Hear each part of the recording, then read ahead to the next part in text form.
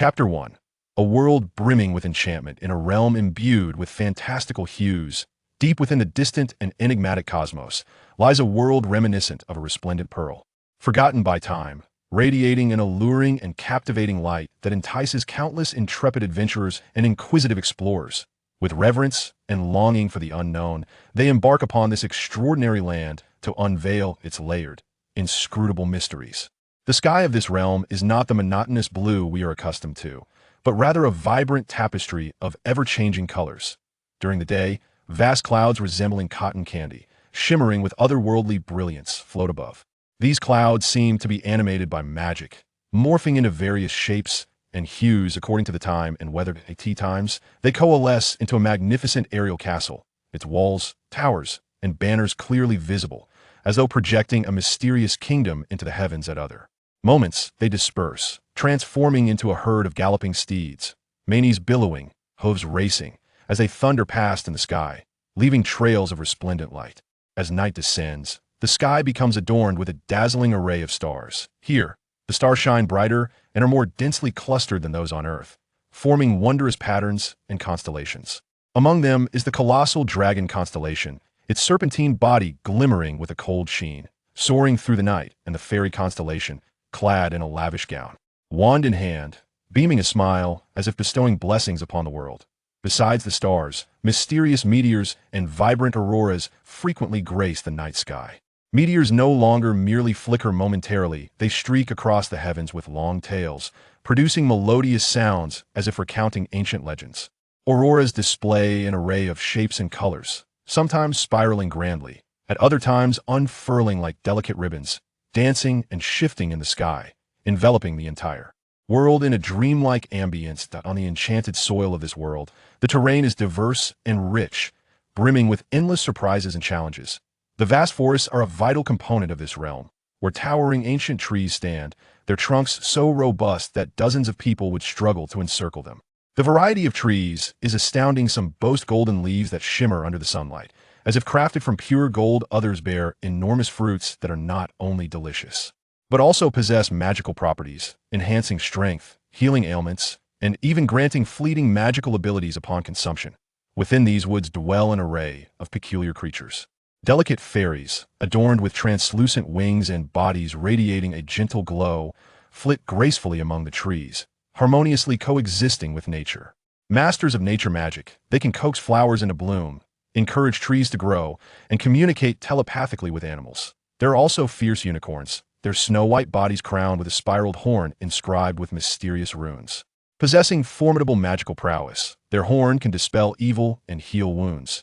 Yet they are reclusive and seldom interact with other beings, only revealing themselves to those of pure and kind hearts in need of aid.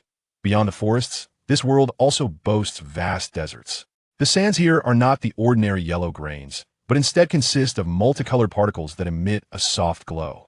Under the sun's rays, the desert transforms into a vibrant spectacle, resembling a vast expanse of colorful satin spread across the earth. Hidden within its dunes lie numerous mysterious ruins and treasures, beckoning countless adventurers to seek them out. Yet, this desert is fraught with peril. Here lurks a colossal sandworm, stretching hundreds of meters long, capable of swiftly traversing the sands. Its enormous, razor-sharp jaws can easily consume any creature that ventures too close. Additionally, sandstorms often sweep through, unleashing howling winds and swirling dust, plunging the desert into darkness and chaos, disorienting all who find themselves caught. Within the heart of this world stands a towering mountain, piercing the clouds, its summit perpetually cloaked in ice and snow. The ice and snow here are not ordinary. They comprise magical crystalline structures that can be fashioned into powerful magical weapons and armor, making this mountain a coveted destination for many sorcerers and blacksmiths. However, ascending this mountain is no simple feat. The climate is harsh, with bone-chilling cold and fierce winds, guarded by various formidable magical creatures. Among them is the Ice Phoenix, a creature formed of ice and snow, its wings spanning several meters. The Ice Phoenix commands potent ice magic, capable of unleashing blasts of frigid air that freeze foes into statues of ice. Then there are the Snow Giants, towering figures of immense strength, with skin as hard as iron, able to withstand most attacks. They often appear in groups, launching massive snowballs at intruders or charging directly, posing a significant threat to adventurers. In this enchanting world, magic is an omnipresent and omnipotent force that IT is categorized into various types, including elemental magic, mental magic, healing magic, and dark magic. Elemental magic is the most prevalent, encompassing fire, water, wind, earth, and lightning. Sorcerers can manipulate these elements through incantations, the drawing of magical circles, or the use of magical artifacts to unleash powerful magical assaults. For instance, a fire mage can summon roaring flames to reduce foes to ashes. A water mage can command torrents to form massive protective barriers or conjure towering waves to engulf adversaries. A wind mage harnesses gales for swift flight or to create tornadoes, drawing opponents into their vortex, and an earth mage can manipulate soil and stone to erect formidable fortifications or trigger earthquakes to demolish enemy structures. Mental magic, a more mysterious and potent form, involves the manipulation of thoughts, emotions, and souls. Mentalists can read minds, control actions, and even enter dreams, fabricating illusions that blur the line between reality and fantasy. Healing magic is primarily used for mending wounds and restoring vitality, capable of curing various injuries, ailments, and toxins, thereby revitalizing individuals. Conversely, dark magic is a forbidden art associated with evil, death, and destruction. Dark sorcerers can summon demons, spirits, and other malevolent beings, employing curses and plagues to bring chaos and suffering to the world. Within this realm, many mysterious races and civilizations flourish. Beyond humanity, there exist elves, dwarves, orcs, and dragons. The elves are renowned for their elegance, keen senses, and formidable nature magic. They dwell deep within forests, harmonizing with nature and safeguarding the peace and tranquility of their surroundings. Dwarves, natural craftsmen and miners, may be diminutive in stature, but possess immense strength. They excel in crafting exquisite weapons, armor, and tools, residing in subterranean castles and mines, where they unearth precious ores and gems. Orcs are a fierce and warlike race, characterized by their towering frames and muscular builds, possessing formidable combat prowess. They typically live in tribes across plains and mountains, revering strength and taking pride in battle. Dragons stand as one of the most powerful and enigmatic races in this world, boasting immense size, potent magical abilities, and great wisdom. Dragons usually inhabit secluded mountains or mysterious islands, guarding their treasures and territories fiercely. Each race possesses its own unique culture, language, customs, and beliefs, fostering both cooperation and conflict among them. In this vivid world, numerous enigmatic organizations and factions exist. Among them, the most renowned is the Mage Guild. This organization, composed of sorcerers, spans the globe, overseeing the use of magic, nurturing young mages, researching the mysteries of magic, and resolving various magic-related issues. The Mage Guild boasts its own academies, libraries, laboratories, and magical shops, providing a platform for mages to learn, research, and exchange ideas. Within the guild, sorcerers are categorized by their magical prowess and achievements, ranging from novice mages to advanced sorcerers, masters, and grand sorcerers. Different ranks confer varying rights and privileges, along with corresponding responsibilities and obligations. In addition to the Mage Guild, several secretive organizations operate, such as the Dark Council, the Assassins' Alliance, and the Adventurers Guild. The Dark Council comprises dark sorcerers and malevolent forces, seeking to dominate the world through chaos and disaster. The Assassins' Alliance specializes in assassination and intelligence gathering, its members skilled in stealth and ambush. The Adventurers Guild provides quests and support for adventurers, offering opportunities to explore mysterious ruins, hunt monsters, or seek treasures, with generous rewards and experience points upon completion. This vibrant world unfolds like a grand stage, showcasing a myriad of captivating tales. Tales of heroism and demise, the sweetness and bitterness of love, the loyalty and betrayal of friendship, and the cruelty and valor of war. Each individual who steps into this world will inscribe their own legend here. Whether they're valiant adventurers or sagacious sorcerers, benevolent elves or fierce orcs, champions of justice or would-be tyrants, they all leave their mark, becoming an integral part of this realm. The allure and mystery of this world will forever entice more souls to explore and discover, ensuring that its stories continue to thrive, ever vibrant and alive. Chapter 2. The strong are respected, the strongest is respected. In that vast, boundless, and enigmatic realm of fantasy, the doctrine that the strong are revered stands as an invisible yet unyielding law, deeply imprinted upon the very souls of all beings. This principle permeates every stratum and corner of society, governing the fates of all things in existence, and composing a grand, stirring epic of legendary tales. This continent stretches infinitely, its expanse far surpassing the limits of ordinary imagination. Here, majestic mountains soar skyward, their peaks piercing the clouds, while the mountain ranges weave like the backbone of the earth, resembling colossal strokes drawn whimsically by the gods in the creation of the world. Some peaks rise high into the heavens, eternally shrouded in ice and snow, as fierce cold winds sweep through, lifting flurries of snowflakes that dance like ethereal spirits among the mountains. Other ranges conceal rich deposits of rare minerals and mysterious spiritual veins, akin to the lifeblood of the earth, pulsating with vibrant energy that nourishes all living beings on this land, attracting countless adventurers and cultivators who fiercely compete for these precious resources. At the heart of the continent stands the magnificent super city, Holy Radiance City. This city shines like a dazzling jewel embedded in the heart of the land, radiating an aura of brilliance and endless majesty. The city's walls are tall and formidable, constructed from a mysterious mineral known as starstone. This stone is not only exceptionally hard, capable of withstanding most attacks, but it also emits a gentle starlight, transforming the walls into a colossal dragon of stars that encircles the city at night, safeguarding its inhabitants and their countless treasures.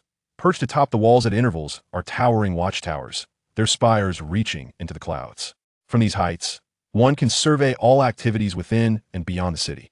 Equipped with advanced surveillance devices and formidable defensive weapons crafted by the finest artisans and powerful mages, these armaments blend the essence of mechanical craftsmanship and magical prowess, capable of unleashing cataclysmic attacks that instill fear in any would-be invader.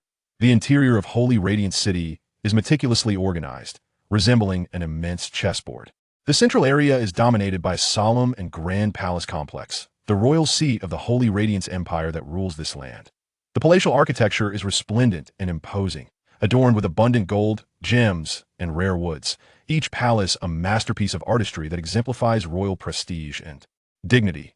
The walls are embellished with exquisite murals depicting the illustrious history of the Holy Radiance Empire, the heroic deeds of great champions, and the mysterious legends of the divine, as if narrating the empire's past glory and splendor. Surrounding the palace complex are various important governmental institutions and academies.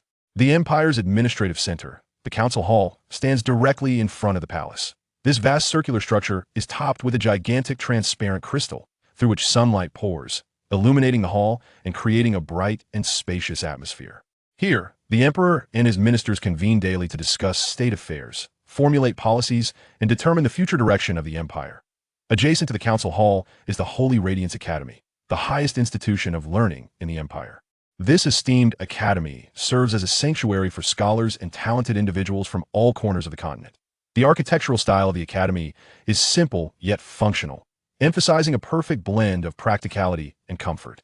Various departments exist within the academy, including martial arts, magic, spiritual arts, alchemy, and runes, each offering unique curricula and research avenues, thus providing students with a comprehensive and diverse environment for learning and cultivation.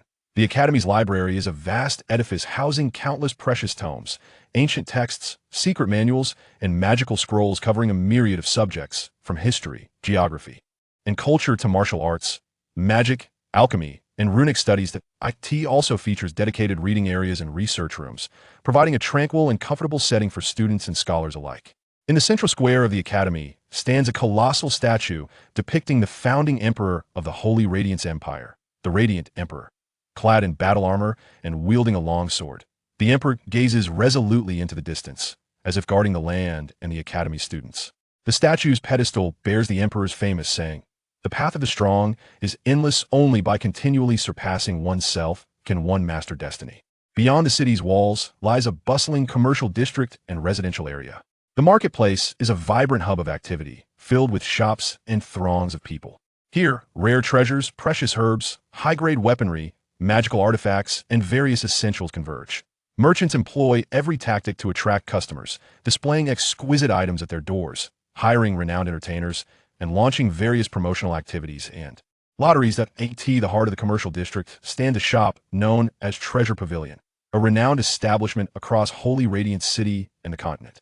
Its architectural style is unique and opulent, with a grand entrance crafted from precious purple gold, adorned with intricate runes and patterns that not only serve decorative purposes but also possess formidable defensive and anti-theft capabilities. Inside the treasure pavilion lies an array of tantalizing treasures, including legendary artifacts and rare elixirs, all displayed in specially designed showcases protected by powerful defensive arrays and magical prohibitions, allowing access only with the permission of the owner or skilled personnel. The residential area is imbued with the essence of life, featuring a variety of architectural styles, from spacious villas to quaint courtyards. The streets are clean and well-kept, lined with diverse flora that blooms throughout the seasons, creating a verdant canopy. The area is equipped with various amenities such as markets, pharmacies, taverns, tea houses, and inns, ensuring a convenient living environment for its residents. Here, the inhabitants lead peaceful and contented lives, yet beneath this seemingly harmonious facade lie numerous conflicts and disputes. Families and factions often clash over limited resources and territory, sometimes escalating into large-scale bloody wars, bringing immense suffering and calamity to the residents. In this world where the strong reign supreme, cultivation becomes the sole path for individuals to alter their destinies and pursue glory and status. The cultivation system is intricate and diverse, encompassing martial arts, magic, spiritual arts, alchemy, and runes. Martial cultivators emphasize physical training and honing combat skills, elevating their power and realm through relentless practice, bodily refinement, and challenging formidable foes. The martial realms are categorized into various levels, ranging from martial disciple to martial god, each further subdivided into stages of initiation, intermediate, advanced, and peak. Magic cultivators, on the other hand, focus on mastering elemental forces and spell incantations. Through meditation and attunement to nature's elements, they forge connections with elemental spirits, gaining the ability to manipulate these forces.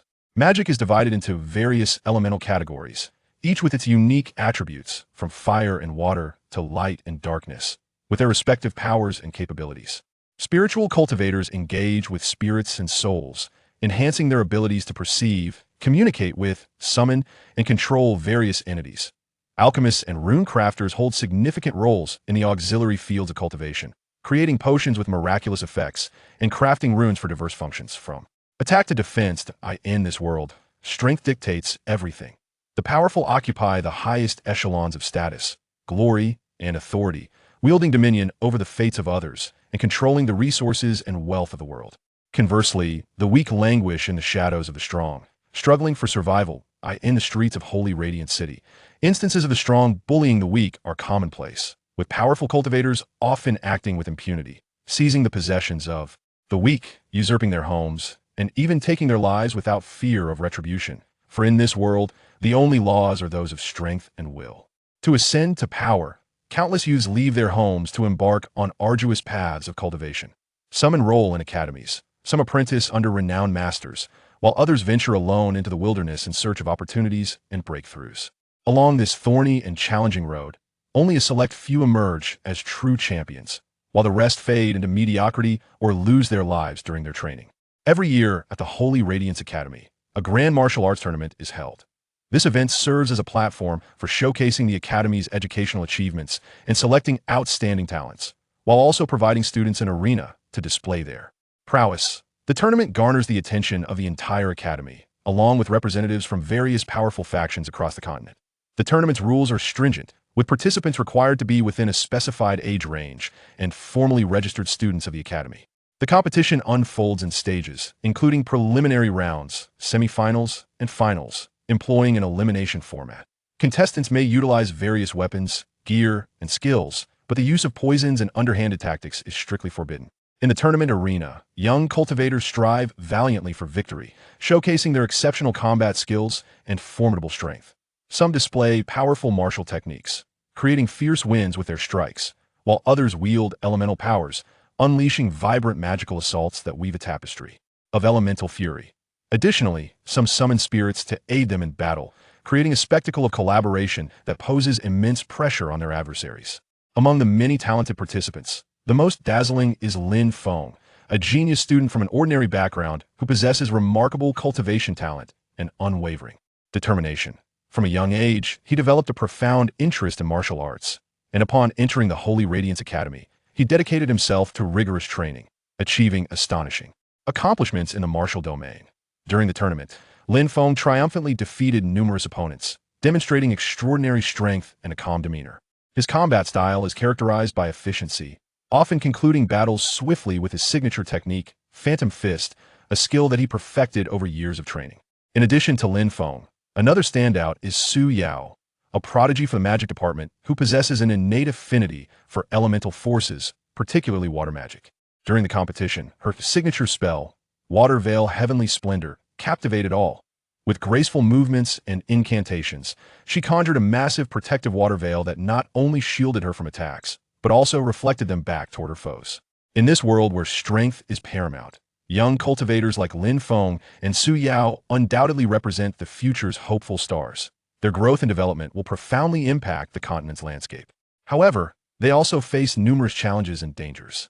In a setting rife with jealousy and hatred, those less powerful often harbor envy, seeking to undermine them, while formidable factions and malevolent organizations may eye them, with intent to recruit or eliminate them. In the underbelly of Holy Radiant City lies a clandestine and formidable organization known as the Shadow Society. This group engages in assassination, robbery, and human trafficking, with members scattered across the continent. The Society's headquarters, situated deep underground, exudes an aura of darkness and malevolence, its architecture foreboding and adorned with sinister runes that pulse with a dim, black glow. The leader of the Shadow Society, known only as the Shadow King, remains shrouded in mystery. Always cloaked in a long black robe and a hood, his face obscured by a mask, only his eyes glowing red are visible. Rumored to possess immense power and mastery over dark magic and assassination techniques, the Shadow King is said to be on par with the realm of a magic saint or spirit saint. Under his leadership, the Shadow Society wreaks havoc across the continent, leaving devastation in its wake. Upon learning of Lin Feng and Su Yao, the Shadow Society grew intrigued by these exceptional young cultivators, believing that their recruitment would significantly bolster their strength. Consequently, they dispatched numerous elite assassins to eliminate or abduct them. Yet, Lin Feng and Su Yao are not easily subdued. They repeatedly thwart the Shadow Society's attacks through their prowess and cunning. During a fierce confrontation, Lin Feng and Su Yao joined forces against several elite members of the Shadow Society. Lin Feng unleashed his Phantom Fist, a torrent of punches akin to an enraged tiger, while Su Yao defended with her Water Veil Heavenly Splendor, simultaneously launching ice shards and water arrows at their foes. Their seamless cooperation led to the downfall of many opponents, forcing them to retreat.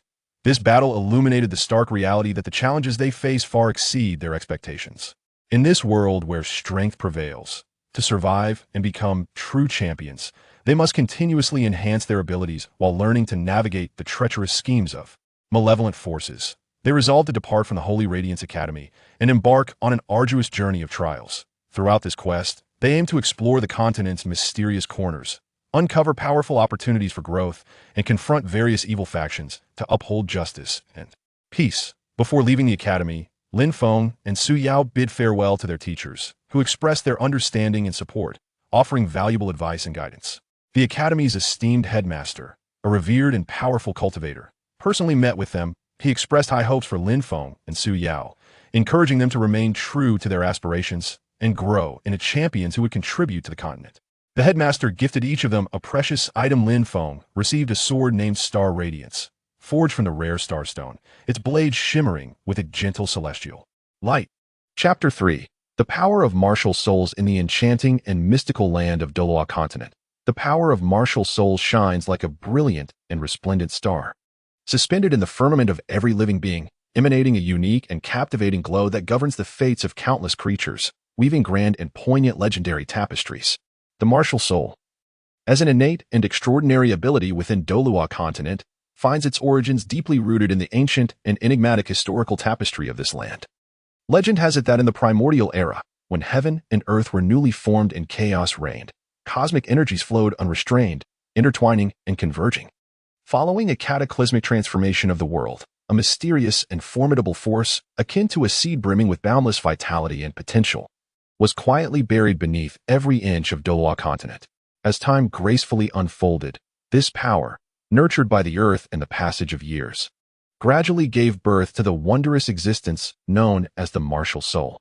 The forms of martial souls are diverse and fantastical, encompassing the myriad shapes and characteristics of all things in existence, from the vast and boundless starry skies to the expansive earth and mountains.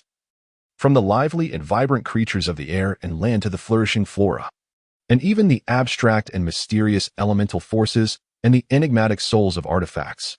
Each can manifest as a martial soul. Some martial souls burn with a fierce and blazing fire, their flames leaping and flickering as if capable of reducing the entire world to ashes, bestowing upon their wielders the power to command fire and unleash devastating fiery assaults that incinerate foes in searing heat. Others may resemble the howling, ferocious winds, formless yet possessing the capacity to unleash cataclysmic forces, conjuring tempests that sweep away all obstacles in their path. Some martial souls stand tall like majestic mountains, embodying stability and impenetrability, enabling their bearers to harness the strength of the mountains to construct unyielding defensive fortifications against external assaults. Others resemble agile and swift birds, their forms graceful as they soar through the skies, granting their owners extraordinary speed and agility, allowing them to dart through battles like phantoms, delivering lethal strikes to unsuspecting adversaries. Still, some martial souls evoke the profound and mysterious night sky, adorned with countless stars, harboring endless secrets and unknowns, enabling their possessors to wield various enigmatic abilities that plunge opponents into confusion and fear beneath the weight of the vast cosmos. The awakening of a martial soul marks a pivotal moment in the life of every child on Douluo continent, akin to a ray of dawn piercing through the dark night, illuminating their paths ahead and determining their starting point and destiny in this world. Upon reaching the age of 6, a child undergoes the sacred moment of martial soul awakening during a specific ceremony, in a solemn and reverent hall of martial souls. Intricate and mysterious magical patterns are etched upon the ground, glimmering softly as if resonating with some arcane force of the universe. The awakening ceremony is typically presided over by an experienced and powerful soul master, adorned in resplendent robes, wielding a staff embedded with brilliant gemstones, exuding an air of authority and solemnity. Before the commencement of the ceremony, the children are led to the center of the magical array, their eyes brimming with tension, anticipation, and curiosity. The soul master intones an ancient and cryptic incantation, and as the words resonate through the vast hall, the magical array begins to glow softly. Streams of light, akin to ethereal serpents, surge forth from the intricate patterns, entwining around the children. Bathed in this radiant luminescence, the children tremble slightly, as if undergoing a profound purification of the soul. Suddenly, a brilliant beam of light erupts from one of the children, ascending towards the heavens, gradually revealing a blurred silhouette or object. This is the manifestation of the child's awakened martial soul. Some awaken powerful beast martial souls, such as the formidable white tiger martial soul, whose massive form and thunderous roar cause the entire martial soul hall to tremble. Others awaken elemental martial souls, like the resplendent rainbow martial soul, where 7 colors intertwine, descending like the most exquisite rainbow from the sky, while others may awaken weapon martial souls, such as the razor-sharp sword martial soul, its blade gleaming coldly, radiating a fierce aura that commands respect.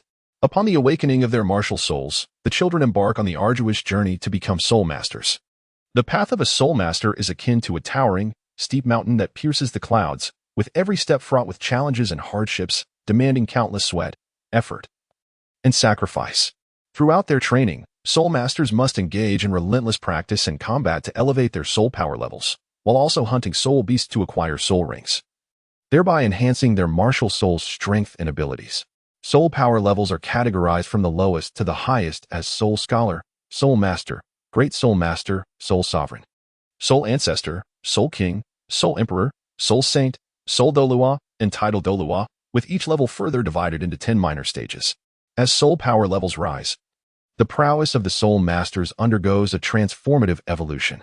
Soul Scholars, just embarking on their training journey, possess relatively weak abilities, capable only of performing simple martial soul skills, such as emitting a faint energy wave or briefly summoning a fraction of their martial soul's power for attack or defense. Upon reaching the Soul Master stage, their strength significantly enhances, allowing them to adeptly utilize martial soul skills and execute rudimentary martial soul fusion techniques, collaborating with teammates to unleash greater power.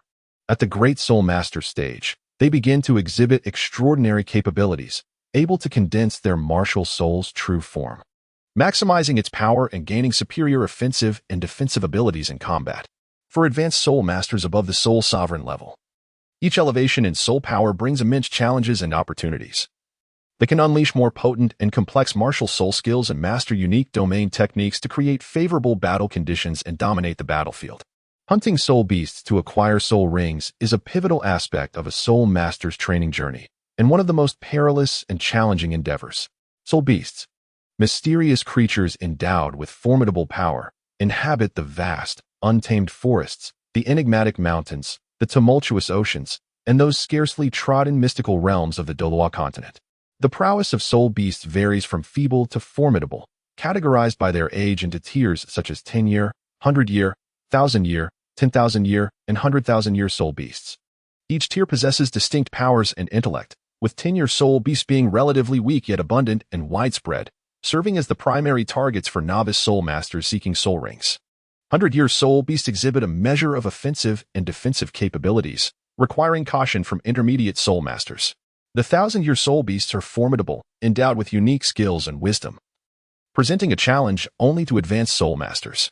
The 10,000-year soul beasts reign as local tyrants, wielding the power to obliterate a city, with only elite soul master teams or formidable titled Douluos daring to encroach upon their territories. The 100,000-year soul beasts are legendary entities, possessing near-human intelligence and cataclysmic power. Their emergence inevitably stirs the entire Douluo continent. When a soul master prepares to hunt for a soul ring, they must venture into the habitat of these soul beasts, meticulously searching for one suited to their capabilities. In this endeavor, they confront not only the assaults of soul beasts, but also a myriad of unforeseen dangers and challenges, such as harsh natural environments, competition from other soul masters, and ambushes from lurking malevolent forces. Upon identifying their target soul beast, the soul master must employ their intellect and strength to engage in a thrilling life-or-death struggle. During the battle, the soul master must accurately discern the attack patterns and vulnerabilities of the soul beast, skillfully utilizing their martial soul abilities for both offense and defense. If the soul master succeeds in vanquishing the soul beast, in its final moments, it will release a soul ring imbued with formidable energy. The color of the soul ring corresponds to the age of the soul beast: a white ring for 10-year beasts, yellow for 100-year beasts, purple for 1,000-year beasts, black for 10,000-year beasts, and red for 100,000-year beasts.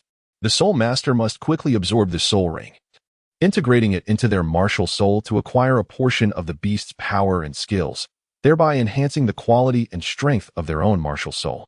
However, the process of absorption is fraught with peril. The energy contained within the soul ring is vast and volatile. Should the soul master's strength and mental fortitude prove inadequate, they risk being overwhelmed by the soul ring's energy, leading to severe injury or even death. Thus, each endeavor to harvest a soul ring serves as a severe trial of the soul master as strength and fate. On the Douluo continent, the power of martial souls can be further elevated and manifested through martial soul fusion techniques.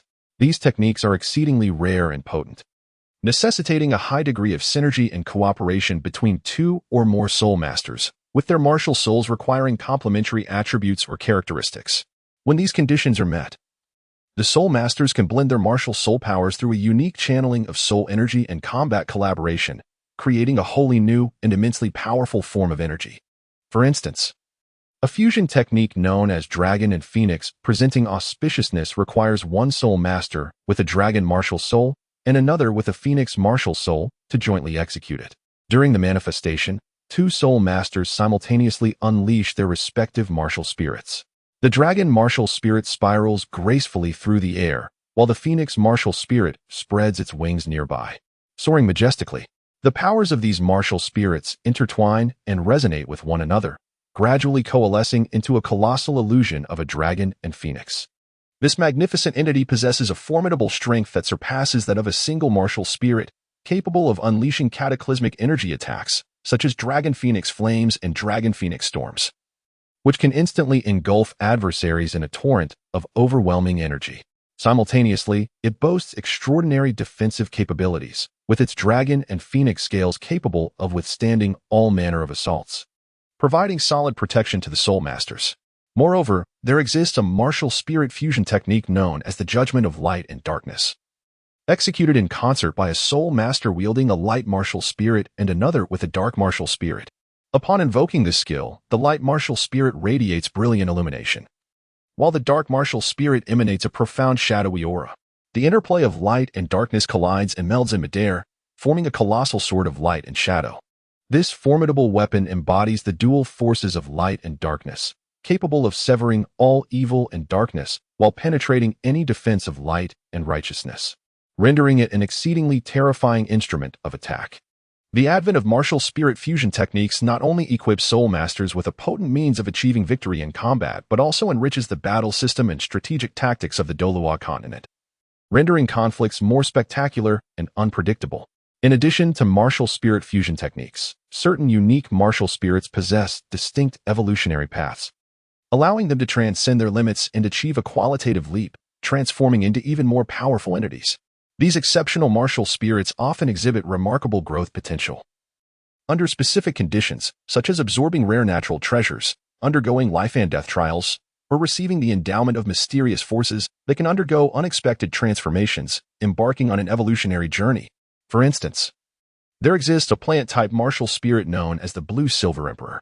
Originally, it was merely an ordinary blue-silver grass martial spirit, ubiquitous throughout the Douluo continent, with relatively weak power. However, as the soul master possessing the Blue-Silver Emperor martial spirit diligently explores and grows during their training, they gradually uncover the secrets and potential of this martial spirit. By absorbing vast amounts of life energy, such as cultivating in the vibrant ancient forests or consuming celestial herbs imbued with potent life force, they activate the conditions for the evolution of the Blue-Silver Emperor. In a fortuitous turn of events, the owner of the Blue-Silver Emperor martial spirit discovers a seed radiating golden light within a mysterious valley. This seed contains an ancient and enigmatic primal force of life. Upon its absorption, the Blue-Silver Emperor martial spirit undergoes a monumental transformation.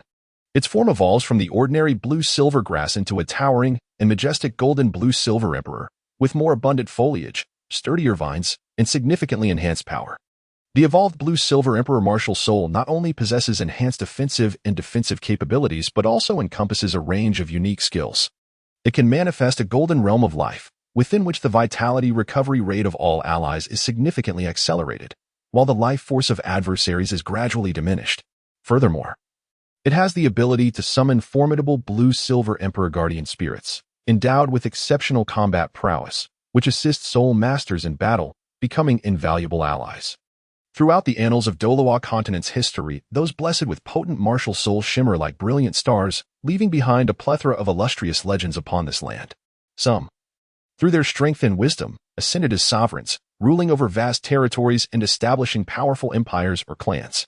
Others fought valiantly to uphold justice and peace, engaging in breathtaking battles against malevolent forces, etching heroic ballads with their very lives. A few relentlessly pursued the pinnacle of martial soul power, innovating and exploring, unveiling myriad new martial soul skills, cultivation methods, and the secrets of soul beasts, thus making monumental contributions to the cultural and martial development of Douluo continent.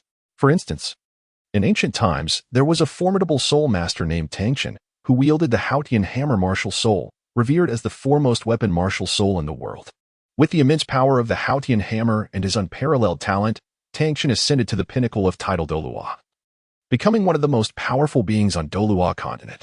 He led his family to establish the Grand Haotian sect, which, under his leadership, flourished and became a paragon among various soul master sections.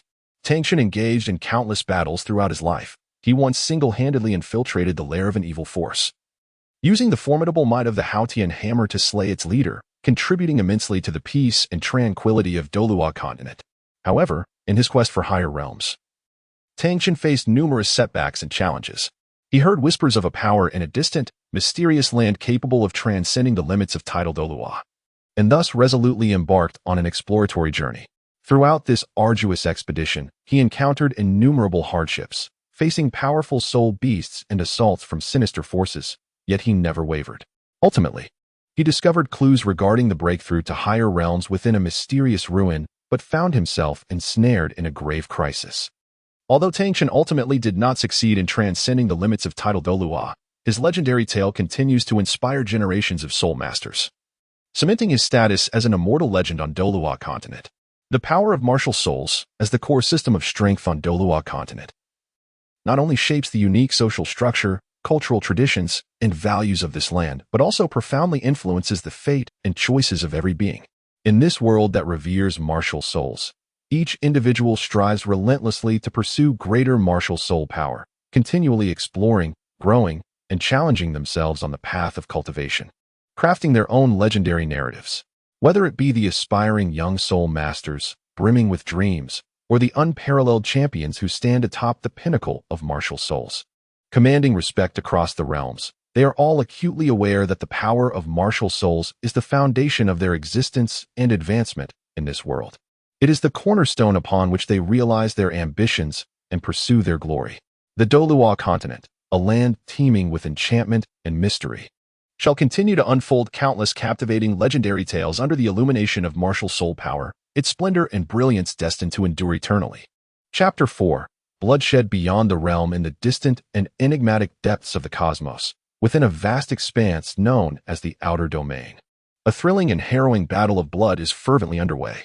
This celestial expanse, far removed from the familiar star systems and civilizations, constitutes a realm shrouded in darkness and fraught with peril, a chaotic battlefield seemingly reserved by the universe since its inception to test the courage and strength of those intrepid enough to venture within.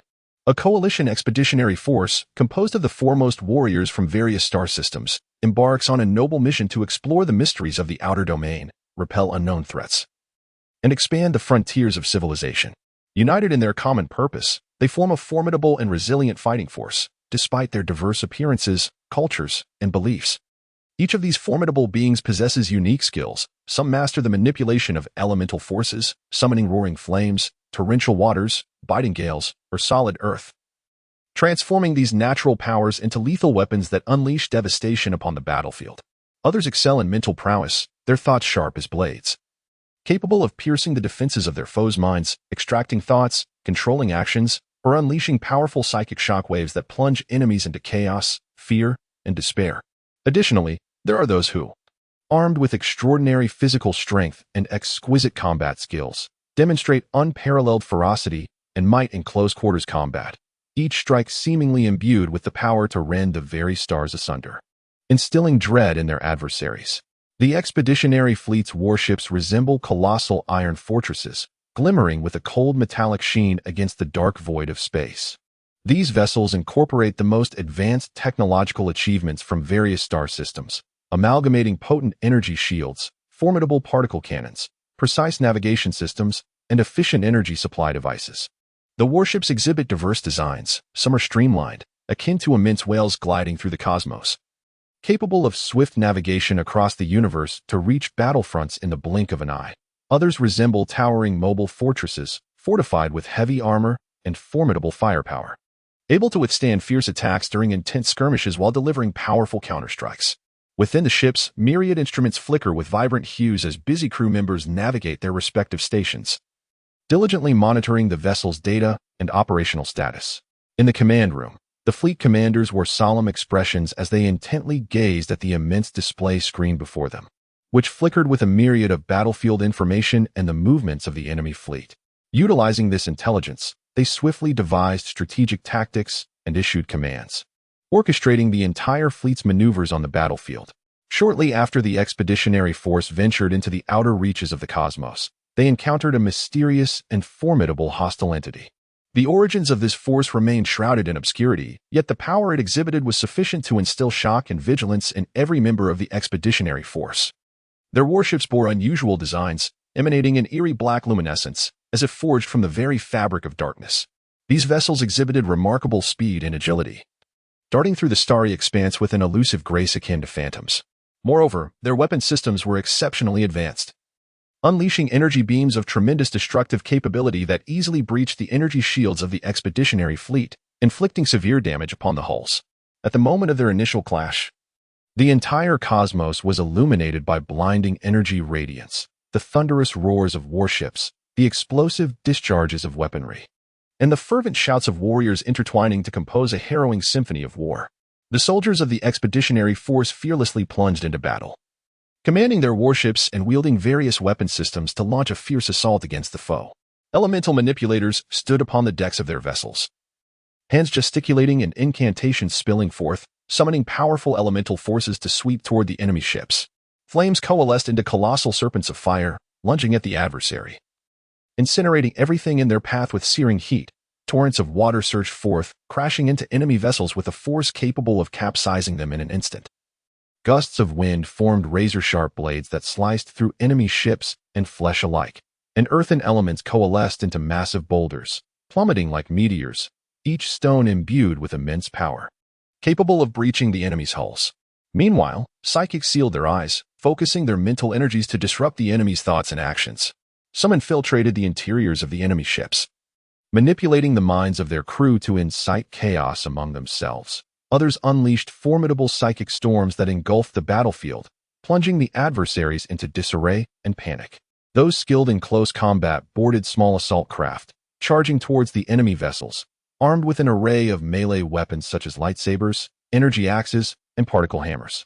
Upon nearing the enemy ships, they swiftly boarded and engaged in fierce hand-to-hand combat, each strike imbued with power and finesse, carving a bloody path and inflicting substantial casualties upon the enemy. However, the adversaries were no mere pushovers. They quickly organized a counteroffensive, engaging the expeditionary force in a fierce tug-of-war. The enemy vessels adeptly adjusted their tactics, leveraging their speed and agility to evade the expeditionary attacks while seeking opportunities to exploit the vulnerabilities of their foes. Their weaponry unleashed formidable power, as beams of energy rained down upon the expeditionary fleet's vessels, inflicting grievous losses. In the throes of battle, numerous ships were struck, their hulls erupting into explosions, transforming into mere cosmic dust. Countless warriors perished in the conflagration, their lives extinguished in that fleeting moment like meteors, leaving behind an abyss of regret and heroism. Yet, even in the face of such devastating casualties, the soldiers of the expeditionary force did not falter. Their gazes were imbued with resolve and determination. For honor, for duty, for the civilization they represented, they were prepared to pay any price. As the conflict raged on, both sides gradually depleted their strength, yet the stalemate remained.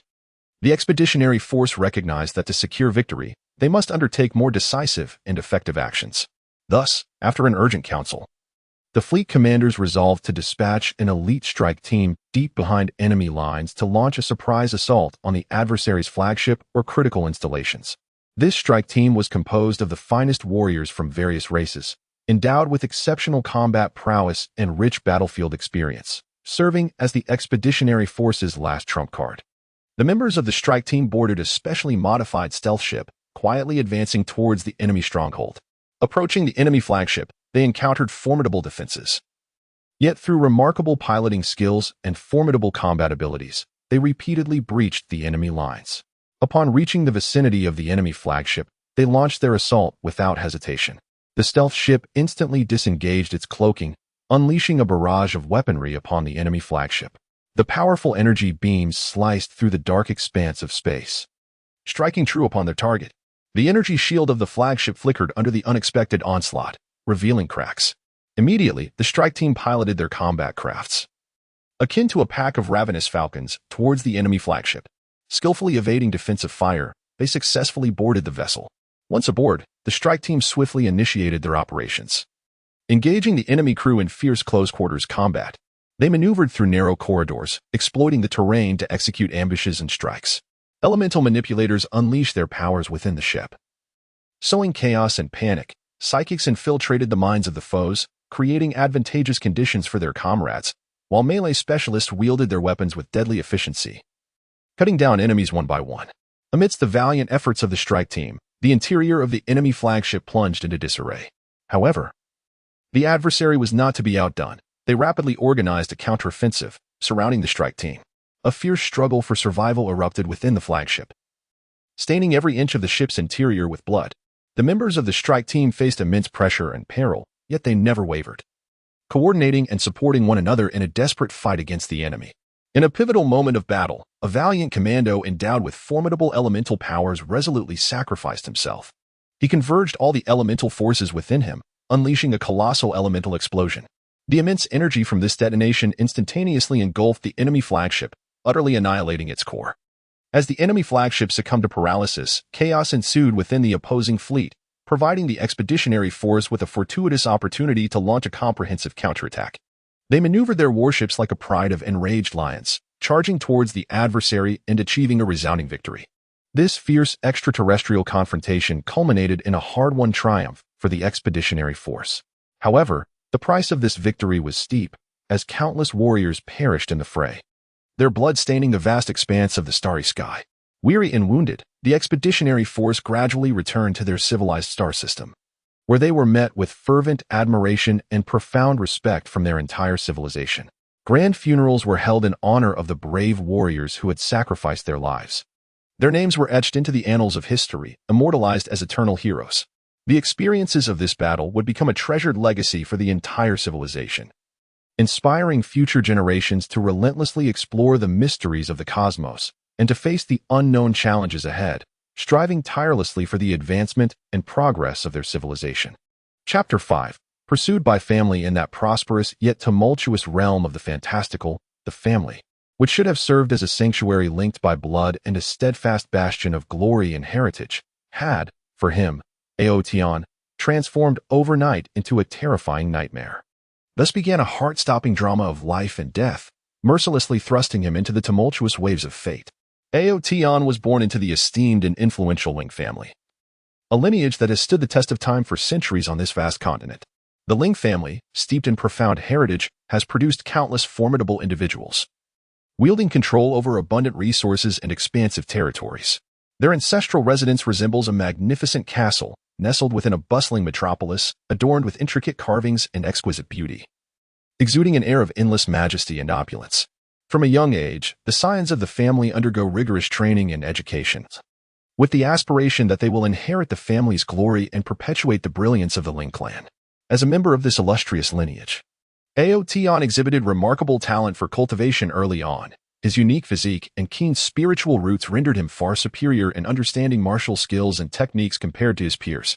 The family regarded him as a dazzling star of the future, with elders placing great hopes upon him, nurturing his potential, and envisioning him as the pillar of the family, destined to lead the Ling clan towards an even more prosperous future. However, the wheels of fate turned unexpectedly.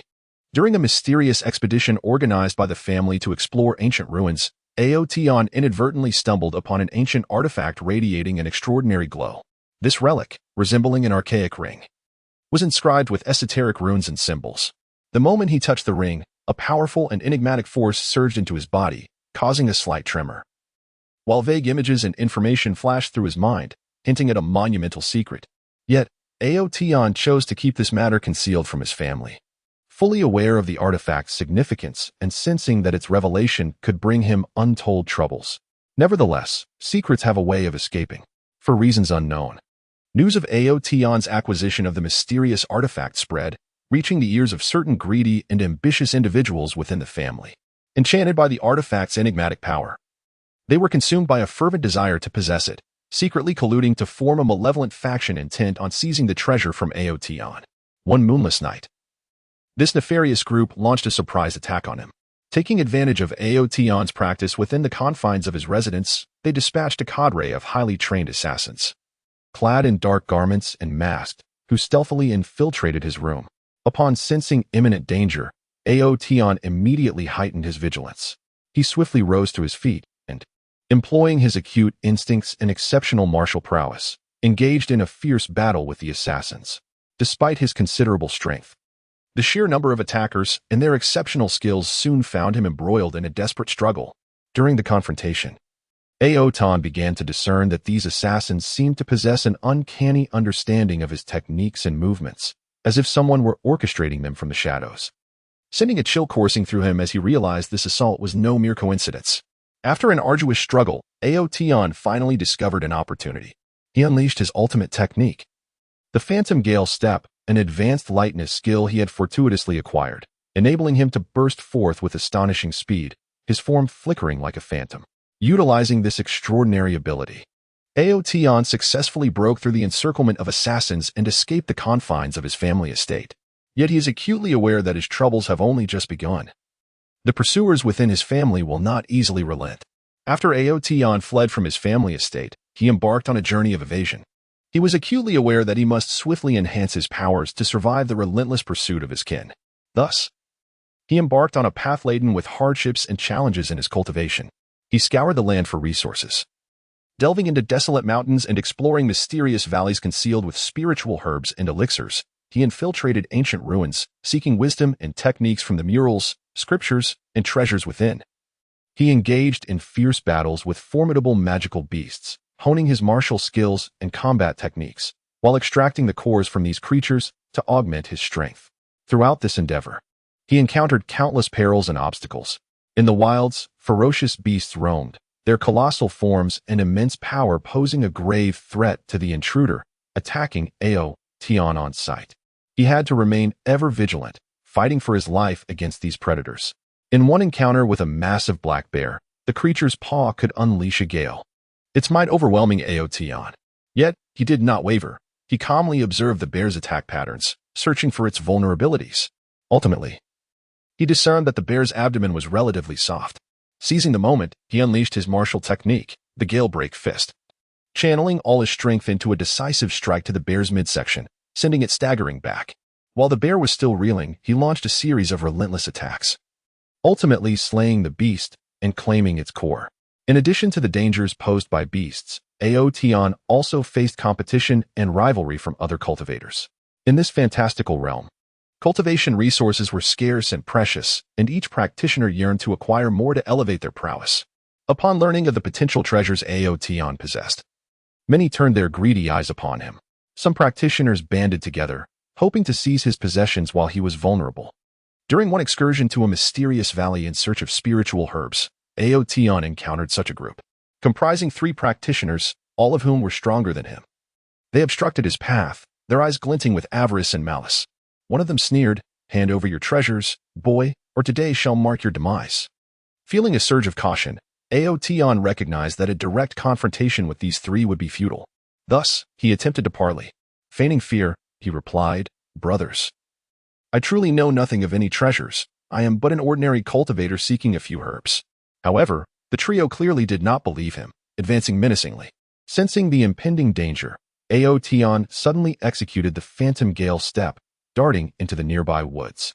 The 3 practitioners immediately pursued him, utilizing the trees as cover. Tion skillfully distanced himself from them. He then halted, concealing himself behind a large tree, biding his time for the perfect opportunity.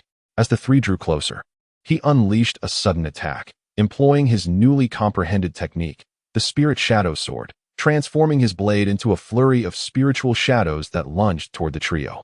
The 3 cultivators were caught off guard by Tion's sudden assault, plunging them into chaos. Seizing the opportunity, Tion deftly executed the Phantom Gale Step and fled the scene. During his flight and cultivation journey, Tion forged bonds with like-minded companions. Some were downcast scions fleeing their own family's wrath, while others were righteous souls encountered along the path of cultivation. These friends provided him with invaluable support during his most trying times, standing shoulder to shoulder with him in the face of various perils. Among them was a young woman named Suyao, a prodigy adept in water magic. Suyao possessed a gentle and kind disposition, her heart pure. When Tion found himself besieged by a horde of beasts, she stepped forth to aid him, wielding her formidable water magic to repel the attackers. From that moment, a profound friendship blossomed between Tion and Suyao. They trained together, exchanging insights and experiences. Tion imparted techniques of martial combat to Suyao, while she enhanced his perception and application of elemental forces. During a confrontation with his family's pursuers, Suyao played a pivotal role. An elder of formidable strength, skilled in dark magic, had been dispatched against Tion. This elder wielded powerful spells capable of summoning darkness to consume all light and vitality. As Tion struggled against him, Suyao rose to the occasion, unleashing her most potent water spell, the rising tides of the Azure Sea. Instantly, the air around them grew saturated, coalescing into a tumultuous ocean. Commanding this sea, Suyao directed it toward the Dark Elder, catching him unawares. His dark magic faltered under the onslaught of her water magic, providing Tion with the chance to counterattack, ultimately driving the Elder back. However, the relentless pursuit from his family did not cease. As time wore on, the hunters grew increasingly frenzied and unscrupulous. They dispatched more skilled adversaries and spread malicious rumors across the continent, branding Tion as a treacherous renegade, an evil cultivator, attempting to turn the entirety of the cultivation community against him. This left Tion not only grappling with his family's pursuit, but also contending with the misunderstandings and hostility from other cultivators. While passing through a small town, Aotion was confronted by a group of cultivators who had been misled by his family's slander. They regarded him as a villain, glaring at him with hostility, weapons drawn. Aotion attempted to clarify his situation, but his words fell on deaf ears. With no other recourse, he was compelled to engage them in battle. In the fray, he sought to avoid inflicting harm, merely repelling them with his martial skills. Yet, this only solidified their belief in his malevolence as they spread tales of his supposed misdeeds, exacerbating his plight. Under the relentless pursuit of his family, Aotion gradually came to the realization that he could no longer remain in a state of passive flight. He must take the initiative to unveil the true nature of the greedy individuals within his family, clear his name of wrongful accusations, and simultaneously seek a sanctuary where he can truly establish himself. Thus, he commenced a clandestine investigation into the identities and motives of those who sought his life. During his inquiry, he stumbled upon a staggering secret. Certain high-ranking members of his family, in their quest for control, had forged alliances with nefarious external forces. They intended to exploit the mysterious artifact in his possession to unlock a gateway to an enigmatic realm, rumored to harbor immense power and boundless treasures. With aspirations of wielding that power to dominate the entire fantastical continent. Alas, he was merely a pawn in their ruthless power struggle. Upon uncovering this secret, he resolved to return to his family and confront these malevolent figures head-on. Aware of the perilous nature of this confrontation, he recognized he had no other choice. After conferring with his companions, they devised a meticulous strategy. They first discreetly set up defensive and offensive formations around the family estate, powerful arrays acquired during his explorations of ancient ruins. Then, they stealthily infiltrated the estate. Within the confines of the family estate, he encountered the very family members who had hunted him down. Upon seeing him return, their initial shock quickly morphed into sinister grins. One high-ranking family member sneered. "You dare to return, boy? Today shall be your demise." He gazed at them, his eyes ablaze with fury and determination, proclaiming, "You greedy wretches, driven by your selfish desires, have sought to ensnare me. Today, I shall make you pay the price." With that, an intense battle ensued. The conflict was brutal. The very structures of the family estate crumbled under the tumult of their struggle, sending clouds of dust swirling into the air. He and his friends fought valiantly, unleashing their unique skills in a desperate clash against the malevolent forces of their kin. Throughout the battle, he evolved and transcended, his strength now far surpassing that of the time he fled the family. He executed a combination of the Phantom Gale Step and the Spirit Shadow Sword, his form darting like lightning, his sword strikes weaving through the fray, toppling foes with each movement. Suyo, not to be outdone, summoned torrents of water magic, creating colossal tsunamis and cascading waterfalls within the estate, engulfing their adversaries. His other companions also showcased their strengths. Some unleashed formidable spells against the enemy, while others engaged in close combat with their refined martial skills. At a pivotal moment in the battle, he finally seized an opportunity. He charged toward the high-ranking family members who had colluded with the external malevolence. Seeing him rush toward them, they were gripped by terror and attempted to flee. But it was too late. He unleashed his most potent technique, the wind-splitting blade, an ultimate skill he had mastered through countless battles and rigorous training. This technique allowed him to concentrate all his strength into a single strike, unleashing a formidable wave of sword energy capable of rending space and obliterating anything that stood in its path. The sword in Aotion's hand radiated an overwhelming brilliance, unleashing a colossal wave of sword energy that cleaved towards the esteemed figures. Those high-ranking individuals gazed in terror as the lethal force approached, desperately attempting to employ their defensive measures. Yet, in the face of such formidable sword energy, all their efforts proved futile. The blade of energy swiftly sliced through their forms, claiming their lives on the spot. With the demise of these family elites, the remaining members gradually awakened to the reality of their deception by these avaricious individuals, and they collectively relinquished their weapons. Aotion surveyed these family members, his heart laden with myriad emotions. He understood that although the family had endured this upheaval, there remained a path to restoration through the acquisition of wisdom and reorganization, allowing them to regain their former glory. He resolved to forgive these family members and assist them in rebuilding their lineage. In the course of this battle against the family's pursuers, he had transformed into a true powerhouse, his name echoing throughout the mystical continent, becoming a legend in its own right. Chapter 6. Perilous crisis in that enigmatic and expansive mystical continent, rife with countless unknowns and challenges. Aotion found himself ensnared in a dire predicament. as if each step he took teetered on the precipice of life and death, poised to be engulfed by the insatiable void of darkness at any moment. In the midst of a desperate flight from his vengeful family, Aotion not only contends with formidable adversaries dispatched by his kin, but must also remain ever vigilant against the myriad dangers lurking in the world beyond. The realm through which he traverses is known as the Shadowy Forest, an ancient woodland steeped in darkness and enigma. Towering trees loom overhead, their branches intertwining to obscure the sun, allowing only fragmented beams of light to pierce through, casting eerie shadows that render the forest's interior both foreboding and surreal. Within the dense underbrush lie countless unknown threats, venomous serpents and cunning fox spirits adept at ambush. With each cautious step, Aotion remains acutely aware. His heightened senses attuned to every subtle shift in his surroundings. Even the faintest whisper of wind or rustling of leaves ignites his alertness. Suddenly, a faint rustling emerges from his left, prompting him to pivot swiftly, drawing his sword, which glimmers with a chilling luminescence.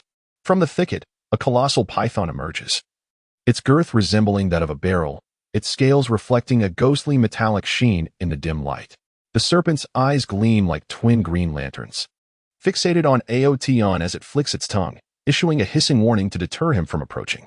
Fully aware of the python's lethal capabilities, Aotion understands that its venom could incapacitate him in an instant, rendering him defenseless. He refrains from a reckless assault, opting instead to engage in a tense standoff. Seeking a flaw in the creature's defenses, the python, sensing Aotion's resilience, suddenly lunges, its massive form darting toward him like an arrow released from a bow. Aotion deftly sidesteps, employing the illusory gale step to narrowly evade the serpent's attack. Seizing the opportunity, he retaliates with a thrust aimed at the python's vulnerable underbelly. The python, exhibiting remarkable reflexes, swiftly coils its body, deflecting the strike with its tail, while simultaneously opening its gaping maw to strike at Aotion. He retreats several steps, creating distance between himself and the serpent. Just as the battle intensifies, a piercing shriek reverberates through the sky. Looking upward, Aotion observes a flock of ominous black birds hurtling toward him. These grotesque avians, enormous in stature with wingspans spanning several meters, possess beaks like razor-sharp hooks and talons reminiscent of iron claws. A sense of foreboding washes over Aotion as he realizes these creatures are the malevolent shadow ravens, notorious for their savage nature and penchant for coordinated assaults, coupled with their astonishing speed that renders them formidable foes. Recognizing that he finds himself besieged on two fronts, Aotion understands the urgency to eliminate either the python or evade the pursuit of the shadow ravens. Failure to do so could yield dire consequences. He resolves to channel his focus on the python, inhaling deeply as he mobilizes his internal energy, causing his sword to radiate brilliant light once more. Executing the ultimate technique of the Spirit Shadow Sword, he unleashes a flurry of sword projections, akin to blooming blossoms, enveloping the python in a tempest of lethal strikes. Sensing the overwhelming might of Aotion's assault, the python retaliates fiercely, spewing forth a torrent of black venom that corrodingly pits the ground beneath it. Aotion nimbly dodges the onslaught of poison while pressing forward, determined to close the distance between himself and the formidable serpent. After a fierce battle, Aotion finally identified the serpent's weakness and delivered a decisive strike to its vital point. The serpent writhed in agony for a moment before crashing to the ground. However, before Aotion could catch his breath, the shadowy crows descended from above. They swooped down upon him, their sharp beaks and talons aimed menacingly at his body. With determination, Aotion wielded his sword to fend off the assault, yet the sheer number of crows resulted in several wounds, staining his garments with crimson. Realizing that remaining in this perilous situation was untenable, Aotion concocted a plan to escape.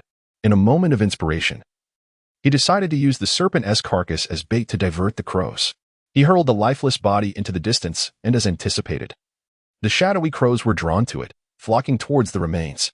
Seizing the opportunity, Aotion activated his phantom gale steps and sprinted deep into the forest. After a prolonged dash through the wilderness, Aotion finally evaded his relentless pursuers. Exhausted, he leaned against a grand tree, grimacing at the pain radiating from his wounds. He retrieved some healing herbs from his pouch and tended to his injuries with a hasty application. As twilight descended, the temperature within the forest plummeted.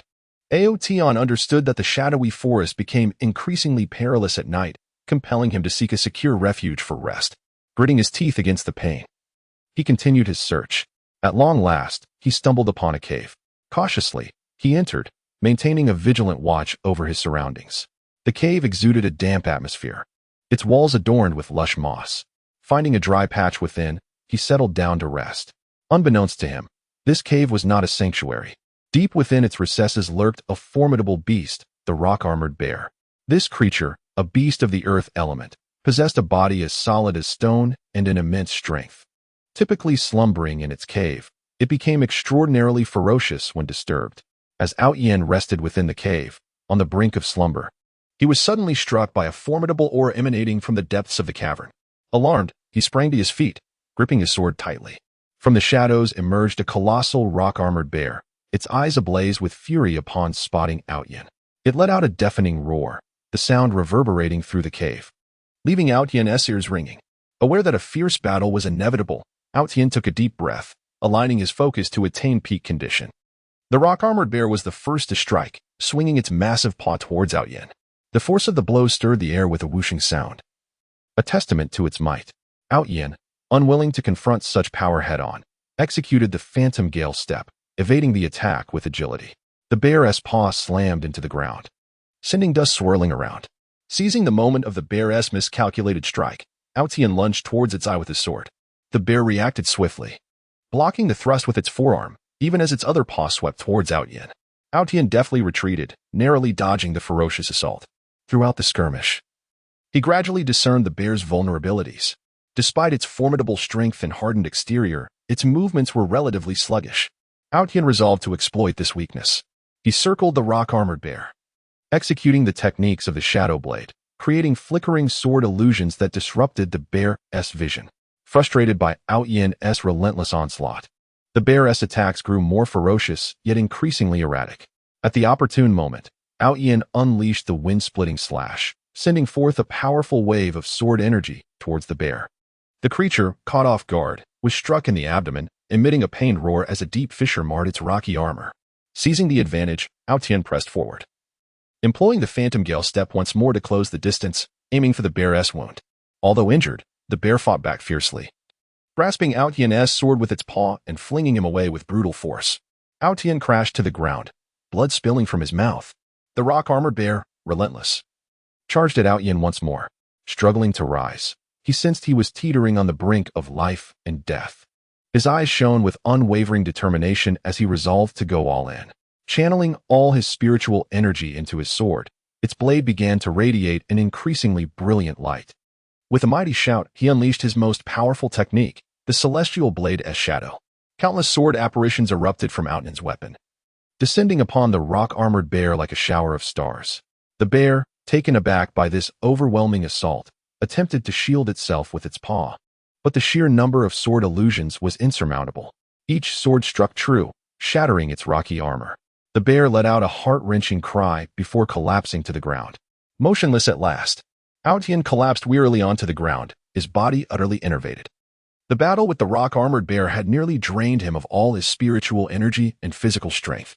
He was acutely aware of the perilous situation he found himself in. Should another adversary emerge, he would be powerless to resist. Summoning the last vestiges of his strength, he extracted the crystal core from the carcass of the bear. The crystal core of a magical beast is a rare resource for cultivation, and Ao Yen hoped to harness its power to swiftly restore his abilities. Clutching the core in his hand, he began to circulate his internal energy, absorbing the essence contained within the crystal. As he drew upon the core's energy, Ao Yen gradually felt some of his vitality returning. Unbeknownst to him, however, every move he made was being observed by a pair of eyes lurking in the shadows. In a secluded corner of the forest, a mysterious figure clad in black was stealthily making his way towards Ao Yen's cave. This figure belonged to a nefarious assassin organization, constantly on the lookout for valuable targets within the shadowy forest. Upon witnessing Ao Yen's struggle against the rock-armored bear, he sensed that Ao Yen might possess a precious treasure. Thus, he resolved to strike while Ao Yen was vulnerable. The assassin approached the cave with utmost silence, his steps light and soundless. Upon reaching the entrance, he beheld Ao Yen absorbing the core's energy. A glimmer of greed flickered in his eyes as he slowly unsheathed the dagger from his waist, its blade glistening with a chilling light. He prepared to infiltrate the cave stealthily, aiming to deliver a fatal blow to Ao Yen. Just as the assassin was about to step into the cave, Yin suddenly sensed a dangerous aura. Startled, he immediately ceased his energy absorption and rose to his feet, warily observing the cave entrance. Noticing that Yin had detected his presence, the assassin abandoned his stealth and charged into the cave. He moved with lightning speed, akin to a streak of black lightning hurtling towards Yin. Swiftly, Yin raised his sword to parry the assassin's dagger. The assassin's strength was formidable. He pressed down hard, bending Yin's sword. With a vigorous push, Yin managed to shove the assassin back a few steps. The assassin regained his footing and lunged at Yin once more. His attacks were fierce, the dagger slicing through the air with deadly precision. Yin employed the Phantom Gale step, engaging the assassin in a fierce close-quarters combat within the cave. During the fray, Yin discerned that this assassin was no ordinary foe. His agility was remarkable, and the dagger appeared to be coated with a potent poison.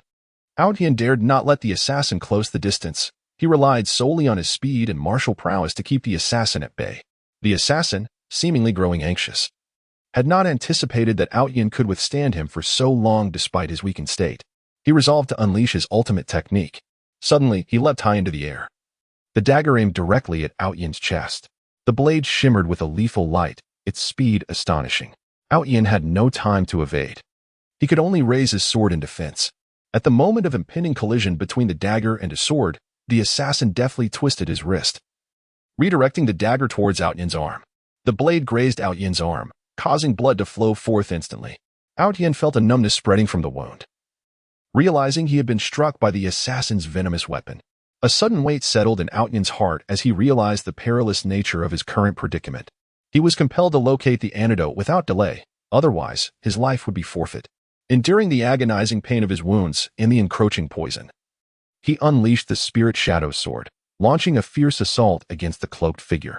Taken aback by Yin's unexpected onslaught, the dark-clad assailant stumbled backwards. Seizing the opportunity, Yin pivoted and sprinted towards the cave's entrance, with the mysterious figure hot on his heels. Yin dashed through the forest, his vision beginning to blur and his body growing increasingly frail. He was acutely aware that he could not endure much longer. Just as despair began to engulf him, he suddenly beheld an ancient temple ahead. The temple's grand entrance was firmly shut, enveloped in an aura of mystery. A flicker of hope ignited within Yin. He resolved to enter the temple in search of an antidote. Summoning the last vestiges of his strength, he sprinted towards the temple. Upon reaching the threshold, he discovered that the great door was adorned with an array of peculiar runes. As he reached out to touch the inscriptions, the door slowly creaked open. Without hesitation, Yin stepped into the temple. The air was thick with a rich fragrance of herbs, and he beheld numerous cabinets lining the grand hall, filled to the brim with various medicinal plants and elixirs. A surge of joy flooded his heart. Salvation seemed within reach. He eagerly rummaged through the cabinets in pursuit of the antidote. At that moment, a figure clad in black also entered the temple, his eyes glinting with avarice as he surveyed the cabinets. Ignoring Yin entirely, he strode purposefully towards the shelves, intent on claiming all the treasures within the temple for himself. Realizing the urgency of the situation, Yin knew he must thwart this intruder. He swiftly consumed a pill, temporarily suppressing the onset of the toxins, and then grasped his sword, advancing toward the man in black. In the temple, Yin and the cloaked figure once again engaged in a fierce battle. This time, Yin was no longer passive as he had been before.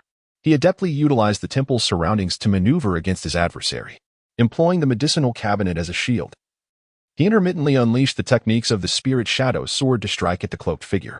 The movements of the cloaked figure within the temple were constrained, rendering his attacks less ferocious. Seizing the opportune moment, Yin executed the wind-splitting slash, a formidable wave of sword energy directed towards the cloaked figure. Caught off guard, the cloaked figure was struck in the shoulder by the sword energy, letting out a pained cry as the dagger slipped from his grasp and clattered to the ground. Yin seized the opportunity to step forward, pressing his sword against the throat of the cloaked figure. He gazed coldly at the man, demanding, "Why do you pursue me?" The cloaked figure met Yin's stare, his eyes brimming with fear and resentment, and replied, "You possess a precious treasure, and I seek to claim it for myself." Yin let out a derisive laugh and retorted, "To covet a treasure, you would resort to taking the lives of others? Such despicable behavior is truly contemptible." With that, he rendered the cloaked figure unconscious, leaving him sprawled on the ground. In the temple, Yin discovered an antidote herb and elixir. After consuming the antidote, his body gradually returned to its normal state. He rested in the tipple for a brief moment before continuing on his path of escape. He was acutely aware that within this perilous and fantastical realm, countless challenges and dangers awaited him. Yet, he no longer felt fear. His gaze was imbued with resolve and courage. He firmly believed that he could survive in this land and unveil the truth behind his family's legacy, ultimately clearing his name of injustice. Chapter 7. A flight in all directions in the vast and enigmatic realm of fantasy. The figure of Ao Tian appears strikingly solitary and beleaguered. He embarks on a heart-pounding journey of escape amidst numerous predicaments, resembling a leaf tossed about by a tempest, unaware of where a haven of tranquility might lie.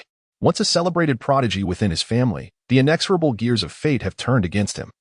Entangled in a web of internal power struggles and a grand conspiracy, he has been falsely accused of treachery, instantly becoming the target of scorn and forced to tread a perilous path fraught with uncertainty.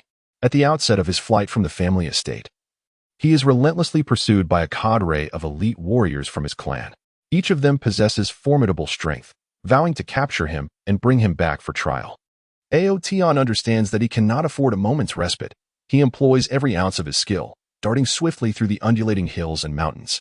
Wherever he traverses, the vegetation rustles in the wake of the fierce winds he stirs, and the ground beneath his feet is enveloped in clouds of dust raised by his hurried strides. As he navigates through a dense forest, Ao Tian encounters his first significant obstacle. A peculiar mist pervades the woods, obscuring vision and seemingly disrupting his instincts. Shortly after entering the forest, he feels the surrounding space warp, losing all sense of direction. Yet, drawing upon his extraordinary willpower and acute awareness of danger, he strives to compose himself. He attempts to discern his bearings by observing the growth direction of the trees, the distribution of moss, and the subtle variations in the flow of air. Simultaneously, he remains vigilant against the lurking threats within the forest. Suddenly, from the nearby thicket, a few beasts resembling cheetahs but armed with razor-sharp fangs spring forth. Their eyes glimmer with an eerie green light amidst the mist, and they emit low growls, clearly perceiving Ao Tian as an intruder in their territory. Swiftly drawing his sword, its blade gleams coldly through the fog. In a flash, he charges toward the beasts, executing the phantom sword technique, with sword shadows flickering like blooming silver flowers amidst the throng of monsters. The creatures, undeterred, leap and pounce with agility, attempting to rend Ao Tian with their fangs and claws. After a fierce struggle, Ao Tian successfully repels the beasts, but not without sustaining multiple injuries. His garments stained and tattered with blood. At long last, he breaks free from the forest to find himself before a wide and tumultuous river. The water surges violently, the roar of the waves echoing like thunder, with swirling eddies and hidden currents indicating imminent peril.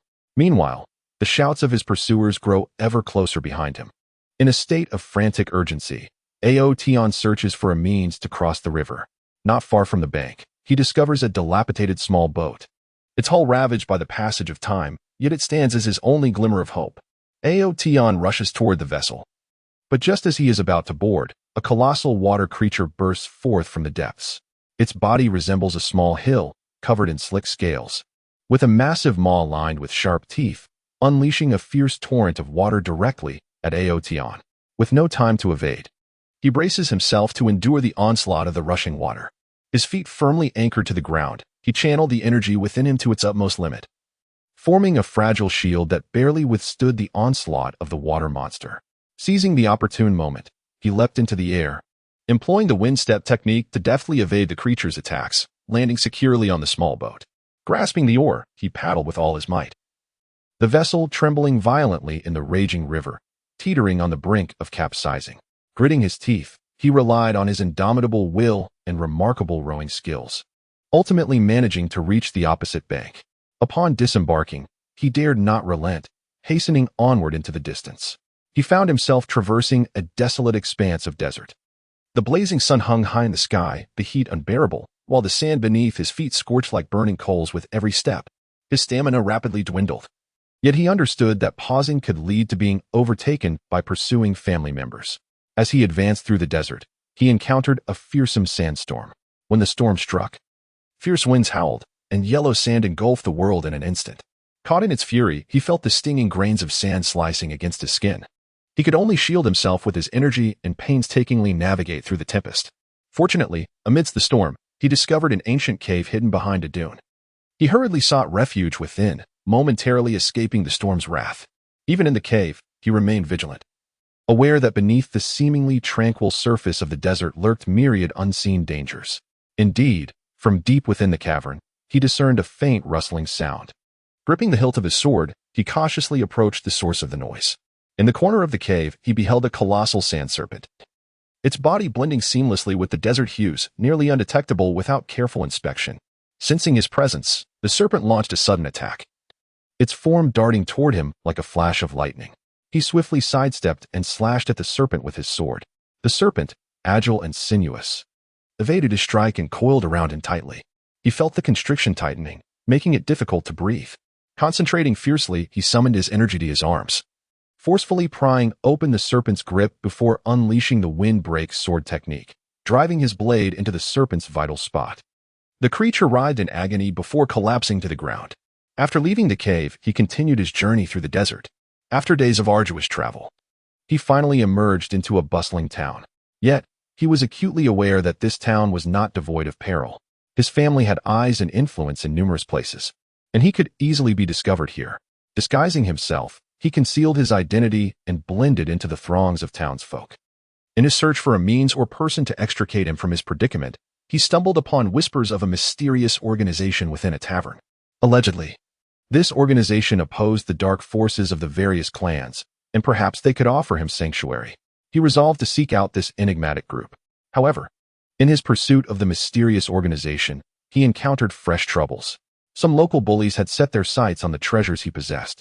The bullies, notorious for their tyrannical reign in the town, indulged in nefarious deeds.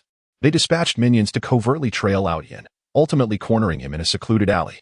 Armed with an array of weapons and bearing expressions of brutish menace, the bullies demanded that Outyin surrender his treasures. Although Outyin wished to avoid trouble within the town, he was resolute in his refusal to yield easily. He attempted to reason with the bullies, but they paid no heed and lunged at him without warning. Left with no choice, Outyin drew his sword in self-defense, employing his agile swordsmanship to engage in a fierce battle amidst the alley. Despite their numbers, the bully's strength paled in comparison to Outyin's prowess. He effortlessly repelled them, yet the commotion attracted the attention of the town guards, who mistakenly believed Outyin was the instigator of the disturbance and sought to apprehend him. Consequently, Outyin resorted to his wind-step technique, swiftly escaping the confines of the town. Upon leaving the town, Outyin embarked on a path of flight, navigating through a treacherous mountain range. Jagged peaks and bizarre rock formations loomed around him, with sheer cliffs presenting dangers at every turn. The mountain trails were rugged and fraught with the risk of falling stones. Outyin ascended with utmost caution, his fingers grazing sharp rocks, drawing blood, yet he persevered with unwavering resolve. During his climb, he encountered a band of mountain bandits who monopolized the vital paths, robbing unsuspecting travelers. Seeing Outyin alone, they mistook him for an easy target and obstructed his passage. Armed with long blades and clubs, the bandits glared menacingly at him. Outyin recognized that reasoning with these brigands would prove futile. Only strength would compel their submission. Drawing his sword, he emanated a steadfast determination. The bandits initiated their assault, converging upon him with ferocity. Outyin unleashed a fusion of the Phantom Sword technique and the Windbreaker Sword technique, his sword flashes intertwining to neutralize their attacks and deliver powerful counterstrikes. After an intense skirmish, the bandits found themselves overwhelmed, begging for mercy as they knelt in defeat. As Outyin continued his journey through the mountains, he stumbled upon a hidden relic concealed within a valley. The entrance to this enigmatic site was sealed by a formidable barrier.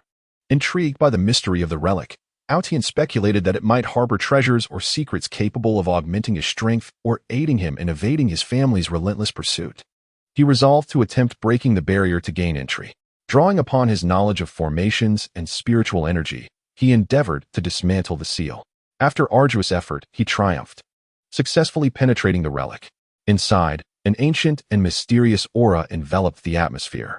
Outyin cautiously explored the relic, discovering numerous ancient murals and inscriptions, which appeared to narrate a story steeped in the continent's history and arcane powers.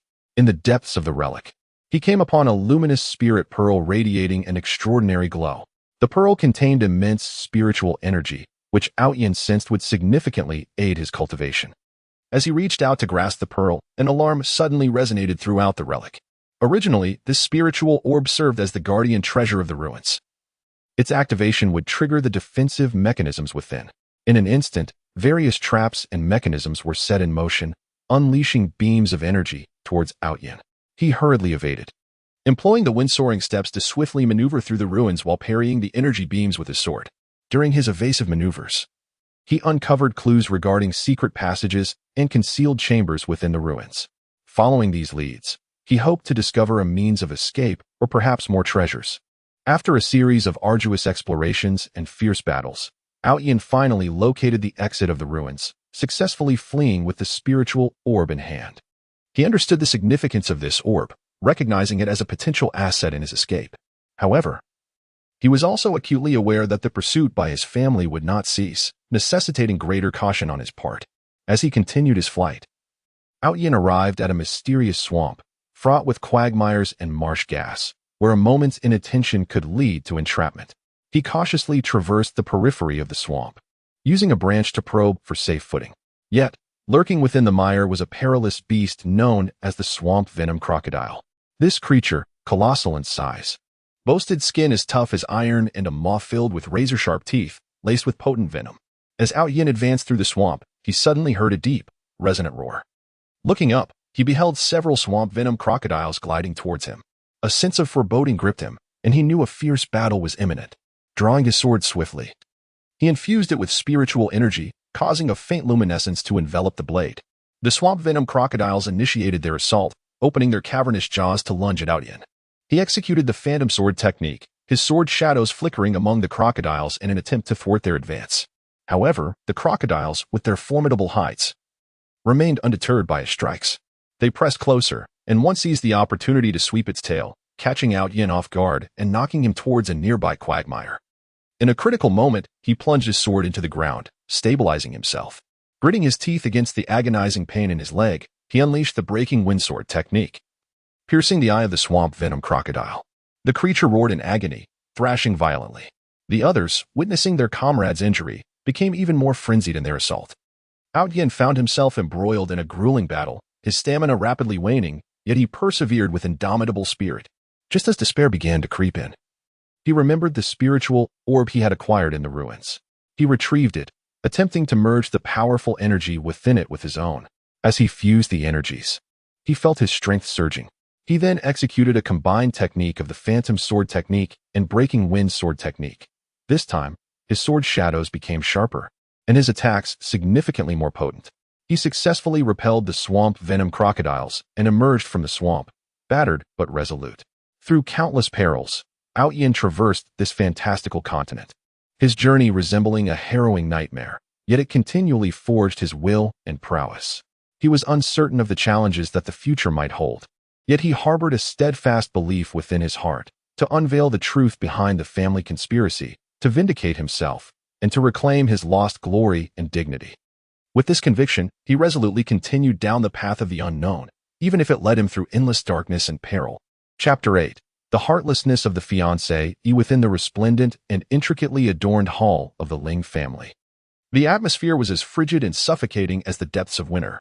Tian, once a prodigy upon whom his family had pinned great hopes, now stood there in a pitiful state, his clothes tattered, hair disheveled, and his face etched with exhaustion and weariness. Nevertheless, the fire of defiance still blazed in his eyes. Opposite him stood his fiancée, Su Yao, who had once sworn eternal love with him, dressed in a magnificent satin gown embroidered with exquisite golden patterns. Su Yao shimmered under the brilliant lights of the hall, exuding an air of nobility and opulence.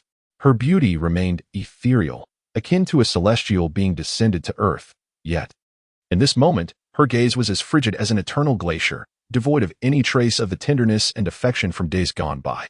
Her crimson lips curled slightly, forming a cold and disdainful curve, as if she were observing a mere lowly insect. As Tian gazed at this familiar, yet unfamiliar woman, a tumultuous wave of emotion surged within him, memories of their once sweet past flooding his mind. They had strolled through the family's garden, with Su Yao nestled in his embrace, softly sharing dreams of the future. At that time, the breeze was gentle and the flowers vibrant, and they believed they would accompany each other for a lifetime, unwavering in their devotion. Yet now, all of that had dissolved into mere illusions, utterly shattered by Su Yao's heartlessness. Su Yao, why must you treat me thus? Were all our moments together a mere deception? Aotion's voice trembled, laden with disbelief and profound sorrow. Suyo let out a cold laugh, the sound echoing harshly in the vast hall. Aotion, cease your self-deception. Perhaps I was once naive, enchanted by your so-called talent, but I have since seen through your true nature. You are nothing but a traitor to your family, a condemned sinner. How could I, Suyo, ever share my life with someone like you? Her words were like sharp daggers, piercing directly into Aotion's heart. I am wronged. Do you not understand me? How could I betray my family? Aotion cried out in anguish, his eyes bloodshot and filled with fury, his hands clenched tightly into fists, his body trembling slightly. Humph, you claim to be wronged, but who can attest to your innocence? The elders of the family have already condemned your actions. What further excuses do you have? Suyo replied disdainfully, lifting her chin slightly, her gaze brimming with contempt. Suyo, how can you so easily believe the slander of others, disregarding the years of our shared affection? Aotion's voice carried a note of desperation as he sought to rekindle the love that once resided in Suyo's heart. Affection? In the face of family interests and honor, what does affection amount to? As a vital member of the family, I must stand united with them. Yet you will only bring disgrace and calamity upon me and my family. Suyo's tone remained icy, unwavering in its conviction. At this moment, a cacophony erupted outside the grand hall, heralding the arrival of the family's pursuers. Armed and fierce, they stormed into the hall, encircling Aotion with menacing intent. Aotion, you have nowhere left to escape. Surrender and return with us to face the family's judgment, and perhaps your life will be spared, one of the family's masters declared coldly. Aotion surveyed the surrounding pursuers, then cast a glance at Suyo, despair flooding his heart. He understood that departing unharmed today was an impossibility. Yet, he could not accept being wrongfully accused. He would fight for his innocence. Suyo, since you are so heartless, I have no words left to say. However, I shall prove my innocence, even at the cost of my life. A glint of determination flashed in Aotion's eyes as he slowly drew his sword, its blade gleaming with a cold light under the illumination. Suyo watched him unsheath the blade, her expression betraying no emotion. Instead, she coldly remarked, "Do you truly believe you can resist the family's power? You are merely courting death." Ignoring her, Aotion focused all his attention on the encircling pursuers. He unleashed the phantom sword technique, his sword dancing like blooming silver flowers, flickering and darting throughout the hall. The pursuers, witnessing this, swung their weapons and charged at him. In an instant, the hall was filled with flashing blades and the thunderous shouts of battle. Aotion maneuvered through the throng of enemies with relentless ferocity, each strike infused with his anger and defiance. He occasionally employed the windbreaker sword technique, the gusts of his sword dispersing the attacks of his foes, while at other times he utilized the lightning step, his form darting like lightning, skillfully evading their encirclement. However, outnumbered and faced with formidable opponents, Aotion gradually felt overwhelmed. Amidst the chaos of battle, memories of his past with Suyo flooded his mind, their moments of training together, the nights spent gazing at the moon. Those cherished recollections had now transformed into the sharpest of thorns in his heart. He could not comprehend why Suyo had become so callous. Under the weight of familial pressure, could love truly be so easily crushed? Suyo, you will regret this. Aotion bellowed, channeling all his internal energy into his sword, executing his most formidable technique, the sword shadow breaking the firmament. Countless sword shadows erupted from his blade, cascading like stars towards his adversaries. The pursuers were taken aback by the sheer force of the attack, retreating in shock. The many still fell wounded to the ground. However, the immense power of this attack drained Aotion of his energy, his body succumbing to weakness as he knelt, gasping for breath. Suyo regarded the feeble Aotion with no hint of compassion, instead coldly commanding, "Subdue him." The pursuers closed in once more, prepared to capture Aotion. At that moment, he suddenly recalled the spirit pearl he had obtained during his flight. Summoning his remaining strength, he retrieved the pearl, attempting to merge his dwindling energy with the powerful essence contained within it. As the fusion occurred, Aotion felt his strength gradually returning and amplifying. He rose to his feet, tightening his grip on the sword once more, determination rekindling in his gaze. "I shall not allow you to succeed," he bellowed, charging into the enemy ranks again. This time, his swordsmanship was more ferocious, his attacks more relentless. Harnessing the power of the spirit orb, he gradually turned the tide of battle, forcing the pursuers into a retreat. Upon witnessing the formidable strength bestowed upon Aotion by the spirit orb, Suyo felt a slight shock within her heart. However, she quickly regained her composure and resolved to take matters into her own hands. She slowly approached, a longsword emanating a gentle radiance appearing in her grasp. This sword was a treasured heirloom of her family, possessing extraordinary might. Outyan, today marks your demise, Su Yao declared coldly, swinging her longsword towards him with lethal intent. Though the strike appeared delicate, it concealed immense spiritual power. Moving with such swiftness that evasion was nearly impossible, Outyan sensed the formidable force behind Su Yao's strike and dared not underestimate it. He concentrated his energy, executing a fusion technique of the Phantom Swordplay and the Windbreak Swordplay, attempting to parry her assault. Yet, Su Yao's strength far exceeded his expectations. Although his sword managed to intercept hers, he was still forced back by the overwhelming spiritual force. Su Yao, do you truly intend to kill me? Outyan gazed at her, his eyes filled with anguish and despair. You must die, Su Yao replied, her tone devoid of hesitation, as she unleashed another flurry of fierce attacks upon him. Outyan understood that a life-and-death struggle with Su Yu was inevitable that day. Drawing a deep breath, he channeled his inner spiritual energy to its fullest extent, bracing himself for her onslaught. The pain and despair in his eyes were replaced by resolve and determination. He decided that, even in death, he would maintain his dignity. In the midst of this fierce battle, the figures of Outyan and Su Yao intertwined within the grand hall. Each move they executed was imbued with potent spiritual power, wreaking havoc upon the surrounding structures. The walls of the hall were marred by deep fissures from the sword energy, and the pillars trembled perilously under the residual force of their attacks. As the skirmish continued, Outyan gradually discerned flaws in Su Yao's swordplay. Seizing the opportunity, he unleashed a variant of the sword shadow breaking the heavens technique, concentrating his spiritual energy at the tip of his sword before lunging at the chink in Su Yao's defense. Su Yao sensed the impending danger, but it was too late to evade. She barely managed to deflect Outyan's strike with her sword, yet the overwhelming spiritual force sent her crashing backward to the ground.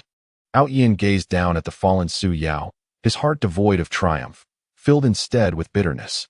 He approached her slowly, looking into her eyes. Su Yao, why? We once loved each other dearly. Why do you treat me this way? Su Yu lifted her gaze to meet his, her eyes still devoid of softness. I have said before, in the face of family interests, emotions are worthless. Outyan silently shook his head, knowing that no matter what he said, he could not alter Su Yao's resolve. He turned to face the surrounding pursuers, his eyes brimming with defiance. Come forth, even if I perish today. I shall take a few of you with me. The pursuers, momentarily daunted by Outyan's fierce aura, hesitated to advance. At that moment, an elder from the family arrived at the grand hall. The elder, possessing formidable strength and immense respect within his clan, surveyed the battlefield with a furrowed brow. Outyan, cease your obstinacy. Lay down your weapons and return with me to the clan. There may yet be a glimmer of hope, he spoke slowly. Outyan, I am wronged. I shall not return with you unless you restore my honor, Outyan declared resolutely. Humph, you dare to be defiant. It seems I must show you some consequences before you comply, the elder retorted coldly, raising his hand as a powerful surge of spiritual energy gathered within it. Outyan sensed the elder's immense power and recognized that he was no match for him. Yet, he stood his ground, ready to face the impending attack. Just as the elder was about to strike, a hauntingly beautiful melody from a flute echoed from outside the hall. This ethereal sound was imbued with a mysterious force, instilling a profound tranquility within the hearts of those who heard it. As the melody resonated, the pursuing soldiers halted their actions, their expressions turning vacant. The elder, too, was momentarily distracted by the enchanting notes. Who dares to disrupt the Ling family hall? He demanded, furrowing his brow. Before he could finish, a mysterious figure clad in a flowing white robe stepped into the hall. His handsome visage, coupled with deep, enigmatic eyes, held a jade flute that emitted an otherworldly glow. Who are you? The elder asked warily. My identity is of little consequence. What matters is that you cannot harm him, the mysterious figure stated, gesturing towards Outyan. Why do you protect this traitor? The elder questioned, anger flaring in his voice. Whether he is a traitor is yet to be determined. Are you not concerned about wrongfully pursuing an innocent in such a reckless manner? The mysterious figure replied calmly. This is a matter of our clan. Not for an outsider to meddle in, the elder asserted. Having intervened, I will not easily withdraw, the mysterious figure replied, his tone steady yet resolute. At that moment, Su Yao rose, addressing the mysterious figure. Do not involve yourself in matters that do not concern you, or you too shall become an enemy of the Ling family. The Ling family? I hold no fear. I only believe in the truth, the mysterious figure declared. Outyin gazed at the enigmatic individual, filled with uncertainty. He did not understand why this stranger sought to aid him, yet he recognized that this might be his solitary opportunity for salvation. "Why do you wish to help me?" Outyin inquired. "Because I know you're innocent. I have been quietly investigating this matter and have uncovered some clues," the mysterious figure replied. "What clues?" Outyin asked eagerly. "Now is not the appropriate time. First, come with me, and I shall reveal everything in due course," the mysterious figure instructed. Outyin glanced at the surrounding pursuers and Su Yao before turning his gaze back to the mysterious figure, hesitating briefly. Ultimately, he resolved to place his trust in this stranger. He nodded in agreement, saying, "Very well, I shall accompany you." The mysterious figure smiled gently and once again played the jade flute. A formidable wave of spiritual energy enveloped Outyin, and together they slowly exited the hall, vanishing from sight. Su Yao watched Outyin's retreating figure, her heart stirred with unspoken emotions. She was uncertain whether her decision today was the right one, yet she recognized that there was no turning back. She could only persist in standing with her family, confronting the challenges that lay ahead. Meanwhile, Aotion, with the aid of a mysterious figure, embarked on a new journey to uncover the truth and clear his name. Unaware of what awaited him, his conviction grew ever stronger. He was determined to unveil the conspiracy lurking in the shadows and bring the truth to light. Chapter 9. Heart Like Ashes. In the once majestic hall of the Ling family, which had symbolized glory and splendor, the smoke of battle gradually dissipated, leaving behind a scene of devastation and silence. Aotion stood desolately amidst the ruins, his figure appearing so forlorn and insignificant, as if abandoned by the entire world. His garments were tattered and in shambles, the ragged fabric fluttering gently in the breeze, mirroring the precariousness of his current fate. His blood-stained visage bore a pair of eyes that stared vacantly ahead, fixated on the direction from which Su Yao had departed. Once, those eyes shimmered with fervent light, brimming with aspirations for the future, loyalty to the family, and an unwavering devotion to love. Yet now, all radiance had extinguished, leaving only an abyss of despair and darkness. Memories surged like a relentless tide, completely submerging Aotion. He recalled the moment he first encountered Su Yao, during a grand banquet hosted by the family. At that time, Su Yao, adorned in a delicate pink gown, moved with grace akin to a fairy stepping from a painting. Her smile, like the warm sun of spring, instantly illuminated Aotion's heart. From that moment on, they often wandered together in the family garden, surrounded by a riot of blossoms, sharing their innermost thoughts. Su Yao would gently pluck a vibrant flower, placing it in Aotion's hair, her laughter ringing like silver bells, clear and melodious. Aotion would clasp her hand tightly, vowing to walk through life together, to behold the world's splendor and weather the vicissitudes of time side by side. Those days spent in cultivation became Aotion's most cherished memories. They discovered a tranquil spot on the family's rear mountain, where each morning, as the first rays of sunlight cascaded down, they embarked on their diligent training. While Aotion practiced his swordsmanship, Su Yao would quietly observe, occasionally offering unique insights that greatly benefited him. Conversely, when Su Yao practiced her spells, Aotion would remain entirely focused, safeguarding her from any potential dangers lurking nearby. During their breaks, they would sit side by side on the grass, exchanging cultivation experiences and envisioning a future filled with the honor of being the pillars of their family. At that time, they firmly believed that love and familial glory could coexist, destined to be the most envied couple in this fantastical realm. However, the cruel twist of fate intervened. The ruthless whirlpool of family power struggles ensnared Aotion, falsely accusing him of treachery, relegating him from the family's favored child to the target of scorn overnight. And Su Yao, the woman who had once sworn eternal allegiance to him, unhesitatingly severed ties under familial pressure. Her gaze turned from tender to frigid, her words shifted from sweet to ruthless, each syllable like a sharp dagger, brutally shattering Aotion's beautiful illusions of love. "Why, Su Yao, did you so easily forsake our love?" Aotion's lips quivered slightly, his voice hoarse and dry, as if he had expended all his strength to utter those few words. Yet, the only response he received was an interminable silence. Su Yao had long departed, leaving him to confront this chilling reality alone. At this moment, the clamor of the family's pursuers echoed once more in his ears, their shouts and footsteps akin to a death knell, instilling in Aotion an overwhelming sense of annoyance and fatigue. He slowly lifted his gaze towards the blazing sun that hung high in the sky, its piercing light causing him to squint. beneath this radiance. He suddenly felt as insignificant and powerless as an ant, struggling in vain against the inexorable grip of fate. Enough, enough, Aotion murmured to himself, his voice laden with resignation and despair. He lowered the sword that had accompanied him through countless battles, its blade striking the ground with a dull thud, reminiscent of the final sigh of his shattered heart. No longer did he possess the desire to resist, nor did he harbor any hope. In his eyes, having lost both the trust of his family and the love of Su Yao, life had become devoid of meaning. The family's pursuers swiftly encircled him, their gazes devoid of pity, only exuding the satisfaction of fulfilling their mission as they beheld Aotion's disheveled state. One of the pursuers stepped forward, roughly binding Aotion's hands behind his back before forcefully propelling him forward. Aotion stumbled a few steps but offered no resistance, merely following their steps mechanically, inching toward the place of judgment designated by his family. As he was escorted, Aotion's thoughts wandered back to the memories of the past. He recalled the illustrious achievements he had once secured for his family, the days spent battling fiercely against external foes, during which he had never once faltered.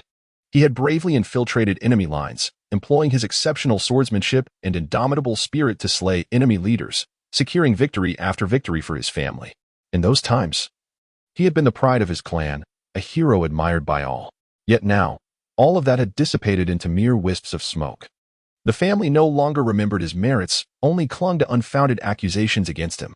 He reminisced about the tender moments shared with Su Yao, the gentle embraces, sweet kisses, and heartfelt gazes.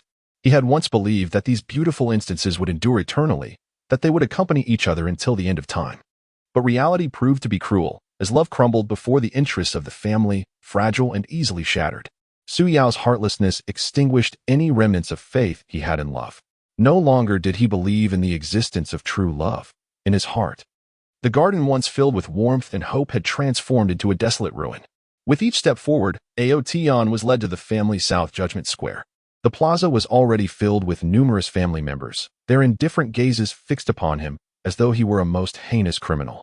Aotion slowly raised his head, scanning the crowd, yet he found not a single familiar, friendly face among them. Those who had once called him brother now hid within the throng, afraid to meet his eyes. A profound desolation surged within him. It became clear that in his downfall, what he had deemed friendship was merely an illusory dream. Upon the judgment platform, the elders of the family sat in elevated positions, their expressions grave and solemn, their eyes radiating an undeniable authority. An elder rose to his feet, vociferously proclaiming the transgressions of Outyin, each word striking like a heavy hammer upon Outyin's heart. Yet, Outyin found himself devoid of the strength to express anger or to defend himself. He merely stood there in silence, his gaze vacant and fixed ahead, as if all of this bore no relation to him. When the elder concluded his recitation, a chorus demanding severe punishment for Outyin erupted throughout the square. The family members brandished their weapons, chanting slogans calling for the traitor's execution. Their voices surged like tumultuous waves, crashing against Outyin's spirit, causing his body to tremble slightly. He understood that his life was drawing to an inevitable close. In that moment, fear was absent from his heart, replaced only by profound weariness and disillusionment with the world. Just as the executioner raised the blade, an extraordinary rumble resonated from the sky. The crowd looked up in unison, witnessing a magnificent cloud drifting gracefully towards them. Atop which stood an elderly man with flowing white hair. His countenance exuded kindness and tranquility, and his eyes radiated a mysterious power. With a gentle flourish of his hand, a soft light enveloped the entire judgment square. The family members in the gathered crowd were momentarily awestruck by this sudden illumination, halting their actions in fear as they gazed at the elder. He descended slowly, approaching Outyin's side, and with a tender wave of his hand, the ropes binding Outyin were released. "Child, come with me." The elder's voice was soft and soothing, imbued with a magical charm that rekindled a flicker of warmth within Outyin's long-frozen heart. Outyin lifted his gaze to the elder, filled with apprehension. "Who are you? Why do you wish to save me?" he inquired. "Who I am is of little consequence. What matters is that I know you were wronged. You should not meet your end here," the elder replied with a smile. Outyin hesitated, surveying the family members around him and then returning his gaze to the elder, his heart a tumult of emotions. Unsure whether to trust this stranger, he found himself devoid of alternatives. Gradually, he nodded and said, "Very well, I shall follow you." The elder offered a faint smile and waved his hand once more, enveloping them both in a radiant glow. They began to ascend slowly, soaring into the distance. In that fleeting moment of departure, Outyin cast one last glance at the family judgment square, silently vowing, "Family, Suyao, from this moment forth, I sever all ties with you." As the distance between them grew, Outyin's heart sank deeper into despair. He recognized that his life had irrevocably changed. The former glory of his family, his dreams of love, had all slipped away, leaving his future shrouded in uncertainty and confusion. Yet amidst this despair, a fierce determination ignited within him. He silently vowed to uncover the true culprit behind his betrayal, to clear his name, and to ensure that those who had once betrayed and harmed him faced the consequences of their actions, even if the path ahead were fraught with thorns. Even if he had to confront the darkness of the world alone, he would not waver. At this moment, though his heart lay in ruins, beneath the ashes lingered a flicker of vengeful flame, defiantly burning. Chapter 10. The Enigma of Fate in a Distant and Enigmatic Realm of Fantasy. A man named Aotian wandered alone amidst the desolate remnants of an ancient battlefield. The howling wind swept through, stirring up clouds of yellow sand and tattered battle flags that danced wildly around him. Aotian's silhouette appeared profoundly solitary, as if abandoned by the world. A forsaken spirit left to roam. His countenance was gaunt, his eyes filled with a complex blend of confusion and anguish. Once, he was the brightest star of his family, endowed with enviable talent and boundless potential. From a young age, he diligently cultivated his skills under the family's strict guidance, mastering intricate martial arts and techniques with extraordinary comprehension. In every family competition and trial, he stood out as the center of attention, the elders lavishing hopes upon him to lead the family to even greater heights of glory. However, fate cruelly shifted its course without warning. A sudden upheaval within the family struck him like a bolt from the blue, shattering his world to pieces. Underlying power struggles brewed within the family, with factions vying for the ultimate control through unscrupulous means. Aotian, an innocent pawn, was falsely accused of betraying his kin. Overnight, he transformed from the favored child of the family into a pariah scorned by all. Those who once fawned over him now looked upon him with disdain and hatred. Even the comrades who had fought alongside him turned their backs, some brandishing weapons against him. He reminisced about the countless memories within the family, the days spent sweating in the training grounds with his siblings, the joyous moments of laughter during family celebrations, now transformed into the sharpest blades piercing his heart. Especially painful was the love he shared with his fiancée, Suyao. Once so beautiful and steadfast, they had exchanged heartfelt vows under the moonlight, pledging to never part ways. Suyao's smile, akin to the brightest bloom of spring, had the power to dispel all shadows from his heart. Her tenderness and companionship provided him with boundless warmth and strength amidst the arduous path of cultivation. Yet now, all of it had dissipated into mere illusions. Under familial pressure, Suyao resolutely severed their emotional ties. Her once warm gaze turned cold as ice. Her words became poisoned daggers, deeply piercing Aotian's heart and rendering him desolate. Why? Why must fate torment me so? Aotian let out a mournful wail, his voice infused with endless sorrow and bewilderment. He could not comprehend why, having devoted himself entirely to his family without a hint of treachery, he should suffer such injustice. He further grappled with the question of why the steadfast love he once cherished crumbled so easily in the face of familial interests. Was it a cruel twist of fate? Or did true trust and genuine affection simply not exist in this world? In the midst of his agonizing contemplation and inquiries, Aotian's thoughts involuntarily drifted back to the day he uncovered the secrets of his lineage. It was an ostensibly ordinary afternoon when he stumbled upon a long-forgotten ancient tome in his family's venerable library. This tome unveiled the dark truths underlying the family's ascendance, hinting at collusion with malevolent external forces and conspiracies against weaker clans. Aotian comprehended the gravity of this revelation. He intended to confide in the upright elders of the family, hoping to prevent them from plunging deeper into the abyss of immorality. However, before he could act, the information inexplicably leaked, and those with nefarious intentions within the family seized the opportunity to brand him a traitor, attempting to silence him to conceal their transgressions. Is it truly my fate to endure such misfortune merely for knowing the family's secrets? Aotian murmured, a flicker of despair mingling with a bitter smile in his eyes. He recognized that within this vast and intricate family structure, the allure of power and profit could lead many to forsake their conscience and humanity, while he remained but a sacrificial pawn in this brutal struggle. During his days of flight, Aotian faced countless trials and tribulations. He traversed the dense and perilous misty forest, where an eerie fog not only obscured vision but also harbored various toxins. Any misstep could lead to a fatal poisoning. Within the woods, he encountered ferocious beasts, their massive forms and sharp fangs launching relentless assaults upon him, drawing upon his indomitable will and exceptional martial skills. He fought for survival time and again, teetering on the brink of death. At one point, he found himself stranded for several days before a tumultuous river, its surface roiling with waves and treacherous currents, while monstrous creatures lurked beneath, eyeing him hungrily. Despite numerous attempts to cross, each endeavor ended in failure, nearly costing him his life to the ravenous waters. Amidst this harrowing escape, he forged bonds with others similarly struggling for existence. One such companion was Lin Feng, a wandering swordsman who had been forced into exile after offending a powerful sect. Lin Feng, characterized by his boldness and loyalty, did not hesitate to extend a helping hand when he witnessed Ao Tian being pursued by his family.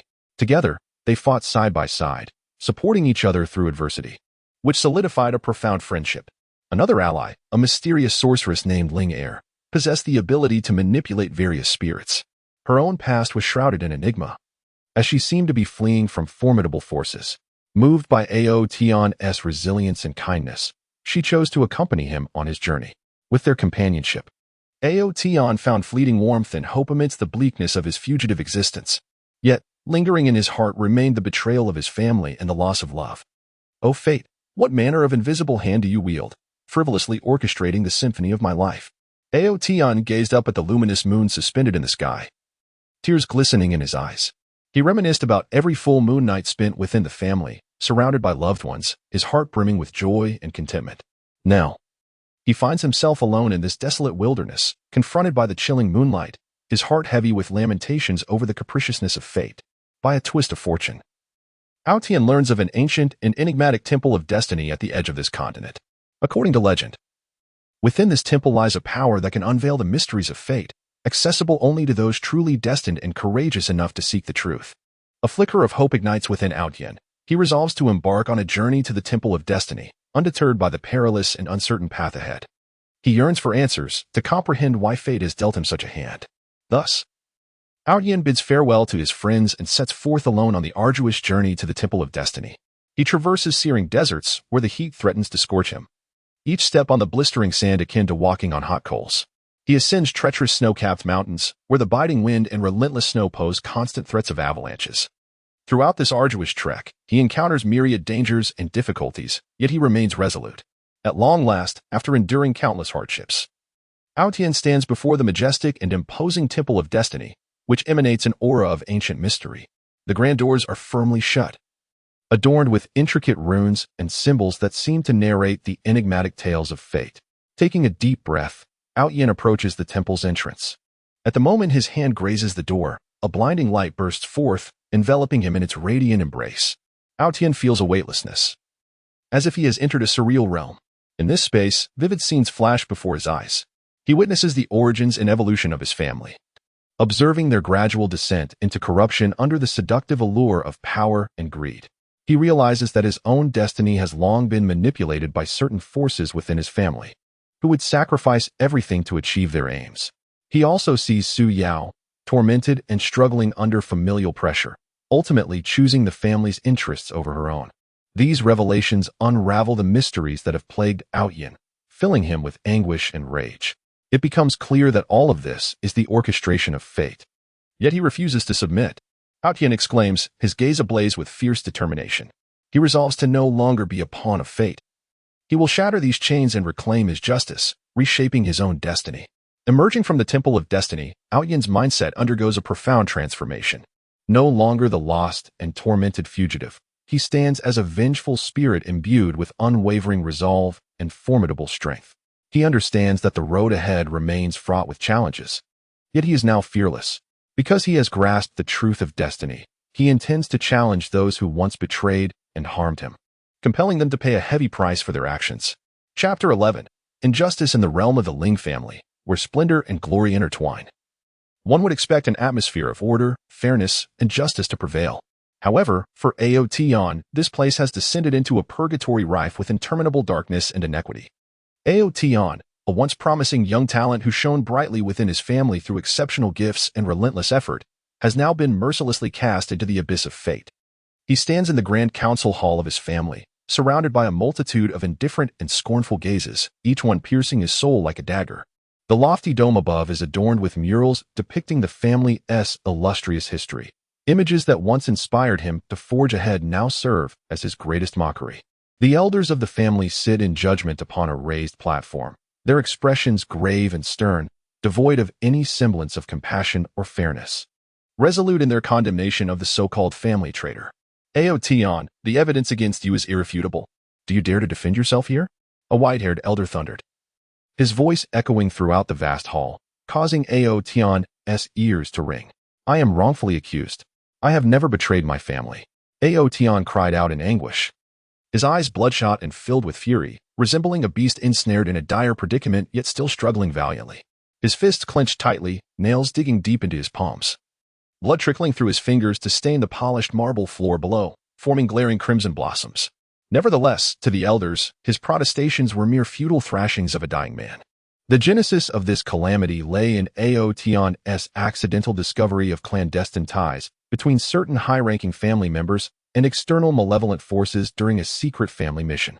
With a heart full of loyalty and justice, he sought to inform the principled members of his family, only to be preemptively betrayed by those with ulterior motives. They fabricated various so-called pieces of evidence, painting Aotion as a sinner who had betrayed the family for personal gain. Throughout the family's trial, Aotion profoundly experienced the suffocating weight of injustice. Those who had long-standing grievances against him came forth to testify, weaving absurd yet seemingly plausible lies. Meanwhile, his true friends, who understood his character, remained silent under the pressure of the family, too fearful to utter a single word in his defense. Even his once beloved brother turned his back on him at a critical moment, choosing to sever ties to protect himself. Why do you slander me so? Is it merely because I have encroached upon your interests? Aotion glared at the family members who accused him, the fire of rage in his eyes threatening to consume them. Yet, in response, he was met only with more venomous slander and derision. His fiancée, Suyao, who had once sworn eternal fidelity and companionship, callously abandoned him in the tempest of familial strife. She stood nearby, her gaze cold and detached, as if their shared memories had never existed. Aotion, you deserve your fate. I cannot associate with a traitor. Suyao's words were chillingly cold, each syllable piercing like a sharp blade of ice, shattering Aotion's beautiful dreams of love into 1,000 pieces.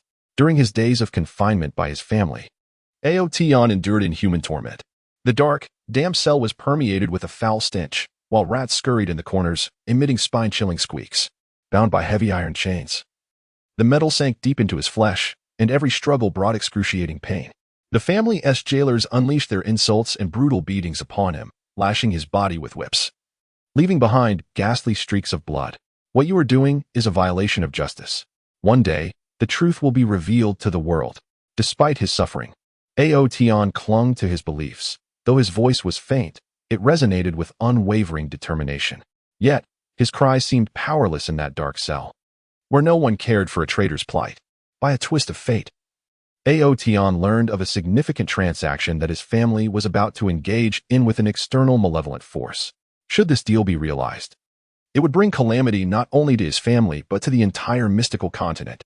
Aware that he must act, even if only to grasp a slender thread of hope, he resolved to prevent this disaster. Thus, fueled by tenacity and the last remnants of his affection for his family, he broke free from the chains and escaped the cell. During his flight, Aotion faced countless perils. He traversed dense thickets of thorns that tore at his clothes and flesh, leaving him bloodied, yet he persevered with grit. He crossed turbulent rivers that nearly swept him away, struggling at the brink of life and death to reach the opposite shore. He encountered ferocious magical beasts that lunged at him with claws bared. Relying solely on his martial prowess and cunning, he repeatedly turned danger into safety. In this journey of escape and resistance, Aotion forged bonds with like-minded allies. One was a mysterious woman named Shinger, endowed with formidable magical powers, able to wield the forces of the stars. She too sought justice and fairness in the world, and upon witnessing Aotion's plight, she was moved by his bravery and resolve, choosing to fight alongside him. Another was a forthright man named Yin Feng, a powerful warrior skilled in the art of fire.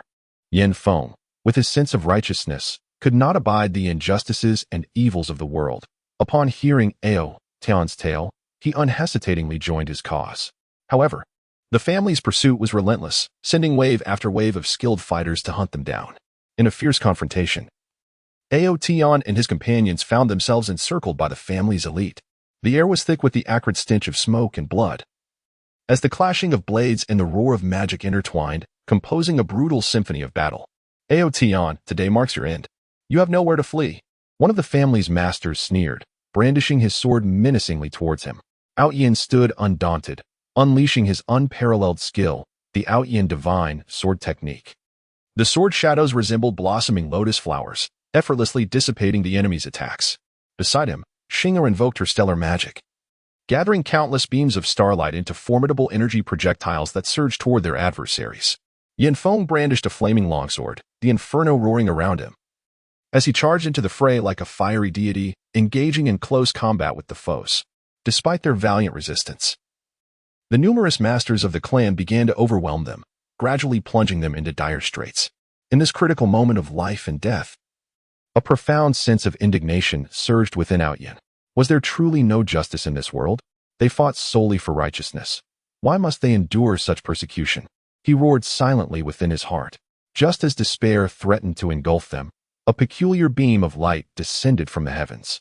Within this radiant glow appeared an elderly man with silvery hair. His countenance was benevolent and serene, while his eyes reflected profound wisdom. Cease your actions. The elder's voice, though not loud, resonated with authority, compelling all to halt their movements. Who are you? Why do you intervene? The clan's masters inquired warily. My identity is of little consequence. What matters is that you are committing a grave error. Outyin has been wronged.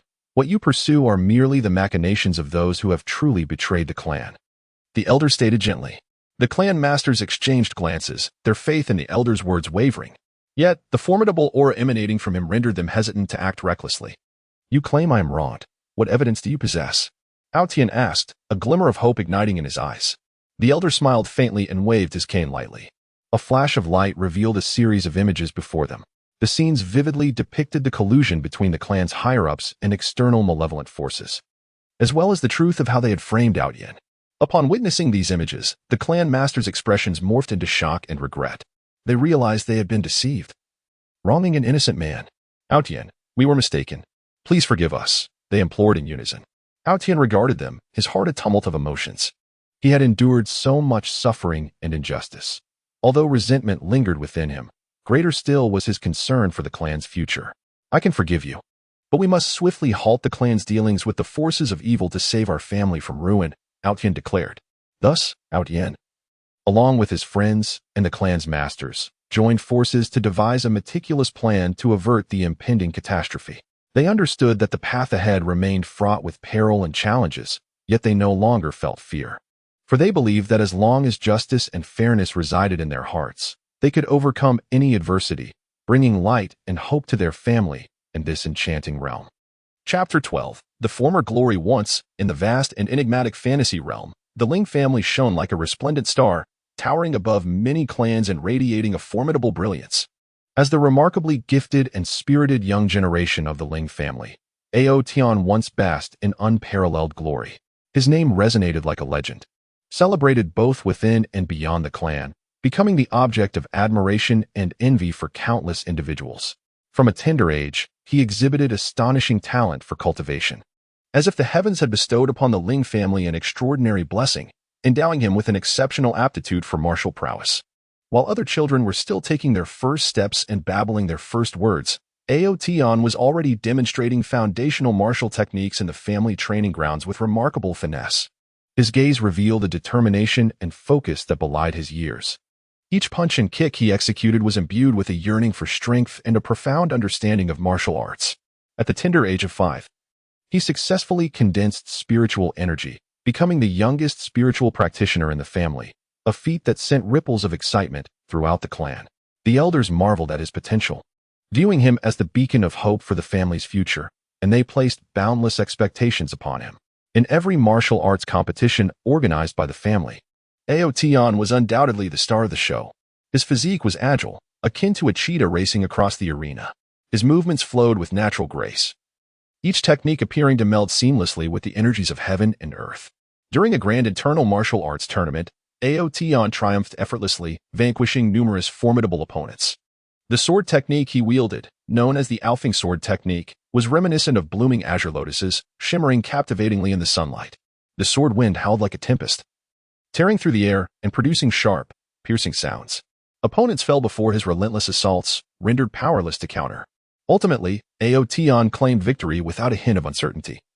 And as he stood atop the podium, cradling the trophy symbolizing the highest honor, the thunderous applause from the audience echoed like a roaring storm. Family members expressed their respect and admiration with fervent cheers and applause. In that moment, Aotion's heart brimmed with pride and fulfillment. He envisioned a glorious future where he would traverse the fantastical continent, achieving greatness.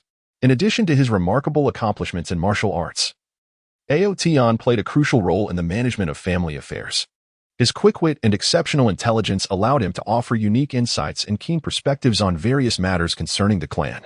Whenever the family faced significant decisions, Aotion consistently distinguished himself amidst a myriad of complex opinions, proposing the most reasonable and feasible solutions.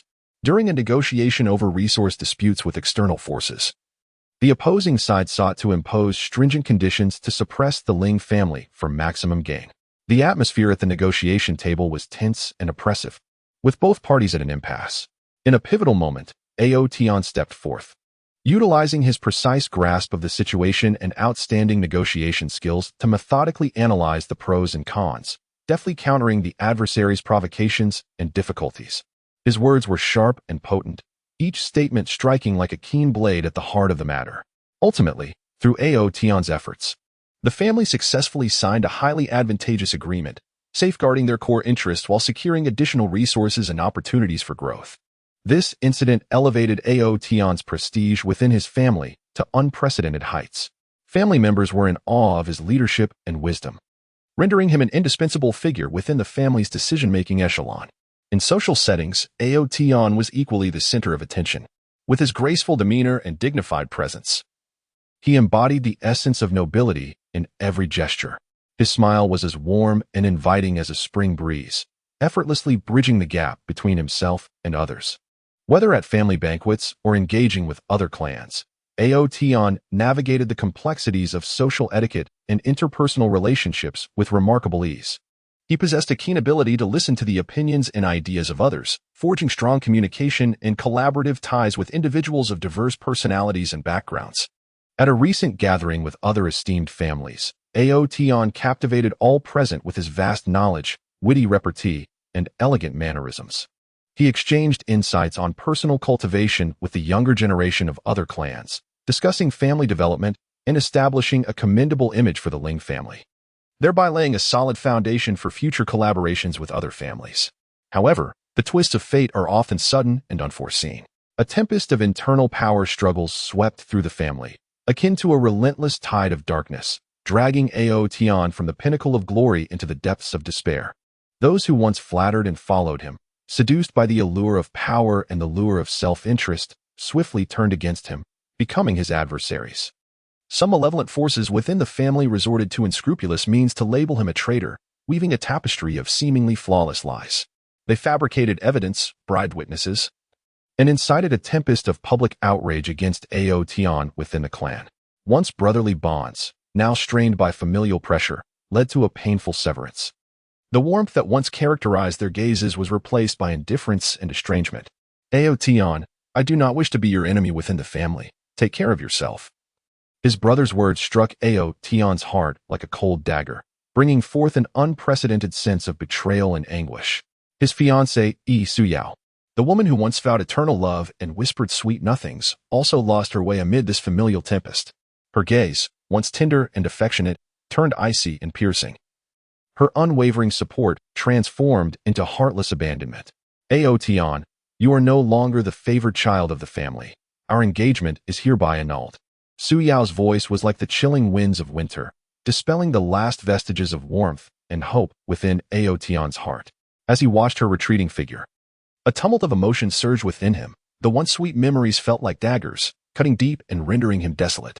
In the family's tribunal, Aotion stood alone before the multitude of elders and kin, his figure radiating loneliness and helplessness. Familiar faces now appeared strange and cold. The elders sat high upon the judgment seat, their eyes devoid of compassion or fairness, fixated solely on their resolve to condemn the so-called traitor. Aotion. The crimes you have committed are unforgivable. The family shall show you no mercy. The elder's voice resonated like a thunderclap on a clear day, shattering the last vestiges of hope within Aotion. He attempted to defend himself, his voice trembling and hoarse with fury and despair. I am wrongfully accused. I have never betrayed my family. This is all a conspiracy by certain individuals within the clan. However, to the eyes of the family, his pleas were merely the futile gasps of a traitor. No one was willing to believe him. No one was inclined to heed his words. Under the immense pressure from the clan, he was sentenced to harsh penalties, stripped of his familial identity, and reduced to a mere prisoner of his own lineage. The glory he once held had vanished like mist, leaving no trace behind. Aotion found himself imprisoned in the dark, damp confines of the clan's dungeon, where a foul stench pervaded the air, and rats scurried in the corners, emitting chilling squeaks. His body was shackled by heavy iron chains, which dug painfully into his flesh, causing excruciating agony with every struggle. Yet, within his gaze burned an indomitable flame of resilience. He firmly believed that one day, the truth would emerge, and he would reclaim his lost honor and dignity. In his cell, Aotion continuously reflected upon his predicament, seeking clues from the clan's power dynamics and interpersonal relationships to unravel the conspiracy lurking behind the scenes. He recalled certain seemingly trivial details he had previously encountered within the family, which now began to coalesce in his mind, forming a vague outline of the truth. He realized that the power struggle within the clan was far more intricate and brutal than he had imagined, shrouded in significant interests and unspeakable secrets. By a stroke of fate, Aotion encountered an elderly man, also imprisoned in the dungeon. The old man, with his white hair and weary visage, possessed an air of profound wisdom and tranquility in his eyes, claiming to know many secrets of the clan. He felt compassion for Aotion's plight and resolved to assist him.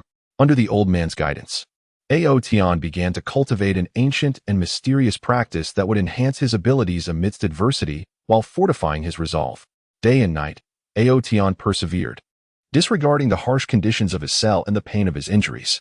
His spiritual power gradually flourished through relentless training, leading to a newfound comprehension of martial techniques. He learned to unleash formidable attacks within confined spaces and to leverage his surroundings to conceal his presence and movements.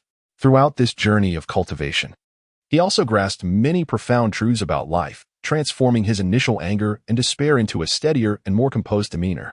He understood that only by becoming sufficiently powerful could he navigate this harsh world and vindicate himself. As time passed, Aotion's strength significantly increased. He resolved to seek an opportunity to escape the confines of his cell and unveil the truth behind the clan's machinations. At last, on a moonless night when the winds howled, Aotion seized the moment during a guard's shift change, employing the skills he had mastered to break free from his chains and stealthily infiltrate the clan's secret passage. The passage was dark and damp, imbued with an air of mystery. Aotion proceeded with utmost caution, relying on his memory and keen intuition to evade the myriad of traps and mechanisms within the secret passage. At the passage's end, he stumbled upon a hidden chamber. The door to this chamber was inscribed with intricate runes and patterns, emanating a formidable aura of confinement. After considerable effort, Aotion successfully unraveled the door's enchantment and entered the chamber. Inside, he discovered a plethora of precious ancient tomes and treasures, among which lay a diary chronicling his family's history and secrets.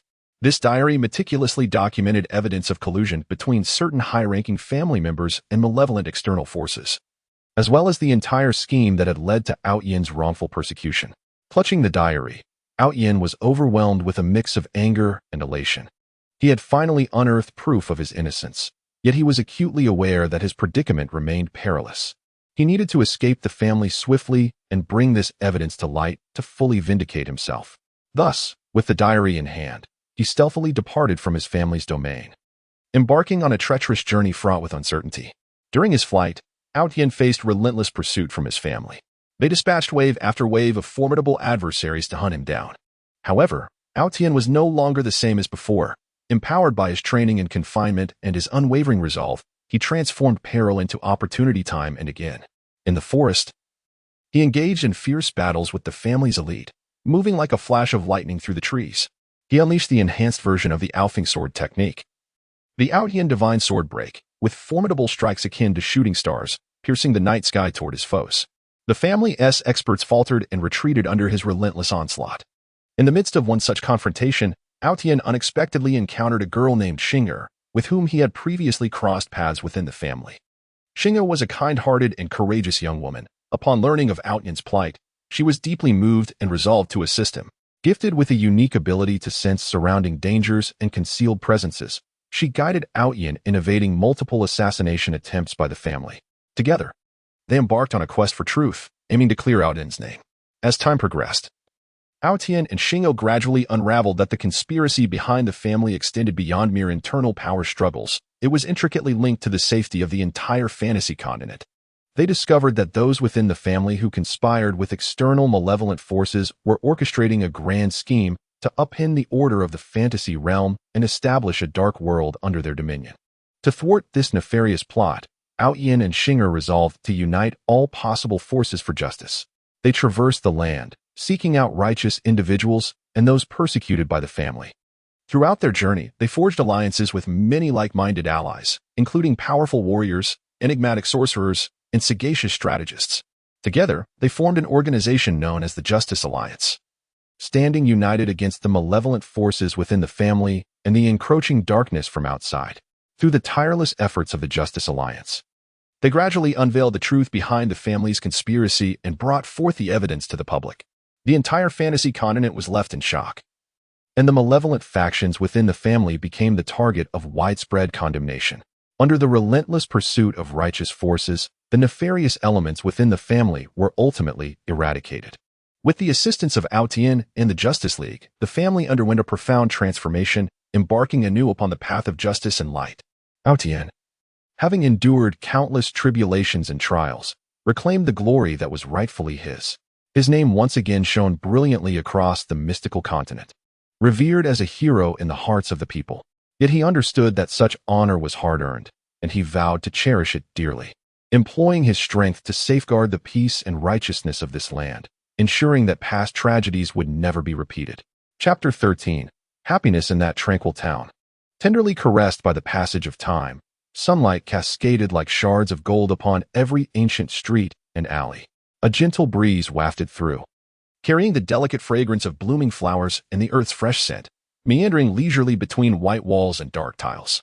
Here lay Aotian and Su Ran's haven of joy, an ostensibly ordinary place, yet brimming with warmth and sweetness.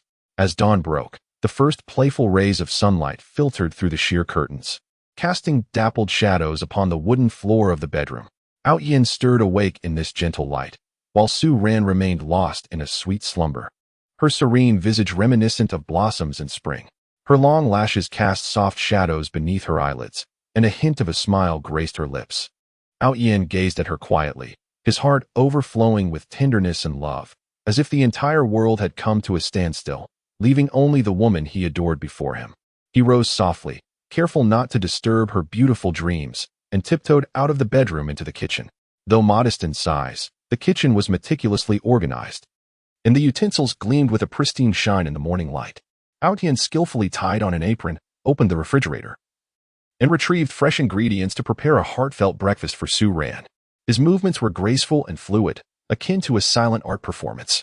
Before long, the eggs in the pan began to sizzle joyfully under the gentle caress of the oil, and the bread in the toaster gradually transformed into golden, crispy perfection, filling the air with an enticing aroma. When Su Ran was roused by this delightful scent and stepped into the dining area, she beheld Aotian busily attending to the table. The dining table was adorned with elegant plates, holding steaming fried eggs, crisp toast, and glasses of freshly squeezed orange juice.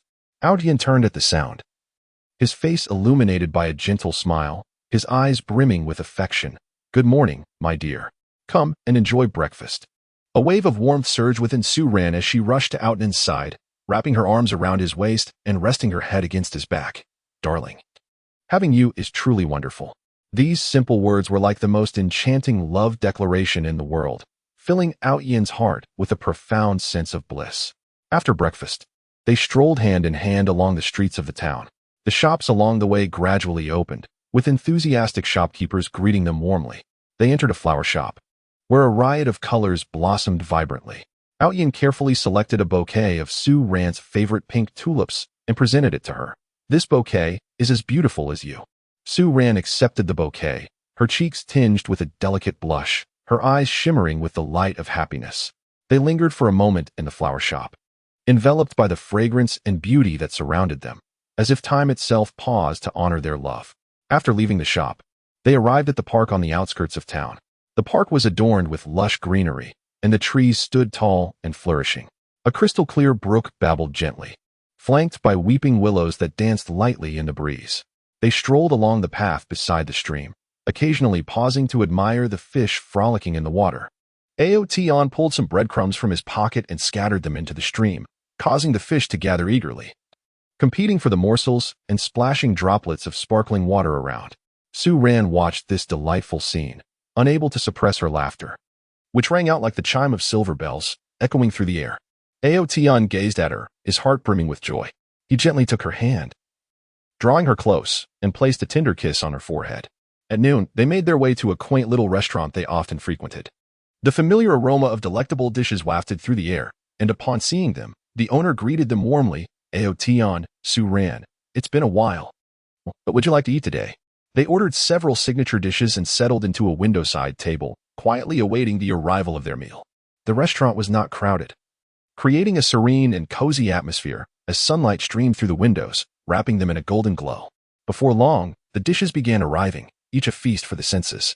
As they savored the delicious fare, they shared amusing anecdotes from their lives, their laughter and conversation intermingling to create a harmonious melody of happiness. In the afternoon, as the sun took on a languid quality, they returned home.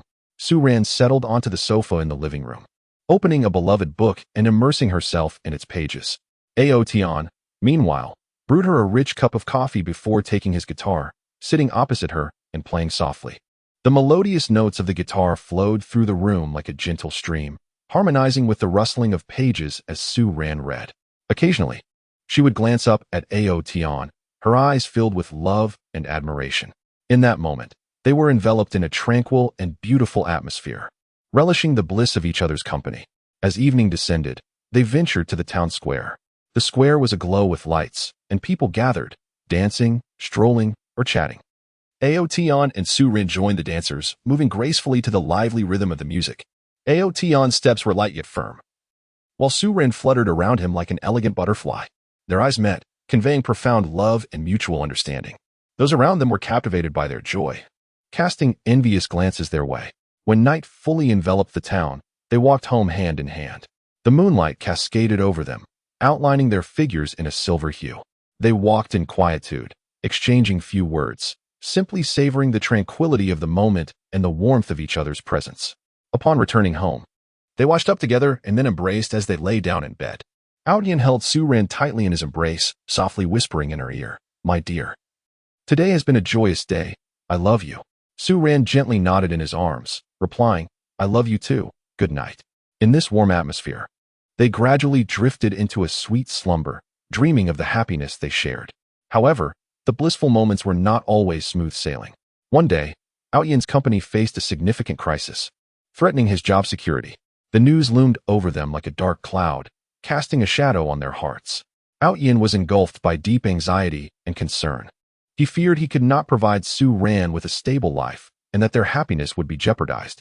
Observing Aotion's haggard face filled her with compassion. She grasped his hand tightly, encouraging him, "My dear, do not worry. Whatever happens, we shall face it together. As long as we are united, no challenge is insurmountable." Bolstered by Su Ran's support, Aotion regained his resolve, diligently seeking solutions, running around, and collaborating with colleagues to devise strategies. During this challenging time, their lives became somewhat strained. Yet they never complained. Su Ran learned to live frugally, personally preparing delicious yet economical meals for Aotion. They reduced their outings, opting instead to cherish cozy moments at home. They watched movies, chatted, and played games together, deepening their bond amid adversity. After a period of hard work, Aotion ultimately succeeded in guiding the company through the crisis. Not only did he retain his position, but he also received an opportunity for promotion. When he shared the good news with Su Ran, she joyfully leaped into his arms, her eyes shimmering with tears of happiness. "My dear, I knew you could do it." In that moment, they experienced a happiness akin to a rainbow after a storm, a joy that felt even more precious and unforgettable. As time passed, their lives gradually returned to tranquility and joy. They began to plan for their future, desiring a child to complete their family. Together, they selected furniture for their future home, decorated rooms, and envisioned their child growing up in this loving environment. Every detail was imbued with their hopes and dreams, and each discussion filled their hearts with sweet happiness. On a sunlit day, Su Ran discovered she was pregnant. The news filled them with elation. Ao Tian excitedly lifted Su Ran, twirling her around the room. They immediately began preparing for the arrival of their baby, purchasing infant supplies and setting up the nursery with careful attention and love. As Su Ran's belly grew day by day, Ao Tian's care for her intensified. He accompanied her on daily walks, gave her massages, and shared jokes to keep her spirits high. Su Ran basked in this unique affection, her face perpetually adorned with a blissful smile, reminiscent of the most exquisite scenery in the world. At last, on a morning brimming with hope and joy, they welcomed the fruit of their love, a delightful new life. When Ao Tian cradled the baby for the first time, his hands trembled slightly, his eyes glistening with tears of excitement and happiness. He gazed at Su Ran, his heart overflowing with gratitude and love. "My dear, thank you for all your hard work." Weary yet content, Su Ran smiled back. "Darling, this is our cherished blessing. Everything is worth it." From that moment onward, their lives were infused with new colors and joy. Together, they nurtured their baby, witnessing each milestone, rolling over, sitting up, crawling, walking, and talking. Each fleeting moment of growth filled them with immeasurable happiness and pride. They strolled through the quaint town with their little one, allowing the baby to experience the wonders of nature. They narrated stories, sang lullabies, and shared delightful nights under the stars. In their humble abode, happiness blossomed like spring flowers, increasingly vibrant and fragrant. They understood that this was the joy they had long sought, simple yet pure, ordinary yet profound. It would accompany them through every season of their lives, becoming the most treasured gem in their hearts. Chapter 14. Ao Tian's every escape from pursuit. In the boundless wilderness of that fantastical realm, as Ao Tian evaded relentless pursuit, the howling winds and sharp grains of sand rendered his figure particularly disheveled yet imbued with unparalleled resilience. Each instance of his family's relentless chase felt akin to a waking nightmare, and he struggled for survival within this dreadful dream. During his initial encounter with the elite assassins dispatched by his family, he sought refuge deep within an ancient forest. Towering trees loomed ominously around him, their dense foliage obscuring much of the sunlight and suffusing the air with a stifling ambience. Ao Tian crouched behind a great tree, pressing his ear against the trunk, straining to discern any sound in his vicinity. He heard the faint footfalls of the assassins, each step resonating like the countdown to death, drawing nearer. His heart raced. Cold sweat trickled from his brow, yet his gaze remained resolutely steadfast. Clutching his sword tightly, it trembled slightly, not from fear, but from the exhilarating tension of impending combat. As the assassins encroached upon his awareness, he suddenly sprang forth, executing the phantom gale step, his form a fleeting shadow darting through the thickets. His sword flickered amidst the interplay of light and shadow, each strike infused with unwavering determination as he engaged the assassins in a breathtaking battle. Branches were severed by the blade's force, leaves danced in the air, and blood splattered across the mottled ground, staining the earth crimson. Ultimately, through his intimate knowledge of the terrain and unexpected assaults, he successfully repelled the assassins, albeit sustaining grievous injuries himself, compelling him to painstakingly seek herbs for healing in the forest, each step accompanied by excruciating pain. Once again, he fled into the treacherous embrace of a rugged mountain range. Jagged rocks and steep cliffs abounded, while the narrow, winding paths posed a perilous threat. One misstep could send him plummeting into the abyss. Ao Tian advanced cautiously along the mountain face, his fingers gripping the rocky crevices, his body pressed against the wall as the fierce winds threatened to cast him down. Just as he ascended with great difficulty, the relentless pursuers from his family appeared mounted upon flying beasts, their shadows looming overhead as they unleashed their onslaught. Harrowing spells rained down like a deluge, detonating against the cliffs and sending shards of rock flying. Ao Tian was left with no choice but to evade their attacks while desperately seeking a place to conceal himself. He spotted a narrow cave and, summoning all his strength, leaped toward it. Mid-air, a spell struck his back, a surge of agony coursing through him. Yet he gritted his teeth and tumbled into the cave. Within its dark, damp confines, suffused with a putrid stench, he concealed himself deep inside, pressing against his wound to stifle any sound, listening intently to the shouts of his pursuers and the roars of their beasts. silently praying for their swift departure. Amidst an expansive desert, the sun blazed mercilessly, the heat unbearable, and the scorching sand nearly capable of melting the soles of his shoes. Out Yin trudged through the desert, a plume of dust trailing behind him. The family's hunters, mounted on sand beasts, closed in with alarming speed, aware of the futility of escape on the flat terrain. His eyes scanned the horizon, and he suddenly spotted a sandstorm beginning to form in the distance. Without a moment's hesitation, he resolutely sprinted toward the tempest. The sandstorm roared like an enraged behemoth, sweeping through the yellow sands with a deafening howl. As Aotian plunged into the tempest of the sandstorm, the howling winds and swirling sands swiftly engulfed him. He tightly shut his eyes, relying on his formidable spiritual perception and indomitable will to navigate through the chaos. The relentless barrage of sand and stone battered against his body, lacerating his skin and causing blood to seep forth, yet he pressed on without faltering. His pursuers, faced with the ferocity of the storm, largely chose to retreat, with only a handful daring to charge recklessly into the fray. Within the storm, Aotian engaged in a desperate struggle against them, utilizing the tempest as his greatest ally. Amidst the confusion, he launched unexpected assaults on his adversaries, ultimately managing to elude their grasp, though he found himself lost in the vast desert, relying on the stars for guidance as he sought a path forward step by step. On another occasion, he fled to a bustling town. The streets were teeming with people, buildings towering overhead, and the sounds of various vendors and commotion intertwined. Aotian attempted to blend into the crowd, altering his appearance and aura to masquerade as an ordinary passerby. He entered a tavern, taking a seat in a corner while keeping a vigilant eye on his surroundings. However, his family had spies within the town. Soon, a group of skilled family members surrounded the tavern, and the atmosphere shifted to one of palpable tension as patrons panicked and fled in all directions. Aotian rose, slowly drawing his sword, its blade glinting ominously. He understood that yet another fierce battle awaited him. He charged towards the foes at the entrance, unleashing the Windbreaker sword technique.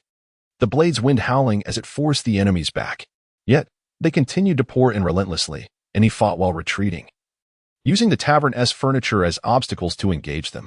During the fray, he toppled a barrel, the liquid spilling onto the floor, mingling with blood and creating a treacherous, slippery surface.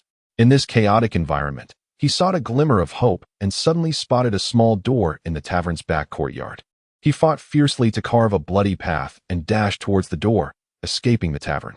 However, the town was already laden with traps set by his family, and he encountered ambushes on the streets, repeatedly breaking through as he navigated the alleys like a cornered beast, tenaciously searching for an escape. With each evasion of pursuit, Aotian teetered on the brink of life and death, enduring immense physical and spiritual torment. Yet, these experiences only served to strengthen him. His swordsmanship became increasingly formidable. His perception of danger sharpened, and his desire for survival blazed within him like an unquenchable flame. Chapter 15. The brink of life and death. In the depths of an ancient forest shrouded in darkness and mystery, sunlight struggled to pierce through layers of interwoven branches, casting faint and mottled beams of light, akin to the feeble hand of a dying man reaching out for salvation.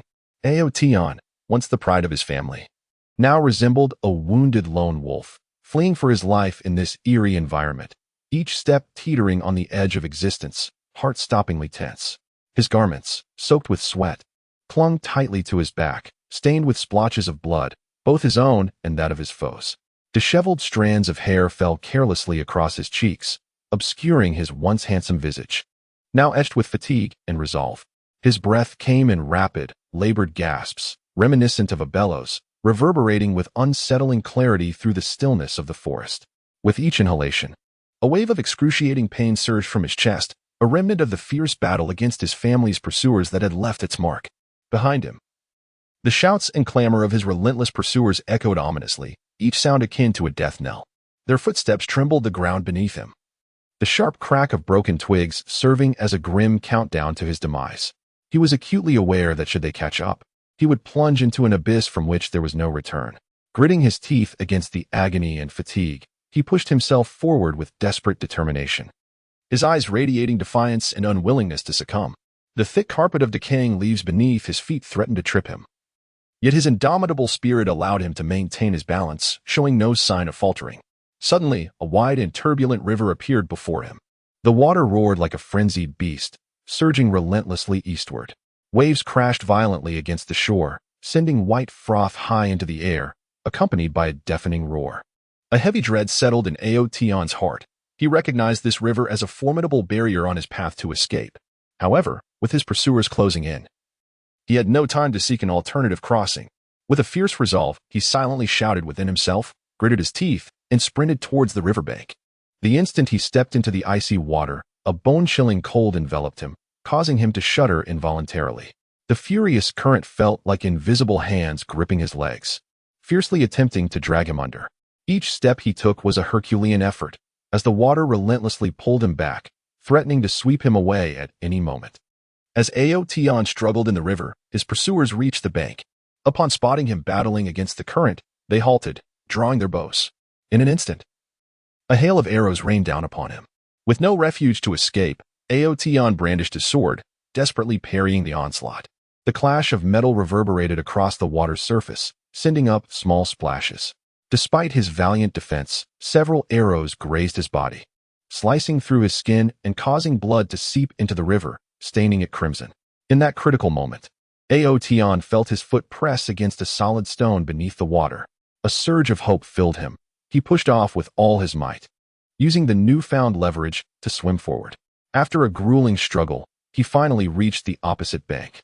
Clambering ashore, he wasted no time in resting, dragging his weary body onward. He understood that danger still loomed, and he must swiftly find a secure haven. After traversing deeper into the forest, he stumbled upon a cave nestled within a valley. The entrance was shrouded by dense vines and underbrush, making it nearly imperceptible without careful scrutiny. Aotion cautiously parted the vines and stepped into the cave. A damp atmosphere enveloped the cave, with droplets of water clinging to the walls, falling rhythmically to the ground and forming small puddles. Aotion found a secluded corner within the cave, settled himself, and began to regulate his breathing while tending to his wounds. He retrieved some herbs he carried in his bosom, chewed them to a pulp, and applied the mixture to his injuries. The bitter taste of the herbs spread in his mouth, causing him to grimace. After dressing his wounds, Aotion leaned against the cave wall, closed his eyes, and endeavored to regain some strength. Yet, his nerves remained taut, ever vigilant of the sounds outside. Time slipped away, and before long, Aotion succumbed to a drowsy slumber. In his dreams, he seemed to return to his family, encountering familiar faces from the past, his parents' loving gazes, his brother's laughter, and his fiancee's tender warmth, all so enchanting, pulling him deeper into bliss. However, a sudden cacophony of footsteps jolted him from this reverie. He opened his eyes wide, gripping his sword tightly, and rose to his feet. Outside the cave, he heard the voices of his family's pursuers calling out for him. Aotion's heart leapt to his throat. He realized he was once again trapped in a dire predicament. Scanning the cave, he discerned there were no other exits. Reluctantly, he concealed himself behind a massive rock, preparing to confront the pursuers in a desperate struggle. The family hunters cautiously entered the cave, their wary gazes sweeping the surroundings. As they approached the center of the cavern, Aotion suddenly burst forth from behind the boulder, unleashing his phantom sword technique. The sword shadows blossomed like silver flowers, swiftly enveloping the pursuers. Caught off guard by Aotion's sudden assault, they flailed in disarray, attempting to defend themselves. In an instant, the cave was filled with flashing swordplay and the thunderous clamor of battle. Aware that he was outnumbered, Aotion knew he had to break free swiftly. He seized an opportunity, employing the Gale Step, his figure darting toward the cave's entrance like lightning. However, the family pursuers were not to be underestimated. They quickly regrouped into a surrounding formation, trapping him in the center. Aotion, you have nowhere to escape. Come back with us quietly, declared a cold voice from one of the family's experts. I will not return. I am innocent. Aotion retorted fiercely, his eyes ablaze with unwavering determination. The standoff ensued, with neither side daring to make a rash move. Just then, a faint buzzing sound echoed through the cave. Initially subtle and nearly imperceptible, the sound grew increasingly pronounced, reminiscent of a swarm of bees buzzing nearby. What is that sound? The faces of the family pursuers betrayed a flicker of fear. Aotion sensed something amiss and cautiously scrutinized his surroundings. Suddenly, he noticed a multitude of small holes appearing on the cave wall, from which countless black venomous bees surged forth like a tide, rushing toward them. It's the venomous bees. Everyone be careful, Aotion shouted. The bees, though diminutive, moved with astonishing speed, their tails glinting ominously, clearly infused with deadly poison. Chaos erupted among the family pursuers as they brandished their weapons, desperately trying to fend off the onslaught of the venomous swarm. However, the swarm of venomous bees was overwhelming, rendering them utterly incapable of resistance. Seizing the opportunity, Aotion unleashed the wind-breaking sword technique, fiercely carving a path through the chaos, breaking free from the encirclement. He ran heedlessly towards the cave's exit, the tumultuous sounds of battle and the incessant buzzing of the bees ringing in his ears. Once outside the cave, Aotion continued to sprint through the forest. His body was exceedingly weakened, yet a singular belief thrummed within him: to survive, to uncover the truth, and to clear his name of injustice. He was uncertain how much longer he could endure, each step feeling like a tug-of-war with death itself. As he ran, he arrived at the edge of a marshland. A pungent odor wafted from the depths of the swamp, its surface deceptively calm, yet Aotion understood the myriad dangers that lurked beneath. After a moment's hesitation, he glanced back and saw the silhouettes of his family's pursuers reappearing in his line of sight. There was no time for doubt. Gritting his teeth, Aotion cautiously stepped into the marsh. The instant his foot made contact with the murky surface, he felt an immense force pulling him downwards. He swiftly yanked his foot free and trudged forward with great difficulty. With each step, he carefully tested the ground, fearful of sinking deeper into the mire. When the family pursuers reached the marsh's edge, they too halted. They observed Aotion struggling through the swamp, their resolve wavering. Yet, under their captain's command, they made the perilous decision to venture into the marsh. "Follow me, but tread carefully," the captain called. The pursuers stepped into the swamp, their movements more cautious than Aotion's. However, the dangers of the marsh were ever present. Suddenly, one of the pursuers unwittingly sank into a quagmire, desperately thrashing about. But the more he struggled, the faster he sank. Others rushed to help, but soon found themselves in peril as well. In no time, the marsh echoed with cries for assistance. Hearing the desperate pleas behind him, Aotion's heart stirred. Yet, he recognized that his own survival was paramount.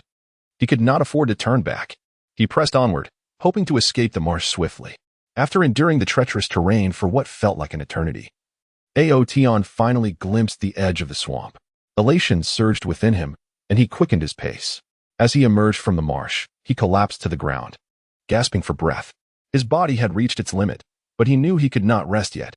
Summoning his remaining strength, he stood and continued forward. By now, dusk had settled, casting an eerie shadow over the forest. Aotion's vision was severely impaired, forcing him to navigate by instinct and memory.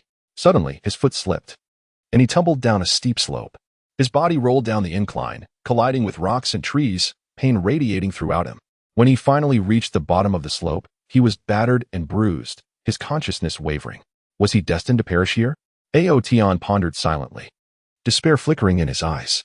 Just as he was on the brink of losing consciousness, he spotted a faint glimmer of light in the distance. With a surge of determination, he summoned his last ounce of strength and crawled towards the beacon of hope. As he ascended into the illuminated area, he discovered a hunter's cabin. The door was firmly shut, yet a warm glow emanated from within. Aotion struggled to rise and knocked on the door. After a brief moment, the door creaked open, revealing a bearded hunter standing in the threshold. Upon observing Aotion's battered condition, a look of astonishment crossed his face. "Who are you? How did you end up like this?" the hunter inquired. "I am a fugitive pursued by my family. I implore you to save me," Aotion weakly replied.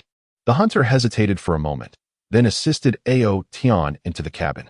Inside, the cabin was modestly furnished, yet exuded a sense of warmth and comfort. The hunter gestured for Aotion to recline on a bed, then retrieved some herbs and tools to tend to his wounds. Under the hunter's meticulous care, Aotion's injuries gradually improved. After resting for several days, he regained some strength and expressed his gratitude to the hunter, saying, "Thank you. Had it not been for you, I might have perished." The hunter chuckled lightly and remarked, "It was merely a small act of kindness. However, why are you being hunted by your family?" With a sigh, Aotion recounted his unfortunate circumstances in detail. The hunter furrowed his brow and responded, "It seems you have been wronged. What do you intend to do?" "I shall seek the truth to clear my name," Aotion declared resolutely. "This will not be an easy path. You must confront not only your family's pursuit, but also many unforeseen dangers," the hunter cautioned. "I am aware, but I have no alternative." Aotion clenched his fists. With the hunter's assistance, Aotion departed from the cabin and resumed his journey. He understood that the road ahead remained fraught with hardships and peril, yet fear no longer gripped him. Having danced with death on numerous occasions, his conviction had grown ever stronger. He believed that as long as he persevered, the truth would ultimately emerge, and he would reclaim his rightful place within his family, restoring his honor and dignity. Chapter 16. Vigilant of surroundings in that perilous ancient forest. Every rustling leaf and gentle breeze concealed potential threats. Aotion, the relentless fugitive pursued by his family, hid amidst the dense foliage of a towering tree, his form blending seamlessly into the shadows of nature. Only his bright, keen eyes glimmered with vigilance, constantly alert to every subtle movement in his surroundings. The first rays of morning sunlight struggled to penetrate the layers of branches, casting a feeble glow upon the forest shrouded in a delicate mist, rendering everything hazy and enigmatic. Aotion had concealed himself in the tree for an entire night, refusing to allow any semblance of complacency. Though his body ached from exhaustion and his muscles were sore from prolonged tension, he understood that a single misstep could lead him into the snares of his family's pursuers. He lay quietly on the branch, akin to a poised cheetah, ever ready to confront any impending danger. His breathing was steady and barely perceptible, each inhalation and exhalation meticulously controlled to avoid producing even the faintest sound that might disturb the seemingly tranquil forest. His garments, long soaked by the dew, clung tightly to his skin, imparting a subtle chill. His hair fell in disarray around his cheeks, adorned with remnants of leaves and grass, tokens from his hasty evasion the previous night. Though his visage bore a hint of weariness, his gaze remained resolute, akin to a profound, tranquil pool, still yet imbued with a chilling severity.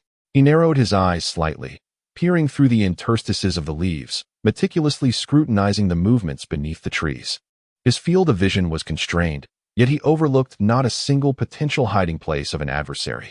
Suddenly, a wild hare burst forth from the underbrush, darting swiftly past him, closely followed by a fox that appeared from another direction, pursuing the hare.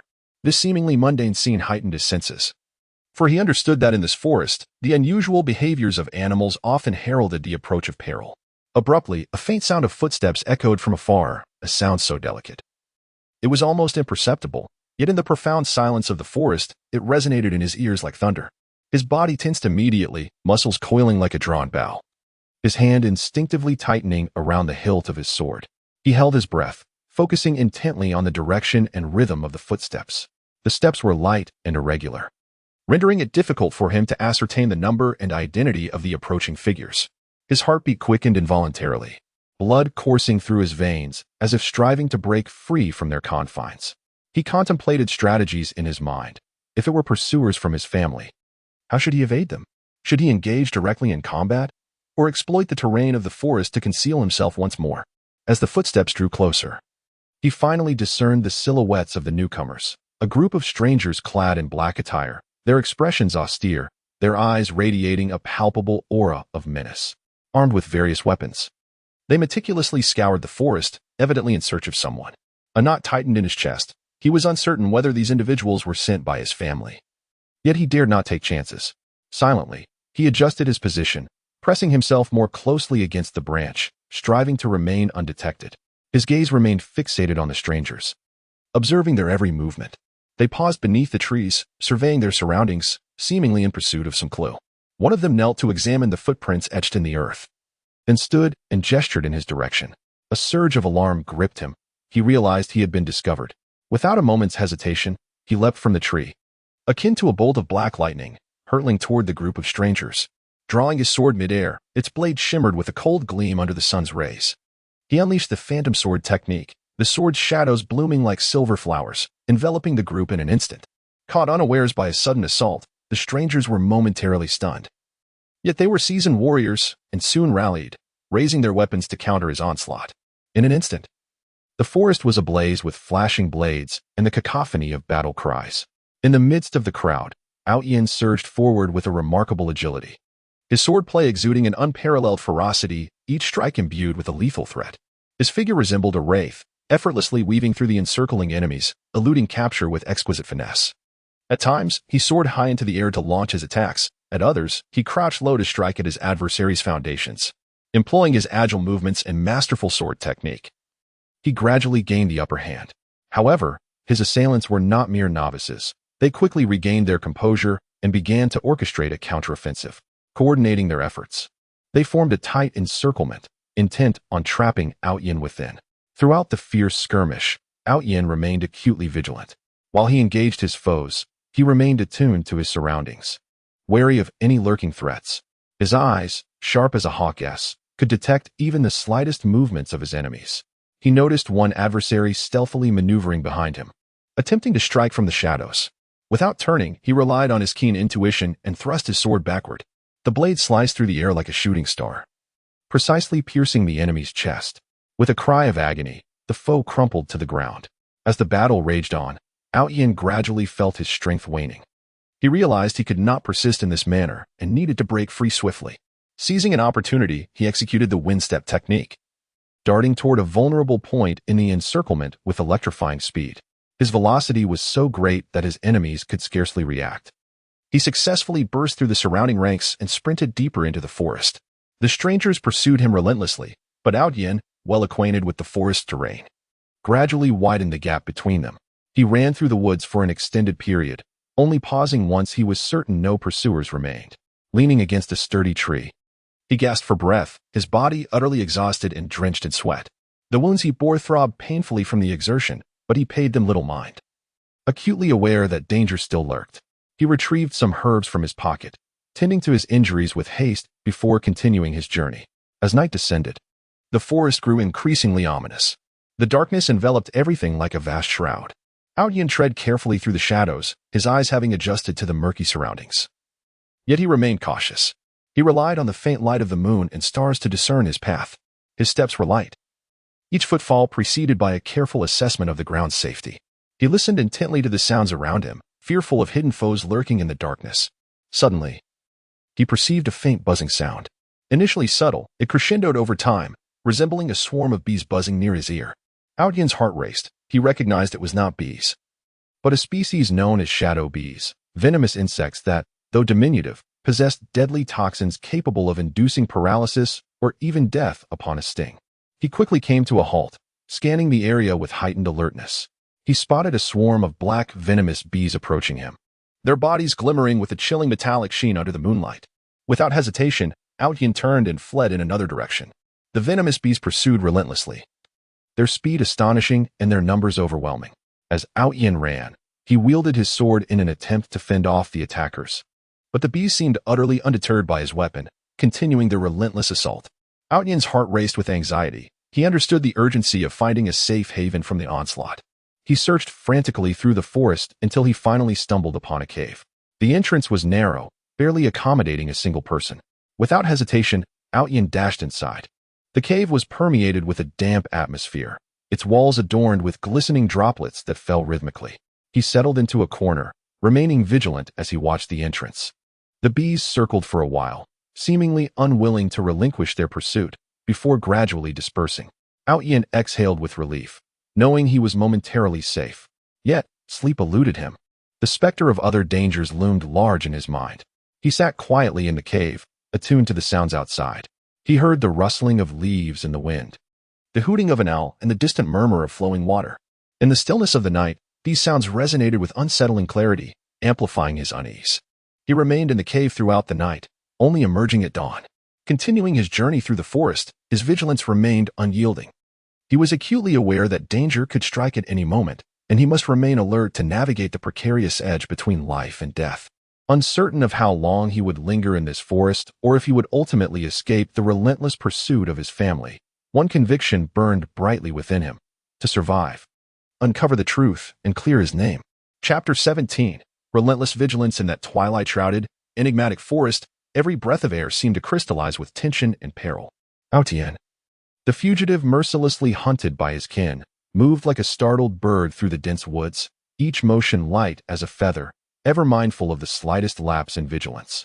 For even the smallest misstep could invite the looming shadow of death. Clad in a tattered black robe stained with blood, a garment that once symbolized honor and status, it now stood as a grim testament to his tragic fate.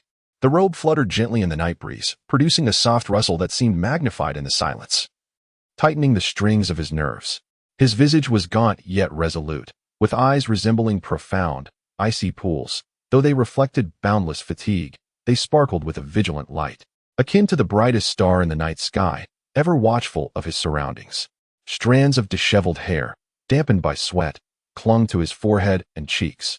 Yet he remained oblivious, his entire focus consumed by the deceptively tranquil yet treacherous environment. The ground beneath him was soft and moist, littered with thick layers of decaying leaves, each step threatening to ensnare his foot. Yin relied on years of honed agility, skillfully managing his balance and rhythm, striving to minimize any sound as he traversed the perilous terrain. He was acutely aware that in this forest, even the softest sound of a falling leaf could betray his presence, inviting a lethal strike from the pursuers of his family. His breathing was steady and slow, almost imperceptible, with each inhalation and exhalation seemingly calculated, as if the slightest fluctuation in his breath could create ripples in the tranquility of the woods.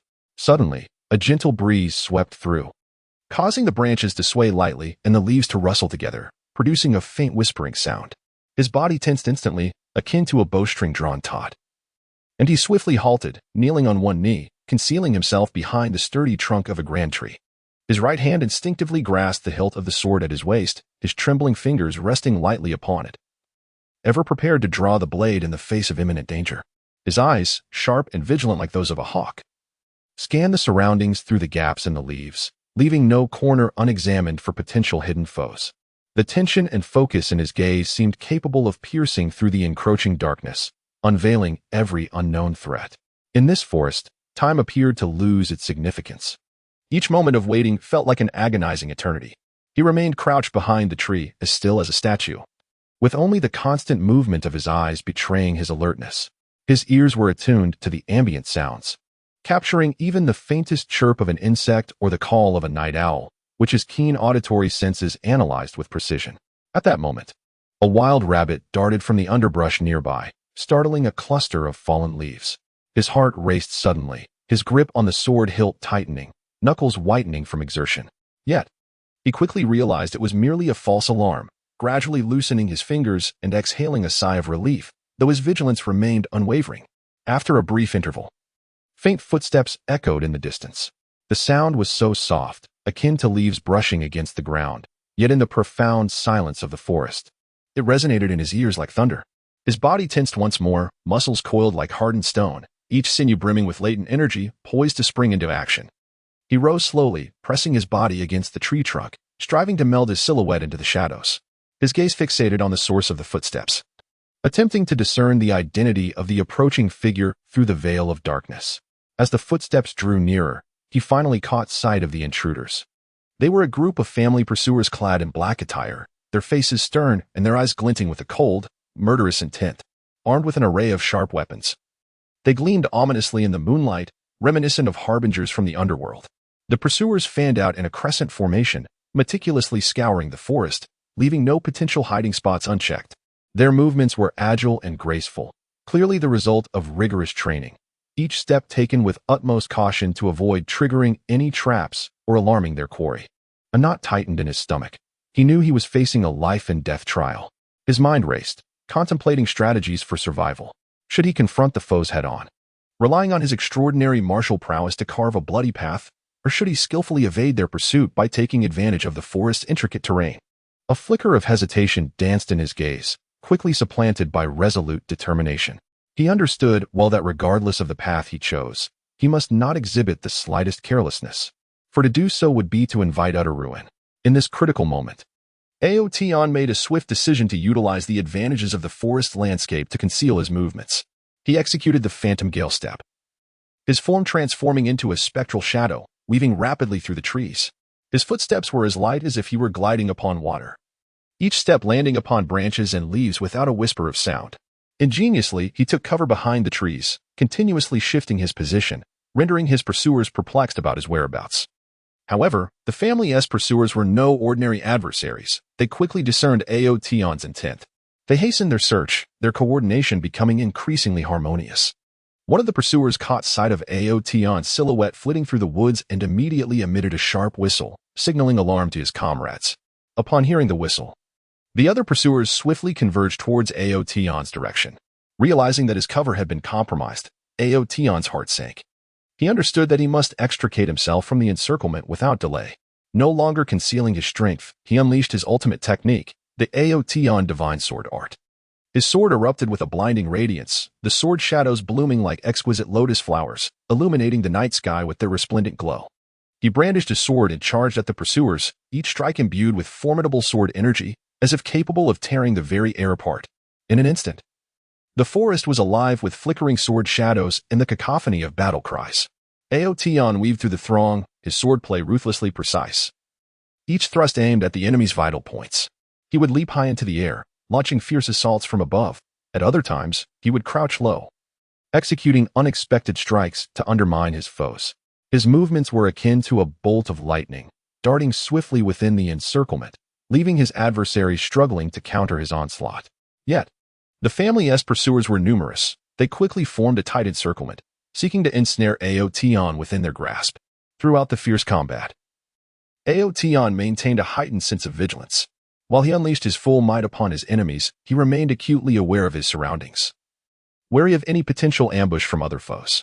His eyes, akin to searchlights, continuously scanned the perimeter of the encirclement, missing no hint of impending danger. He noticed one enemy stealthily maneuvering behind him, poised to deliver a lethal strike from the rear. Without a moment's hesitation, he pivoted, thrusting his sword backward with blinding speed and pinpoint accuracy, piercing the enemy's chest. The foe let out a harrowing scream before collapsing to the ground. As the battle raged on, Aotion gradually felt the weight of fatigue pressing upon him. He knew he could not sustain this pace. He must break free swiftly. Seizing an opportunity, he executed the gale-shattering cloud step, propelling himself like a cannonball towards a vulnerable point in the encirclement. His speed was so extraordinary that the enemies were unable to intercept him in time. He successfully broke through the encirclement and raced deep into the forest. The family pursuers relentlessly chased after him, but with his familiarity with the forest terrain and his indomitable will, he gradually widened the gap between them. He ran through the woods for an extended period until he was certain that no one was following before finally stopping. Leaning against a massive tree, he gasped for breath. His body utterly fatigued, drenched in sweat as if he had just emerged from the depths of a river. His wounds throbbed painfully from the exertion. Yet he paid them no mind. He knew he was not yet free from danger. He retrieved some herbs from his pocket to tend to his injuries before continuing on his journey. In the days that followed, as he fled, he traversed countless treacherous mountains and rivers, enduring various hardships. Neither steep cliffs nor raging torrents could deter his relentless advance. He scavenged for food and water in the wild, often going hungry and parched, his lips cracked from thirst. Nevertheless, he dared not allow himself a moment's respite. Whenever he paused, he would choose a concealed spot and set up simple traps to guard against sudden attacks from enemies. Once, while seeking refuge from a downpour in a cave, he unexpectedly encountered a ferocious bear. The bear, enormous and immensely powerful, glared at him with fury as it sensed an intruder in its territory, unleashing a thunderous roar. Without hesitation, he drew his sword and engaged in a breathtaking battle with the creature. Utilizing the narrow confines of the cave, he deftly evaded the bear's assaults while searching for an opening. After an intense struggle, he finally seized the opportunity and struck a decisive blow to the bear's vulnerable spot, successfully driving it back. As he navigated through a swamp, he was particularly cautious. The air was thick with a noxious odor, and while the surface appeared deceptively calm, countless dangers lurked beneath. With each step, he tested the ground with branches, fearful of sinking into the abyss of mud. His eyes were fixed on the ground below, alert to any movements around him that might indicate the presence of lurking poison creatures. Despite enduring countless trials and perils, a steadfast conviction resided within him: to survive, to uncover the truth, and to clear his name. He understood that as long as he lived, hope remained. Therefore, no matter how dire his circumstances, he could not afford to relax, maintaining a heightened vigilance in his relentless struggle against fate. Chapter 18. Crisis in that ancient continent shrouded in mystery and peril. Crises loomed like omnipresent shadows, ever ready to consume life. Aotion, once the pride of his family, now found himself mercilessly cast into an abyss of endless peril. With each step teetering on the brink of death, a heart-pounding ordeal. The narrative begins in the solemn and dignified assembly hall of the family. Beneath the towering dome, the elders convened, the atmosphere thick with tension. The hall, which once symbolized the family's glory and legacy, had transformed into the arena of Aotion's fate. Aotion, you stand accused of betraying the family and conspiring with external foes. The evidence against you is irrefutable. What further words do you have to offer? The voice of the family elder resonated with a deep authority, his gaze emanating an icy resolve that brooked no dissent. Outyen's eyes widened in disbelief and fury. Elder, I have been unwaveringly loyal to the family. There is no treachery on my part. Someone must have deliberately framed me. I implore you to see the truth. His voice echoed through the hall, tinged with a desperate cry. Yet, the surrounding family members cast scornful and disdainful glances his way. Those who once flattered him now reveled in his downfall, whispering among themselves, their words laced with contempt. How hypocritical, to wear the guise of a virtuous person, only to reveal such a heart of treachery. The family had high hopes for him, yet he committed acts of such heinous betrayal. He truly deserved the gravest of punishments. Outyen's heart brimmed with indignation and helplessness as he sought out those who had once fought alongside him, hoping they would speak on his behalf. However, they averted their gazes, retreating into the crowd, silent and unmoving. Even his once beloved brother lowered his head, unable to meet his eyes. In this sea of betrayal, Outyen's sole glimmer of hope lay with his fiancée, Suyao. He gazed at her with pleading eyes, yearning for her belief in him. Yet, her expression was filled with disappointment and indifference. Outyen, I never imagined you to be such a person. Our engagement is hereby dissolved. Suyao's words pierced like an icy arrow into Outyen's heart, shattering the last remnants of warmth and hope within him. At that moment, the family enforcers began to encircle him slowly. Clad in dark uniforms and wielding glinting weapons, their gazes were imbued with a ruthless intent. Outyen understood that should he not resist, he would meet only death. Drawing his sword with measured resolve, its blade flickered faintly in the light, as if voicing its master's unwillingness and fury. If you seek to condemn me, then present your true evidence. Outyen roared, charging first toward the enforcers.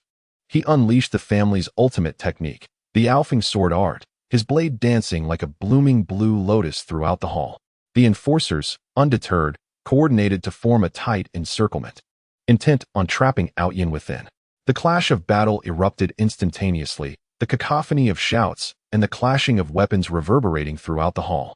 Outyen darted through the throng, his swordplay as fierce as his anger and despair. He leapt high at times to launch aerial attacks, striving to break free from the encirclement. At other moments, he crouched low, striking at the opponent's legs to disrupt their formations. However, the enforcers were numerous and well-trained. They gradually regained their composure and began to organize a counterattack. Amidst the fierce combat, Outyen felt his strength waning. His body bore multiple wounds, blood staining his garments. Yet he continued to resist tenaciously. Driven by a singular conviction, he could not perish unjustly.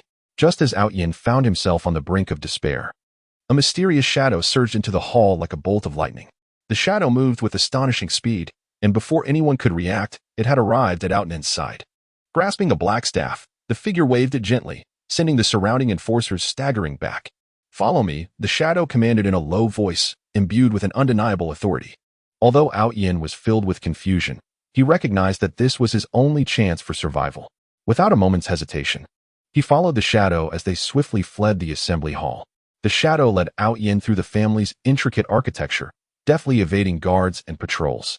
It soon became apparent to Outyen that the shadow possessed an intimate knowledge of the family's layout, suggesting that this rescue had been meticulously planned. Who are you? Why are you saving me? Outyen could not restrain his curiosity. The shadow, however, remained silent, quickening its pace toward the family's rear mountain. Upon reaching a concealed cave in the rear mountains, the shadow finally halted. Slowly, it turned to reveal a face marked by hardship, yet resolute. I am an old subordinate of your father.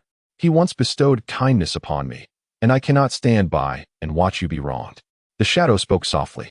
Outyen was taken aback. He had not anticipated this individual's connection to his father. A complex wave of emotion surged within him, longing for his father intertwined with gratitude toward this stranger. But why would the family suddenly frame me? Who is orchestrating this behind the scenes? Outyen inquired. The shadow furrowed its brow, a hint of concern flickering in its eyes. This matter is intricate. It appears to conceal a vast conspiracy. As far as I know, certain members of the family, in their quest for the position of head, have colluded with external malevolent forces, and you are merely a pawn in their game. They forged evidence to accuse you of betraying the family in order to eliminate threats and clear their path to power. Outyen, upon hearing these revelations, felt a dawning realization. Clenching his fists, fury ignited in his eyes. I will uncover the truth, clear my name, and ensure those who wronged me face justice. The shadow nodded in agreement. I believe in you, but your current situation is perilous. The family will not relent. They will dispatch more skilled assassins to pursue you. You must leave this place at once to seek refuge. Acknowledging the shadow's wisdom, Aotian took a deep breath and declared, I understand, and I shall depart immediately. The shadow produced a map along with provisions and medicine from its cloak, handing them to Aotian. This map marks safe routes and hidden locations. You may follow its guidance. Take these provisions and medicine with you, and exercise caution on your journey. Gratefully accepting the map, provisions, and medicine, Aotian looked at the shadow with appreciation. Thank you.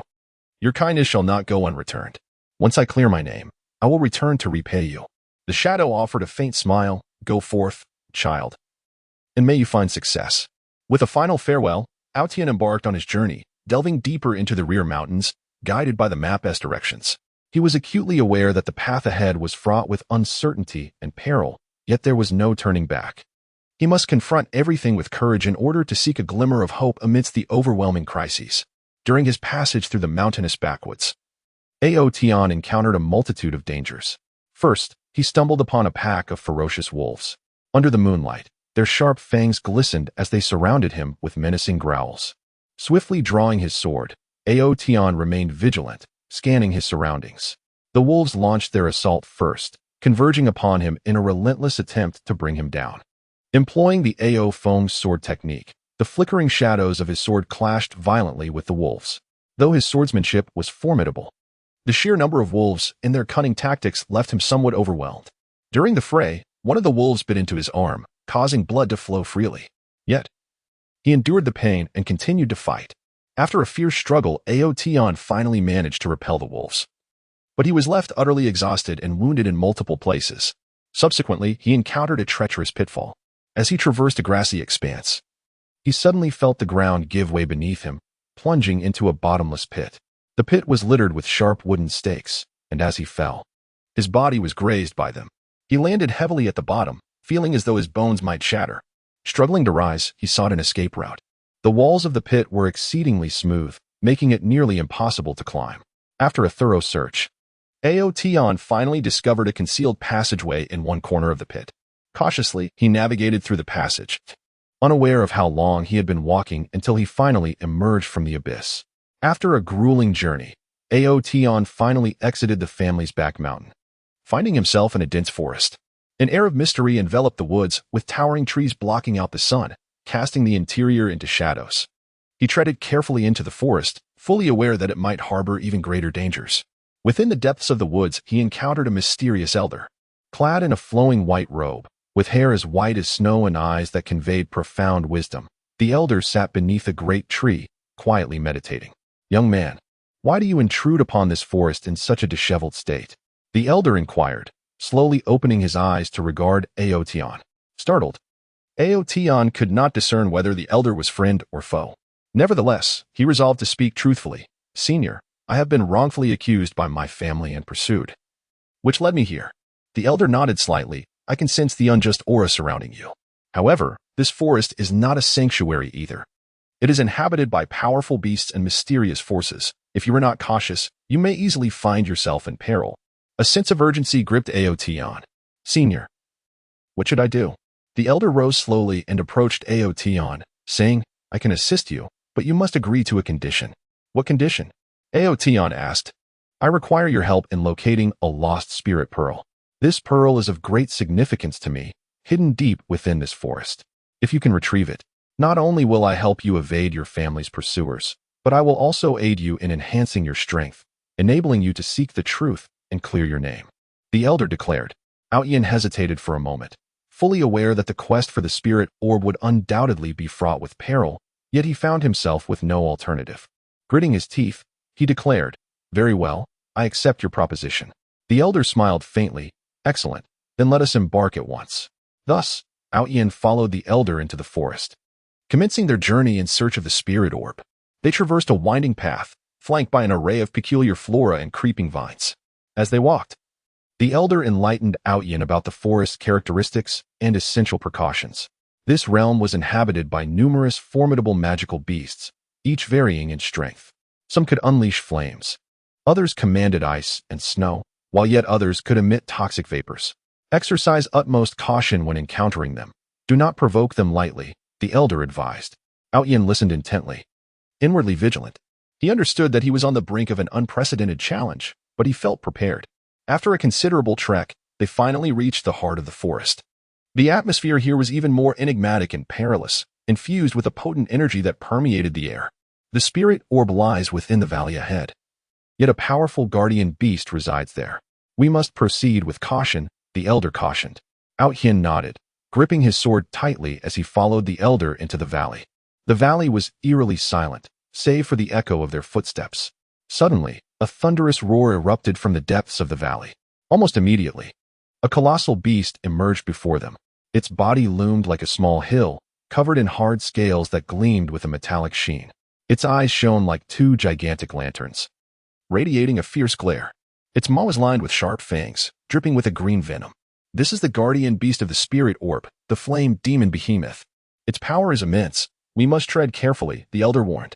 Outyin felt a surge of anxiety as he beheld the flame demon behemoth. Yet he knew retreat was not an option. Taking a deep breath, he unleashed the Alfing sword technique, charging boldly at the beast.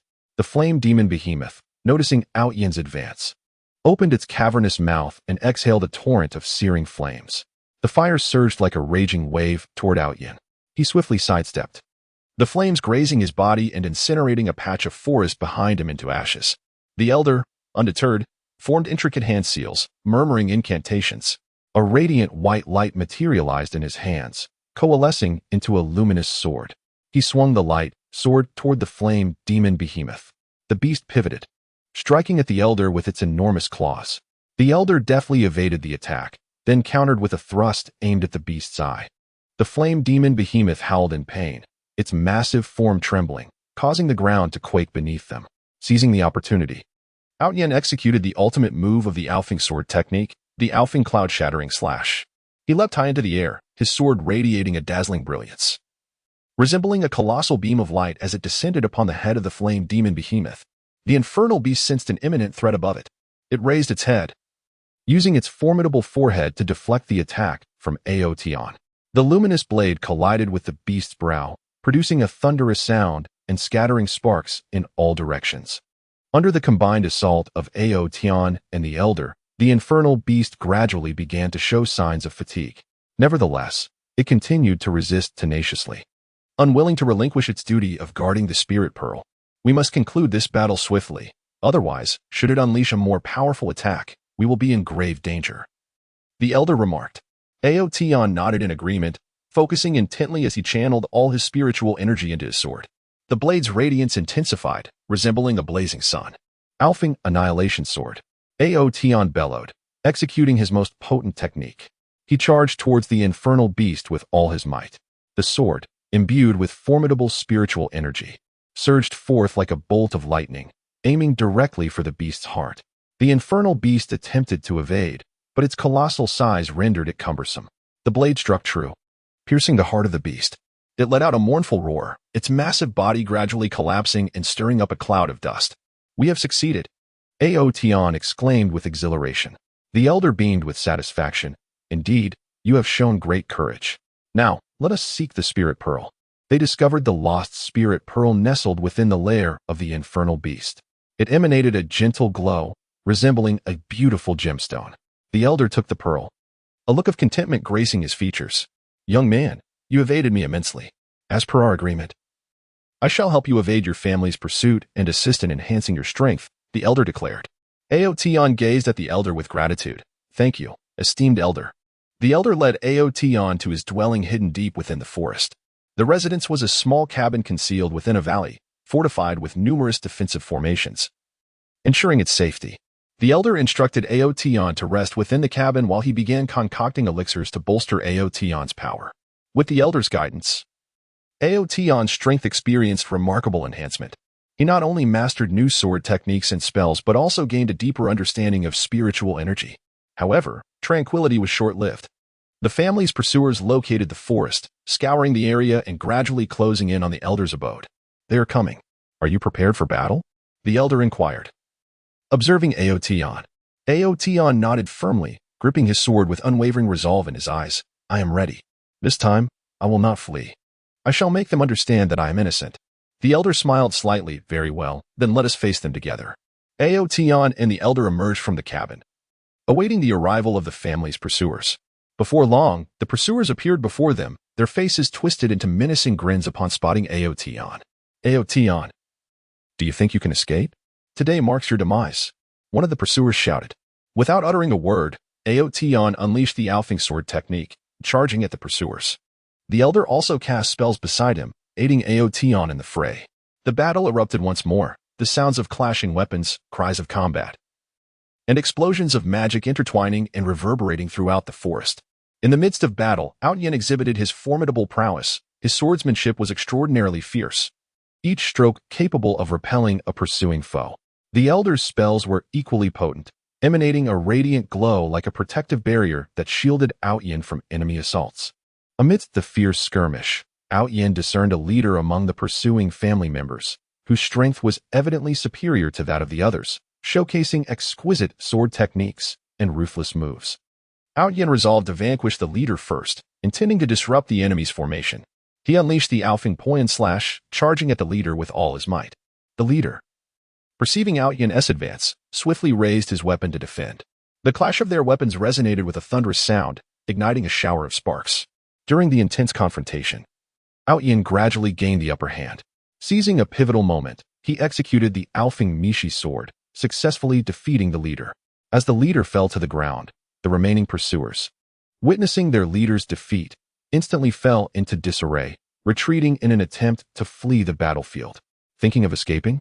It won't be that easy, Outyin proclaimed. Together with the elder, he repelled the remaining pursuers entirely. Following this battle, Outyin successfully drove away the family's hunters. He understood that his peril was not yet resolved. Yet he no longer felt fear. He believed that as long as he persevered, he would surely uncover the truth and vindicate himself. Upon the elder's counsel, Outyin decided to depart from the forest in search of more allies and clues. He bid farewell to the elder and embarked on a new journey. Though uncertain of what awaited him ahead, his heart brimmed with hope and courage. He was confident that he would emerge from the myriad of crises and usher in his own brilliance. Chapter 19. The vast power of the family in the expansive and enigmatic realm of the fantasy continent, the Ling family undoubtedly stood as a colossal force. Their power akin to a towering ancient tree, deeply rooted in every inch of the land, its branches lush enough to obscure half the sky. The family's influence was astonishingly formidable, wielding significant sway over numerous affairs on this continent. The history of the Ling family stretches back millennia to a time shrouded in antiquity. Legend has it that the progenitor of the Ling family was an extraordinary being with unparalleled abilities, who, through transcendent strength, carved out a territory for the Ling family in this chaotic, unformed land, gradually establishing the family's foundational structure through iron-fisted methods and exceptional wisdom. Over the subsequent ages, the descendants of the Ling family have diligently adhered to ancestral teachings, striving for excellence and continuously expanding the family's domain and influence. They either conquered weaker neighboring families and factions through military prowess or forged alliances with other powerful entities through astute diplomacy, fostering mutual growth. Geographically, the Ling family's territory spanned majestic mountain ranges, vast plains, and ceaseless rivers. The family's core stronghold, Lingfeng City, resided in the heart of a fertile plain, resembling a brilliant jewel that radiated endless majesty and honor. The towering walls of Lingfeng City, constructed from a formidable mineral known as Xin Iron Rock, stand as a bastion of strength. Adorned with an array of defensive fortifications and magical barriers, these walls can withstand assaults from legions for months on end. Within the city, the architectural style exudes solemnity and grandeur, with broad, pristine streets flanked by bustling shops where merchants congregate. Here, one can find an eclectic assortment of rare treasures, formidable weaponry, and various precious materials sourced from across the continent. Beyond Lingfeng City, the Ling family governs numerous towns and villages within their realm, all overseen by officials and skilled guardians dispatched by the family. The populace lives in peace and prosperity, exhibiting unwavering loyalty to the Ling family. The family's economic prowess is staggering, as they control multiple rich mineral veins across the continent, teeming with gold, silver, gemstones, rare ores, and valuable magical materials. The wealth extracted annually from these mines is sufficient to elevate a small nation to sudden affluence. Furthermore, the Ling family has extensive interests in agriculture, commerce, and handicrafts. They manage vast expanses of fertile farmland, employing advanced cultivation techniques and magical irrigation methods, resulting in bountiful harvests that not only meet the family's needs but also are exported to distant regions, generating substantial wealth. In the realm of commerce, Ling caravans traverse the continent, engaging in trade of goods ranging from everyday necessities to exquisite luxuries. The family's commercial network is vast and intricate, intertwined with various factions across the continent. Through their business endeavors, the Ling family not only reaps immense profits but also effectively controls the economic lifelines of many regions. In handicrafts, the Ling family boasts a plethora of skilled artisans and enchanters, adept at crafting high-quality weaponry, magical artifacts, and exquisite artworks. Their weapons are renowned for their razor-sharp blades, robust construction, and potent magical properties, making them highly sought after by warriors and adventurers alike. These weapons not only serve the family's own military and elite but are also exported in large quantities, yielding significant profits. Militarily, the Ling family commands a formidable army that instills fear in their adversaries. The army comprises various units, including infantry, cavalry, mages, and specialized troops. The infantry forms the backbone of the Ling military, equipped with finely crafted heavy armor made by the family's blacksmiths, wielding exceptionally sharp spears and swords, and trained to uphold strict discipline. They excel in close combat and positional warfare, capable of forming impenetrable phalanxes to withstand fierce enemy assaults. The cavalry serves as the striking force of the army, mounted on majestic steeds, with riders clad in lightweight scale armor, brandishing lances or bows. The cavalry's swift movements and agility allow them to maneuver quickly on the battlefield, launching sudden attacks on the enemy's flanks and rear, sowing chaos and panic among their ranks. The Mage Corps represents the elite force of the Ling family army, composed of sorcerers who have undergone rigorous selection and training within the family. These mages possess formidable magical prowess, enabling them to cast a plethora of offensive, defensive, and supportive spells. On the battlefield, the Mage Corps can launch long-range assaults against foes, unleashing devastating magical storms that obliterate enemy defenses in an instant. They are also capable of employing defensive spells to erect robust magical shields, safeguarding their own troops from enemy magical attacks and arrows. Furthermore, they can cast supportive spells to enhance the combat capabilities of their forces, augmenting attributes such as strength, speed, and endurance, or healing injured soldiers. The specialized units within the Ling family army comprise elite forces, including assassins, spies, and beast tamers. Assassins excel in stealth operations and assassination techniques, infiltrating enemy camps undetected to eliminate key adversaries, thereby inflicting severe blows to the enemy's command structure. Spies are tasked with intelligence gathering and subversion, embedding themselves within various factions to provide the Ling family with critical information, aiding the family in strategic decision-making and crisis management. Beast tamers possess the ability to tame powerful magical beasts, training them as combat companions to fight alongside soldiers on the battlefield.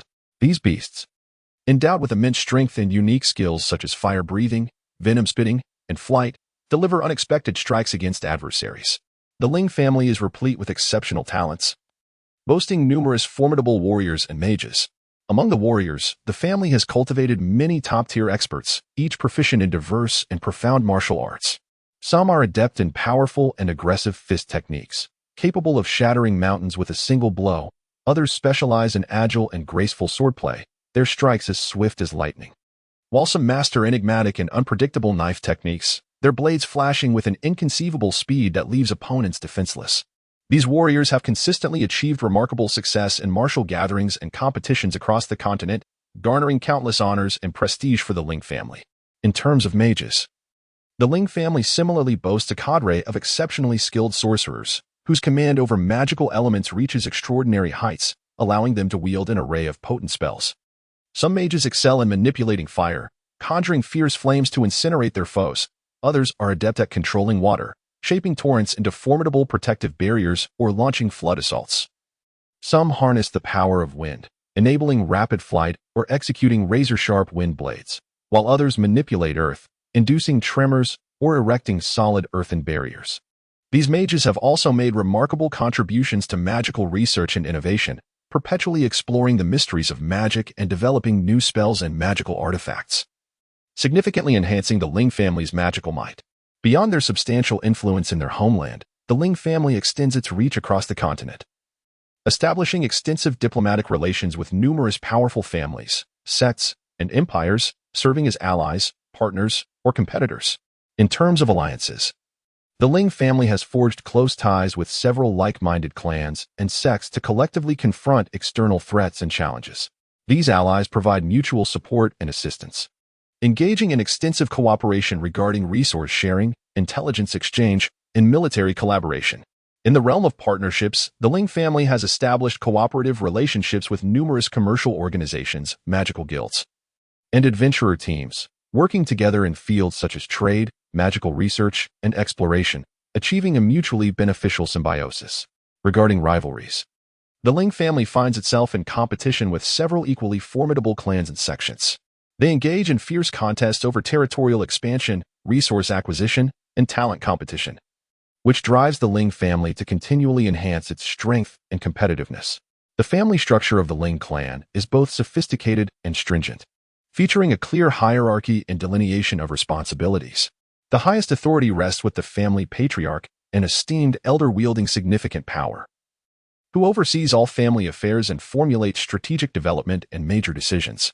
Beneath the patriarch lies the Council of Elders, composed of the clan's wise and venerable members, serving as the family's think tank and advisory body, assisting the patriarch in managing various family matters and scrutinizing significant decisions. The younger generation is categorized into different ranks and tiers based on their talents, abilities, and achievements, enjoying varied privileges and resource allocations. The family provides a nurturing environment for cultivation and educational resources, fostering their martial skills, magical abilities, and an array of knowledge from a young age. A strict system of rewards and penalties is in place. Those who excel and contribute to the family receive generous rewards and opportunities for advancement, while those who violate family rules or harm its interests face severe punishment, including expulsion from the family. In terms of cultural heritage, the Ling family possesses a distinctive cultural identity and traditions. Emphasizing the cultivation of moral character and a sense of familial honor, the family educates its members to be loyal, respectful to elders, caring towards juniors, and united in mutual assistance.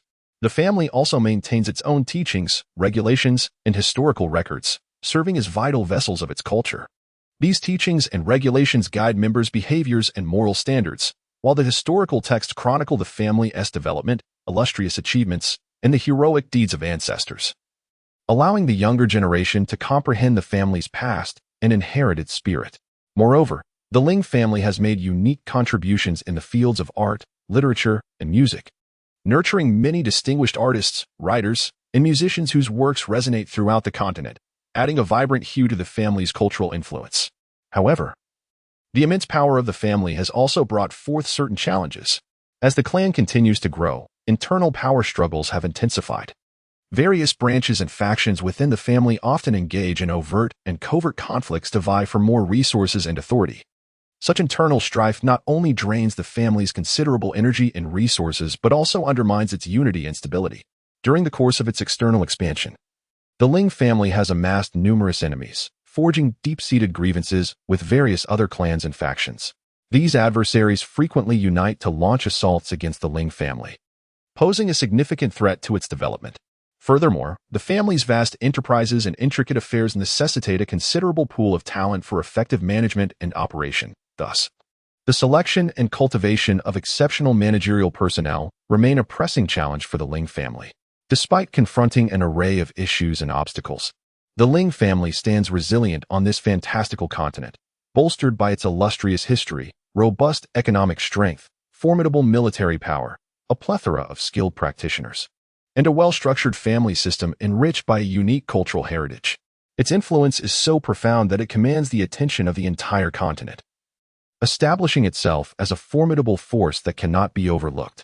Chapter 20. Dire circumstances as the situation grows increasingly dire. Deep within the realm of darkness and chaos on the fantastical continent, Aotian, once the pride of his family, now finds himself ensnared in the merciless clutches of fate, plunged into an unprecedented abyss, with his circumstances becoming ever more precarious, as if he were entangled in an endless chasm devoid of any glimmer of hope. From the moment he was falsely accused of treachery by his family, Aotian's life was irrevocably altered. He lost the protection and trust of his kin, Those who once fawned over him and followed his every move instantly transformed into indifferent bystanders or even hostile foes. He was compelled to flee from his family's domain, embarking on a long and arduous journey of evasion. Initially, he sought refuge in a dense, ancient forest.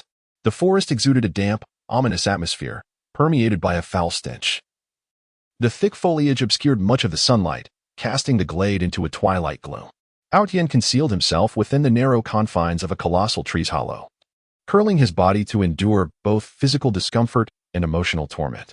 The occasional roars of wild beasts and the unsettling sounds of unknown creatures heightened his tension to its utmost limits. Daunted by the prospect of igniting a fire for warmth or venturing out in search of sustenance, he relied solely on the scant provisions he had managed to carry, barely sustaining his existence. With limited rations, each morsel consumed was weighed heavily in his mind as he remained uncertain of when and where his next meal would emerge. However, the family's pursuers soon tracked him to this very forest. Like hounds with an acute sense of smell, they scoured every possible hiding spot for Outyen. Through the crevices of the hollow, he glimpsed the familiar yet strange figures weaving through the trees, clad in specially crafted black attire, armed with sharp weaponry. Their eyes glinted with a ruthless intent to kill. Outyen understood all too well that discovery by them would lead to an irrevocable fate. He gripped his sword tightly, a weapon that had once accompanied him through numerous family tournaments, now serving as his sole instrument of survival. Silently, he strategized his escape, meticulously weighing each detail. For he knew this was a contest with death, where even the slightest misstep could prove catastrophic. As the pursuers had yet to search his vicinity, Outyen resolved to take the perilous risk of breaking free. He executed the phantom gale step, his figure darting through the woods like a specter. The decaying leaves and brittle twigs beneath his feet crackled audibly, a sound that pierced through the tranquil silence of the forest.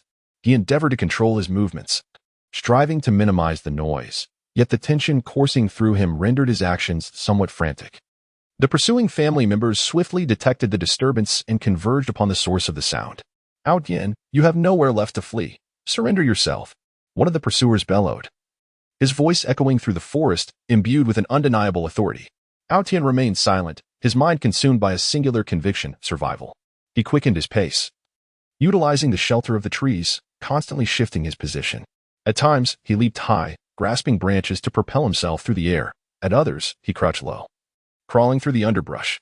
His eyes remained fixed on the path ahead, while he remained acutely aware of his surroundings, fearful of being encircled by his adversaries. In the midst of this intense chase, Outyen inadvertently stumbled into a swamp. The air was thick with a noxious odor, the surface appearing deceptively calm, yet concealing treacherous perils beneath. As soon as one foot sank into the mire, he sensed a powerful force tugging him downward. Alarmed, he pulled with all his might, but his other foot became ensnared deeper in the muck. He struggled, his body swaying perilously, each effort drawing him further into the quagmire. At that moment, the family pursuers reached the edge of the swamp, halting as they beheld Outyen in distress, smug smiles spreading across their faces. Outyen, this shall be your grave, one of the pursuers taunted. A wave of despair surged within Outyen, yet he resolved not to surrender. Taking a deep breath, he fought to regain his composure. He recalled an ancient tome he had once perused in the family library, detailing survival strategies for swamp navigation. Following the instructions from the book, he slowly lowered his body to the surface of the swamp, maximizing his contact area to mitigate the speed of his descent. Cautiously, he began to feel around with his hands, searching for a more solid anchor point. After a strenuous effort, he finally grasped a sturdy branch. Clenching it tightly, he summoned every ounce of strength to gradually extricate himself from the swamp's grasp. Emerging from the mire, Outyen was caked in mud and utterly exhausted. Yet he knew rest was a luxury he could not afford. He continued deeper into the forest, pursued relentlessly by the footsteps of his family members. After days of fleeing through the woods, Outyen's provisions had been completely depleted, and he now faced the dire threat of hunger. Reluctantly, he began to seek out wild fruits and vegetables to stave off starvation. However, he was acutely aware that many plants in the forest were toxic, and he dared not sample them indiscriminately. Utilizing the herbal knowledge he had acquired within his family, he meticulously discerned which plants were safe for consumption. Each attempt he made felt akin to a gamble with death, for a single misstep could lead to his demise by consuming a toxic plant. After numerous endeavors, Aotion finally discovered some edible wild fruits and vegetables. He devoured them ravenously. Although their flavor was far from delightful, in his eyes. They were the most exquisite delicacies the world could offer. With his hunger somewhat satiated, his strength began to return. Yet he was acutely aware that he remained in grave peril. As time progressed, the search radius of his family's pursuers widened, rendering his situation increasingly dire. He was compelled to abandon the forest and venture into a desolate desert. Under the relentless sun of the desert, the heat was unbearable, and the scorching sand felt as if it could melt the soles of his shoes. Aotion trudged through the desert, each step demanding immense effort. His lips cracked, his throat parched to the point of seeming to smoke, and his body weakened from dehydration. His vision blurred, and he could only rely on instinct and memory to navigate deeper into the arid expanse. In the midst of the desert, Aotion encountered a terrifying sandstorm. The tempest raged like an enraged beast, engulfing everything in a suffocating cloud of yellow sand. The howling winds hurled the sand like razor blades against his face and body, inflicting unbearable pain. He sought refuge from the storm, but the featureless desert offered no shelter. He could only wrap his clothing tightly around his head and crouch on the ground, allowing the fury of the sandstorm to unleash its wrath upon him. After what felt like an eternity, when the storm finally subsided, Aotion found himself nearly buried in the suffocating sand. Struggling to extricate himself, he emerged disheveled and battered, with multiple injuries rendering him almost incapacitated. Yet, it seemed fate had no intention of sparing him. Before he could fully recover from the storm's onslaught, a band of desert marauders set their sights on him. These ruthless brigands, who had long plagued the desert, were notorious for their mercilessness. Spotting Aotion, weak and alone, they viewed him as an easy target. "Boy, hand over anything of value, or today shall be your last," bellowed the bandit leader, brandishing a long knife menacingly. Aotion could only bitterly smile. He was utterly destitute, possessing nothing of worth. However, he understood that these brigands would not take his word at face value. Summoning his remaining strength, he stood firm, his sword tightly grasped, and declared, "I have nothing of value. Do not force my hand." The bandits erupted into raucous laughter at his words. "Nothing of value? Then your life shall suffice." They jeered, charging towards him. With no other recourse, Aotion was compelled to engage in a life-or-death struggle against the marauders. He unleashed the Ao Foam sword technique. Despite his weakened state, his swordplay remained formidable. He wielded his blade, battling fiercely against the bandits amidst the desert sands. However, outnumbered and still recovering, he gradually found himself at a disadvantage as their assaults intensified, leaving him with an increasing number of wounds. Just as Aotion felt he could endure no longer, a distant sound of galloping hooves suddenly reached his ears. Upon hearing the sound of galloping hooves, the bandits were taken aback, fearing that an army or some formidable force was traversing the desert. They abandoned their assault on Aotion and hastily mounted their camels, fleeing the scene. Aotion let out a sigh of relief, acutely aware that he had once again escaped peril. Yet, he understood that his circumstances had not improved. Gazing into the distance, he was engulfed by confusion and helplessness. He pondered over the trials he would still have to endure on this path of evasion, uncertain if he would ever clear his name and return to his family. Nevertheless, a steadfast conviction resided in his heart. No matter the odds, he would not surrender. He would fight fate to the bitter end. After several arduous days traversing the desert, Aotion finally emerged into a thriving town. The streets bustled with the cacophony of vehicles and pedestrians, vibrant with life.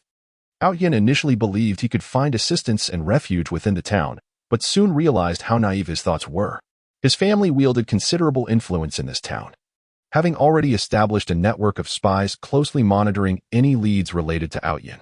It was not long before he was spotted by one of their informants, who promptly alerted the family's pursuers, hastening their arrival.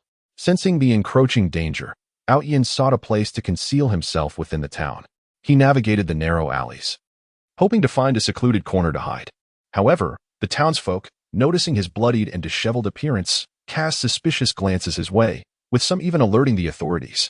Aotion found himself in an increasingly perilous situation, surrounded by hostility. He took refuge in a dilapidated inn, where the air was thick with the pungent odors of alcohol and sweat. Finding a secluded room, he retreated inside. Sitting in the corner, anxiety and unease consumed him. He knew he could not linger there, yet he was at a loss for where to go. Just as he grappled with his indecision, a knock echoed at the inn's door. His heart raced as he gripped his sword, warily inquiring, "Who is it?" "Honored guest, it is I, the innkeeper's assistant. I have brought you water," came the voice from outside. Aotion hesitated for a moment before slowly opening the door. The assistant entered, balancing a basin of water, and upon noticing Outyen's tense demeanor, felt a flicker of curiosity but refrained from questioning further. He set down the water and turned to leave. In that instant, Outyen caught sight of a family crest peeking from the assistant's waist. Alarmed, he realized that this assistant was an undercover agent sent by his family. Without a moment's hesitation, he struck swiftly, knocking the assistant unconscious with the hilt of his sword. Outyen then hastily departed from the inn, fully aware that he needed to escape the town without delay, lest he fall into even greater peril. Under the cover of night, he quietly slipped away, embarking once more on his path of flight. In the days that followed, Outyen's situation grew ever more dire. He faced myriad dangers in the wilderness, ferocious beasts, inclement weather, treacherous terrain, relentless pursuit by his family's hunters, and the covetous eyes of other factions. His body and spirit were subjected to immense torment, yet he never relinquished hope. In the midst of adversity, he persevered, striving for survival and tirelessly seeking an opportunity to vindicate himself. He held steadfast to the belief that as long as he persisted, fate would eventually favor him, guiding him from the shadows into the light. Chapter 21. Unwavering Conviction. In Aotion's heart, there exists but one unwavering belief, the protection of his daughter. This steadfast conviction burns brightly within him like an eternal flame, illuminating his path amidst the treacherous and enigmatic realm shrouded in mist and uncertainty. The perilous environment looms like a monstrous beast, ever ready to engulf him. Yet, within this abyss of darkness and adversity, his heart blazes with an indomitable fire, akin to resplendent stars guiding him through the obsidian night, imbuing him with unyielding courage and resilience, compelling him to persevere against all odds. Born into the esteemed Ling family, Aotion hailed from a lineage that once commanded great renown and unparalleled honor in the fantastical continent.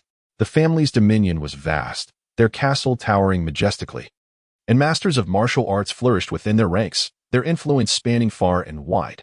From a tender age, Aotion was nurtured under the family's rigorous trainings, exhibiting extraordinary talent and a profound comprehension of martial arts and sorcery. Even as a youth, he demonstrated remarkable aptitude for cultivation, becoming the focal point of admiration among his kin. The elders harbored lofty aspirations for him, envisioning his future as the heir to the family's legacy, destined to elevate the Ling family's glory to new heights. Day after day, Aotion devoted himself to arduous training within the family's martial arena. Regardless of the scorching summer sun or the biting winter winds, his figure could be seen drenched in perspiration. He diligently practiced various martial techniques, from fundamental hand-to-hand combat to intricate swordplay and boxing, perfecting each movement through relentless repetition. He cultivated his spiritual energy, striving to commune with the elements of nature, absorbing their strength and integrating it into his own martial arts. Through numerous competitions and evaluations hosted by the family, Aotion distinguished himself with exceptional performances, gradually gaining recognition and becoming a paragon among the younger generation, filling him with confidence and aspirations for his future. However, the gears of fate mercilessly shifted towards a dark abyss. Internal power struggles within the family surged like a hidden tide, gradually eroding the family's foundation. Malicious members, driven by ulterior motives, conspired with external malevolent forces to eliminate dissenters and seize control of the family. Aotion, the family's beacon of hope, found himself an obstacle in their treacherous schemes due to his integrity and exceptional abilities. In a meticulously orchestrated plot, Aotion was falsely accused of betraying his family. Overnight, he transformed from the family's favored child into a target of scorn. Those who once greeted him with smiles and flattery now wore faces of disdain, hurling vitriol at him. The family's enforcers ruthlessly pursued him, dismissing his pleas for vindication. No one was willing to believe in his innocence. As he fled from his family's relentless pursuit, Aotion encountered countless hardships. He dashed through dense forests, the sounds of pursuing footsteps and shouts echoing ominously behind him. The thorns of the underbrush tore at his clothing and skin, blood soaking his wounds, yet he paid no heed to the pain, driven to run for his life. He traversed perilous mountains, where steep paths offered little foothold, and a moment's misstep could send him plummeting into the abyss. The howling winds whispered ominously in his ears, as if threatening to cast him down into the valley below. Yet, he clung resolutely to the rocks on the mountainside, laboriously ascending step by step. In the frigid darkness of night, he curled up in a corner of a cave, enduring both hunger and cold, while steadfastly nurturing his unwavering belief in vindication. During a fierce confrontation, Aotion found himself besieged by the formidable experts of his clan. They unleashed an array of powerful martial techniques and spells, launching a relentless assault against him. Undaunted by the overwhelming odds, he stood alone, facing a multitude of adversaries.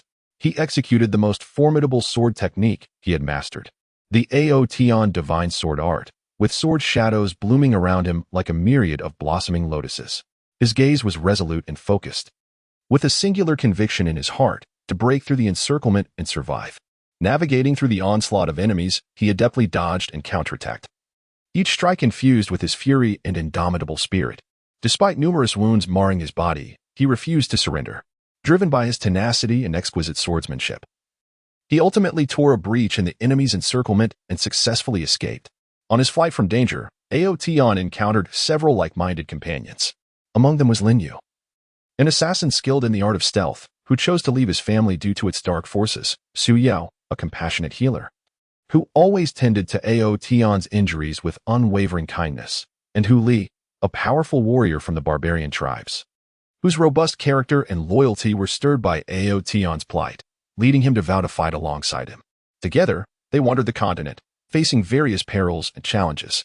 During an exploration of ancient ruins, they stumbled upon a mysterious stone tablet engraved with archaic runes and symbols, seemingly concealing a monumental secret. Drawing upon his knowledge acquired within his clan, Aotion delved deeply into the tablet's content. After considerable effort, he deciphered part of the information, learning of a legendary temple at the edge of the continent, within which lay crucial evidence to prove his innocence. However, the path to the temple was fraught with unknown dangers, guarded by formidable magical beasts and various enigmatic traps and restrictions. Nevertheless, Aotion was undeterred by these challenges, his resolve only solidifying further. He addressed his friends with unwavering determination, regardless of the hardships that lie ahead. I must reach that temple. This is my sole opportunity and my hope for vindication. I believe that as long as we unite our efforts, we can overcome any obstacle. Inspired by his steadfast conviction, his friends readily pledged to accompany him on this journey. Thus, they embarked on the quest to the temple. As they traversed a scorching desert, the sun hung high, the heat unbearable, with sand so hot they felt as though they could melt the soles of their shoes. Their water supply dwindled rapidly, and their bodies weakened from dehydration. Yet, Aotion continuously encouraged them. Hold on, we will surely emerge from this desert.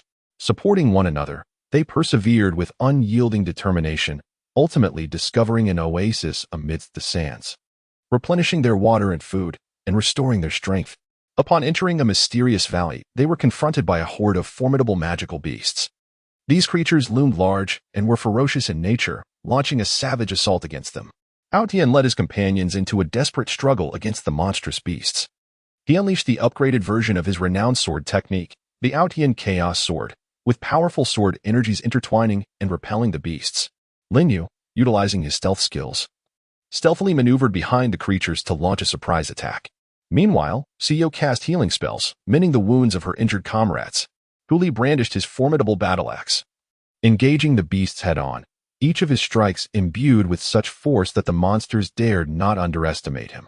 Through their collective efforts, they ultimately triumphed over the beasts and continued their advance toward the temple. As they drew closer to the temple, the dangers they faced grew increasingly formidable. They encountered a terrifying magical storm, a tempest infused with the powers of various elements, where lightning, fire, and frost intertwined, posing a grave threat to them. Aotion, with his acute perception of elemental forces, guided his companions to seek a safe path through the storm. He directed them to utilize the terrain and their own skills for evasion and resistance. Despite the arduous journey, they never wavered in their resolve. At long last, they arrived at the legendary temple. The structure loomed large and magnificent, exuding an aura of mystery. However, the entrance was barred by a formidable seal. Aotion meticulously analyzed the runic structure of the seal, striving to uncover a means of breaking it. After countless attempts and failures, he finally discerned a flaw in the seal and successfully dismantled the entrance's barrier. Upon entering the temple, they discovered an ancient tome deep within its recesses. The tome detailed the truth behind the internal power struggles of his family and the entire saga of Aotion's wrongful accusation. It revealed that an elder within the family, driven by personal greed, had colluded with malevolent external forces to orchestrate this series of conspiracies, all aimed at eliminating Aotion as a rival and seizing the position of family head. Clutching the tome, Outyan's heart swelled with both fury and elation. He was incensed that a family member could resort to such unscrupulous means to ensnare him, yet he rejoiced at having finally discovered the evidence to exonerate himself. He understood that his tribulations were nearing an end. He would return to his family with this evidence, exposing their machinations, restoring his honor, and guiding the family back to its rightful path. Having endured this series of tribulations, Outyan gained a profound understanding of the power of conviction. It was his unwavering belief in vindicating his name that had sustained him through countless dire situations, allowing him to persevere until the end. This conviction not only propelled him through his arduous journey, but also inspired his friends, uniting them in their pursuit of justice. Now, armed with hope and proof, he embarked on his journey back to his family, confident that justice would ultimately triumph over evil, and that his faith would once again illuminate his family. Chapter 22. Protecting my daughter. In that mysterious town, long forgotten by time, lived a man named Outyan, once a dauntless adventurer. He traversed a continent brimming with wonder and peril, enduring countless trials of life and death, which forged his indomitable spirit. In the present day, he has shed the brilliance of his former self, leading a tranquil and serene existence in a small town, with the most cherished individual in his life being his delightful daughter, Xiaoxian. Xiaoxian is an innocent and vivacious 6-year-old girl, adorned with a cascade of lustrous black hair that flows like a waterfall over her tender shoulders. Her eyes shine like bright stars, radiating an endless curiosity and yearning for the world around her. With a petite nose and rosy lips, she perpetually wears a sweet smile, as if capable of dispelling all shadows of the world. Her laughter is a melodious chime, resonating through the air like silver bells, bringing joy to all who hear it. Tian was acutely aware of the myriad hidden dangers lurking in this world. Although the small town appeared tranquil and harmonious, he never allowed himself a moment of complacency, always regarding the protection of his daughter as the most significant mission of his life. Each morning, as the first gentle rays of sunlight streamed into the room, Tian would rise early to prepare a nutritious breakfast for Xiaoxian. He meticulously selected fresh ingredients and thoughtfully crafted each dish, feeling a profound sense of happiness and warmth in his heart as he watched his daughter eat with delight. After breakfast, Tian would take Xiaoxian's hand and escort her to the town school. Along the way, he patiently regaled her with various captivating tales. Whether recounting the heroic deeds from ancient legends or sharing the lesser-known historical anecdotes of their town, Xiaoxian listened intently, her curious eyes sparkling with wonder, occasionally posing innocent questions, to which Tian would respond with care. Their laughter and joy resonated through the streets of the town. At the school, Tian would earnestly remind Xiaoxian to study diligently and cultivate friendships with her classmates. He would stand at the school gate, watching her skip into the classroom, not departing until her figure vanished from his sight. During her class hours, Tian remained industrious, wandering through the town, engaging in friendly conversations with neighbors, while also keeping a vigilant eye on any unusual occurrences. He checked the town's defensive measures, ensuring that they could swiftly respond to any threats that may arise. As evening descended and the sunset bathed the town in a golden glow, Tian would punctually appear at the school gate to await Xiaoxian's release. Upon seeing her father, she would excitedly rush to him, leaping into his embrace. Tian would gently lift her, cherishing the warmth and dependence radiating from her small frame. And then they would make their way home together. Upon returning home, Tian would assist Xiaoxian with her homework, patiently guiding her through challenges she encountered in her studies. Whenever she faced setbacks and contemplated giving up, Tian would encourage her, assuring her that perseverance would lead to triumph over adversity. Under his patient tutelage, Xiaoxian's academic performance flourished, and she grew increasingly confident and resilient. In addition to her studies, Tian placed great emphasis on nurturing Xiaoxian's interests and hobbies. Noticing her deep passion for painting, he purchased an array of art supplies and enlisted the guidance of a talented local artist to mentor her. Xiaoxian exhibited extraordinary talent in her artwork, producing pieces brimming with imagination and creativity, often earning accolades from Tian and her teachers alike. He carefully preserved her creations, hoping they would serve as cherished mementos of her growth. On weekends, Tian would take Xiaoxian to explore the wonders of nature surrounding the town. They would catch small fish and shrimp by the stream, feeling the cool water flow through their fingers, forage for wild fruits in the forest, savoring nature's bounty, and fly kites on the grassy fields, watching them soar amidst the blue skies and white clouds, with Xiaoxian's laughter echoing in the air.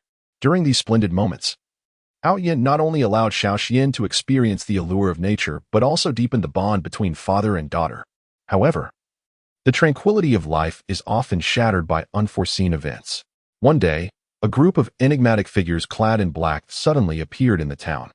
Their movements were shrouded in mystery, and their eyes emanated a sinister aura. Yin keenly sensed the impending danger. He knew that these individuals were far from benevolent and could pose a significant threat to both the town and his daughter. Yin swiftly brought Xiaoxian back to their home, securing the doors and windows with utmost care and setting up a few rudimentary defensive mechanisms. He reassured Xiaoxian not to fear, for her father would protect her. Though still quite young, Xiaoxian possessed an unwavering trust in her father. She nestled closely by Yin's side, her eyes revealing a hint of anxiety, yet predominantly a deep reliance on him.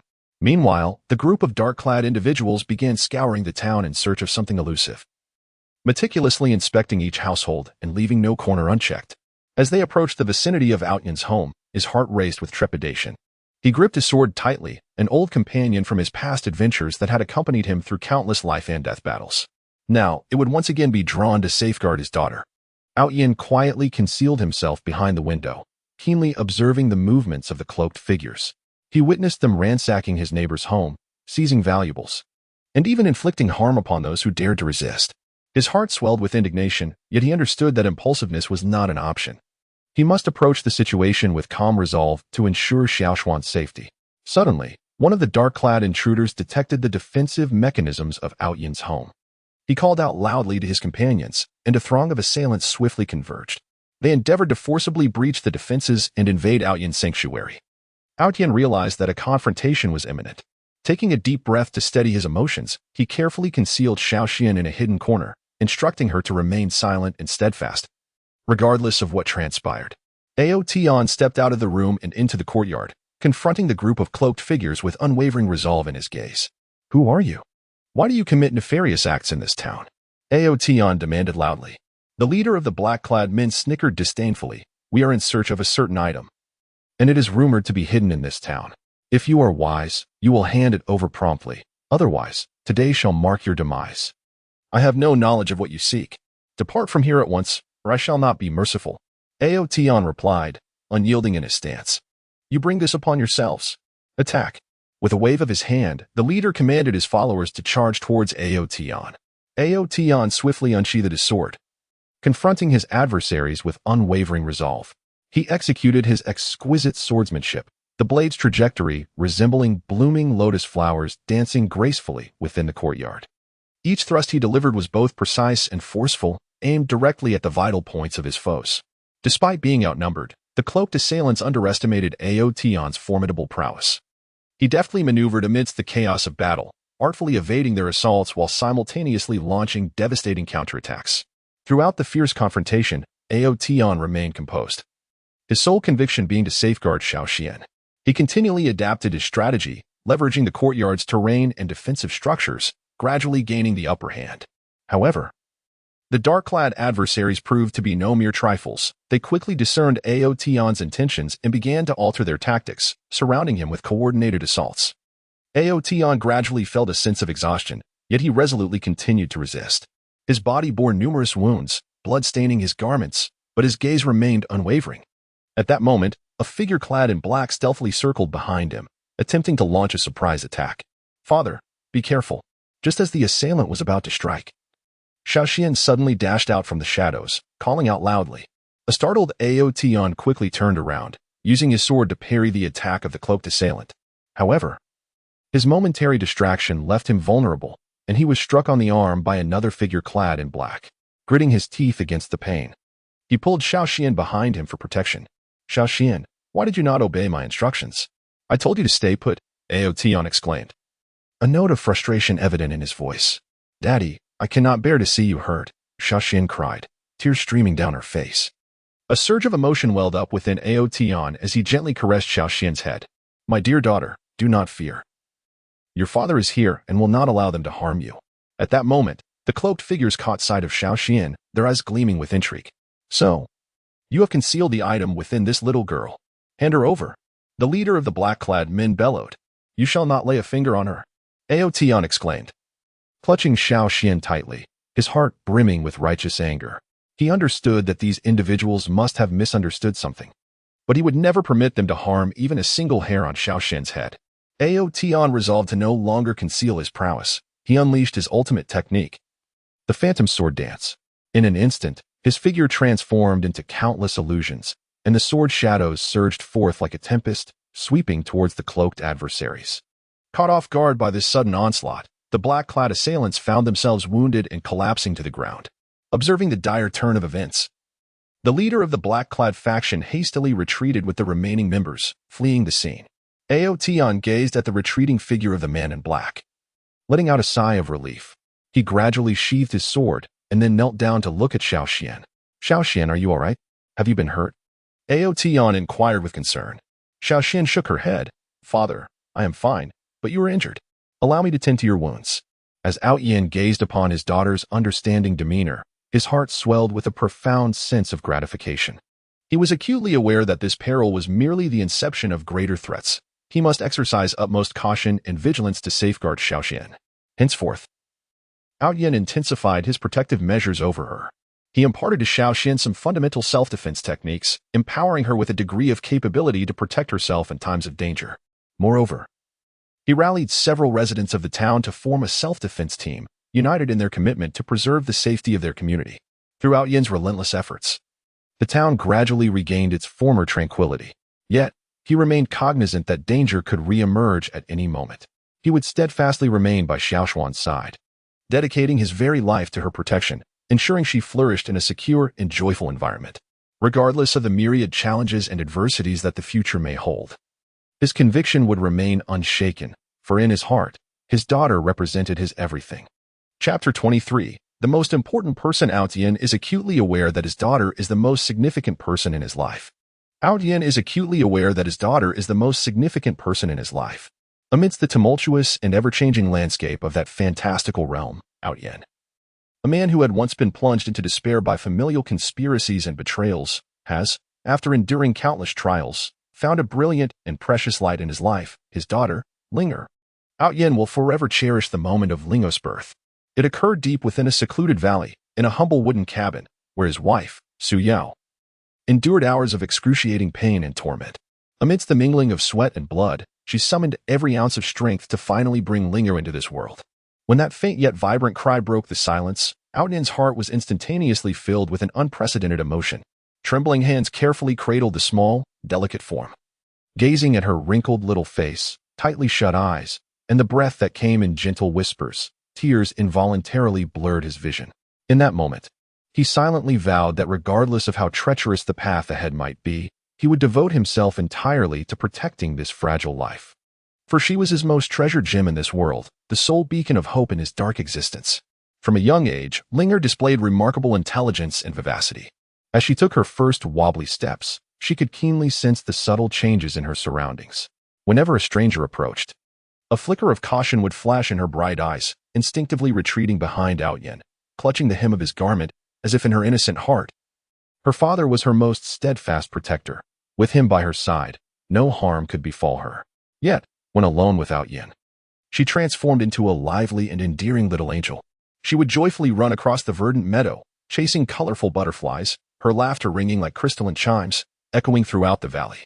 Each time she fell, she would bravely rise, dusting herself off, continuing to laugh and play, her stubbornness and optimism evoking both pain and pride in Aotian's heart. As she grew older, Linger's curiosity about the world intensified. She would incessantly pester Aotian to recount the legendary tales of the fantastical continent.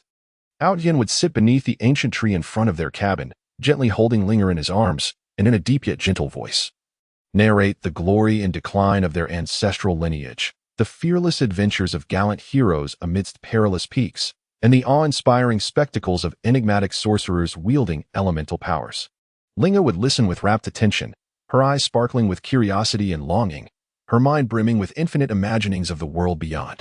Occasionally, she would pose innocent yet thought-provoking questions that left Aotian pondering, such as why good people encounter misfortune, or why families engage in conflict. These inquiries often left him at a loss for words, yet he understood that this was Linger's first step toward contemplating life and grasping the world. He must guide her in establishing a proper set of values and worldview. When Linger turned 5, A sudden and grave illness nearly snatched away her tender life.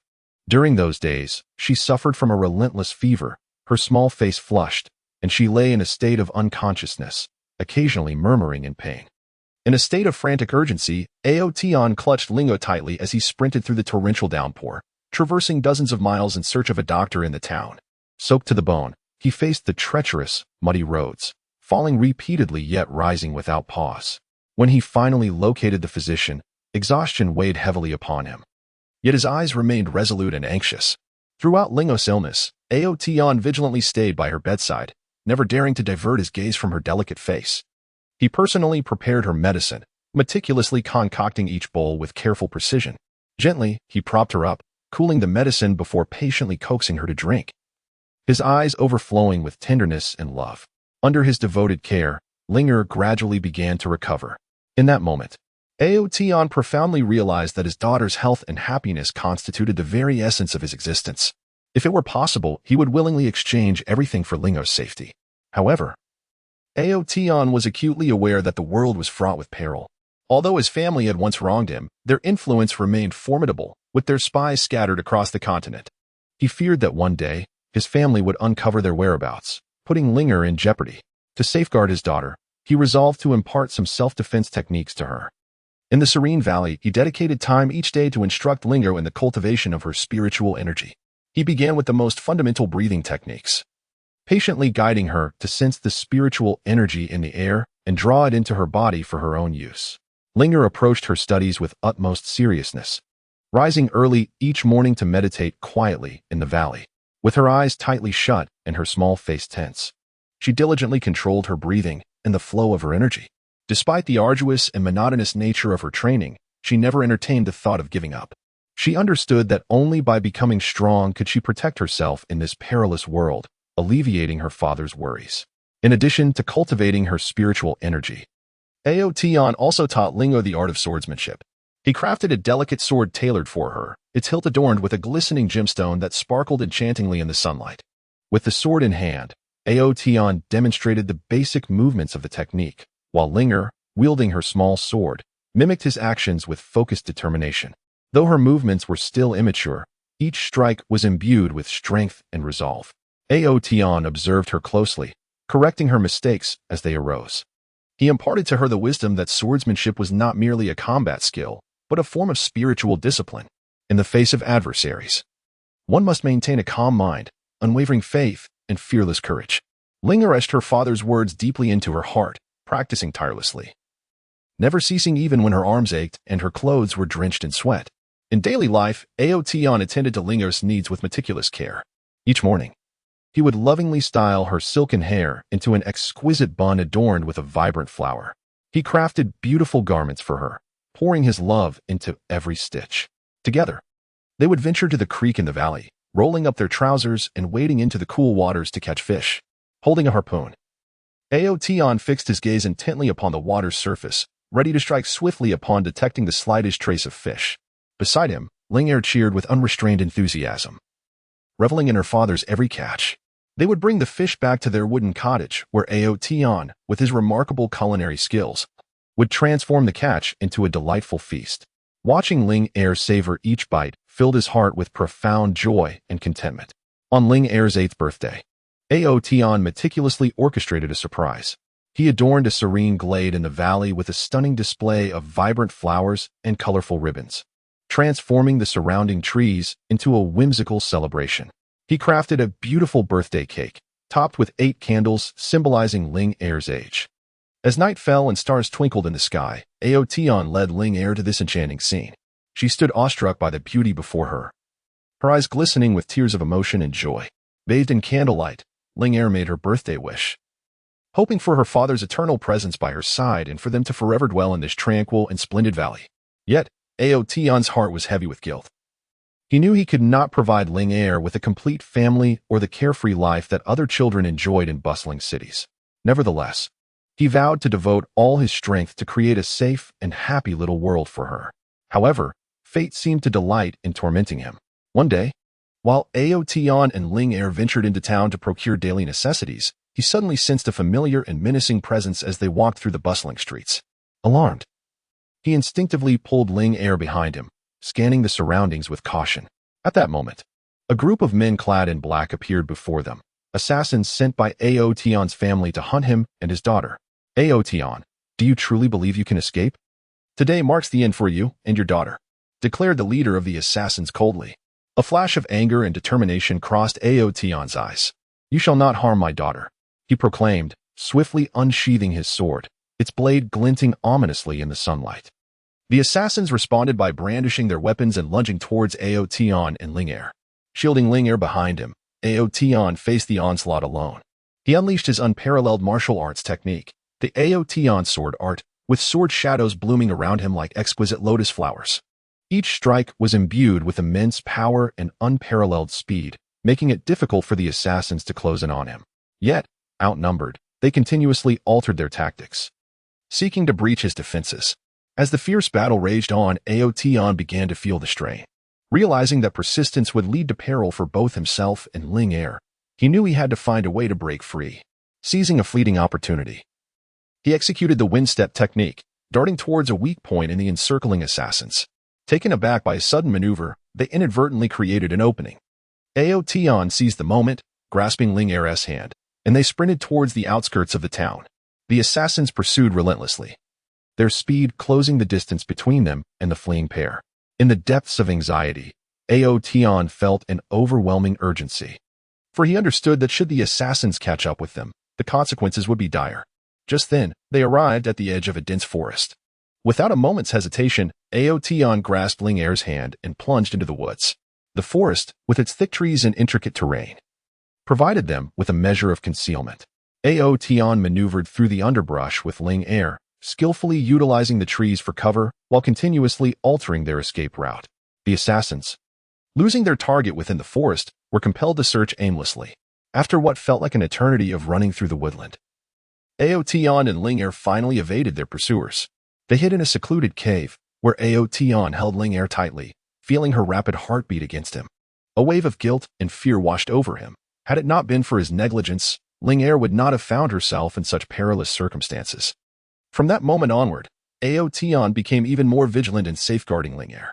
He was acutely aware that the family's pursuit would not cease, and they must remain ever watchful to survive in this treacherous world. In the days that followed, Ao Tian and Ling Er evaded their family's relentless chase, seeking refuge in desolate mountains and remote wilderness, leading a life of constant upheaval. Yet, no matter how arduous their existence became, Ao Tian never wavered in his commitment to protect his daughter. With his love and fortitude, he created a protective haven for Ling Er. He imparted to her the importance of facing any adversity with courage, for they were the most significant people in each other's lives. Under her father's nurturing presence and protection, Ling Er gradually blossomed into a strong and courageous young girl. She understood that as long as her father was by her side, she had nothing to fear. On this perilous and challenging mystical continent, the bond between Ao Tian and Ling Er shone like brilliant stars, illuminating the dark night sky with an eternal glow, becoming their most steadfast support in times of hardship. Chapter 24. Who dares to harm her in that realm shrouded in mystery and danger?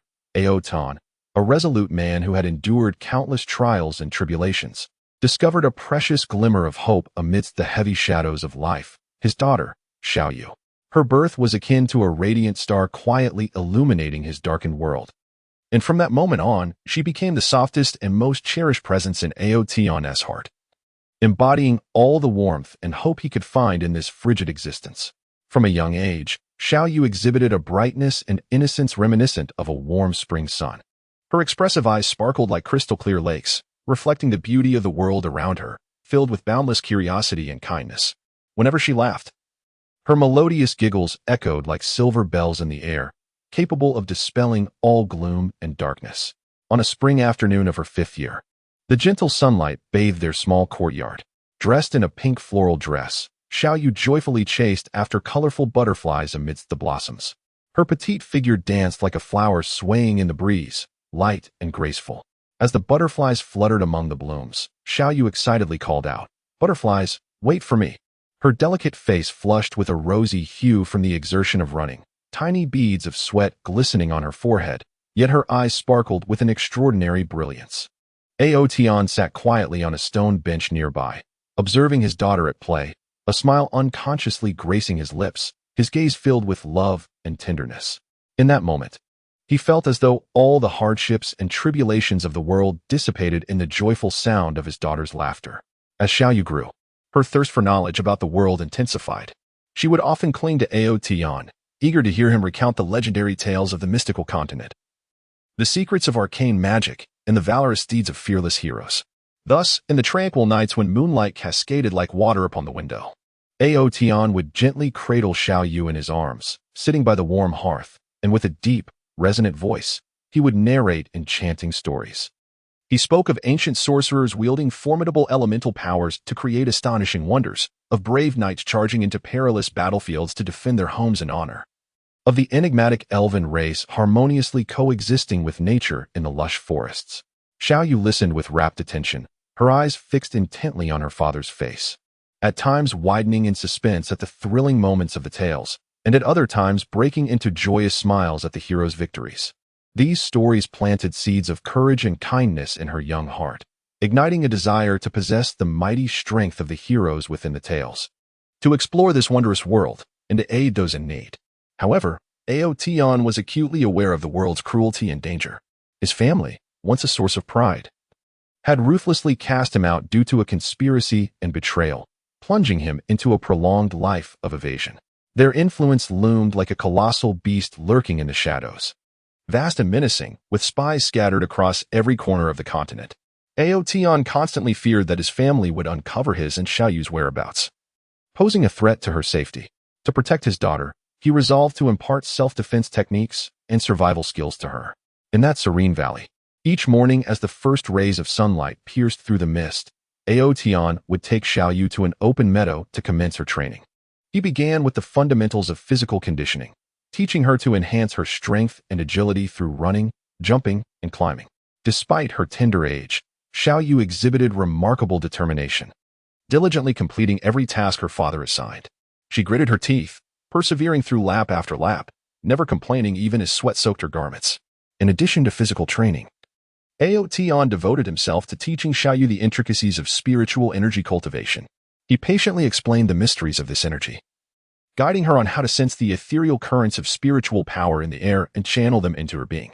Throughout her training, Xiaoyu often encountered various challenges and setbacks. At times, she would feel disheartened and despondent when unable to perceive the spiritual energy as desired. Yet Tian was always there to encourage her, reminding her not to lose heart, for every practitioner undergoes such phases, and with unwavering persistence, success would surely follow. With her father's support, Xiaoyu rallied her spirits and committed herself even more fervently to her practice. Each day, she would rise early and venture into a serene corner of the valley, calming her spirit and striving to sense the existence of spiritual energy. After prolonged efforts, Xiaoyu finally succeeded in drawing the spirit into her body. In that exhilarating moment, she dashed before Tian, tears of joy shimmering in her eyes. "Father, I did it. I can feel the spiritual energy." Tian gazed at his daughter, his heart brimming with pride and contentment. On the day of Xiaoyu's 8th birthday, Tian had meticulously prepared a special gift for her. He led her to a mysterious ancient ruin, where an aura of age-old mystique enveloped the air. The walls were adorned with an array of bizarre runes and patterns, seemingly narrating tales of ancient history and legends. Tian revealed to Xiaoyu that within this ruin lay a powerful magical force, and if she could discover and comprehend it, her abilities would be greatly enhanced. Excitement and anticipation sparkled in Xiaoyu's eyes as she eagerly commenced her exploration of the ruins. Deep within the ruins, Xiaoyu stumbled upon a tome radiating a faint glow, a manual of magic. The moment she grasped the book, a surge of formidable energy coursed through her, and her mind was instantly flooded with various esoteric spells and incantations. Following the instructions contained within the tome, she began to attempt casting magic. With her eyes closed, she concentrated deeply, murmuring incantations. Suddenly, a gentle light burst forth from her hands, illuminating the entire ruin. Tian beamed with pride as he witnessed his daughter successfully wielding magic. He knew she was gradually maturing and growing stronger. Yet he also understood that with her growth came an increase in peril. One day, Tian took Xiaoyu to the town to procure daily necessities. The town was abuzz with activity, throngs of people bustling about amidst a plethora of vibrant stalls. Xiaoyu eagerly navigated through the crowd, her curiosity piqued by her surroundings. However, Aotion remained ever vigilant, his gaze sweeping the area for any potential threats. Suddenly, he sensed a familiar yet dangerous presence drawing near. Alarmed, he instinctively gripped the sword at his waist and swiftly pulled Xiaoyu behind him. At that moment, a group of men clad in black appeared before them. These were assassins dispatched by Aotion's family, their cold eyes fixed upon them, weapons brandished, exuding a palpable aura of menace. Aotion, how long do you think you can hide? Today marks the end for you and your daughter. The leader of the assassins declared coldly, malice and mockery lacing his voice. Aotion's expression turned icy and sharp, akin to stars piercing through a frigid night. He glared at the assassins, gritting his teeth. You dare to trouble us. Should anyone harm her, I shall ensure you pay a grievous price. Without hesitation, he drew his sword, its blade gleaming with a dazzling light under the sun's rays. The assassins, seeing this, brandished their weapons and charged at Aotion and Xiaoyu. He shielded Xiaoyu behind him, confronting the multitude of assailants alone. Unleashing his signature technique, the Aotion divine sword art, with sword shadows blooming around him like a myriad of blossoming lotus flowers. Every stroke of his sword was infused with formidable power and unparalleled speed, the blade slicing through the air with a whistling sound, as if it could rend the very atmosphere. For a moment, the assassins found it difficult to close in on him. However, their numbers were overwhelming, and they continuously altered their attack strategies in an attempt to breach Aoyin's defenses. Amidst the fierce combat, Aoyin gradually felt the strain. He was acutely aware that if this continued, both he and Xiaoyu would find themselves in grave peril. It became imperative for him to devise a means of escape. Seizing an opportunity, he executed the wind step technique, his form flashing like lightning as he charged toward a vulnerable point in the encircling assassins. Taken aback by Aoyin's sudden maneuver, the assassins inadvertently created an opening. Aoyin seized the chance, gripping Xiaoyu's hand tightly, and they dashed toward the outskirts of the town. The assassins pursued them relentlessly, their speed astonishing, closing the distance between themselves and the fleeing pair. Aoyin's heart raced with anxiety. He understood that should the assassins catch up, the consequences would be dire. Just then, they arrived at the edge of a dense forest. Without a moment's hesitation, Aoyin pulled Xiaoyu into the woods. The forest, with its thick trees and intricate terrain, offered them a measure of concealment. Aoyin and Xiaoyu weaved through the trees, constantly altering their escape route to evade their pursuers. Within the forest, the assassins lost sight of them, left only to search aimlessly. After a prolonged flight through the woods, Aoyin and Xiaoyu finally evaded their relentless hunters. They concealed themselves within a hidden cave, where Aoyin held Xiaoyu tightly, feeling the rapid beat of her heart. A wave of guilt and fear washed over him. Had it not been for his oversight, Xiaoyu would not have found herself in such a perilous situation. From that moment on, Aoyin resolved to protect Xiaoyu with even greater vigilance. He knew that the threats from his family would not cease, and they must remain ever watchful to survive in this treacherous world. To empower Xiaoyu in her ability to defend herself, Aoyin decided to seek out a reclusive master who dwelled deep in the mountains. This master was renowned across the continent for his exceptional martial arts and profound magical prowess. With his guidance, Xiaoyu's capabilities would undoubtedly flourish. After a lengthy journey, they finally arrived at the abode of the master. It was a quaint, ancient courtyard perched atop a mist-cloaked peak, encircled by lush bamboo groves, exuding an air of tranquility. Aoyin and Xiaoyu respectfully approached the master, articulating their purpose. The master regarded Xiaoyu with a glimmer of approval in his eyes. He resolved to accept her as a disciple, imparting to her the intricacies of advanced martial arts and magic. In the days that followed, Xiaoyu diligently studied under the master's tutelage. Each morning, she practiced her swordsmanship in the bamboo grove, striving for precision in every move. Under the master's guidance, her swordplay became increasingly refined, gradually evolving into a distinctive style of her own. Concurrently, she delved deeply into various magical disciplines, mastering a plethora of formidable spells. She learned to manipulate the element of fire, unleashing fierce flames to assail her foes. She discovered how to wield the element of water, creating robust water shields for defense. And she unlocked the secrets of the wind element, enabling swift movement and flight. Xiaoyu's strength surged rapidly. Yet she understood that all she had learned was to safeguard herself and her father to survive in this perilous world. As time passed, Xiaoyu gradually evolved into a formidable young woman, possessing not only exceptional martial skills and exquisite magic, but also a resilient and courageous heart. However, the threat from her family loomed ever closer. On her 15th birthday, her family dispatched an even more powerful team of assassins to hunt them down. This time, the assassins numbered many and were exceptionally strong, each an elite expert from the family.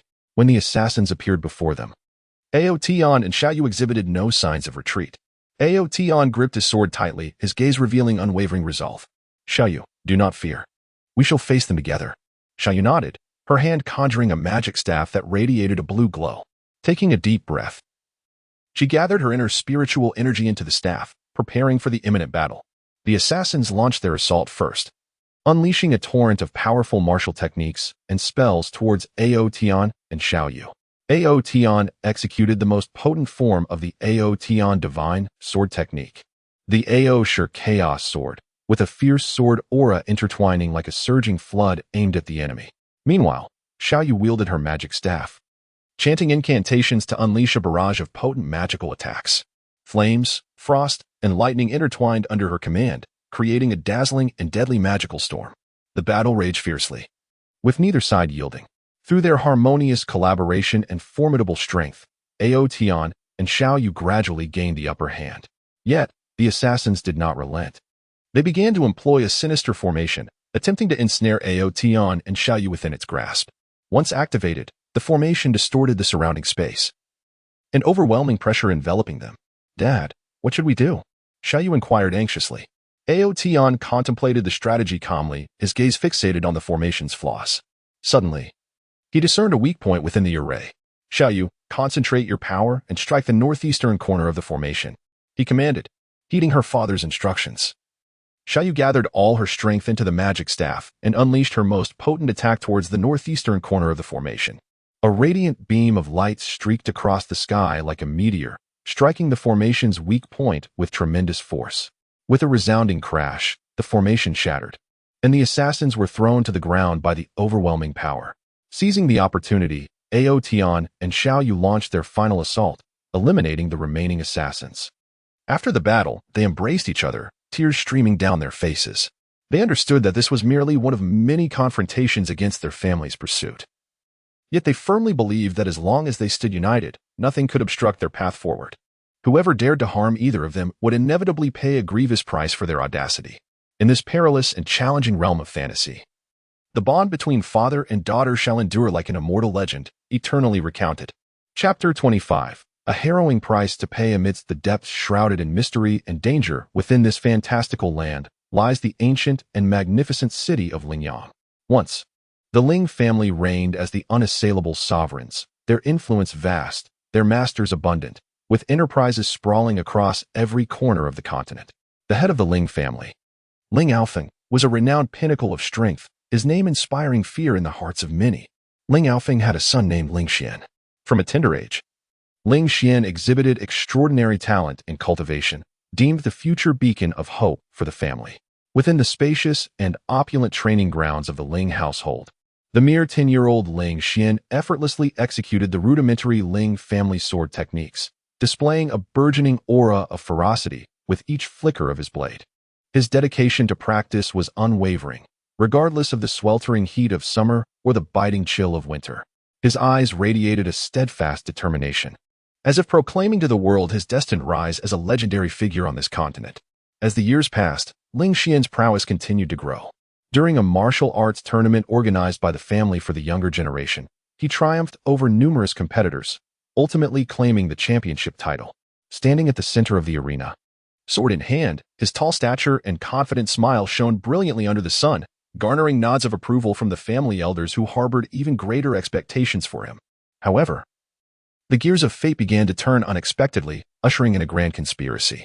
An elder of the Ling family, Ling Zhentian, long coveting the position of family head, secretly colluded with malevolent external forces. They devised a sinister plot, falsely accusing Ling Xian of attempting to betray the family and steal the family's treasured artifact, the spirit source sacred crystal. This crystal, a legacy of the Ling family for millennia, was said to harbor mysterious and potent powers capable of aiding one in transcending cultivation bottlenecks and ascending to higher realms. In the blink of an eye, Ling Xian transformed from the pride of the family into a pariah hunted by all. The family enforcers showed no mercy in their pursuit of him. Filled with rage and indignation upon discovering the falsehood of the accusations, Ling Xian endeavored to clarify his innocence to the family elders. Yet no one would lend credence to his words. During his flight, he encountered relentless blockades from the family's formidable experts. Deep within a dense forest, Ling Xian found himself cornered by the enforcers. Towering trees loomed overhead, their leaves filtering the sunlight into dappled shadows on the ground. The enforcers formed a fan-like formation, encircling Ling Xian. Their expressions were grim, their eyes glinting with cold malice. Ling Xian gripped his sword tightly, remaining vigilant of his surroundings. Ling Xian, your betrayal of the family has been laid bare. Surrender yourself at once. One of the enforcers bellowed. I did not betray the family. This is all a scheme against me. Ling Xian shouted in fury. Humph, at this juncture, you dare to argue. Attack, commanded the leader of the enforcers. And they charged towards Ling Xian. Ling Xian unleashed the swordsmanship of the Ling family, engaging in a fierce battle with the enforcers. His swordplay was extraordinarily fierce, each strike imbued with formidable power and precision. He maneuvered through the crowd, desperately attempting to carve a path to freedom. However, the enforcers, numerous and well-coordinated, gradually constricted Ling Xian's range of movement. During the fray, he was inadvertently struck in the back by one of the enforcers, causing him to spit out a mouthful of blood. His body swayed, but he gritted his teeth against the pain and continued to fight. He understood that capture would spell certain death. Seizing an opportunity, he executed the Phantom Gale Step, his figure darting like lightning towards a vulnerable point in the encirclement. The enforcers were caught off guard by his sudden movement, and Ling Xian successfully broke through the siege, fleeing deeper into the forest. During his escape, Ling Xian encountered a woman named Yi. She was a kind-hearted and courageous healer, skilled in the use of various herbs and spells to treat the injured. Upon seeing the wounded Ling Xian, a surge of compassion welled up within her. Undeterred by his identity and the inherent dangers, she resolutely decided to aid him in his recovery. Under Yi's attentive care, Ling Xian's injuries gradually began to heal. Why do you wish to save me? Are you not afraid of being implicated by my family? Ling Xian asked gratefully. I trust my own eyes and heart. I can see that you are wronged. I cannot stand by and watch a good person suffer, Yi replied gently. Ling Xian was profoundly moved by her words, a warm current flowing through him. At that moment, he silently vowed to uncover the truth, clear his name, and protect Yi from any harm. As time passed, Ling Xian and Yi wandered across the continent, evading the pursuit of the Ling family. They sought evidence to prove Ling Xian's innocence while striving to enhance their own abilities. By chance, they learned of an ancient ruin hidden deep within the distant Misty Mountains, rumored to harbor a mysterious power capable of unveiling the truths of the world. Thus, Ling Xian and Yi resolved to journey to the Misty Mountains in search of the relic. The Misty Mountains were shrouded in dense fog, visibility perilously low. The mountain paths were treacherous, with steep cliffs and bottomless valleys surrounding them. They cautiously navigated the mountains, ever vigilant for potential dangers. Within the mountains, they encountered various ferocious beasts. There were gigantic rock titans, whose every step sent tremors through the ground, flame demons capable of spewing fire, their flames hot enough to reduce everything to ashes, and shadow leopards, swift and adept at ambush, elusive in the mist, making them exceedingly difficult to defend against. Ling Xian and Yi fought side by side against these beasts. Drawing upon his formidable swordsmanship and combat skills, Ling Xian attracted the attention of the creatures, creating opportunities for Yi to heal and cast supportive spells. In one battle against a flame demon, its fiery assaults were particularly fierce.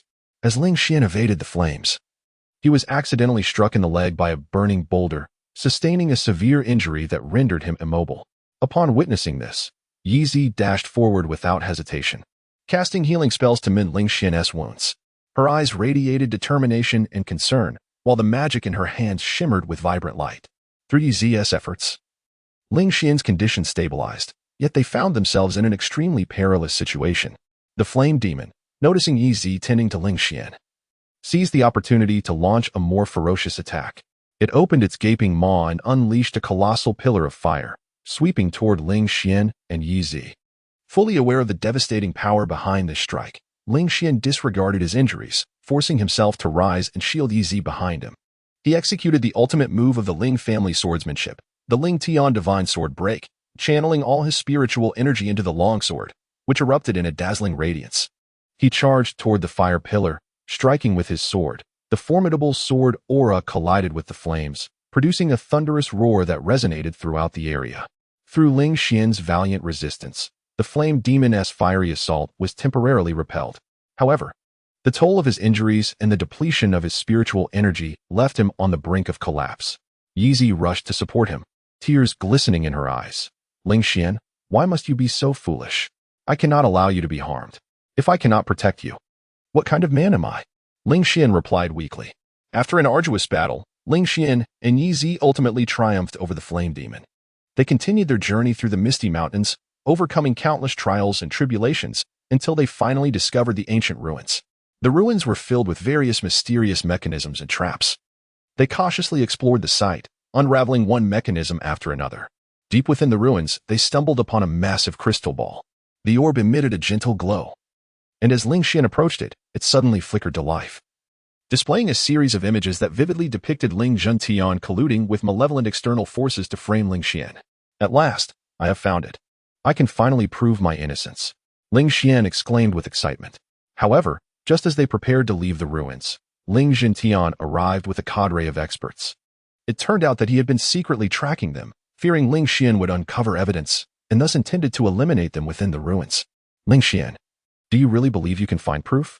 Today marks your end. Ling Juntian sneered maliciously. Ling Xian glared at Ling Juntian, his eyes ablaze with fury. Ling Juntian, your schemes will not succeed. With that, Ling Xian and Yi engaged in a life-and-death battle against Ling Juntian and his accomplices. Ling Xian unleashed his most formidable sword techniques, clashing fiercely with Ling Juntian, while Yi cast spells from the sidelines to aid him in combat. The battle raged intensely, with neither side yielding. Ling Xian understood that this fight determined his life and innocence. He could not afford to falter. He elevated his inner spiritual energy to its zenith, each strike infused with his anger and resolve. Ling Juntian, unwilling to back down, employed a variety of treacherous tactics in an attempt to defeat Ling Xian. During the fray, Yi was struck by one of Ling Juntian's minions while striving to protect Ling Xian. Her body was propelled backward, crashing heavily to the ground. Upon witnessing Yi's injury, Ling Xian felt a sharp pang of anguish in his heart.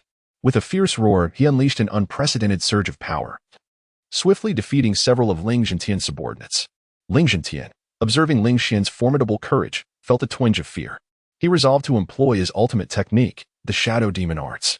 In an instant, a veil of black mist enveloped his body, significantly enhancing his strength. He charged at Ling Xian, launching a lethal assault. Faced with Ling Juntian's ultimate move, Ling Xian exhibited no trace of trepidation. He focused intently, channeling his loyalty to his family, his love for Yi, and his unwavering pursuit of truth into a single stroke. He executed his self-created sword technique, the Sword of Justice, which shimmered with a brilliant golden radiance.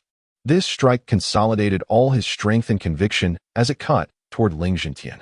A thunderous clash erupted as Ling Xian's sword met Ling Juntian's attack. A powerful wave of energy radiated outward, shaking the entire ruins. Under the luminous glow, Ling Juntian's form gradually dissipated, revealing a visage of terror and despair. He could scarcely comprehend that Ling Xian could wield such extraordinary power. Seeing their master defeated, Ling Juntian's subordinates scattered in panic. Ling Xian, however, did not pursue them. He hurried to Yi's side. Her complexion was pale, and her breath faint. Frantic with worry, Ling Xian cradled her in his arms, using his spiritual energy to heal her wounds. Yi, you must hold on, he implored anxiously. Under Ling Xian's diligent efforts, Yi's condition began to stabilize. Yet her body remained exceedingly frail, requiring considerable time for recuperation. Ling Xian carried Yi out of the ruins and back to Lingyang City. Armed with the evidence he had discovered, he sought out the other elders of his clan. The elders were astounded upon viewing the evidence, unable to fathom that Ling Juntian could commit such heinous acts.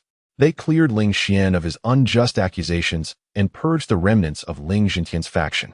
Ling Xian returned to his family, but he was acutely aware that everything had come at a grave cost. He had lost precious time and endured countless trials and dangers, with Yi suffering injuries because of him. He silently vowed to protect Yi diligently in the future while also striving to strengthen his clan, ensuring that such conspiracies would never arise again. In the days that followed, Ling Xian tended to Yi while fervently training to enhance his abilities. He actively engaged in clan affairs, devising strategies for its development. He understood that only by becoming stronger could he better safeguard those he loved and his family. Meanwhile, those who had once conspired against him faced dire consequences upon his return. Some were expelled from the clan, while others were imprisoned in the family dungeon to atone for their misdeeds. The tale of Ling Xian has spread throughout Lingyang City and across the entire realm of fantasy, becoming a legend in the hearts of the people, illustrating that righteousness will ultimately triumph over evil, and those who seek to harm others shall inevitably pay a heavy price. Chapter 26. The fiery belief in the mysterious and vast realm of fantasy. There exists a formidable nation known as the Starry Empire. In a small town on the outskirts of the empire lives a young adventurer named Yanfeng. He possesses a tall and robust physique, resembling a statue imbued with boundless strength. His facial features are sharply defined, as if sculpted by a master craftsman, exuding determination and courage. A cascade of jet black hair flows in the wind, glimmering faintly under the sunlight. His eyes are deep and luminous, akin to twinkling stars in the night sky, harboring a fervent flame that reflects his intense yearning for the unknown and his unwavering resolve to explore it. Yanfeng was born into an ordinary family, yet he has harbored a fascination for adventure stories since his childhood. Whenever the seasoned adventurers of the village returned, recounting their marvelous exploits across the continent, Yanfeng would listen with rapt attention, entranced by their tales. Stories of mysterious ruins, formidable beasts, and extraordinary magic planted seeds deep within his heart, gradually taking root and blossoming into an insatiable longing for a life of adventure. At the age of 10, he fortuitously stumbled upon a tattered adventure journal at a local bookstall. The pages were yellowed and the handwriting somewhat faded, yet to Yanfeng, it was a treasure beyond measure. He eagerly purchased the journal with his meager savings and hurried home to study it meticulously. The journal chronicled the author's adventures in an ancient forest, where talking elves dwelled, mysterious caves concealed vast treasures, and various perilous traps and fierce beasts lurked. Captivated by these narratives, Yanfeng silently vowed to become a great adventurer himself, to explore the uncharted territories and unveil the mysteries of the world.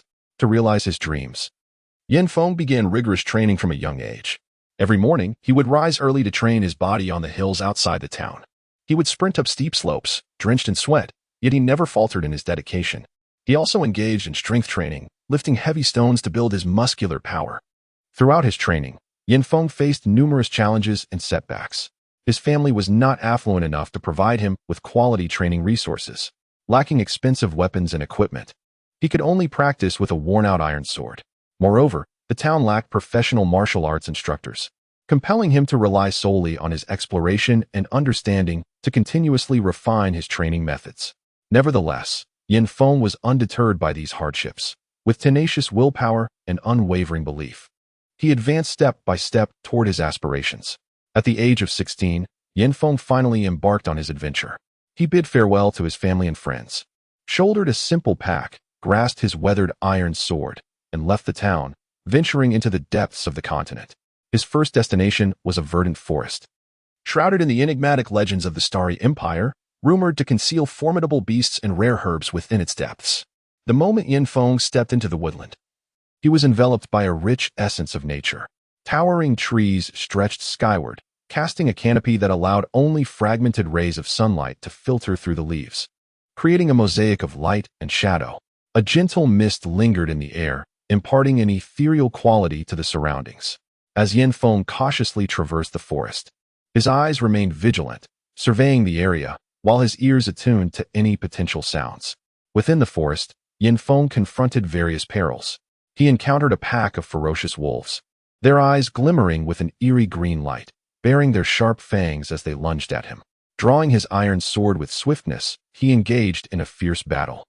Although his swordsmanship was somewhat rudimentary, his agility and indomitable spirit enabled him to repel the wolves successfully. During the skirmish, his arm was bitten, yet he merely wrapped the wound with a makeshift bandage and pressed onward, aware that in this treacherous forest, retreat was not an option. Beyond the threats posed by the magical beasts, Yanfeng also faced the trials of various traps hidden within the forest. He inadvertently triggered a hunter's trap, which clamped tightly around his foot, inflicting excruciating pain. However, he remained composed, employing his intellect and strength to extricate himself from the device. In his exploration, he also stumbled upon precious herbs. Utilizing the knowledge acquired from his adventure notes, he meticulously harvested these plants, knowing they could not only serve to heal ailments but could also be exchanged for gold coins in the marketplace, thus funding his quest. As Yanfeng delved deeper into the forest, he encountered an even graver challenge.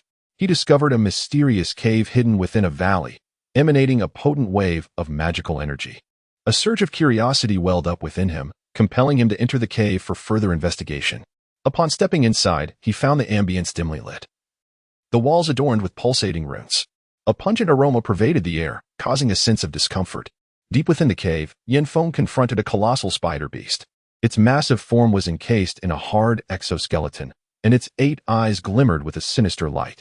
Upon noticing Yanfeng, it immediately launched an assault, spewing resilient webs in an attempt to ensnare him. Aware of the spider beast's formidable nature, Yanfeng focused intently and unleashed his most potent sword technique. His blade shimmered with a cold light in the darkness, slicing through the webs as he advanced toward the creature. The spider beast, undeterred, swung its razor-sharp claws at Yanfeng.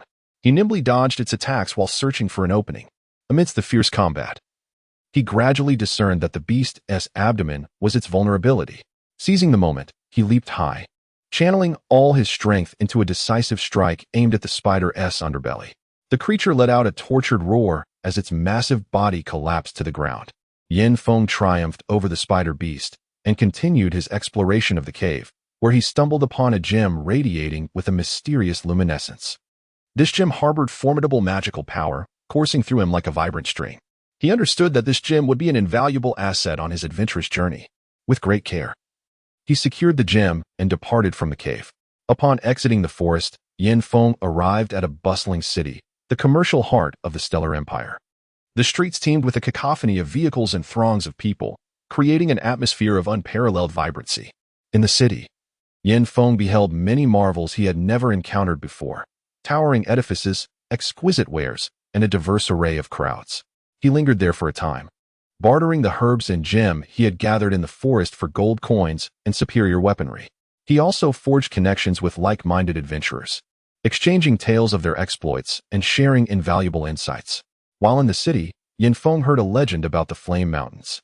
It was said that this region, shrouded in fire and magma, was a sanctuary for fire elements, concealing immense fiery powers. However, the Flame Mountains were fraught with peril, extreme heat, molten lava, and formidable fire beasts deterred many a brave soul. Yet, the fire of exploration blazed ever brighter within Yanfeng's heart. He resolved to journey to the Flame Mountains in search of the fabled flame power. As he reached the base of the Flame Mountains, an oppressive wave of heat enveloped him. The mountains erupted with gushing magma, and thick smoke veiled the sky, rendering the entire landscape a hellish inferno. Undeterred by the daunting sight, Yanfeng pressed onward into the fiery embrace of the mountains. Within the mountains, he faced the trial of searing temperatures.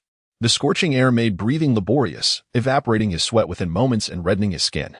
Yet, fortified by indomitable will, he persevered. In the depths of the Flame Mountains, Yanfeng encountered a host of powerful fire beasts.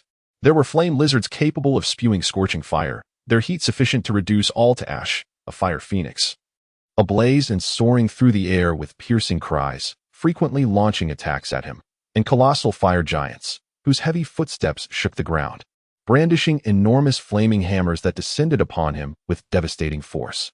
Yanfeng engaged in breathtaking battles against these fire beasts, employing the swordsmanship he had honed during his adventures, augmented by the strength of the flame gem.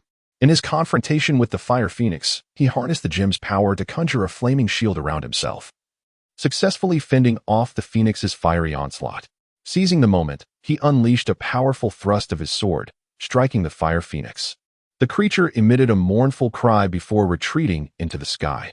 However, during his clash with the fire giant, Yanfeng found himself in dire straits. The giant's overwhelming strength rendered his attacks nearly ineffective, and each strike from the giant's hammer forced Yanfeng into a desperate struggle to evade its crushing blows. Yanfeng was acutely aware that if things continued in this manner, his defeat was inevitable. He began to contemplate strategies with a calm mind, realizing that the legs of the flame giant were the pivotal points of its mobility. Thus, he resolved to take a daring chance. He executed the Phantom Gale Step, his form darting like lightning towards the legs of the flame giant. The giant attempted to strike him with its fiery hammer, yet Yanfeng deftly evaded the attack. He successfully closed in on the giant's legs and unleashed a powerful strike aimed at its knee.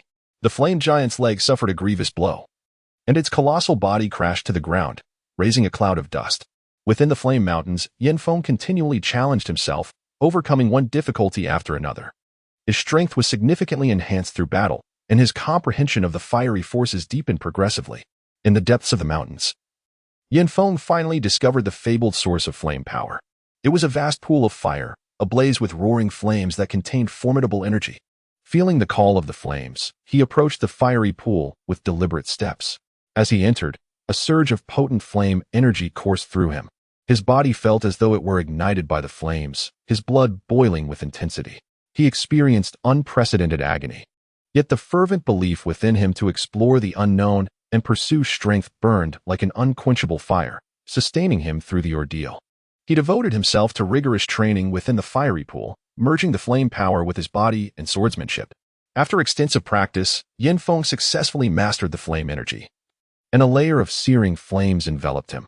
His swordsmanship became increasingly fierce, each strike infused with the strength of fire, significantly amplifying its potency. With this formidable flame power, Yanfeng departed from the Flame Mountains, and his renown gradually spread throughout the Starry Empire. He became a legendary adventurer in the eyes of the people, inspiring numerous youths who aspired to embark on their own adventures. However, Yanfeng remained humble, fully aware that his journey was far from over and that many unknown realms awaited his exploration.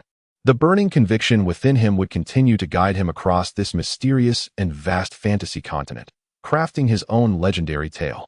Chapter 27. Plummeting into the abyss in that boundless and enigmatic fantasy realm, nightfall draped itself like a vast black velvet curtain, heavily pressing down upon the ancient and dense shadowy forest. Moonlight struggled to penetrate the layers of leaves, casting a few mottled patches of light, yet failing to dissipate the ink-like darkness and foreboding atmosphere. Deep within this forest, a breathtaking chase was unfolding silently. Aotian, a tall and poised young swordsman with a demeanor as cold as ice, clad in a sleek black attire, wielded a sharp sword that emanated an eerie blue glow. Desperately fleeing, his countenance, pale from extreme tension and fatigue, belied the indomitable spirit that blazed within his profound eyes. Behind him, a cadre of enigmatic assassins, clad in black robes and shrouded in masks, pursued him relentlessly like phantoms. Their swift movements stirred the fallen leaves beneath their feet, the rustling sound strikingly jarring in the hushed solitude of the forest. Aotian, an illustrious disciple of the prestigious Qingyun sword sect, inadvertently stumbled upon a staggering secret that concerns the very safety of the entire continent. This revelation has drawn the attention of a nefarious organization intent on world domination. They dispatched their most elite assassins, vowing to silence Aotian to eliminate any future threats. Aotian, acutely aware of the weight of his responsibilities, understands that he cannot succumb to death so easily. He must relay this secret, for the entire continent stands on the brink of unending darkness and calamity. As he races through the forest, Aotian's mind is consumed by the dreadful secret. It turns out that this malevolent organization has been covertly seeking a long-lost ancient artifact known as the Chaos Demon Crystal. According to legend, the Chaos Demon Crystal possesses cataclysmic power. Should it fall into the hands of evil, it could be used to open a gateway to the demon realm, unleashing countless fiends upon the world, resulting in untold suffering. During a recent expedition, Aotian inadvertently uncovered clues regarding the whereabouts of the Chaos Demon Crystal within an ancient ruin. Realizing the gravity of the situation, he intended to return to his sect to report to the sect leader, but was tragically discovered by the organization's spies, leading to his imminent peril. In the depths of the forest, Aotian dashed fervently, seeking to exploit the cover of the trees to evade the relentless pursuit of his assailants. He executed the phantom steps with remarkable agility, weaving through the thickets with the swiftness of lightning. However, his pursuers were not to be underestimated. They were well-trained and operated in seamless coordination. One of the assassins produced a black orb from within his cloak and hurled it forcefully into the air. The orb detonated instantaneously, releasing a dense plume of black smoke that swiftly enveloped the surrounding woods. Aotian was immediately disoriented, his vision obscured by the murky haze, compelling him to rely solely on instinct to forge ahead. Seizing the opportunity provided by the smoke, the assassins accelerated their pursuit, gradually closing the distance between themselves and Aotian, their weapons glinting ominously, poised to deliver a fatal blow. A sense of urgency gripped Aotian's heart. He realized that he could not continue this blind flight. He halted, inhaled deeply, and endeavored to compose himself. Closing his eyes, he summoned the energy within him, striving to perceive his surroundings. Moments later, he opened his eyes, determination flickering within them. Guided by his inner power, he surged toward a specific direction. Before Aotion loomed a towering cliff, its summit lost in the clouds. Below, an abyss yawned, shrouded in thick mist, obscuring any glimpse of what lay beneath. As he approached the cliff's edge and gazed down, despair washed over him. Yet, he quickly regained his composure, turning to confront his pursuers. At that moment, the assassins burst forth from the smoke, encircling Aotion at the precipice. Aotion, you have nowhere left to run, the lead assassin declared coldly, a cruel satisfaction lacing his voice. Hand over the secrets you possess regarding the chaotic demon crystal, and we can grant you a merciful death. Aotion gripped the sword tightly in his hand, gritting his teeth as he declared, You vile scoundrel shall not extract any information from me, even in death. I shall thwart your nefarious schemes. Humph, foolish and oblivious to your fate. Do not blame us for our lack of courtesy. With a wave of his hand, the leader of the assassins commanded his followers to charge at Aotion. Proud Tion unleashed the profound art of the Qingyun sword sect, executing the Qingyun sword technique with grace. His sword shadows blooming like exquisite azure lotuses around him. His swordplay was extraordinarily fierce, each strike imbued with tremendous spiritual energy, piercing towards the assassins. The assassins, unwilling to yield, unleashed a myriad of bizarre martial arts techniques, engaging Proud Tion in an intense struggle for survival. Amidst the chaos, although Proud Tion temporarily thwarted the assailants' attacks with his exceptional swordsmanship, he was acutely aware of his precarious situation, outnumbered and fatigued from prolonged flight. His movements gradually became sluggish, and his once mighty sword technique lost its initial ferocity. Sensing his exhaustion, the assassins intensified their assault, eager to conclude the battle swiftly. One assassin seized the opportunity, launching a side attack against Proud Tion. Caught off guard, he could only awkwardly parry with the blade.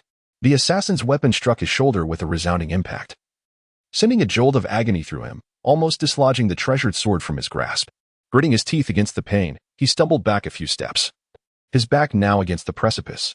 At that moment, the assassin leader recognized the opening and executed a lethal maneuver. He leapt high into the air, his weapon radiating a sinister black light, descending towards the crown of Proud Tion's head. With no means of evasion, Proud Tion braced himself to absorb the blow. Clutching his sword with both hands, he exerted all his strength to fend off the attack. A colossal crash echoed as he was thrust backward by the overwhelming force, his footing faltering, and he plunged over the edge of the cliff. As Aotion plummeted, his heart brimmed with unwillingness and despair. He recalled his master and his fellow disciples, as well as the unfinished mission that weighed heavily upon his soul. Reluctant to succumb to death, he yearned to survive, to unveil the secrets of the chaotic magic crystal to the world. Yet, the harshness of reality was relentless. His body fell like a shooting star, hurtling towards the dark abyss beneath the cliff. After an indeterminate passage of time, Aotion gradually opened his eyes. To his astonishment, he found himself alive. Having landed amidst a dense thicket at the base of the cliff, he attempted to move, only to be met with excruciating pain coursing through his body, a grim reminder of his severe injuries. Struggling to rise, he surveyed his surroundings. The space at the cliff's foot was far more expansive than he had imagined, encircled by towering stone walls adorned with vines and moss. Not far from him, a crystal-clear stream meandered gently, the water flowing melodiously and resonating with a delightful sound. Aotion, dragging his injured body, made his way towards the stream. Upon reaching the water's edge, he crouched down, cupping his hands to gather the cool water, splashing it upon his face to awaken his senses. Then, he retrieved several healing elixirs from his bosom and swallowed them. The pills dissolved instantly, releasing a gentle warmth that spread throughout his body, providing some relief to his wounds. Aotion realized that he was momentarily safe. However, he could not linger here for long. The assassins would undoubtedly descend to the base of the cliff in search of his whereabouts, and he must urgently discover a means of escape. He proceeded cautiously along the brook, remaining vigilant to the sounds around him while seeking a possible route out. During his journey, Aotion stumbled upon a cave. Concealed behind a massive rock, the entrance was obscured by vines and underbrush, making it difficult to detect without meticulous observation. Aotion gingerly stepped into the cave, where a damp atmosphere enveloped him, and droplets of water clung to the walls, falling rhythmically to the ground. He explored the cavern thoroughly, noting the absence of immediate danger. Yet he found no exit. Aotion resolved to take a moment's respite within the cave to restore his vigor. He sought out a dry spot, seated himself, and commenced his meditative healing. During this process, he discerned that the spiritual energy within the cave was remarkably rich, surpassing that of the cultivation grounds in his sect. A spark of realization ignited within him, recognizing this as a potentially advantageous locale for his cultivation. Determined, he resolved to harness the ambient spiritual energy to expedite his recovery and enhance his prowess. Thus, Yin calmed his mind, fully immersing himself in his training. Adhering to the cultivation methodologies of the Qingyun sword sect, he guided the spiritual energy within his body to circulate through his meridians, diligently repairing his damaged pathways and organs. As time elapsed, his injuries gradually mended, accompanied by a notable increase in his strength. During his practice, Yin also stumbled upon ancient sword manuals and martial arts treatises hidden within the cave. These texts contained long-lost sword techniques and combat skills, treasures he cherished dearly. He began to study these manuals with great earnestness, absorbing the swordplay and martial arts contained within. Aware that to survive in this perilous world and fulfill his mission, he must continuously elevate his abilities. He dedicated himself to his training. After a considerable period of cultivation and study, Yin experienced a significant enhancement in his capabilities. Not only had his injuries fully healed, but he had also mastered several formidable sword techniques and martial arts. Filled with confidence about his future, he believed that through his relentless efforts, he could evade the assassin's pursuit, unveil the secrets of the chaos magic crystal, and ultimately save the entire realm of fantasy. Aotion emerged from the cave, resolutely continuing his quest to find a way to escape the abyss. He advanced cautiously along the rocky wall, ultimately discovering a narrow path obscured by vines. The trail was steep and treacherous, barely wide enough for a single person to traverse. With utmost care, Aotion began to ascend the path, his hands gripping the rocks and vines tightly, each step a laborious endeavor. During his climb, he encountered several perils. At one point, his foot slipped, nearly sending him plummeting into the chasm once more. Yet, through sheer determination and remarkable agility, he managed to steady himself and persist in his ascent. After a grueling struggle, Aotion triumphantly emerged from the precipice. Standing atop the cliff, he gazed upon the familiar yet alien forest before him. A whirlwind of emotions stirring within his heart.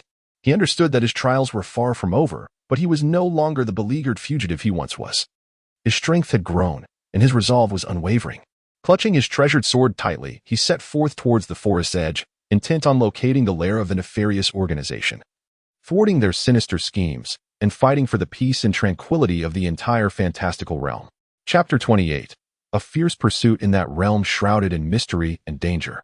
The dawn's light struggled to penetrate the dense foliage of the shadowy forest, casting feeble and hazy beams that failed to dispel the inky darkness. Within this seemingly tranquil forest, a heart-stopping and life-threatening chase erupted like a tempest, ruthlessly shattering the prior calm. Aotion, a young warrior with a tall and imposing stature and a stern countenance, clad in flowing black garb, desperately fled through the forest, tightly gripping a long sword that emanated a chilling, cold light. Beads of sweat adorned his forehead, trickling down his cheeks, while his gaze reflected profound tension and exhaustion. Yet, deep within the depths of his piercing eyes, a fiery and indomitable spirit blazed, a beacon that shone defiantly in the darkness. Like an everlasting lighthouse. Hot on his heels was a cohort of enigmatic assassins, garbed in blood-red attire and wearing menacing masks. Their movements were swift and agile, their footsteps echoing like the ominous beat of a death knell, rustling the fallen leaves in a haunting symphony within the stillness of the forest. Each step seemingly heralding the impending approach of death. Aotion was an outstanding disciple of the prestigious Lingyun sect, endowed with exceptional talent and a diligent spirit, earning him considerable attention within his sect. By a fortunate twist of fate, he stumbled upon an ancient relic hidden deep within the mountains during a chance exploration. This relic exuded an aura of mystery and antiquity, with its walls adorned with an array of intricate and peculiar runes and patterns, seemingly whispering tales of an ancient and enigmatic history. Utilizing the extensive knowledge acquired from the Lingyun sect and his own keen insight, Aotion cautiously navigated the relic. After considerable effort, he gradually unraveled the meanings of some of the runes and uncovered a staggering secret that pertained to the equilibrium of good and evil forces across the continent, revealing critical clues about the long-lost primordial artifact, the chaotic demon crystal. The chaotic demon crystal was said to possess immense power capable of reshaping the world. Should it fall into the hands of malevolent forces, it could unleash a gateway to the demon realm, flooding the world with endless horrors and plunging it into a state of despair. Aotion understood the gravity of the situation. His heart raced with urgency as he resolved to return immediately to his sect to report this vital intelligence to the sect leader. However, fate dealt him a cruel hand, as his movements were detected by the spies of the Blood Demon Palace, initiating a relentless pursuit. As Aotion fled for his life through the forest, vivid memories of his discovery surged through his mind.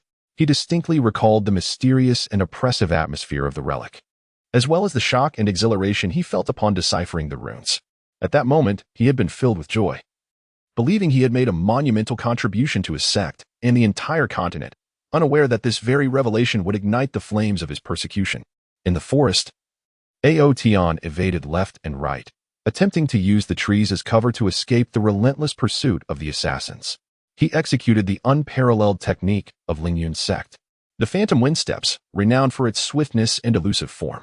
His figure darted through the woods like a bolt of black lightning, vanishing in an instant, making it difficult for the assassins to pinpoint his precise location.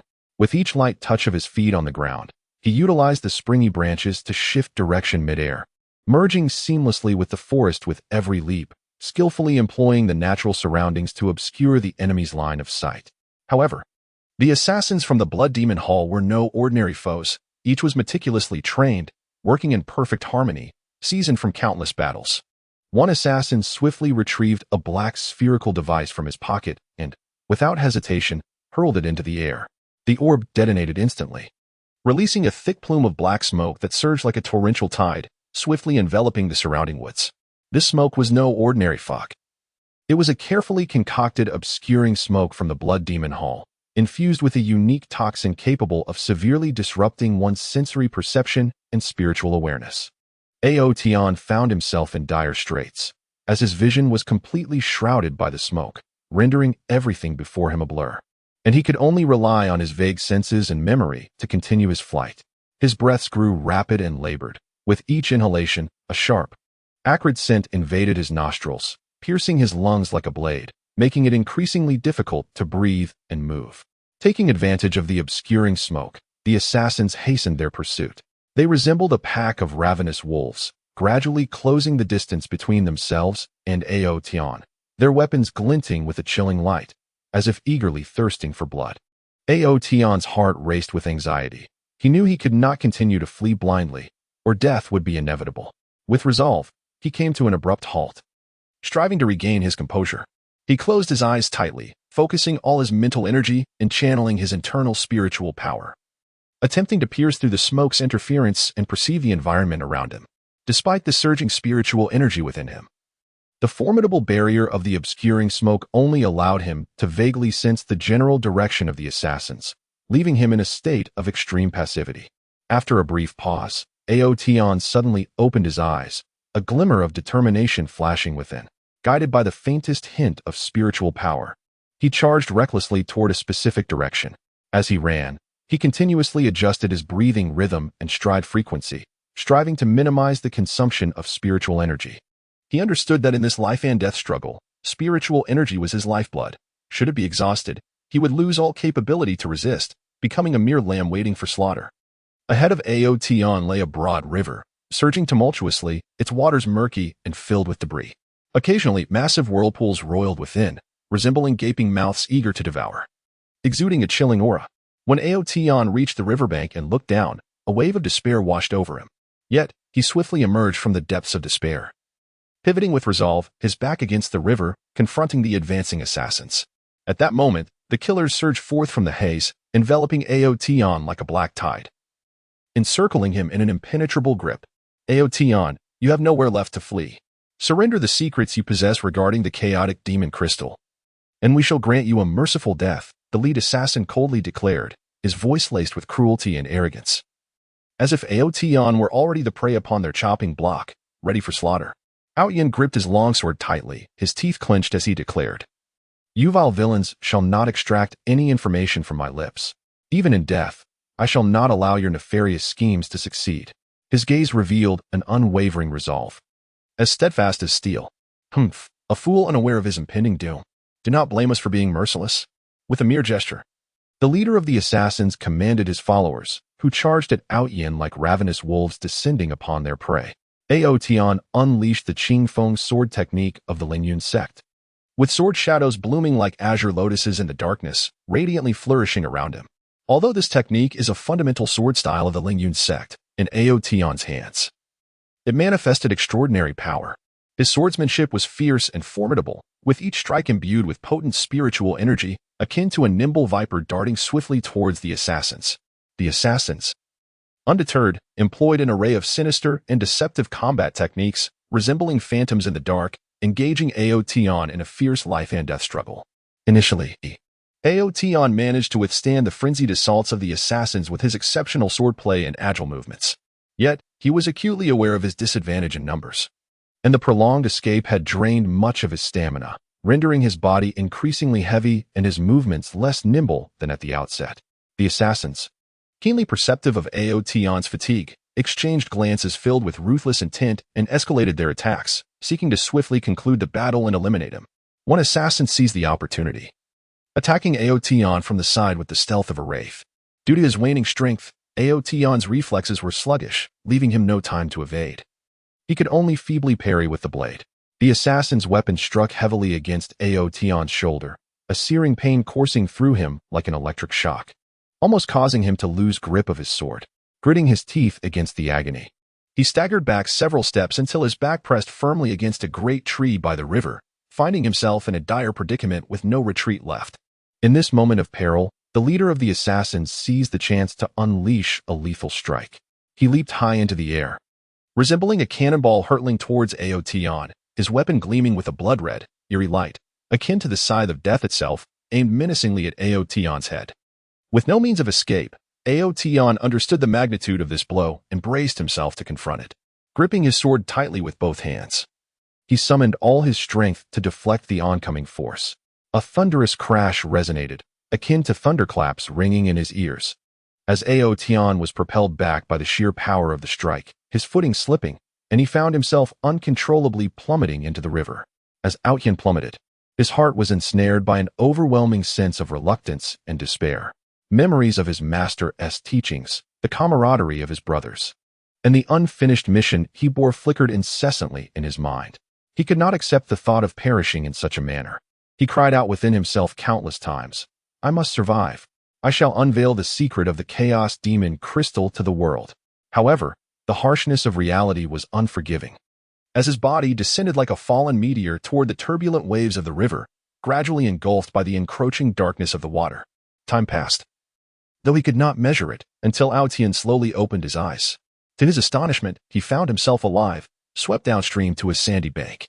He attempted to move, but was greeted by a piercing pain coursing through his body, a clear indication of his grievous injuries.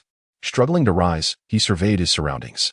The riverbank was strewn with stones of various sizes and silt, and not far from him stood a dense grove, where the gentle chirping of birds resonated, seemingly narrating the vitality and tranquility of this land. Aotian, bearing the weight of his injuries, trudged laboriously toward the forest. Upon entering the woodland, he sought a secluded corner, where he gradually settled down to commence his healing cultivation. During this process, he was pleasantly surprised to discover that the spiritual energy within the grove was remarkably potent, far exceeding that which he had experienced in his sect's training grounds. A realization struck him. This might be a fortuitous opportunity for cultivation bestowed by the heavens. He resolved to fully harness the ambient spiritual energy to accelerate his recovery and enhance his strength. Thus, Aotian cast aside all distractions, calming his mind, and devoted himself entirely to his practice. Following the cultivation methods of the Lingyun sect, he guided the spiritual energy within him to flow gently through his meridians, akin to a gentle stream, meticulously mending his damaged channels and organs. As time passed, his wounds gradually healed, and his prowess saw a notable enhancement. Throughout his training, Aotian unexpectedly uncovered ancient sword manuals and martial arts tomes hidden within the forest. These texts contained intricate sword techniques and formidable martial skills long thought to be lost, and he cherished them as treasures, his heart swelling with joy and excitement. With utmost care, he grasped the manuals and began to diligently study their contents, eagerly absorbing the swordplay and martial techniques contained within. He understood that to survive in this perilous world, rife with challenges, and to fulfill his destiny, he must perpetually elevate his capabilities and master more powerful forces. After a period of rigorous training and focused study, Aotion's strength experienced a profound augmentation. Not only had his injuries completely healed, but he had also successfully acquired several potent sword techniques and martial skills, instilling him with newfound confidence for the future. He firmly believed that with relentless effort, he could evade the assassins pursuing him, unveil the secrets of the chaotic magic crystal, and contribute to the peace and tranquility of the entire fantasy continent. Aotion emerged from the thicket, resolutely continuing his quest in search of the Blood Demon Hall. He advanced slowly along the river, meticulously attuned to the sounds of his surroundings while delving into profound contemplation on how to confront the relentless pursuit of the Blood Demon Hall. He was acutely aware that they would never relinquish their hunt so easily. They were certain to lay numerous traps and surveillance in various locales, crafting an invisible web that awaited his unwitting capture. During his journey, Aotion fortuitously encountered an elderly man, clad in a flowing white robe. With hair as white as snow and eyes imbued with the depth of wisdom, he seemed capable of perceiving the essence of all existence. Seated upon a stone by the riverbank, the old man was quietly fishing, seemingly indifferent to everything around him, immersed in his own tranquil world, savoring the serenity and detachment. Aotion, feeling a surge of caution, tightened his grip on the long sword in his hand and cautiously approached the elder, ever vigilant for any potential threat. "Young man, why do you appear so anxious?" The old man inquired slowly, raising his head to meet Aotion's gaze with a calm and steady expression. Aotion hesitated for a moment before recounting, in full detail, the harrowing tale of his pursuit by the Blood Demon Palace to the elder. Upon hearing this, the elder nodded slightly and remarked, "The secret of the Chaos Demon Crystal pertains to the safety of the entire continent. You have acted wisely. However, if you wish to stand against the Blood Demon Palace, you will require a more formidable power." As he spoke, the elder slowly retrieved a tome from his robes and presented it to Aotion. "This tome is the culmination of my years of dedication, containing the teachings of a formidable sword technique known as the Tai Chi swordsmanship. This technique emphasizes the principle of overcoming rigidity with flexibility and the harmony of yin and yang. It may prove beneficial to you." Aotion received the scripture, filled with immense gratitude. He promptly expressed his thanks to the elder, who smiled and waved his hand, saying, "Go forth, young man, and I hope you achieve success." Aotion bid farewell to the elder and resolutely embarked on his arduous journey, fraught with challenges. He understood that his path was long and treacherous, rife with unknown perils and formidable trials. Yet, within him burned an unwavering conviction, akin to an eternal flame that would never extinguish. No matter the obstacles he encountered, he would not yield. Amidst this fierce pursuit, he would continuously evolve and transform, ultimately triumphing over evil to safeguard the peace and tranquility of the entire fantasy continent. Chapter 29. Aotion driven to the brink in the fantasy continent. In a realm shrouded in mystery and peril, the night descends like an immense black satin curtain, heavily draping over the ancient and dense shadowy forest. The moonlight struggles to pierce through layers of branches, casting a few fragmented rays of light, yet failing to dispel the ink-like darkness and foreboding atmosphere. Deep within this forest, a heart-stopping struggle for survival unfolds, where Aotion, once a spirited young swordsman, now finds himself cornered, akin to a wounded lone wolf, grappling in solitude amidst the shadows. Aotion, a prodigious disciple of the prestigious Qingyan sword sect, possessed an innate connection to spiritual veins and exhibited an extraordinary comprehension of the sword. From a young age, he aspired to reach the pinnacle of swordsmanship. On the sword peak of the Qingyan sect, regardless of the biting cold or scorching heat, he could always be seen diligently training alone, drenched in sweat. Starting from the most fundamental sword techniques, he meticulously refined each movement, striving for precision in every action and concentrating fully on the flow of his spiritual energy. As time progressed, his swordsmanship flourished, allowing him to master various techniques within the sect and creatively innovate based on his insights. Gradually, his name echoed throughout the sect, becoming an idol of admiration and emulation among numerous disciples. However, fate's twists are often abrupt. A trial mission organized by the sect irrevocably altered the course of his life. Within an ancient ruin, Aotion inadvertently uncovered a staggering secret capable of upending the balance of good and evil across the continent. It was revealed that the malevolent organization, the Blood Demon Hall, was covertly searching for the long-lost ancient artifact, the Chaos Demon Crystal. Legend has it that this crystal harbors cataclysmic power. If it falls into the hands of evil, it could unleash a gateway to the demon realm, allowing countless demons to invade the mortal world, plunging existence into endless calamity and chaos. Aotion, fully aware of the gravity of this matter, was desperate to return to the sect to inform the sect leader. Unfortunately, the Blood Demon Hall spies had long been fixated on him, setting the stage for a brutal pursuit. The assassins dispatched by the Blood Demon Hall were all well-trained and ruthless. They followed Aotion like relentless parasites, and no matter how he concealed his whereabouts, he could not escape their grasp. Throughout his arduous flight, Aotion faced countless hardships. In a desolate desert, he fell victim to an ambush. The scorching sand swirled violently, obscuring his vision and making it difficult to discern the enemy's location. The assassins surged toward him like a tide, their glinting blades reflecting a chilling light, resembling a pack of ravenous wolves descending upon him. Undaunted in the face of danger, Aotion swiftly unsheathed his treasured sword, unleashing the Qinyan sect's ultimate technique, the clear windsword art. Amidst the intertwining sword shadows, they blossomed like blue lotuses in the yellow sands, emanating a fierce sword aura. Each strike he executed was infused with formidable spiritual energy, valiantly resisting the onslaught of his foes. Yet, the sheer number of assassins and their seamless coordination gradually encircled him. In the midst of the fierce battle, though Aotion fought with all his might, he sustained multiple injuries, blood staining his garments. At a critical juncture, he bore the pain, employing the phantom escape technique. Leveraging his exceptional agility, he pinpointed the weak spots in the enemy's encirclement and, like lightning, broke free to continue his desperate flight. Later, amidst the perilous mountains, he was once again intercepted by assassins. The steep peaks pierced the heavens, while the rugged paths were treacherous. To one side lay an unfathomable abyss, where a moment's carelessness would result in utter annihilation. Aotion struggled forward along the narrow mountain trail, pursued relentlessly by the assassins. Suddenly, a massive boulder loomed ahead, blocking his path, forcing him to halt. At that moment, the assassins closed in from behind, cornering him at the very edge of the cliff. Below, the abyss plunged into darkness, shrouded in mist, exuding a chilling aura of death. Aotion, you have nowhere left to run. Hand over the secrets of the Chaos Demon Crystal, and we can grant you a swift end. The leader of the assassins uttered coldly, his voice laced with cruelty and arrogance. Aotion gripped his sword tightly, his eyes reflecting unwavering determination and resolve. You vile rogue shall not succeed. Even if I must die, I will reveal not a single word.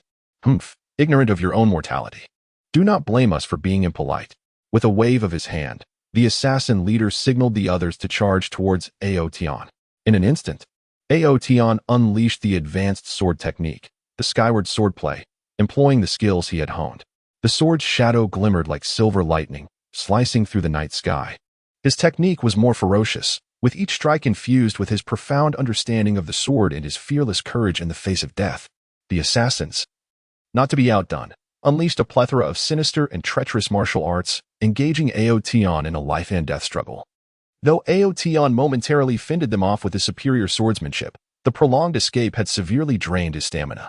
His movements began to slow, and the power of his swordplay diminished significantly. The assassins, sharply attuned to his fatigue, intensified their assault, aiming for a swift conclusion. One assassin seized the moment, launching a surprise attack from the side. Aotion was caught off guard, barely managing to parry with the blade. The assassin's weapon struck his shoulder with a heavy blow, sending a jolt of pain coursing through him, nearly causing him to relinquish his sword. Gritting his teeth against the agony, Aotion staggered backward, his back pressed against the cliff's edge, with no retreat left, the endless abyss yawning beneath him, casting a shadow of death over him. In this life-and-death moment, countless memories flashed before Aotion's mind like a revolving lantern. He recalled the years of growth within the Qinyan sword sect, the sage teachings of his master echoing in his ears, the camaraderie with his brothers warming his heart, and his unwavering pursuit of the sword path, along with unfinished missions. A fervent flame of justice ignited within him, and he understood that at this moment, he had to take a desperate gamble for a glimmer of hope. Taking a deep breath, Aotion channeled all the remaining spiritual energy within him into his sword. In an instant, the sword radiated a brilliant blue light, dazzling and resplendent. He executed a never-before-seen ultimate move, the heaven-splitting sword. This strike was born from countless hours of cultivation and enlightenment, embodying his pinnacle understanding of the sword and his resolute courage in the face of mortality. He leaped high, akin to a meteor hurtling towards his foes. The sword in his hand carried the destructive power to obliterate worlds, slashing towards the assassins. The assassins, taken aback by this sudden and formidable assault, quickly regained their composure and raised their weapons to defend. However, the might of Aotion's strike was overwhelming. Wherever the sword passed, the air seemed to be torn asunder, emitting a piercing howl. In the instant the assassins' weapons clashed with the sword, they shattered, and their bodies were sent flying by the tremendous force. Although Aotion successfully repelled the assassin, he found himself on the brink of collapse due to the excessive depletion of his spiritual energy. Like a drifting leaf, he descended slowly from the edge of the cliff. During his fall, a tumult of emotions stirred within him, resentment and despair intertwined with a flicker of liberation. Uncertain of his fate, whether to plunge into the abyss of death below or to grasp an unforeseen sliver of hope, he could only resign himself to destiny, entrusting his life to this enigmatic land. After what felt like an eternity, Aotion gradually opened his eyes, only to realize he had not succumbed to death but had instead landed amidst a lush thicket at the base of the cliff. As he attempted to move, excruciating pain surged through his body, revealing the extent of his injuries.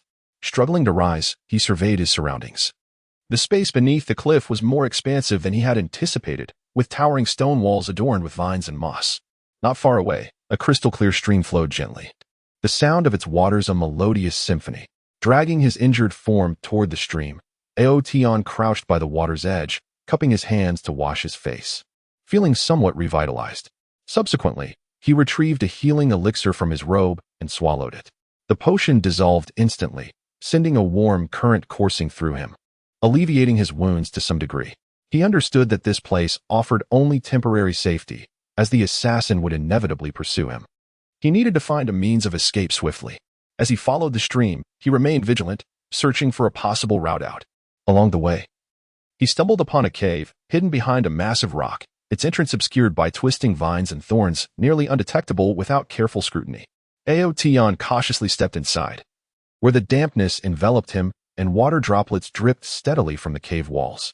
After thoroughly inspecting the area and confirming it was devoid of danger, he realized he could not find an exit. Deciding to rest within the cave to recuperate his strength, he discovered a dry spot to sit and began to cultivate his energy for healing. As he practiced, he was pleasantly surprised to find the cave imbued with an abundance of spiritual energy, far surpassing that of his sect's training grounds. A realization dawned upon him. This was an unparalleled opportunity to enhance his strength. Thus, he cast aside distractions and devoted himself entirely to his cultivation. Following the teachings of the Qingyun Sword sect, he guided his spiritual energy in a cyclical flow through his meridians, mending his damaged pathways and organs. As time elapsed, his injuries gradually healed, and his strength began to grow. During his training, Aotion discovered ancient sword manuals and martial arts tomes deep within the cave. These texts contained long-lost intricate sword techniques and powerful martial arts, treasures beyond measure. He diligently studied and practiced the swordsmanship and techniques contained within, fully aware that survival in this perilous world and the completion of his mission depended on his continual enhancement of strength. Aotion dedicated himself to rigorous training. After a significant period of cultivation and study, his power surged. Not only had his injuries healed, but he had also mastered several formidable sword arts and martial techniques. With renewed confidence, he believed that through perseverance, he could evade his pursuers and unveil the secrets of the chaotic magic crystal, safeguarding the tranquility and harmony of the fantastical continent. Emerging from the cave, Aotion resumed his search for a path away from the cliff space. Progressing along the stone wall, he eventually discovered a narrow trail concealed behind the vines. The path was steep and treacherous, barely wide enough for a single person. Exercising utmost caution, Aotion began his ascent, his hands gripping the rocks and vines tightly, laboriously making his way upward. Throughout his climb, danger lurked at every turn. At one point, his foot slipped, nearly sending him plunging into the abyss once more. Yet, through sheer determination and remarkable agility, he steadied himself and continued to climb. After enduring tremendous hardships, Aotion finally succeeded in climbing out of the abyss. Standing atop the precipice and gazing upon the familiar, yet unfamiliar forest before him, a myriad of emotions surged within his heart. He was acutely aware that the trials were far from over, yet at this moment, he was no longer the wretched figure who had been relentlessly pursued. The enhancement of his strength and the steadfastness of his convictions compelled him to grip his sword tightly as he resolutely ventured toward the forest's edge. He was determined to seek out the lair of the Blood Demon Palace, to thwart their nefarious schemes, and to fight for the peace and tranquility of the illusory continent, vowing to retreat not an inch, regardless of the thorns that lay ahead. Chapter 30. The Plunge in the Vast and Enigmatic Illusory Continent. There exists a realm known as the Realm of Spirit Illusions, where perilous mountains and breathtaking wonders coexist. Among these, the soul-severing cliff stands like a colossal fissure. Stretching across the land, its depths unfathomable and shrouded in mist, as if it were a gateway to another unknown world. Aotian, a young and intrepid adventurer, embarked upon a perilous journey in search of the legendary spirit source fruit. His physique was agile, and his gaze radiated determination and steadfastness. Clad in flowing black attire that danced with the wind, he exuded an air of nonchalance and freedom. From a tender age, Aotian had heard tales of the miraculous powers of the spirit source fruit, believed to enhance one's spiritual prowess, heal myriad ailments, and perhaps even aid in transcending the barriers of cultivation to attain a higher realm. Undeterred by the warnings of others, he resolutely set forth on this journey fraught with uncertainty. Aotian has traversed the ethereal realm for many days, enduring countless trials and tribulations along the way. He has encountered ferocious beasts, colossal in stature, with sharp fangs and claws, belching forth flames or venom in frenzied assaults against him. Yet, through his exquisite martial skills and agile movements, Aotian has repeatedly transformed peril into safety. He has also found himself ensnared in enigmatic labyrinthine traps, where the surrounding walls shift incessantly and the pathways intertwine, rendering one utterly disoriented. However, guided by his keen intuition and composed demeanor, he ultimately discovered the exit. Yet, as he approached the precipice of the soul-severing cliff, the true peril was only just beginning. The terrain here was exceedingly intricate, with steep cliffs standing almost perpendicular, the rocks precarious and loose, threatening to unleash calamity with the slightest misstep. Aotian cautiously explored the edge of the cliff, well aware that the sacred fruit of spiritual essence might be hidden in some nearby nook. Just as he was wholly absorbed in his search for clues, the ground trembled violently, revealing a colossal stone golem emerging from the depths below, towering several meters high and composed entirely of unyielding rock. Each step it took sent tremors through the earth. Its eyes glimmered with a fierce red light, akin to flames of wrath, and without uttering a word, it swung its massive stone arm toward Aotian. A surge of alarm coursed through Aotian, yet he swiftly regained his composure. He unsheathed the sword at his waist, its blade glinting with a chilling brilliance under the sun's rays. He unleashed his renowned sword technique, the Gale swordplay.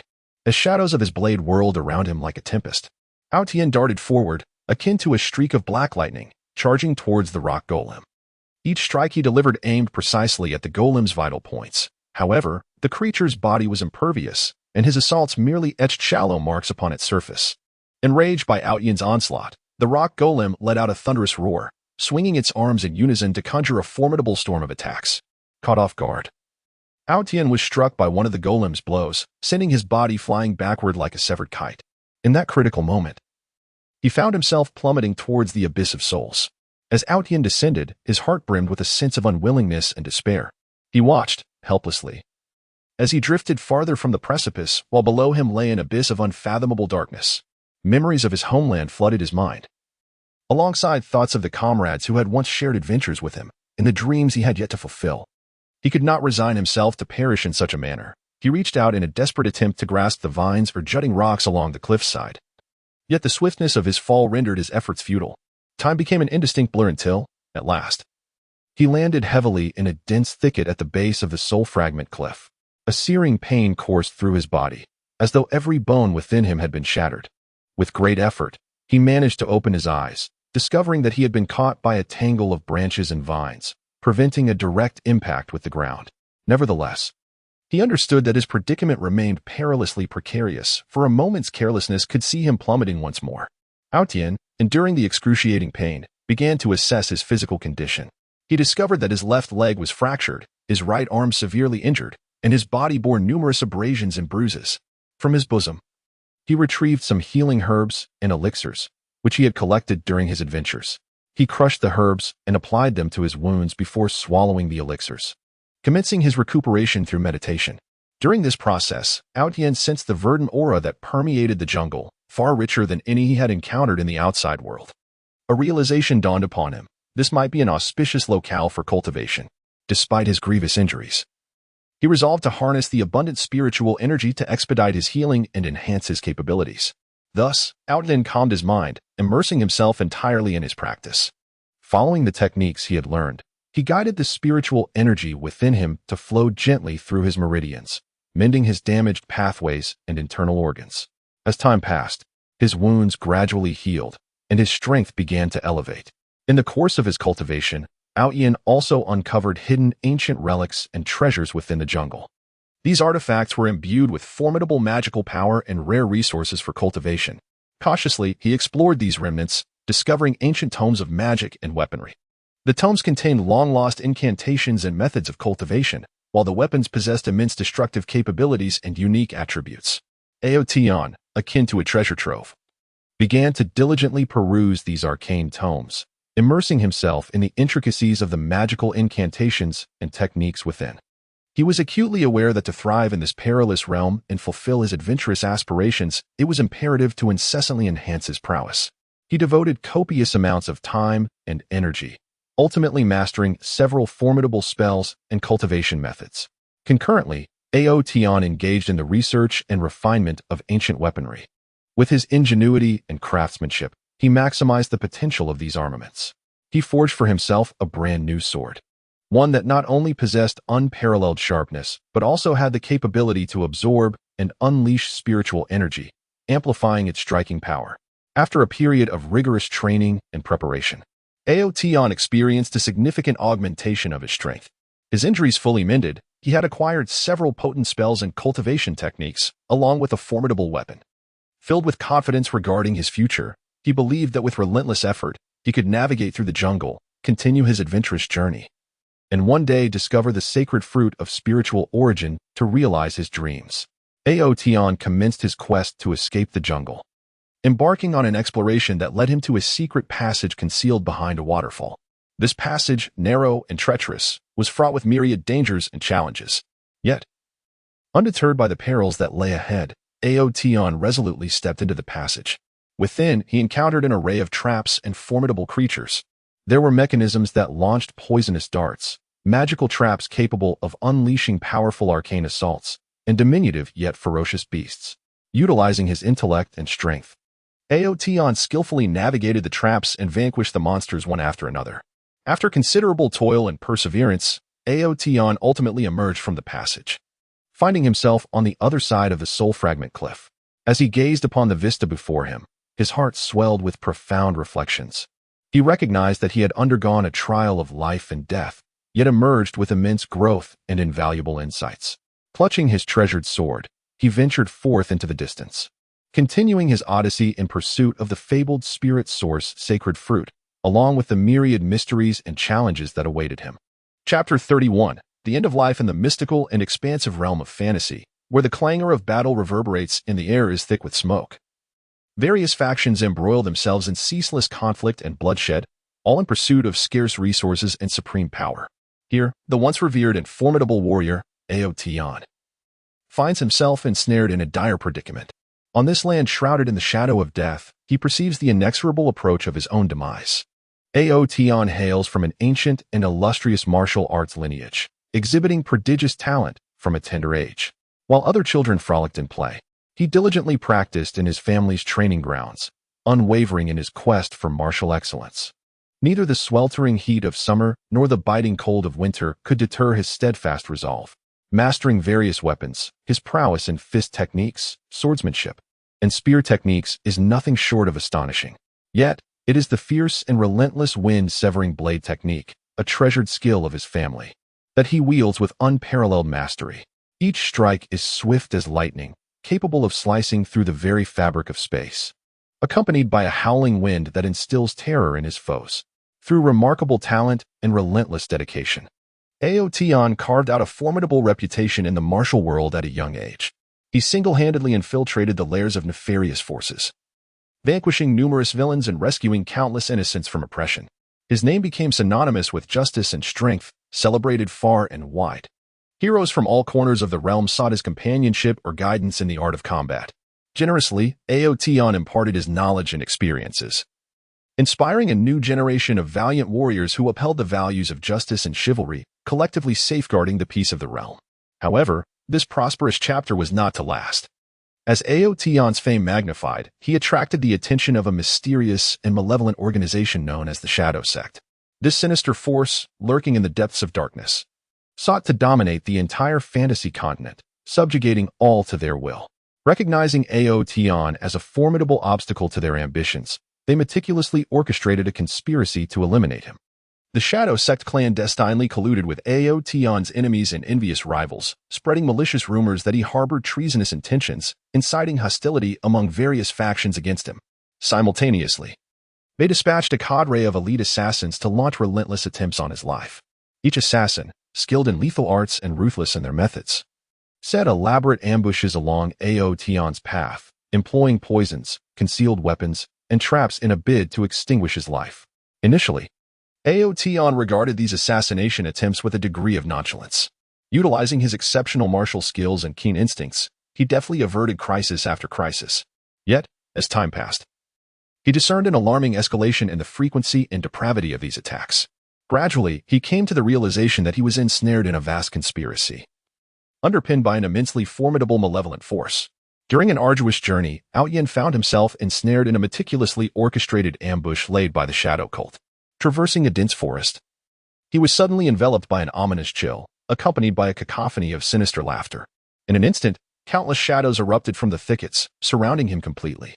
Clad in dark, stealthy attire and shrouded in masks that concealed their faces, only their cold, piercing eyes were visible. Armed with an array of glimmering blades, they reflected a chilling light under the moon's gaze. "Today marks your demise, Aotion," declared the leader of the assassins with a voice laced with malice and triumph.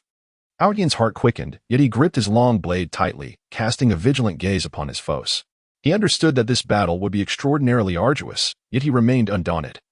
His eyes ablaze with the fires of indignation, a denunciation of the enemy's despicable actions, and a steadfast belief in his own commitment to justice. "Do you truly think that these wretched rodents, can extinguish my life?" Aotion proclaimed, his voice resonating like a thunderclap through the forest. With that, he initiated the assault. He unleashed the first stance of the Gale Blade technique, summoning a tempest as he swung his sword, unleashing a fierce blade aura that swept toward his adversaries like a whirlwind. The assassins, startled, scattered to evade the onslaught. However, they quickly regrouped and launched a concerted attack from all directions. Employing an array of deceptive martial arts, some favored close-quarter combat, attempting to close the distance to deliver lethal strikes, while others excelled in ranged attacks, hurling concealed weapons at Aotion like a torrential downpour. Aotion maneuvered through the barrage, his swordplay flowing with the grace of a stream. He deftly parried close-range assaults with his blade while deflecting incoming projectiles with his cutting aura. His figure darted through the moonlight like a bolt of black lightning, leaving a trail of blood in his wake. Yet, the sheer number of adversaries began to overwhelm him, their coordinated efforts gradually constricting his space for movement. Amidst the fierce combat, Aotion sensed his strength waning. His stamina was depleting, and he bore numerous wounds. He realized that if this continued, he would eventually succumb to their relentless assault. He needed to devise an escape plan. Seizing an opportune moment, he activated the Phantom Footsteps, an advanced lightness technique he had acquired by chance. His form became ethereal, akin to a wisp of smoke, as he surged toward a vulnerable point in the encirclement. The assassins were caught off guard by Aotion's sudden maneuver, creating a fleeting gap in their formation. He seized the opportunity to break free, fleeing deeper into the forest. However, the Shadow Cult's assassins were relentless in their pursuit, with fresh reinforcements arriving from all directions. Aotion fled desperately through the woods, his heart aflame with rage and frustration. He could not comprehend why these individuals were so ruthlessly intent on hunting him down. A mere warrior devoted to righteousness, he sought only to protect the weak and innocent. Yet he had attracted such perilous retribution. In the midst of his escape, Aotion arrived at the base of a steep mountain peak. He gazed upward, the summit shrouded in clouds, obscuring what lay above. He understood that there was no retreat left for him. Continuing to run forward would likely lead to being caught by the enemy. Turning to confront them, in his current state, would be futile. After a moment's hesitation, he ultimately resolved to ascend the mountain peak. He hoped to find a concealed refuge atop the summit, where he could temporarily evade his pursuers or perhaps discover a new path to escape. With great difficulty, Aotion began his arduous climb, his hands gripping the rocks and vines tightly as he ascended step by step. Blood flowed from the wounds on his body, and his strength waned rapidly. Yet, driven by indomitable willpower, he refused to surrender. However, the assassins of the Shadow Sect soon followed in pursuit, climbing the same route as Outyin with a ghostly swiftness.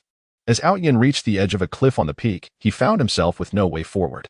The abyss below was unfathomably deep, shrouded in mist that exuded a chilling aura. Turning back, he saw the assassins had encircled him at the cliff's edge.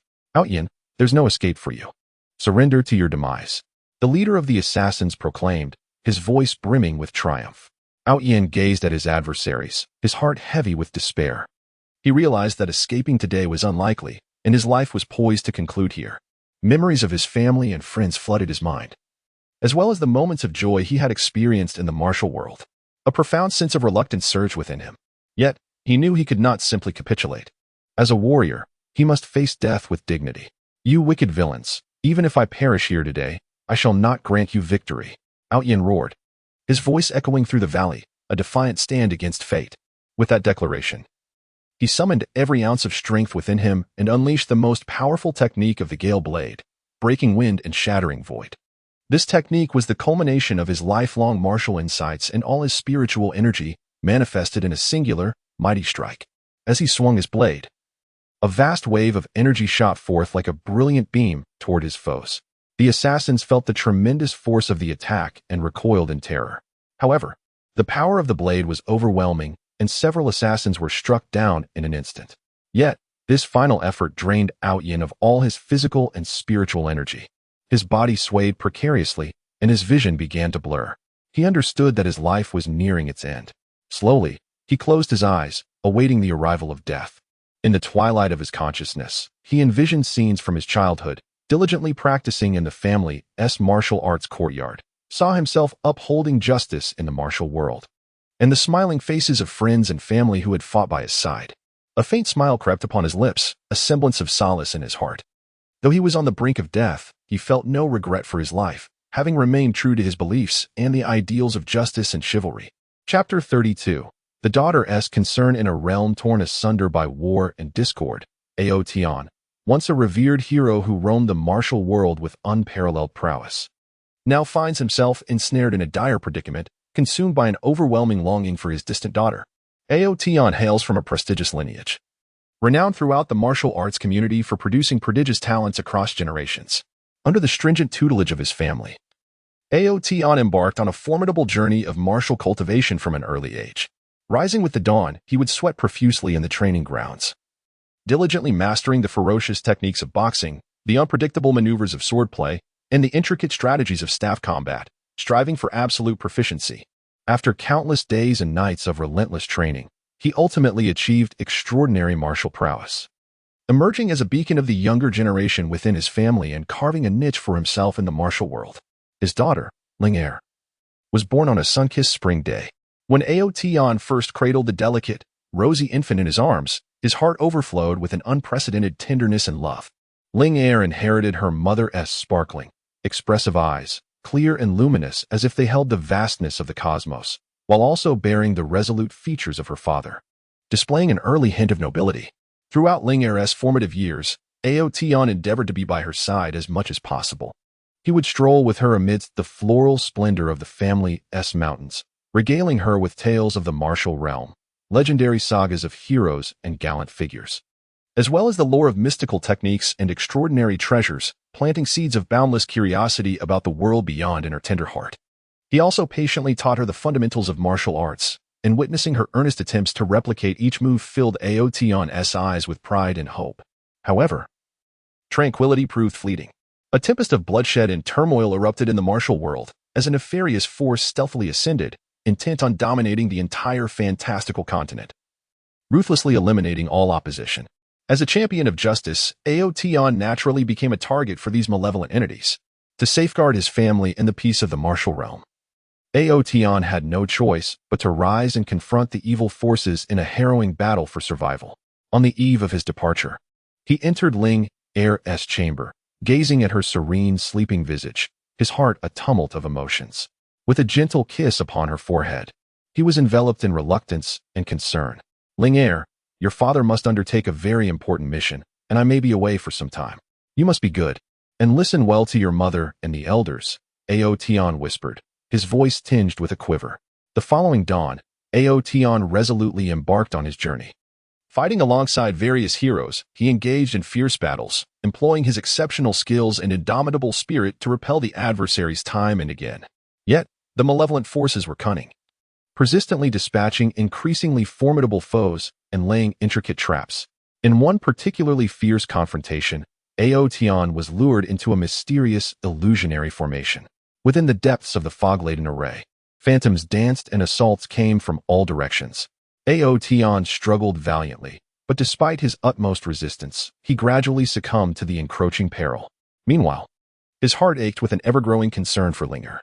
He feared he might not return alive, and he was deeply troubled by the thought of his daughter suffering from the loss of her father. Linger, your father will never abandon you. You must hold on.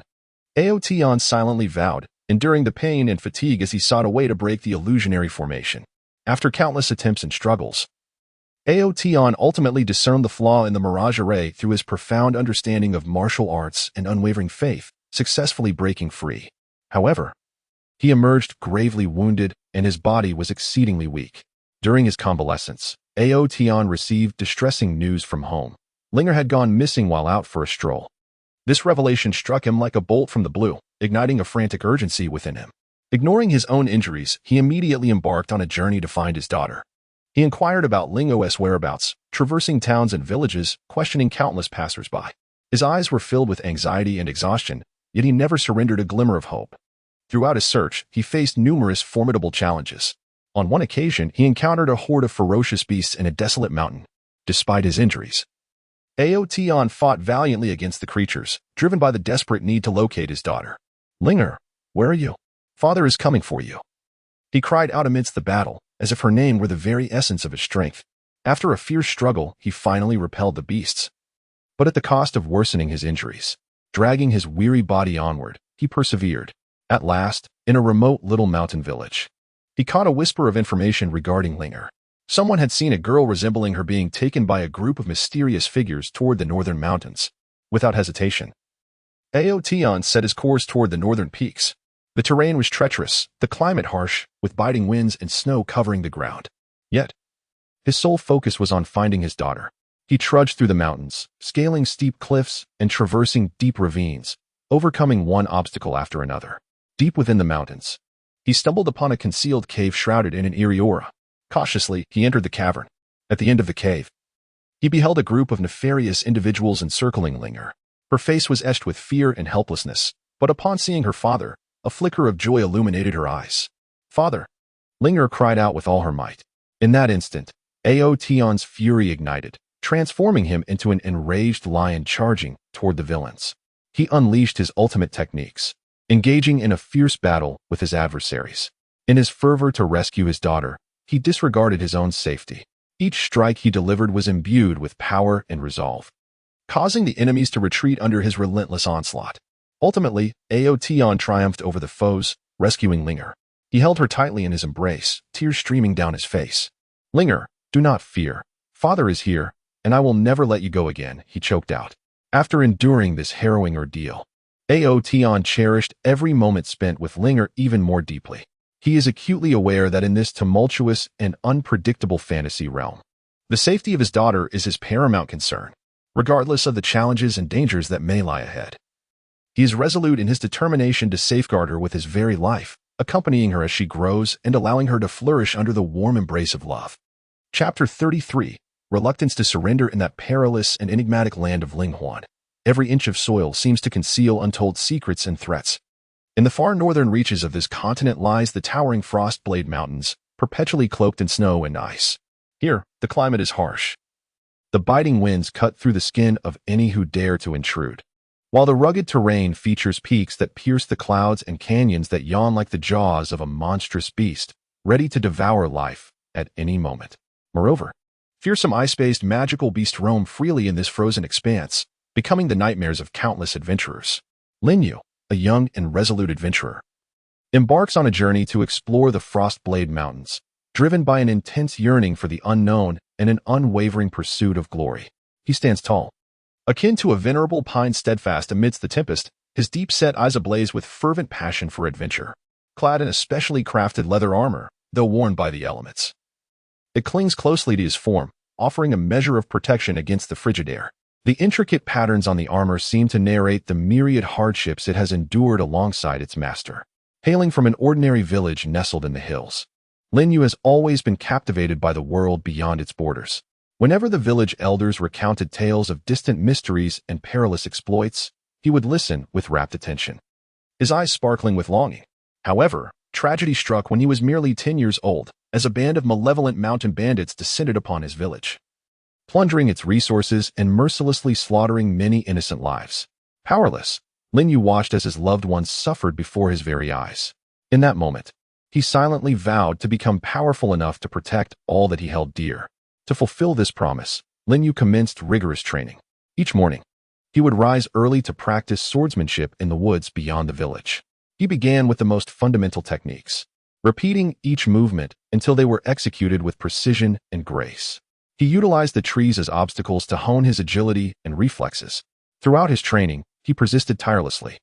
Even when his arms ached to the point of exhaustion and his clothes became drenched in sweat, the thought of surrender never crossed his mind. As he matured, Lin Yu's strength steadily increased. He began to venture beyond the village to nearby towns, seeking formidable opponents for sparring and learning. In these towns, he encountered many like-minded adventurers, sharing experiences and insights, mutually encouraging one another. By chance, he came to learn of the legends surrounding the Frostblade Mountains. It is said that deep within the mountains lies a mysterious ice crystal, imbued with immense ice power. The possessor of this crystal can wield the formidable ability to manipulate ice and snow, potentially transcending their own cultivation limits to reach an entirely new realm. This legend captivated Lin Yu, compelling him to embark on a quest to the Frostbite Mountains in search of the enigmatic ice crystal. Despite the knowledge that this journey would be fraught with peril and challenges, the flame of adventure burned fiercely within him, unquenchable. Upon entering the Frostbite Mountains, Lin Yu was immediately enveloped by a profound sense of oppression. The frigid air surged toward him like a relentless tide, threatening to freeze his very being. Yet, he did not falter. Gripping his sword tightly, he resolutely pressed onward. Throughout the mountains, Lin Yu encountered numerous dangers. He faced ferocious ice bears, colossal creatures clad in hard ice armor, whose mighty paws could shatter massive blocks of ice with a single swipe. Upon spotting Lin Yu, the ice bear let out a fearsome roar and charged at him. Lin Yu quickly composed himself, employing his most adept technique, the Gale Sword art. As the sword shadows whirled around him like a tempest, he skillfully evaded the ice bear's attacks while searching for an opening.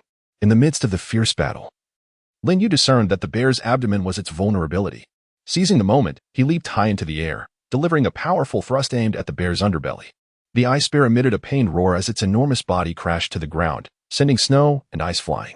In addition to the ice bears, Lin Yu also encountered snow spirits capable of casting ice magic. Graceful in form and striking in appearance, these spirits possessed hearts as cold as the ice they wielded. They danced through the air, brandishing azure wands and chanting incantations. In an instant, a myriad of sharp ice shards rained down upon Lin Yu. He swiftly executed the phantom footwork, his figure becoming a mere wisp as he darted between the ice projectiles while advancing toward the snow spirits. As he drew near, he unleashed the Windbreaker Sword technique, shattering the magical barriers of the snow spirits. In terror, they shrieked and attempted to flee. But Lin Yu was not one to let them escape easily. With a flurry of strikes, he vanquished them all. As Lin Yu delved deeper into the mountains, he encountered an even graver challenge. He discovered a hidden ice cave nestled within a valley, pulsating with powerful ice magic. A surge of intense curiosity welled within him, prompting him to enter the cave for a closer investigation. Upon stepping inside, he found himself in a dimly lit chamber, the walls adorned with shimmering ice blue runes. At the heart of the cave resided a colossal ice crystal, radiating a dazzling light, the very crystal he had long sought. However, just as Lin Yu approached the crystal, a formidable ice guardian materialized before him. Towering and composed entirely of ice, the guardian's eyes glimmered with a cerulean light, brandishing a massive ice sword. Without uttering a word, the guardian charged at Lin Yu. Lin Yu was acutely aware of the formidable prowess of the guardian. He focused his mind and unleashed the most powerful swordsmanship he had mastered. His sword flickered with a chilling light within the icy cavern, clashing repeatedly with the guardian's ice sword, producing a series of crisp sounds. Amidst the fierce battle, Lin Yu gradually discerned that although the Guardian's attacks were potent, his movements were relatively sluggish. Capitalizing on his advantage in speed, Lin Yu circled behind the Guardian, launching his assaults. The Guardian, irked by Lin Yu's relentless strikes, suddenly unleashed a formidable ice magic, enveloping the entire cavern in a blanket of ice and snow, partially freezing Lin Yu's body. He felt his movements becoming increasingly sluggish, his strength gradually waning. Nevertheless, Lin Yu refused to concede defeat. He continuously encouraged himself in his mind, summoning the spiritual energy within him. He endeavored to break free from the icy shackles. After considerable effort, he finally succeeded in liberating himself from the frozen grip. Rejuvenated, he launched a more ferocious onslaught against the Guardian. He executed a self-created sword technique, the ice-breaking sword art, which amalgamated his comprehension of ice powers with his insights into swordsmanship. Each stroke left a deep scar on the Guardian's form. The Guardian, undeterred, intensified his attacks, wielding his ice sword with greater ferocity. In a critical moment of the battle, Lin Yu discerned that the Guardian's head was its core. He resolved to take a risk and employed the phantom footsteps technique, swiftly darting towards the Guardian's head. The Guardian attempted to strike him with its ice sword, but Lin Yu deftly evaded. Successfully closing in on the Guardian's head, he unleashed a powerful thrust aimed at the Guardian's cranium. The Guardian emitted a tremendous roar, its body beginning to disintegrate. Lin Yu triumphed over the Guardian, approaching the ice crystal with a heart brimming with joy. He extended his hand, yearning to touch the crystal. But just as his fingers neared it, an unforeseen force erupted from the crystal, violently propelling Lin Yu backward. He crashed heavily to the ground, engulfed in excruciating pain. Struggling to rise, Lin Yu gazed at the ice crystal, his heart filled with frustration. He could not fathom why, after enduring countless hardships to locate the crystal, he was unable to claim it. Unwilling to surrender, he resolved to make another attempt. Regaining his composure, he advanced once more towards the ice crystal. As he approached, the crystal unleashed another wave of power, attempting to thwart him. However, this time Lin Yu was prepared. He executed a defensive sword technique, mitigating a portion of the crystal's force. He pressed onward, each step fraught with immense pressure. Throughout this arduous process, Lin Yu's body had reached its limits. Yet his gaze remained resolute. He recalled his village, the suffering endured by his kin and friends, and the arduous journey he had traversed. He reminded himself that he could not yield, no matter the circumstances. After enduring tremendous hardship, Lin Yu finally succeeded in touching the ice crystal. A surge of powerful ice energy coursed into his being, initiating a transformation within him. His spiritual power has experienced a tremendous enhancement, and his mastery over ice magic has also become significantly stronger. Lin Yu left the ice cave with the ice crystal in hand, a look of gratification illuminating his face. He understood that his efforts had not been in vain. He had successfully surmounted numerous obstacles and achieved his aspirations. He firmly believed that in the adventures that lay ahead, no matter the challenges he might encounter, he would never yield easily, for the flame of adventure burning within his heart would eternally blaze. Chapter 33. The rapid descent in the vast and enigmatic realm of the spirit fantasy continent, Cloud Pinnacle rises majestically and perilously, unmatched in its grandeur. Its sheer cliffs plunge nearly perpendicular into the earth, resembling a colossal barrier thrusting forth from the very fabric of the world. The mist swirling around the peak, akin to gossamer veils or cotton wisps, drift languidly, at times dense enough to engulf the entire mountain, and at others, so thin that only the faintest threads remain, adding an ethereal touch of mystery to its allure. Yet beneath this enchanting facade lurks an endless abyss of lethal peril. Xiaofeng, a young adventurer, radiates the fervent brilliance of a blazing star, imbued with courage and an insatiable curiosity for exploration.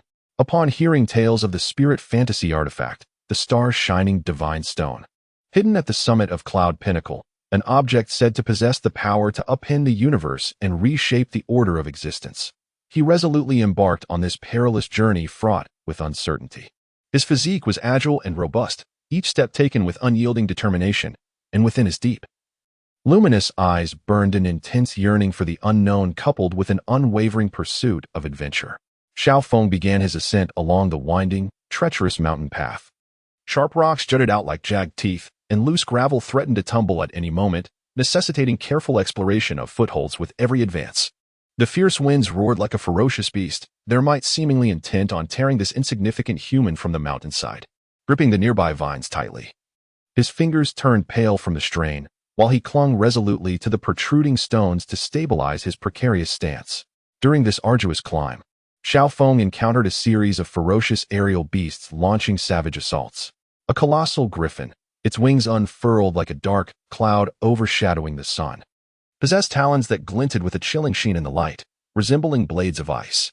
It circled ominously above him, emitting a chilling shriek, and periodically dove toward him with the swiftness of a released arrow, its speed so great it seemed capable of rending the very air itself. Reacting swiftly, Xiaofeng drew his sword from his waist, its blade shimmering brilliantly under the sun, akin to a flash of lightning cleaving through darkness. He executed the agile and dynamic phantom sword technique, and in an instant, sword shadows burst forth like silver flowers blooming in the air, intertwining in a dazzling yet lethal dance.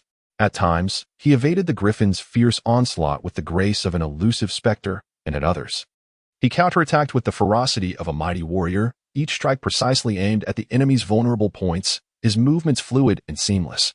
After an exhilarating and arduous battle, Xiaofeng, through indomitable will and exceptional swordsmanship, successfully repelled the assault of the griffin. Exhausted, he leaned against the mountain wall to catch his breath, momentarily resting and regaining his strength before resolutely continuing his ascent toward the summit.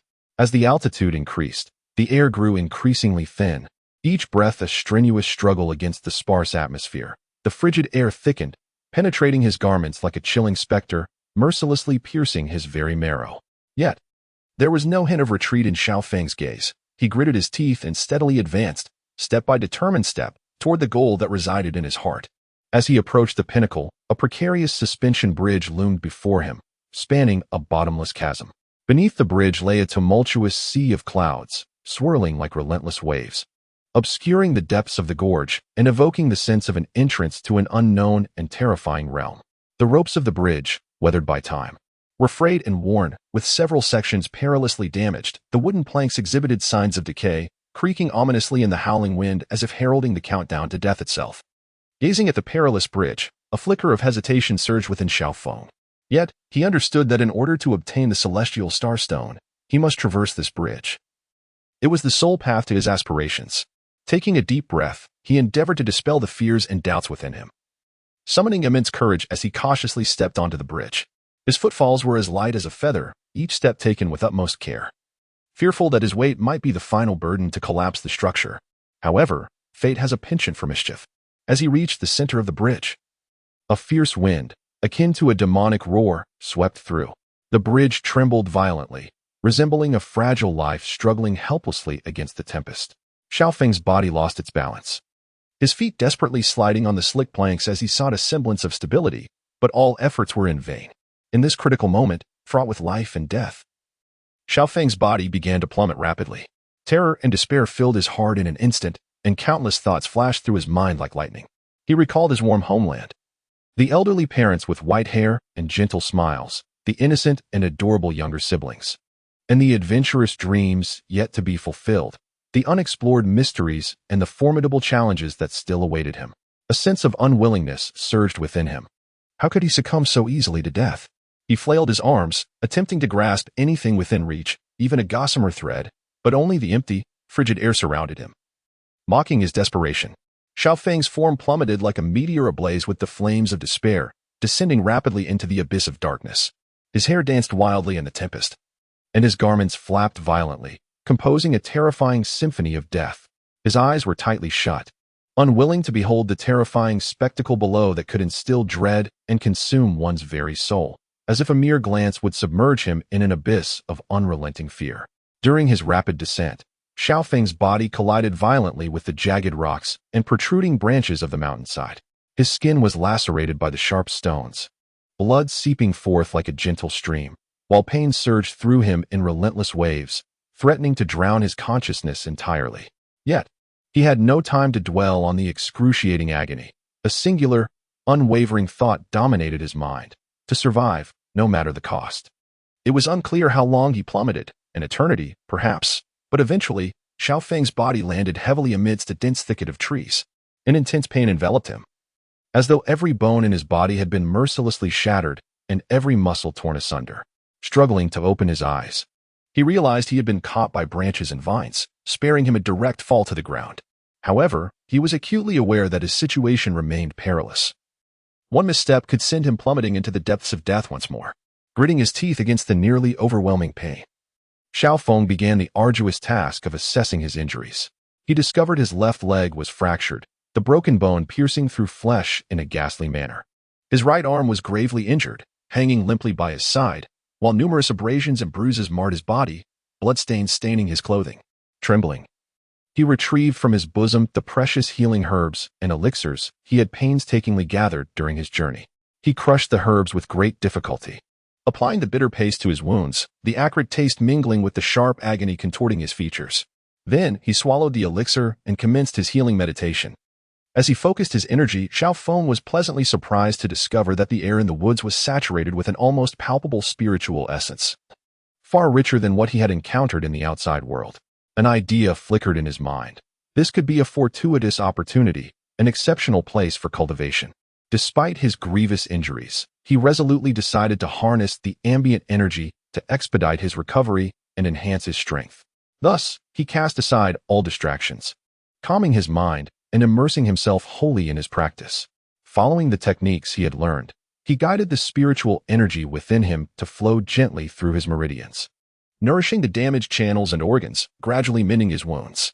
As time passed, his injuries began to heal, and he felt a subtle increase in his strength.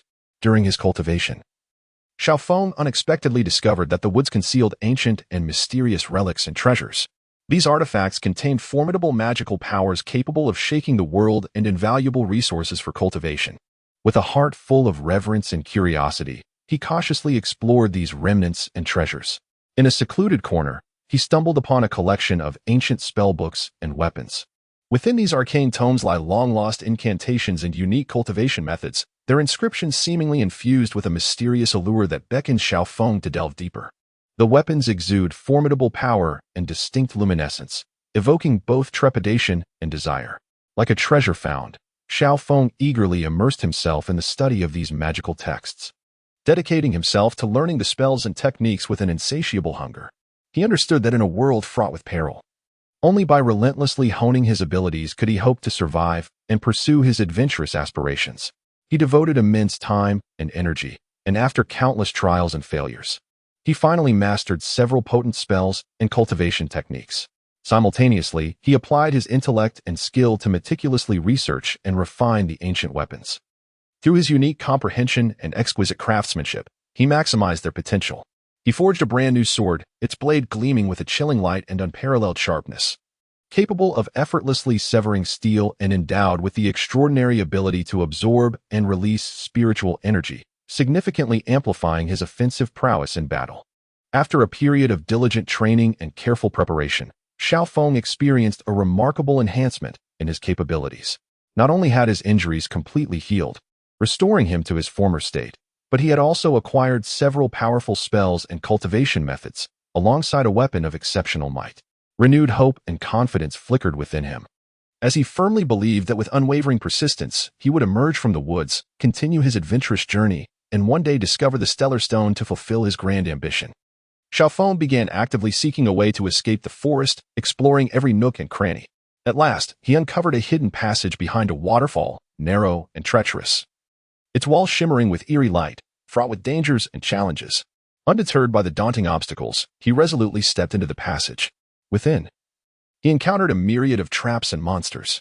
There were mechanical traps that launched poison needles, glimmering with a sinister green hue, evidently laced with venom. Magical traps capable of unleashing powerful arcane assaults, with energy surging forth like a torrential flood upon activation, and small yet ferocious creatures, agile and equipped with razor-sharp teeth and claws, darting through the shadows to launch surprise attacks. Utilizing his intellect, courage, and increasingly formidable strength, Xiaofeng calmly navigated the traps and vanquished the beasts with his exceptional swordsmanship and potent magic. After an arduous struggle, he finally emerged from the passage, arriving at the other side of Cloud Peak. Standing upon this new terrain, he gazed at the vistas before him, his heart brimming with emotion. He recognized that he had just endured a harrowing trial of life and death, yet had emerged with profound growth and invaluable insights. He gripped the sword in his hand. Imbued with formidable power, his gaze resolutely fixed on the horizon as he embarked upon his adventure, brimming with the unknown and fraught with challenges. He sought the legendary starry divine stone, along with the myriad hidden mysteries and arduous trials concealed deep within this enchanting realm. Chapter 34. The Whispers of the Wind. In that distant and enigmatic fantasy world, there exists a place known as Gale Valley. This region, narrow and elongated, is flanked by towering peaks that pierce the heavens. The rugged cliffs, adorned with bizarre stones, resemble the fangs of a colossal beast thrusting skyward.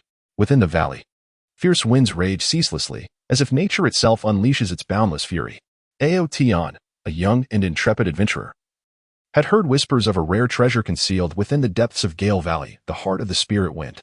According to legend, the heart of the spirit wind possessed extraordinary powers, enabling its bearer to wield control over the elemental force of wind. It was said to elevate the cultivator's spiritual prowess, propelling them forward on their martial journey with unprecedented vigor. Driven by an insatiable thirst for immense power and an adventurous spirit yearning for the unknown, Aotion resolutely stepped into Gale Valley. As he crossed the threshold into the valley, a formidable gust of air surged toward him, nearly toppling him over.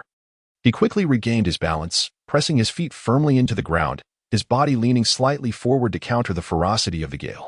At that moment, the sound of the wind roared in his ears, sharp and piercing, akin to a multitude of blades slicing through the air, or the furious growl of demons attempting to shatter his resolve. Aotion traversed the valley with painstaking slowness, each step fraught with difficulty.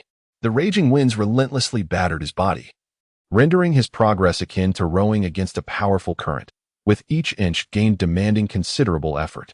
His garments fluttered violently, and his hair danced wildly in the gusts, obstructing his vision. In a bid to clear his sight, he would occasionally brush his hair aside, only for the wind to swiftly return it to its disarrayed state. As he pressed onward, Aotion encountered numerous perils. The fierce winds had rendered the path through the valley treacherous, littered with stones of various sizes and uneven depressions that posed a constant risk of tripping. On one occasion, his foot slipped into a deep pit, sending a jolt of pain through his ankle. Yet, he gritted his teeth against the agony, forcefully extracting his foot from the hole to continue his arduous journey. In addition to the challenging terrain, Aotion remained ever vigilant against the rocks that might plummet from the peaks on either side of the valley. The wind incessantly battered the cliffs, loosening stones that could fall at any moment. These rocks, descending from great heights, possessed tremendous force, and the consequences of being struck would be dire. Aotion treaded carefully while keeping a watchful eye on the movements above, swiftly seeking shelter whenever the sound of falling stones reached his ears. As he ventured deeper into the valley, the wind's howl grew increasingly thunderous, threatening to engulf his hearing entirely. He was compelled to rely on his sight and acute senses to navigate the environment surrounding him. However, the tempest's interference severely hampered his perception, making it difficult to detect hidden dangers, thus heightening his precarious situation. Suddenly, Aotion sensed a formidable presence ahead. Startled, he halted his advance, cautiously observing his surroundings. Through the chaos of the wind, he discerned a colossal figure gradually materializing, a wind elemental beast known as the Gale Lion. Towering in stature, its body was cloaked in a layer of gray fur that swayed gently in the tempest, as if it were a part of the very storm itself. Its eyes glimmered with a sinister green light, exuding an aura of ferocity and savagery. Its claws were razor-sharp, leaving deep marks upon the ground with each scratch. Upon noticing Aotion, the Gale Lion unleashed a ferocious roar that reverberated through the gusts, causing Aotion's ears to ring. In an instant, the beast lunged toward him. Aotion swiftly drew his sword, its blade gleaming coldly in the wind.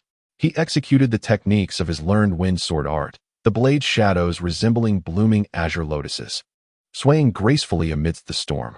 He endeavored to use these sword illusions to thwart the Gale Lion's assault, yet the beast moved with remarkable speed, effortlessly evading Aotion's strikes. Its sharp claws aimed menacingly at Aotion's chest.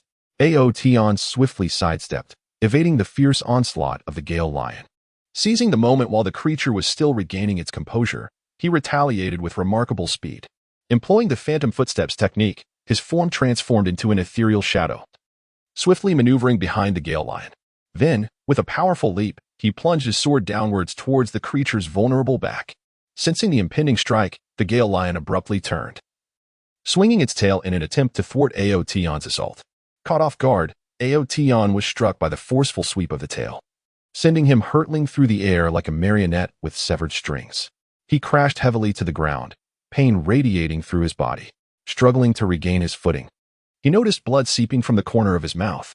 At that moment, the Gale Lion lunged towards him once more. Aotion realized he could not simply resign himself to defeat. Drawing a deep breath, he summoned the spiritual energy within him, channeling it into his sword. Instantly, the blade blazed with radiant light, emanating a formidable aura. He unleashed his ultimate technique, the Windbreaker Sword. This strike embodied his profound mastery of swordsmanship and the entirety of his gathered spiritual power. The sword, aglow with brilliance, cleaved towards the Gale Lion. The creature sensed the overwhelming force of the attack and attempted to evade, but it was too late. The sword struck fiercely against the Gale Lion, eliciting a guttural roar of agony as its massive form began to topple. Aotion triumphed over the Gale Lion, yet the victory came at a considerable cost, depleting his spiritual energy and physical strength. Exhausted, he collapsed onto the ground, gasping for breath. The wind continued to howl around him, as if celebrating his victory while simultaneously reminding him of the perils that lay ahead. After a brief respite, Aotion rose to his feet and ventured deeper into Gale Valley. With each step he took, the wind intensified, its howling sound threatening to disperse his very soul. His body grew heavier, and every movement demanded immense effort. Nevertheless, his yearning for the heart of spiritual wind remained unabated. He understood that surrender was not an option. At long last, Aotion arrived at the heart of Gale Valley. In a vast expanse, he beheld a crystal radiating a blue luminescence, the heart of spiritual wind. Suspended in midair, it was encircled by a powerful current that shielded it fiercely. Aotion approached the heart of spiritual wind with caution, but just as he was about to make contact, an overwhelming force erupted from the crystal, sending him hurtling backward. Aotion fell heavily to the ground, his heart brimming with confusion and discontent. He could not comprehend why, after enduring so much to discover the heart of the spirit wind, he was unable to seize it. Rising to his feet, he once more approached the heart of the spirit wind. Yet, each time he drew near, he was violently repelled by a formidable force. After numerous attempts, Aotion finally discerned the crux of the matter. It became clear that in order to obtain the heart of the spirit wind, one must endure its trials. It would unleash a tremendous power of wind elements, and only those who could withstand the onslaught of this force would earn its recognition. Aotion resolved to accept the trial of the heart of the spirit wind. He adjusted his state of mind, channeling the energy within him, preparing to face the imminent challenge. Suddenly, the gale intensified, and countless blades of wind surged towards Aotion. He executed the clear wind sword technique, attempting to use the shadows of his sword to fend off the onslaught of the wind blades. However, the sheer volume of the blades overwhelmed him, and his sword shadows were swiftly shattered. The wind blades struck Aotion's body repeatedly, tearing his garments and lacerating his skin, blood staining his attire. Yet, he persevered through gritted teeth, his eyes reflecting an unwavering conviction. He continuously refined his swordplay, striving to discern the pattern of the wind blades' assault. After a fierce struggle, Aotion finally uncovered the rhythm of their attack. He began to counter the wind blades with precision, his sword technique becoming increasingly formidable, each strike effectively parrying the oncoming blades. As time passed, the intensity of the wind blades' assault diminished, and Aotion sensed that success was near. At last, the barrage ceased, and the heart of the spirit wind gently floated before him. Aotion extended his hand and tenderly grasped the heart of the spirit wind. He felt a surge of immense power coursing through him, instantly elevating his spiritual prowess to a new level. He had successfully acquired the heart of the spirit wind, becoming its rightful master. Aotion departed from the Gale Valley, bearing the heart of Lingfeng. As he stepped beyond the valley's confines, the winds continued to howl fiercely around him. Yet, at that moment, his heart brimmed with elation and pride. He was acutely aware that he had surmounted a formidable trial, thereby acquiring immense power. He firmly believed that in his forthcoming adventures, he would wield this newfound strength to unearth deeper mysteries and embrace greater challenges. Chapter 35. Despair and Resentment. His heart was heavy with despair and resentment. In that desolate wasteland shrouded in darkness and chaos, what was once a thriving city had crumbled into mere ruins. The dilapidated remnants of buildings teetered precariously in the swirling sands, as if on the brink of total collapse. The sky was cloaked in thick, ominous clouds, allowing no sunlight to penetrate. Only the sporadic flicker of eerie lightning illuminated this lifeless realm, momentarily casting it into stark relief before plunging it back into obscurity. Lin Yin, a resolute survivor with dreams of rebuilding his homeland, led a small band of equally courageous companions through this perilous wasteland, struggling to survive while seeking the hope and resources necessary for humanity's resurgence. They endured countless brutal skirmishes, battling horrific mutated beasts born of radiation, and wrested precious supplies from the clutches of ruthless bandits. Each victory, however, was tinged with the pain of injuries and even sacrifices among their ranks, yet they never wavered in their resolve. On this occasion, they learned of a high-tech research facility, a remnant of the pre-apocalyptic world, hidden within the distant Shadow Ruins. It was said to harbor core technological data capable of purifying radiation and restoring Earth's ecology. Lin Yin recognized this as potentially humanity's last hope and resolutely embarked on the journey to the Shadow Ruins. The path to the Shadow Ruins was fraught with hardship and trials. They traversed the vast death desert, where the scorching sands, whipped by ferocious winds, sliced mercilessly against their skin. Water was exceedingly scarce, each precious drop a lifeline. They often endured the torment of thirst, their lips cracked and peeling, their throats ablaze with pain. In the desert, they faced assaults from monstrous sandworms, colossal creatures capable of swiftly navigating beneath the sands. When they erupted from the ground, their gaping maws revealed sharp fangs, ready to devour any unfortunate enough to be caught in their grasp. Through steadfast teamwork and indomitable fighting spirit, Lin Yin and his companions repelled the sandworm attacks time and again, though a few comrades were tragically lost to the depths of the desert. Having finally emerged from the death desert, they entered the toxic marshlands. A noxious stench permeated the air, and the marsh exhaled lethal gas, posing a constant threat of poisoning. The ground beneath their feet was soft and treacherous, each step fraught with the peril of being consumed by the muck. They could only proceed with caution, gingerly stepping upon protruding stones and withered wood. In the toxic marsh, they encountered a swarm of mutated scorpions, their massive forms adorned with shells as hard as iron, and their stingers glimmering with a malevolent green hue. A single sting could unleash a torrent of venom, swiftly spreading through the body and leading to excruciating death. Lin Yin and his companions engaged in a heart-pounding battle against the scorpion, wielding flamethrowers and improvised weapons in a desperate defense. Yet, despite their valiant efforts, some of their comrades fell victim to the scorpion's sting, their lives hanging by a thread. Though they exerted every ounce of strength to rescue them, ultimately, their endeavors were in vain. After enduring countless hardships, Lin Yin and his team finally arrived at the Shadow Ruins. The sight before them filled their hearts with profound shock and despair. A thick aura of darkness enveloped the ruins, with dilapidated buildings twisted and deformed as if ravaged by an immense force. An eerie mist permeated the area, obscuring their path, while unsettling whispers and strange sounds echoed intermittently, sending chills down their spines. Taking a deep breath to suppress his inner terror, Lin Yin led his companions cautiously into the ruins, meticulously exploring every corner that might conceal technological data. Suddenly, a powerful surge of energy emanated from deep within the ruins, followed by a swarm of mechanical puppets emerging from all directions, launching a fierce assault against them. These towering mechanical constructs, forged from resilient metal, bore an array of advanced weaponry on their arms, unleashing a barrage of laser cannons and missile launchers that transformed the area into a fiery inferno. Lin Yin and his comrades swiftly sought cover and mounted a fierce counterattack. Armed with only a few energy guns and homemade explosives, they confronted the mechanical puppets. Lin Yin, wielding an energy sword, surged forward like a bolt of lightning into the throng of mechanical adversaries, executing exquisite swordsmanship that left deep gashes on their metallic forms.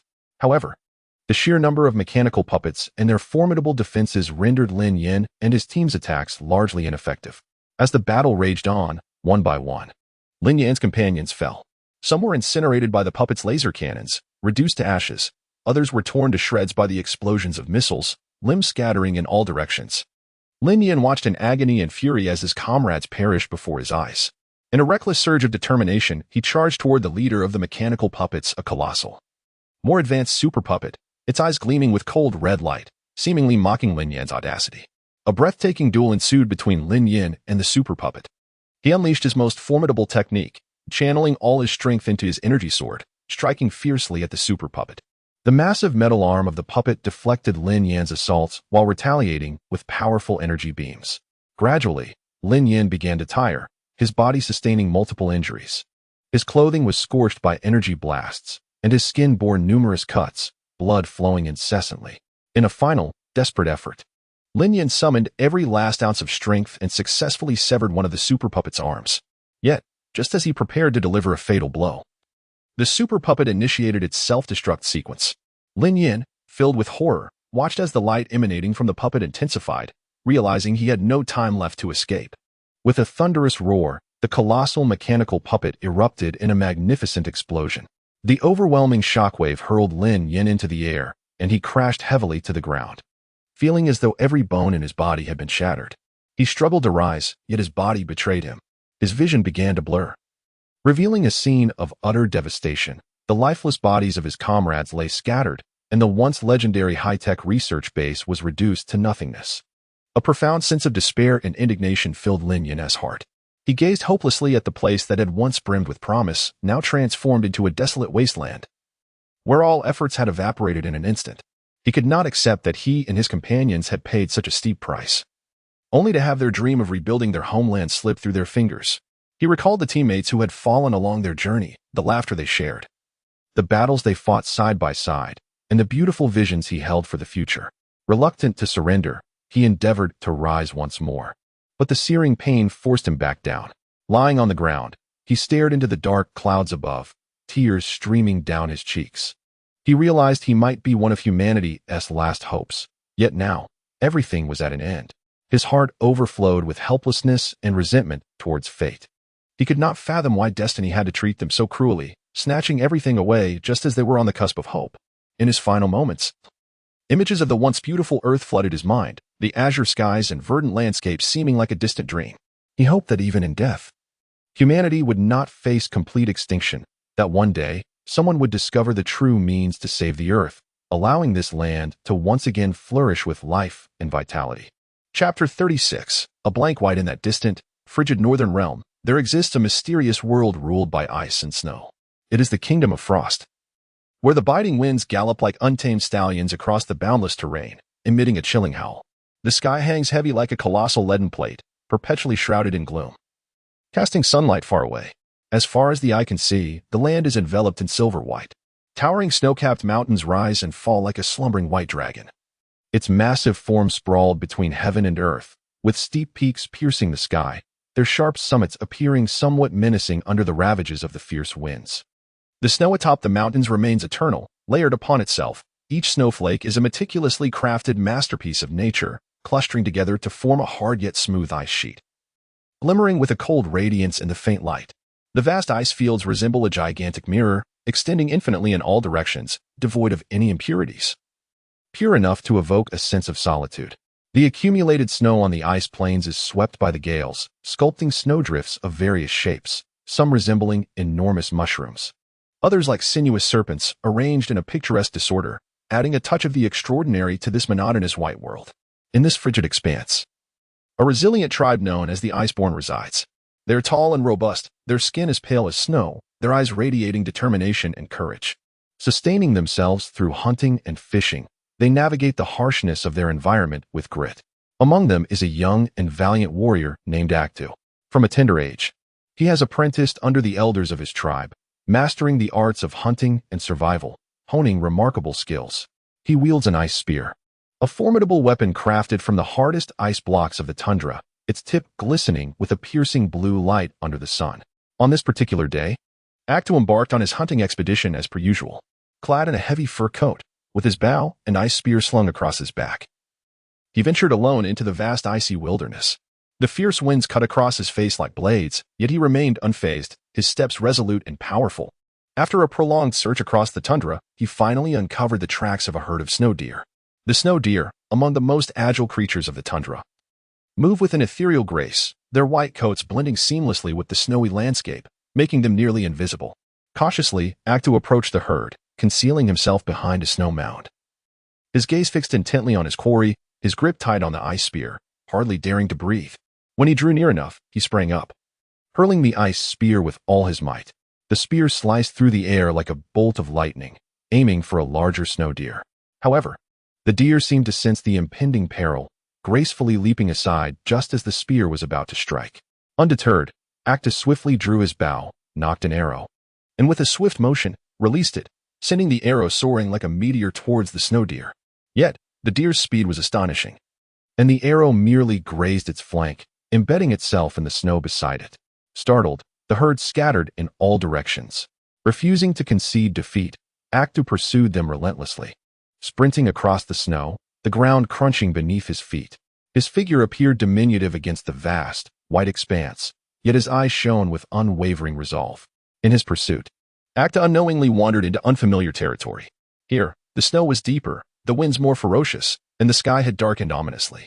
He halted, surveying his surroundings, only to realize he had lost his way. Encircled by an unbroken blanket of white, there were no discernible landmarks to guide him. A flicker of unease crept into Acta's heart, but he quickly regained his composure. He understood that panic would only lead him into a more perilous situation. Resolving to seek shelter from the tempest, he began to search for a refuge. Eventually, he discovered a cave nestled at the base of a snow-covered mountain, partially obscured by a veil of snow, difficult to discern without careful observation. Entering the cave, Acta was met with a damp, dimly lit interior. The walls adorned with icicles that dripped rhythmically. Finding a dry spot, he settled down, contemplating his predicament. He was acutely aware that his provisions were limited, and without a swift return home, he risked becoming trapped in this icy abyss. As Acta contemplated his strategy, a sudden, deep roar echoed from outside the cave. Startled, he immediately rose to his feet, grasping his ice spear with vigilance as he fixed his gaze upon the cave entrance. The growling grew increasingly nearer, and through the narrow crevice, Acta beheld a colossal white polar bear advancing towards the cave. The polar bear, sovereign of the icy expanse, was immense and powerful, its sharp claws and teeth capable of effortlessly tearing apart its prey. Acta understood that he was in grave peril. Clutching the ice spear tightly, his body trembled, not from fear, but from exhilaration. As a warrior, he never shied away from challenges. Silently, he steeled himself for a life-or-death struggle with the polar bear. Upon entering the cave, the polar bear's eyes narrowed with caution upon seeing Acta. It opened its gaping maw and let out another roar, attempting to intimidate him. Undeterred, Acta shouted defiantly, brandishing his ice spear and launching an attack against the bear. Infuriated by Acta's provocation, the polar bear lunged at him. Acta sidestepped just in time, evading the bear's onslaught. Seizing the opportunity, he thrust the ice spear towards the bear's abdomen, but its thick fur only yielded a shallow scratch. The polar bear turned and charged once more. This time, Acta did not evade. Gripping the spear with both hands, he thrust it forcefully at the bear's chest. The bear swiped its paw, knocking the ice spear aside, then struck at Acta with a powerful paw. The blow sent him crashing against the cave wall, and pain surged through him, yet he persevered, struggling to regain his footing. Seeing the bear charge again, he realized he was now weaponless and could only confront the creature with his own body. Taking a deep breath, he surged forward, embracing the polar bear and exerting all his strength to bring it down. The bear thrashed, attempting to rise, but Acta mounted it, raining blows upon its head with his fists. After a fierce struggle, Acta finally subdued the polar bear. Exhausted, he lay on the ground, gasping for breath.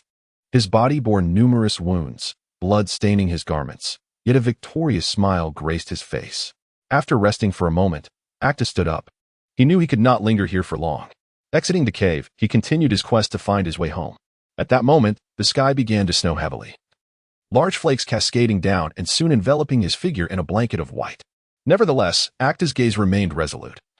He believed wholeheartedly that he would navigate through this frozen expanse and return to his homeland. Chapter 37. A boy is born in a tranquil and serene little town. The gentle dawn cast its soft light upon the quaint rooftops, bestowing a delicate golden sheen upon each brick and tile. A light breeze caressed the weeping willows lining the street, their tender green branches swaying gracefully, as if dancing in celebration of the arrival of new life. The melodious chimes from the church in the town center resonated through the quaint little town, as if heralding the arrival of a significant moment.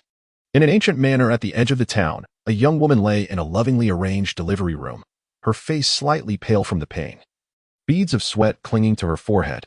Yet, within her eyes shone an unwavering determination and anticipation.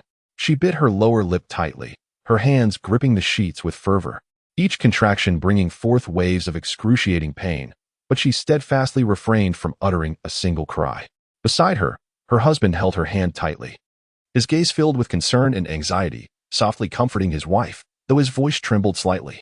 The midwife busily prepared various items needed for the delivery, steam rising from the hot water on the stove, and clean towels neatly stacked nearby. Even her experienced countenance bore a serious expression, as she methodically carried out her preparations while occasionally checking on the laboring woman. As time passed, the atmosphere in the delivery room grew increasingly tense. The woman's breathing became rapid and labored. She could distinctly feel the tiny life within her striving to enter this world. Suddenly, a loud, piercing cry shattered the taut silence, a sound crisp and powerful, like a ray of light piercing through darkness. It was a boy. A smile of relief spread across the midwife's face as she carefully cradled the newborn, gently wiping his tiny body with a soft towel. The infant's skin was rosy and wrinkled, resembling a ripe peach, his little face flushed from crying. His eyes were tightly shut, yet his mouth was wide open. The cries reverberating in the delivery room as if sharing his first experience of this unfamiliar world. The husband, overwhelmed with emotion, felt tears welling in his eyes as he trembled while receiving his son. Gazing at the small life in his arms, his heart a tumult of feelings. He softly placed a kiss on his son's forehead, the touch as delicate as if he were caressing the most precious treasure in existence. "My dear, look. Our son is so beautiful," he said, turning to his wife with deep affection. The wife managed a weak smile, her eyes brimming with love and happiness. She reached out her hand, longing to touch their son, and her husband quickly brought the baby closer to her. Her fingers gently brushed against the baby's cheek. Feeling the tender skin, tears unwittingly sliding down the corners of her eyes. "We must protect him well and let him grow up healthy and happy," she whispered, her voice soft yet filled with conviction. Thus, the newborn boy arrived in this world amidst the love and anticipation of his family. His arrival brought endless joy and hope to the household.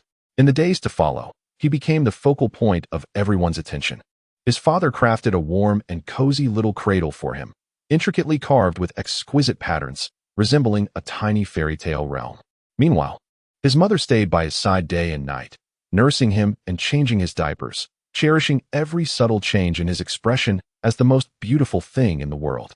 As the boy gradually grew, his curiosity blossomed ever more. He began to develop a profound curiosity for everything surrounding him, the clouds drifting across the azure sky, the vibrant blossoms in the courtyard, and the tiny insects flitting about in the grass, all captivated his gaze, holding him spellbound for considerable moments. During these instances, his parents would patiently explain things to him. Although he did not yet comprehend their words, their gentle tones resonated like a melodious lullaby, accompanying him through countless delightful moments. Once the boy learned to walk, the entire world transformed into his playground. He dashed around the house, undeterred by the occasional falls, rising up unperturbed to resume his play. He delighted in chasing the family's kittens and puppies, frolicking with them in the yard. His innocent laughter, as pure as the chime of silver bells, echoed throughout the courtyard, infusing their home with vitality and joy. He also harbored a deep love for stories. Each night, he would snuggle in his parents' embrace, listening to them recount ancient and enchanting tales. From the valiant knight slaying dragons to rescue a princess, to the benevolent fairy aiding impoverished children. Each narrative was like a seed sown in his tender heart, igniting his imagination and yearning for beauty. At the local school, the boy embarked on his academic journey. He was bright and eager, harboring an insatiable thirst for knowledge. In class, he attentively focused on the teacher, determined not to miss a single point of wisdom. He especially cherished reading, and the books in the library became his closest companions. Immersed in the realm of literature, he adventured alongside protagonists, exploring uncharted territories and experiencing a spectrum of emotions. As he matured, the boy revealed a talent for painting. With his brush, he depicted the world through his eyes. The picturesque scenery of his quaint town, his kind parents, and his cherished friends sprang to life under his artistry. His creations were frequently showcased in school exhibitions, receiving accolades from both teachers and peers. However, the boy's path to growth was not devoid of challenges. At the age of 10, the town faced an unprecedented flood. The deluge descended like a ferocious beast, engulfing streets and homes, trapping many in its wake. The boy's family was not spared, and they were compelled to evacuate to a safe location. In the midst of this calamity, he witnessed the helplessness and fear of the people, as well as the bravery of rescuers who risked their lives to assist those stranded. In that moment, a seed of courage and responsibility was planted in his heart. After the flood, the town lay in ruins. The boy took the initiative to join the efforts of rebuilding. Alongside his friends, he helped clear the sludge from the streets and transport relief supplies. Though his strength was still modest, his enthusiasm and diligence inspired everyone around him. When the boy turned 15, his family faced another upheaval. His father sustained an injury in an accident, losing his ability to work, and the weight of responsibility fell squarely on his mother's shoulders. Observing the weariness in his mother's face filled the boy with compassion. He resolved to study even harder, aspiring to shoulder the burdens of the family and ensure a life of happiness for his parents. Thus, the boy dedicated himself even more fervently to his studies. Rising early each day, he diligently memorized vocabulary and texts, and after completing his homework at night, he continued to study until the wee hours. His academic performance consistently placed him at the top of his class, yet he remained unsatisfied. He actively participated in various extracurricular competitions, constantly challenging himself to enhance his abilities. In addition to his studies, the boy utilized his spare time to work. He assisted at a local grocery store, lifting goods and organizing shelves. Although the labor was arduous, he never complained. He meticulously saved every penny he earned, hoping to alleviate some of the burdens on his family. Throughout the boy's development, he also faced trials of friendship. He had a very close friend with whom he attended school, played, and shared everything. However, during an examination, the boy discovered that his friend was cheating. Caught in a moral quandary, he found himself torn between the desire to keep this friend and the conviction that cheating was wrong. After much contemplation, the boy ultimately chose to report the incident to the teacher. As a result, his friend harbored resentment towards him and severed their friendship. Although the boy felt sorrowful, he did not regret his decision. He understood that true friendship should be founded on honesty and trust. As time passed, the boy gradually matured into a handsome and poised young man. Through his efforts and talents, he gained admission to a prestigious university. There, he was introduced to a broader world and acquired a wealth of knowledge and skills. He joined the university's volunteer association, frequently participating in various charitable activities to aid those in need. His kindness and enthusiasm earned him the recognition and respect of his peers, and he formed many like-minded friendships along the way. Upon graduating from university, the boy faced a significant crossroads in life. He received a lucrative job offer from a large city, yet he also had the option to return to his hometown and contribute to its development. After careful consideration, he ultimately decided to return to his small town. He felt that his roots lay there, surrounded by family, friends, and cherished memories of his upbringing. He aspired to utilize the knowledge he had gained to make a meaningful contribution to the town's progress. Upon returning, the boy actively engaged in various community development initiatives. He applied the knowledge acquired at university to foster distinctive agricultural practices in the town, introducing advanced cultivation techniques and management experiences that enhanced the yield and quality of agricultural products. He also organized cultural events, enriching the spiritual and cultural lives of the town's residents. Through his endeavors, the town gradually blossomed with renewed vitality. In matters of the heart, the boy encountered his true love. She was a gentle and kind-hearted girl who worked as a teacher in the local school. They met during a cultural event and fell in love at first sight. Together, they strolled through the town streets, sharing dreams and joys. With the blessings of family and friends, they embarked on the journey of marriage. Today, the boy has matured into a composed and stable man. He and his wife have a lovely daughter, and he pours all of his love into her. He aspires for his daughter to flourish in an environment brimming with love, embodying the same courage, kindness, and responsibility that he possesses. Gazing at her innocent smile, his heart swells with happiness and contentment. He is acutely aware that, despite the trials and tribulations he has faced in life, it has also been imbued with love and hope. He resolves to persevere, striving to create an even brighter future for his family and their quaint town. Chapter 38. Reborn as a boy in that chaotic and enigmatic realm of reincarnation. Time and space intertwine and distort, with souls adrift like solitary vessels in an endless void. Xian, a soul burdened by the weight of past experiences and regrets, unexpectedly finds himself granted a chance at rebirth by the whims of fate. After a dizzying whirlwind, his spirit is drawn forth by an inexplicable force, hurtling towards an altogether new world. Upon regaining consciousness, he discovers himself ensconced in an exquisitely old-fashioned chamber. The air is suffused with a delicate aroma of sandalwood, and the walls are adorned with exquisite calligraphy and paintings. He lies upon a beautifully carved bed in the form of an infant. Instinctively, he attempts to move, only to realize that this tiny body is frail and powerless, emitting but a few weak cries. Xian's heart brims with shock and confusion. He vividly remembers the myriad experiences of his past life, pain and joy, failures and triumphs, all as clear as if they had transpired yesterday. Yet now, he has been reborn into an entirely new existence, requiring him to start afresh. He endeavors to recollect the process of his rebirth, seeking to uncover its rationale. Yet his mind is shrouded in indistinct flashes of light, as if a mysterious force hinders his exploration. In this unfamiliar world, Yin gradually learns that he has been born into the illustrious Yin family, renowned for its profound heritage and formidable influence in this realm. The progeny of the Yin family are all exceptionally gifted, excelling either in martial arts or scholarly pursuits. His father, Yin Tianxiao, is a formidable martial arts master, wielding a reputation that resonates far and wide, while his mother, Lin Wanqing, is a gentle and refined woman from a prestigious lineage, well-versed in the arts of music, chess, calligraphy, and painting, showering Yin with affection. Yin understands that this is a precious opportunity bestowed upon him by fate. He is determined to make full use of this life, rectifying the regrets of his past and crafting a legacy of his own. Even in infancy, he demonstrates an extraordinary intelligence and sensitivity. Whenever family members playfully engage with him, he perceptively captures their emotional nuances, responding with his lively eyes as if he comprehends their words.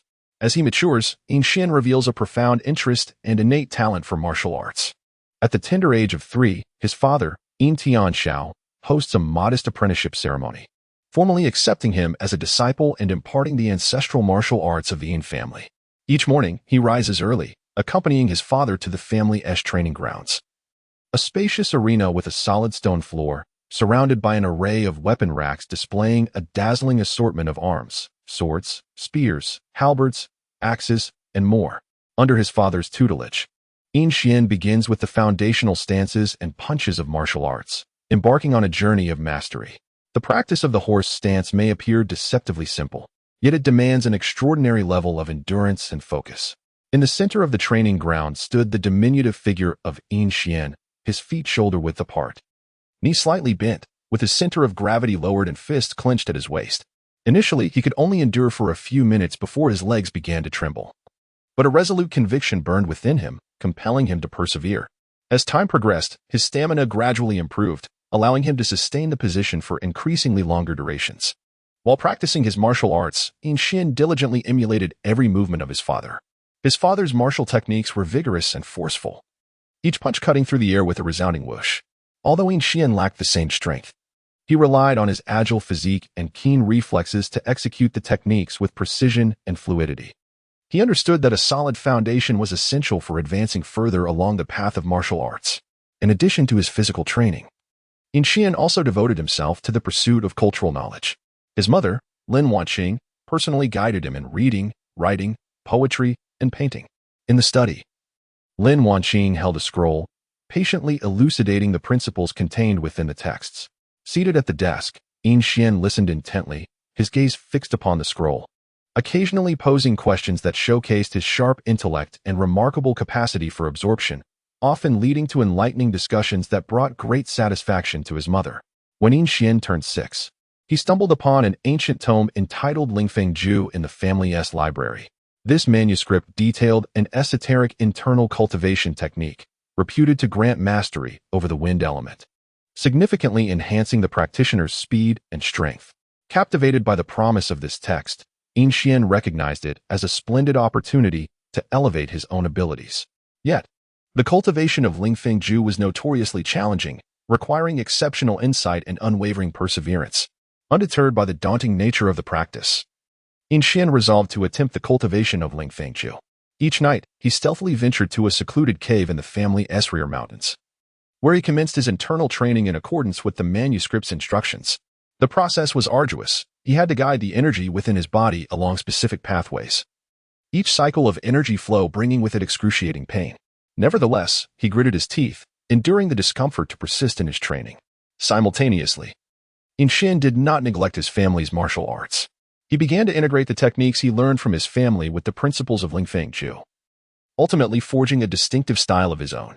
His prowess continued to grow, allowing him to stand out among the younger generation within the family. However, Yin's path of growth was not without its tribulations. At the age of 10, the family faced an unexpected crisis. A nefarious and mysterious force had set its sights on the Yin clan, intent on seizing their treasures and martial manuscripts to dominate the world of martial arts. This malevolent faction unleashed a cadre of skilled fighters in a sudden assault on the Yin family. The members of the Yin family rallied to resist. Yet the enemy's ferocity was overwhelming, and many of their finest warriors were injured in the fray. Witnessing his family in dire straits, Xian was consumed by anger and determination. Undaunted by his youth, he resolutely joined the fray, employing his cultivated martial skills to engage in a desperate struggle against the adversaries. Though his strength was not yet formidable, he successfully repelled several adversaries through his agile dexterity and indomitable spirit, securing a fleeting respite for his family. In the midst of this crisis, Xian profoundly recognized his own shortcomings. He came to understand that to genuinely safeguard his family and protect those he cherished, he must relentlessly enhance his own capabilities. Thus, once the danger had subsided, Xian resolved to leave his family behind and embark on a journey of self-discovery and training. Although his parents felt a pang of reluctance, they understood that only by allowing Xian to weather more storms could he truly mature. Xian set forth on a path filled with uncertainty and peril. He traversed dense forests where ferocious beasts and enigmatic traps lay hidden. He once found himself besieged by a pack of ravenous wolves, their eyes glinting with a sinister green light as they lunged at him with bared fangs. Unfazed by the imminent threat, Xian unleashed the spirit wind technique, summoning a whirlwind that sent the wolves tumbling in disarray. Seizing the opportunity, he struck back, his sword slicing through the air like lightning, repelling each wolf in turn. He also scaled treacherous peaks, where the climate was harsh and the biting winds howled amidst the snow. During his ascent, he was suddenly caught in an avalanche. Engulfed by the snow, he tumbled violently, yet he fought to remain conscious, channeling his inner spiritual energy to carve a path through the frozen chaos, ultimately escaping the avalanche's grasp. Throughout his trials, Xian forged bonds with numerous like-minded companions, hailing from diverse backgrounds and driven by various aspirations.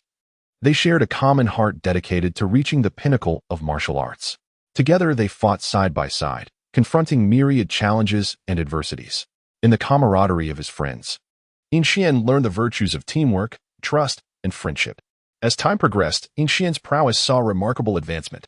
His mastery of the spirit wind technique reached a considerable zenith, enabling him to wield the power of the wind element with grace. His martial skills flourished, each move imbued with formidable strength. Gradually, he carved a name for himself in the martial world, emerging as a young master of notable repute.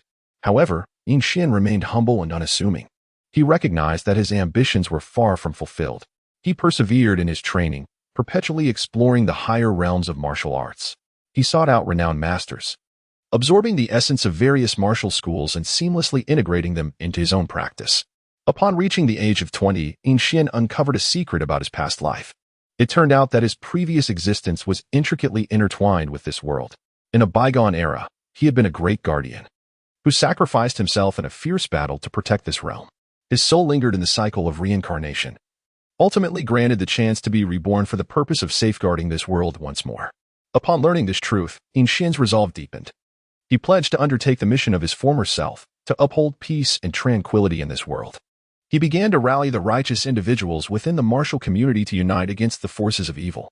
His actions resonated with many, gradually giving rise to a formidable alliance of justice.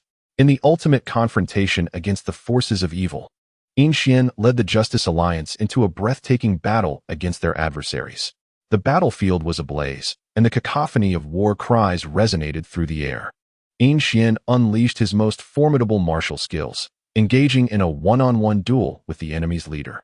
His figure darted across the battlefield like a dazzling meteor, bringing down foes in his wake.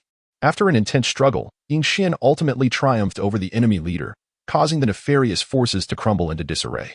Through his diligence and intellect, he safeguarded the peace and tranquility of the world.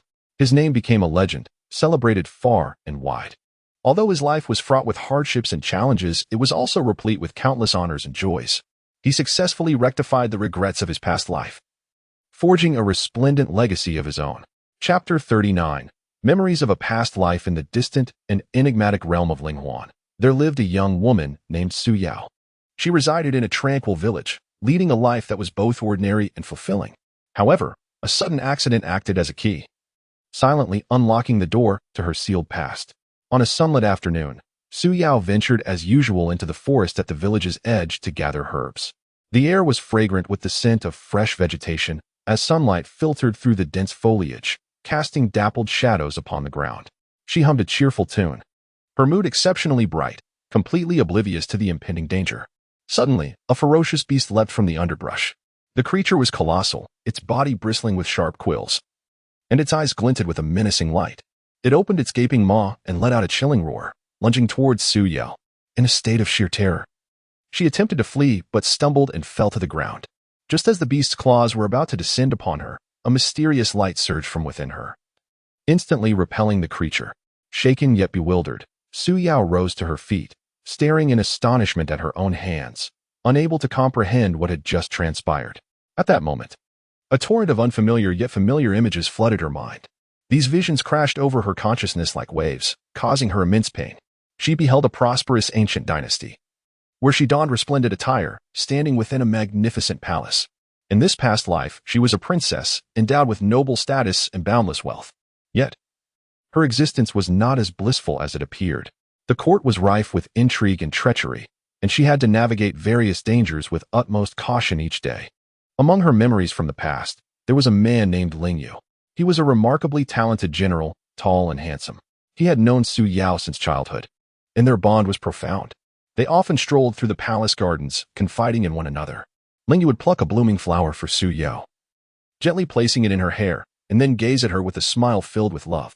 As they matured, the affection between Su Yao and Lingyu blossomed into romance. They secretly vowed to be together for eternity, yearning for a life of shared devotion. However, their love was met with jealousy and opposition from others within the court. Some treacherous ministers accused Lingyu of treason, and the emperor, swayed by their slanderous words, ordered Lingyu to be imprisoned. Su Yao, in a state of desperation, pleaded for Lingyu's case without regard for her own safety. She knelt before the emperor, tears streaming down her face as she recounted Lingyu's loyalty and innocence. Yet, the emperor remained unmoved, believing that Su Yao was blinded by love and had lost her reason. During the days of Lingyu's imprisonment, Su Yao visited him daily, bringing food and clothing, comforting him not to lose hope. Lingyu, upon seeing Su Yao's haggard visage, felt a profound sense of guilt and gratitude. He assured her that no matter what transpired, he would never regret loving her. Nevertheless, their fate did not alter. On a dark night, Lingyu was secretly executed. Upon receiving this news, Su Yao was utterly devastated. She felt as though her world had collapsed in an instant, and life had lost all meaning. She kept vigil at Lingyu's grave for 3 days and nights, refusing food and drink, ultimately collapsing before the tomb. When Su Yao awoke once more, she found herself back in the modern world. Initially believing it to be merely a nightmare, the vivid memories of her past life, however, confirmed that everything had indeed occurred. A deep sense of regret and resentment filled her heart as she pondered the cruel hand of fate that had dealt them such a harsh blow. From that point on, Su Yao's life underwent a profound transformation. No longer carefree as before, she became taciturn, often lost in thought. She embarked on a quest to uncover every clue about her past life, hoping to unravel the mysteries that plagued her heart. She scoured numerous historical texts and ancient records, striving to find traces of that bygone dynasty. In her pursuit, she met a historian named Lingyu, whose deep knowledge of history captivated him. Drawn to Su Yao's tale, he resolved to assist her in uncovering the truth of her previous existence. Together, they ventured to various museums and archaeological sites, seeking artifacts and remnants related to the ancient dynasty. During one excavation, they unearthed an ancient jade pendant. Upon it were inscribed strange symbols and patterns, which Su Yao instantly recognized as identical to those she had seen on certain items within the palace in her past life. Overcome with excitement, she picked up the pendant and examined it closely, as if gazing upon her former self and Lingyu. Lingyu, too, became deeply intrigued by the pendant and took it back to his laboratory for further study. After meticulous analysis, he discovered that the symbols and patterns represented an ancient script, chronicling a legend about love and fate. According to the legend, a pair of lovers, separated by the whims of destiny, had their love touched the heavens.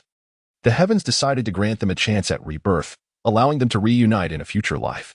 Upon hearing this legend, a flicker of hope ignited within Su Yao. She began to believe that her love with Lingyu had not truly ended, and that they might yet meet again in this life. She resolved to let go of her past pain and regrets, choosing instead to face life with renewed vigor.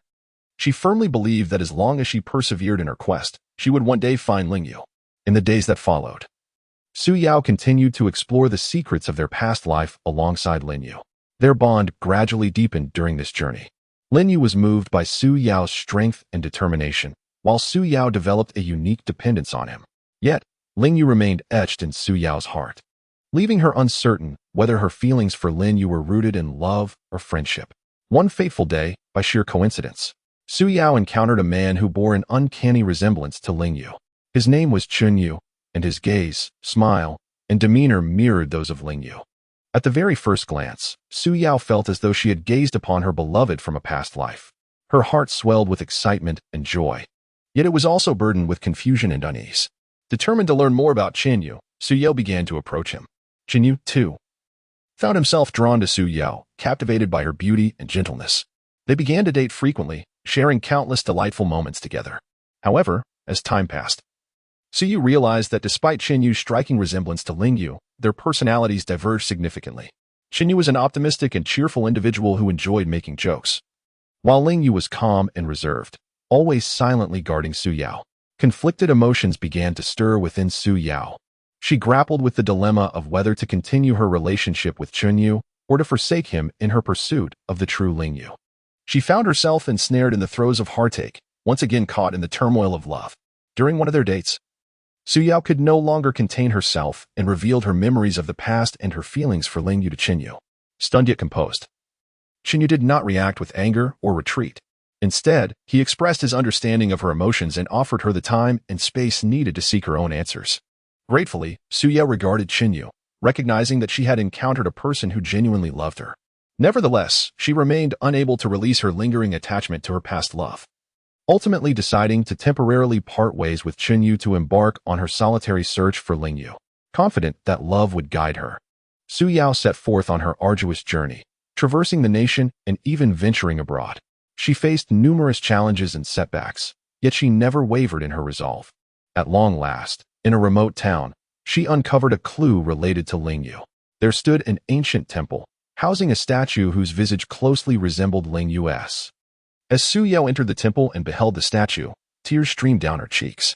She felt as though she had finally found Ling Yu. Though he was no longer the same as in their previous life, she believed their love endured. Kneeling in the temple, Su Yao offered a silent prayer, hoping that Ling Yu could sense her longing and affection. In that moment, memories from her past life surged forth once again, illuminating her understanding that her love for Ling Yu was destined. No matter how many lifetimes they traversed, they could not escape the bonds of fate. Resolute, Su Yao decided to return to Chun Yu, recognizing that she could no longer betray his love. She believed that a unique bond existed between her and Chun Yu, one that would enable them to forge their own happiness together. Upon Su Yao's return to Chun Yu, he embraced her with exhilaration, expressing that he had been waiting for her return, confident that she would discover her own answers. Su Yao gazed at Chen Yu, her eyes brimming with affection and gratitude. She understood that she had relinquished the anguish and regrets of her past life, ushering in a new chapter of existence. From that moment onward, Su Yao and Chen Yu embarked on a blissful life together, sharing numerous delightful experiences while also confronting various hardships and challenges. Although the memories of her previous life lingered in Su Yao's heart, she was no longer shackled by the past. Instead, she bravely embraced the future. Chapter 40. The obsession with her daughter in the bustling urban landscape. Towering skyscrapers loomed like a forest of steel, slicing the sky into irregular segments. The streets teemed with traffic and throngs of people, each individual engrossed in the relentless pursuit of survival. In a corner of the city stood a somewhat dilapidated apartment building, home to a man named Lin Chong. His visage bore the marks of weariness, and his eyes reflected profound fatigue and sorrow, all stemming from his deep-seated obsession with his daughter. Lin Chong once enjoyed a blissful and harmonious family life. His wife was gentle and virtuous, and his daughter was sweet and endearing, embodying all his hopes and motivations. However, fate played a cruel trick on him when he least expected it. On a summer evening in the year his daughter turned 5, the sunset painted the sky a deep crimson, ominously foreshadowing impending calamity.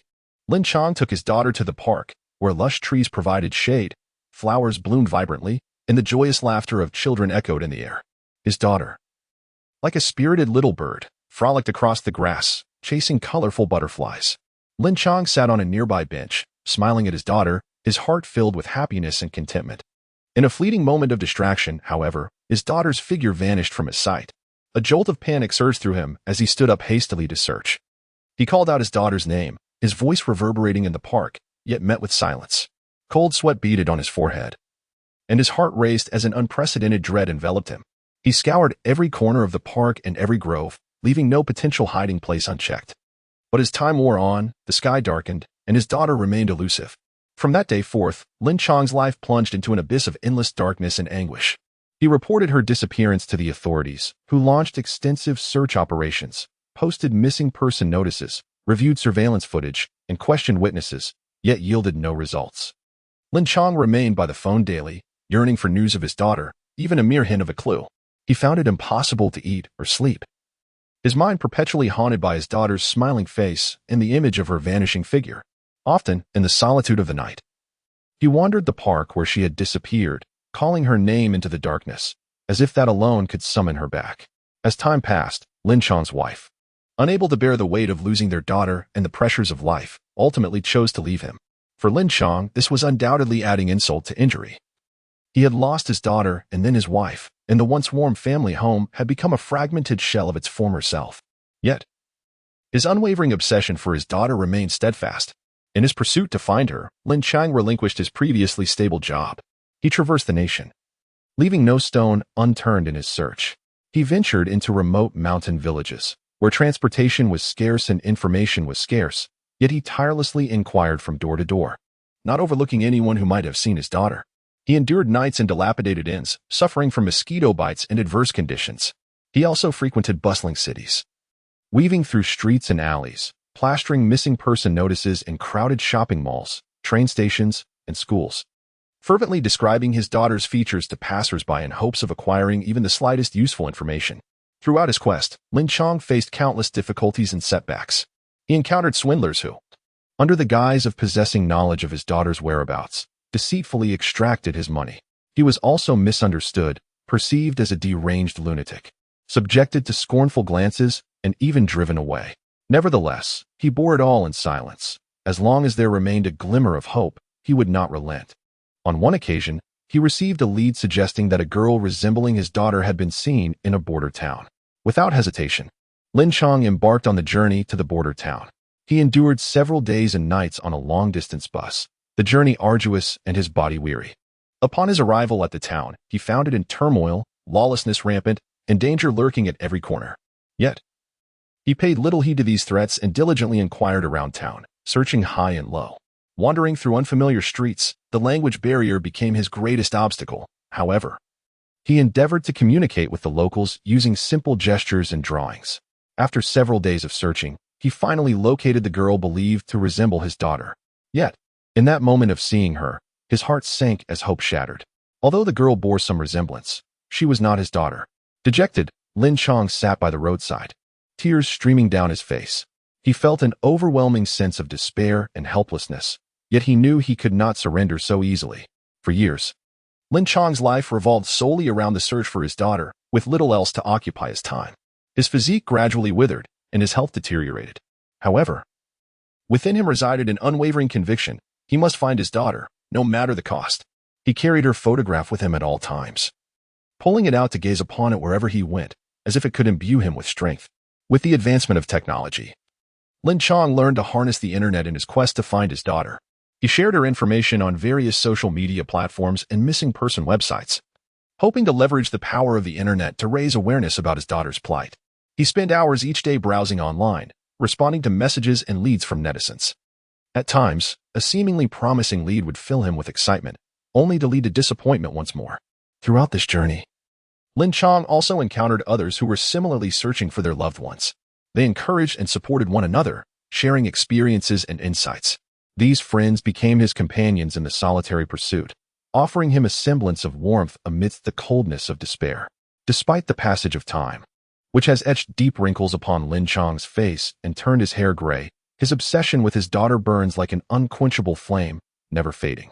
He understands that the road to discovery may be long and fraught with disappointment, yet he is willing to dedicate his life to pursuing that glimmer of hope, solely to embrace his daughter once more, to compensate for the years of longing and sorrow.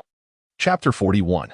A new life in a mysterious and enchanting realm known as the Dawn Continent, where magic intertwines with martial prowess, ancient relics coexist with formidable beasts. Towering mountains serve as the spine of the earth, while rivers flow like the lifeblood of the land, and dense forests adorn the earth in vibrant green. In a secluded corner of this continent lies a tranquil village named Greenwood Town. Eric, an unassuming yet destined to be extraordinary youth, resides in this quaint settlement. Born into a humble family, His father is a diligent blacksmith, and his mother, a gentle homemaker. Since childhood, Eric has been filled with curiosity about the world around him, his bright eyes shimmering with an insatiable thirst for the unknown. As a child, Eric's greatest delight was to listen to the village elders recount ancient legends and tales of heroes. Each night, he would rush to the village square and sit among other children, captivated by the elders' narratives. Stories of brave knights slaying dragons, powerful sorcerers sealing demons, and mysterious elves safeguarding the forest planted the seeds of adventure and heroism deep within his young heart. However, Eric's life has not been without its trials. At the age of 10, a sudden plague swept through Greenwood Town, claiming many lives, including that of his father. The loss plunged their already modest household into despair. Witnessing his mother's deteriorating condition and the family's plight, Eric vowed silently to grow strong, to protect her, and to alter their fate. From that moment on, Eric devoted himself to mastering various skills. By day, he apprenticed under the town's seasoned hunter, learning the art of tracking prey, setting traps, and wielding bows and daggers. He navigated the forest, outsmarting wild beasts.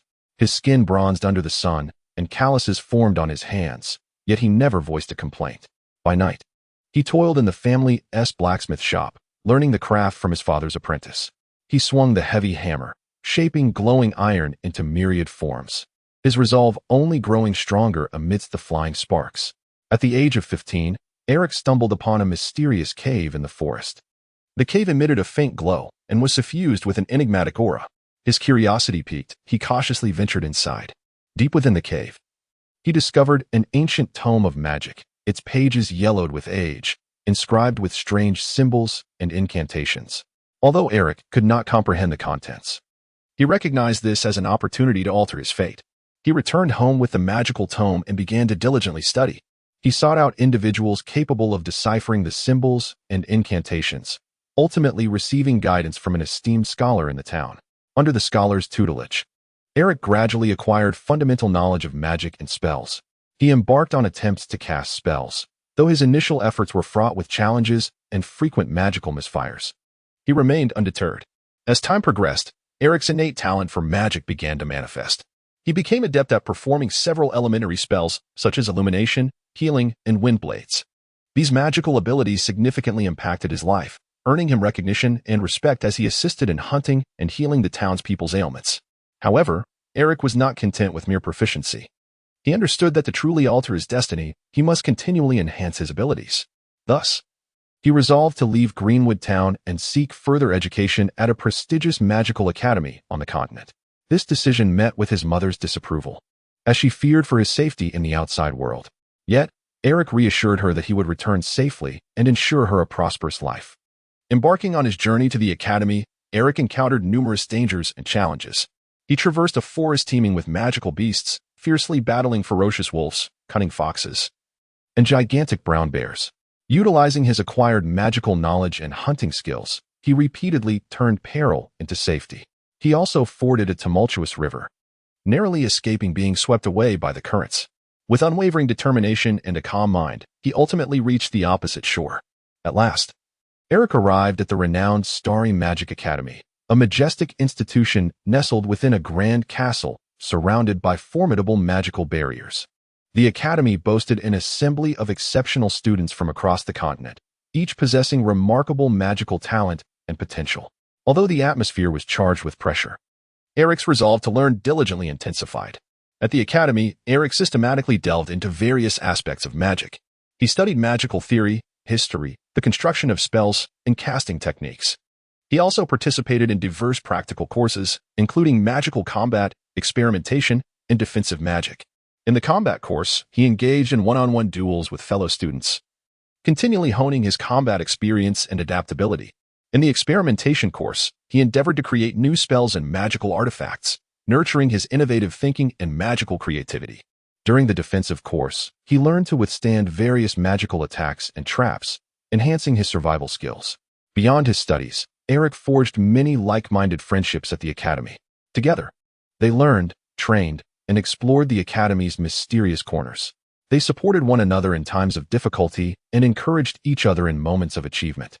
These friends became a crucial support for Eric at the academy, allowing him to experience the warmth and strength of friendship. When Eric turned 20, He faced a significant trial at the Magic Academy, the examination for the promotion of magic apprentices. This examination was divided into two segments, a theoretical test and a practical assessment. The theoretical portion required the candidates to answer a variety of questions concerning magical knowledge, while the practical segment demanded that they complete a series of magical tasks within a set time frame, such as casting specific spells, deciphering magical traps, and defeating simulated magical beasts. In preparation for this examination, Eric devoted himself to relentless study and rigorous training. He undertook a comprehensive review and synthesis of the knowledge and skills he had acquired, focusing on targeted training to address his shortcomings. On the day of the examination, he delivered his utmost performance. In the theoretical test, he answered every question with precision, demonstrating a solid foundation in magical theory. During the practical assessment, he executed a series of impressive spells, successfully accomplishing all tasks and earning unanimous praise from the judges.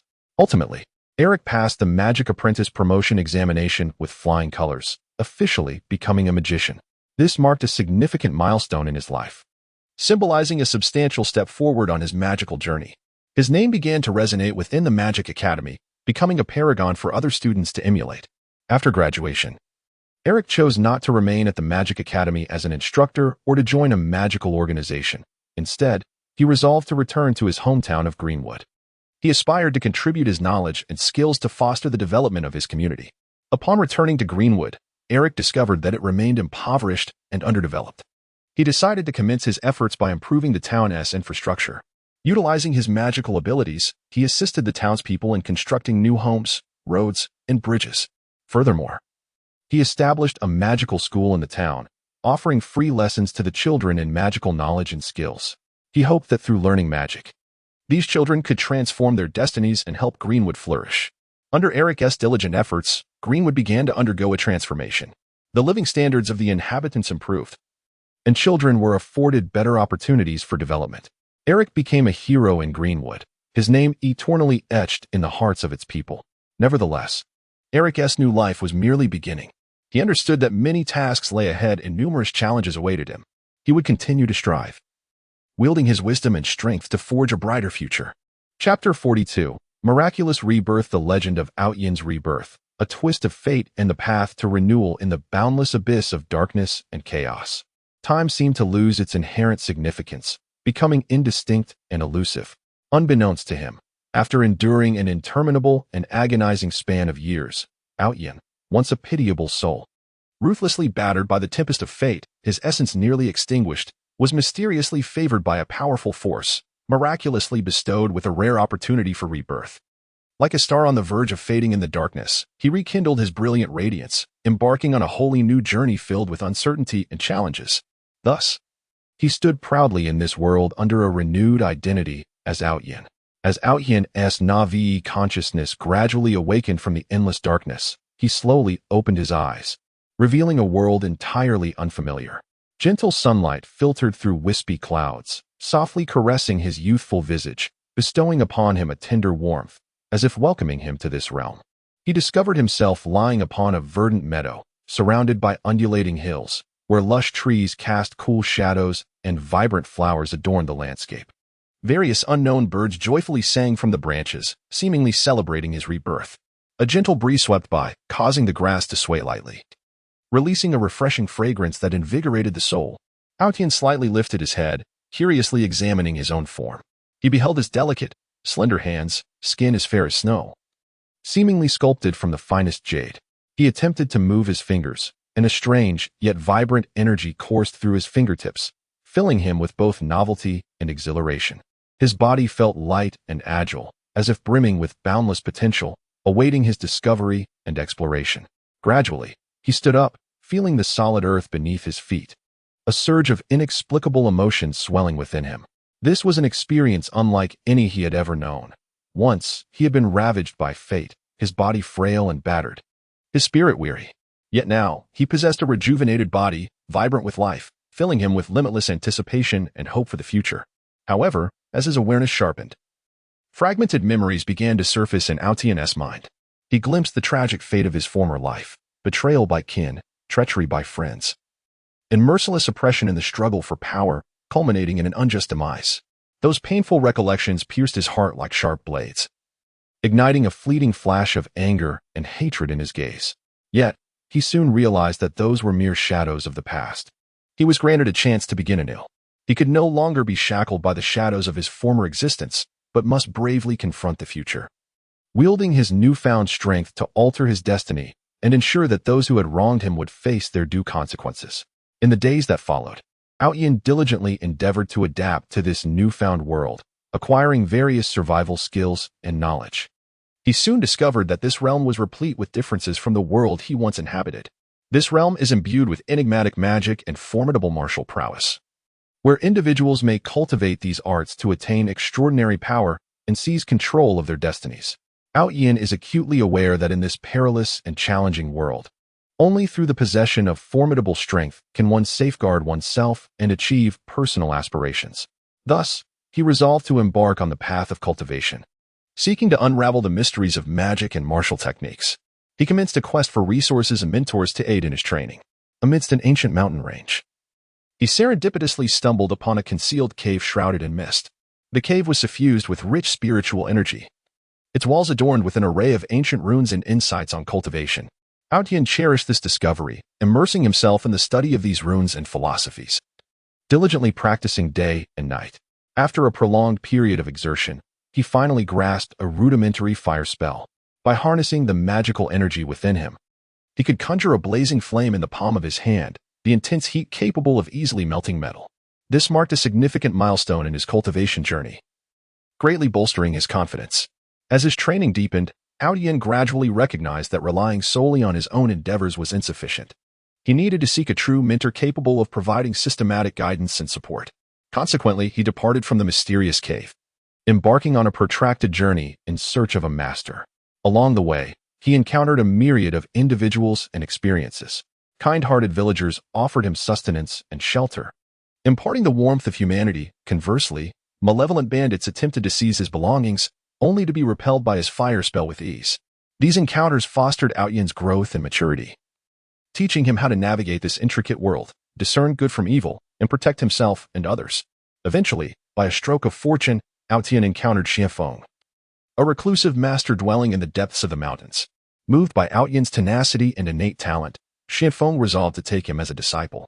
Under Xuanfeng's meticulous tutelage, Outyin's cultivation accelerated tremendously. He not only mastered more profound magical and martial skills, but also grasped numerous truths about cultivation and the philosophy of life. Xianfeng imparted that cultivation is not merely for acquiring immense power. It is also a means to refine one's mind and elevate one's character and moral integrity. Only those with a tranquil mind and noble virtues can truly wield great power and become a master of their craft. Under Xuanfeng's guidance, Outyin began to prioritize the cultivation of his inner self. Each dawn and dusk, he would ascend to the mountain peak, engaging in quiet meditation, attuning himself to the fluctuations of spiritual energy in the cosmos, allowing his mind to attain serenity and tranquility. He learned to master his emotions and maintain composure and resolve in the face of adversity and challenges. Simultaneously, he actively participated in various charitable endeavors, assisting those in need. Utilizing his magic, he healed ailments, drove away wild beasts, and constructed homes for the villagers, earning their respect and affection. These experiences significantly enriched his character and moral standing, further solidifying his beliefs and objectives. As time passed, Outyin's strength grew ever more formidable. He is no longer the Na'vi boy who has just stepped into the world, but has transformed into a renowned young master whose fame resonates throughout the realm. His name has spread across the entire continent, evoking both reverence and admiration among the people. However, Aotion remains humble, acutely aware that his path of cultivation is still long and fraught with formidable adversaries and uncharted challenges awaiting him. He resolves to part ways with the elder Xianfeng and venture into the world alone, determined to enhance his strength and seek the truth of this realm. In his journeys, Aotion encounters many like-minded companions. Together, they stand shoulder to shoulder, valiantly combating malevolent forces to uphold peace and justice in the land. Among their ranks are skilled swordsmen, adept healers, ingenious craftsmen specializing in mechanisms, and powerful mages wielding formidable magic. Each possesses unique strengths, and their harmonious collaboration forms an indomitable force. During an epic confrontation with the forces of evil, Aotion and his friends face an unprecedentedly powerful foe. The enemy boasts a vast army and numerous formidable sorcerers, intent on conquering the entire continent and establishing their dominion. Undaunted, Aotion and his allies charge into battle, engaging in a breathtaking struggle for survival. Throughout the combat, Aotion fully unleashes his magical and martial prowess, casting a variety of potent spells such as Firestorm, Ice Ray, and Chain Lightning, inflicting tremendous damage upon their adversaries. His comrades also rise to the occasion. The swordsmen dart through the enemy ranks with unparalleled agility. The healers tend to the wounded from the rear, ensuring the squad's fighting spirit, while the craftsmen ingeniously set traps to thwart the enemy's advance. After a fierce battle, Aotion and his companions emerge victorious, safeguarding the peace and justice of the continent. This triumph further amplifies Aotion's renown, solidifying his status as a hero in the hearts of the people.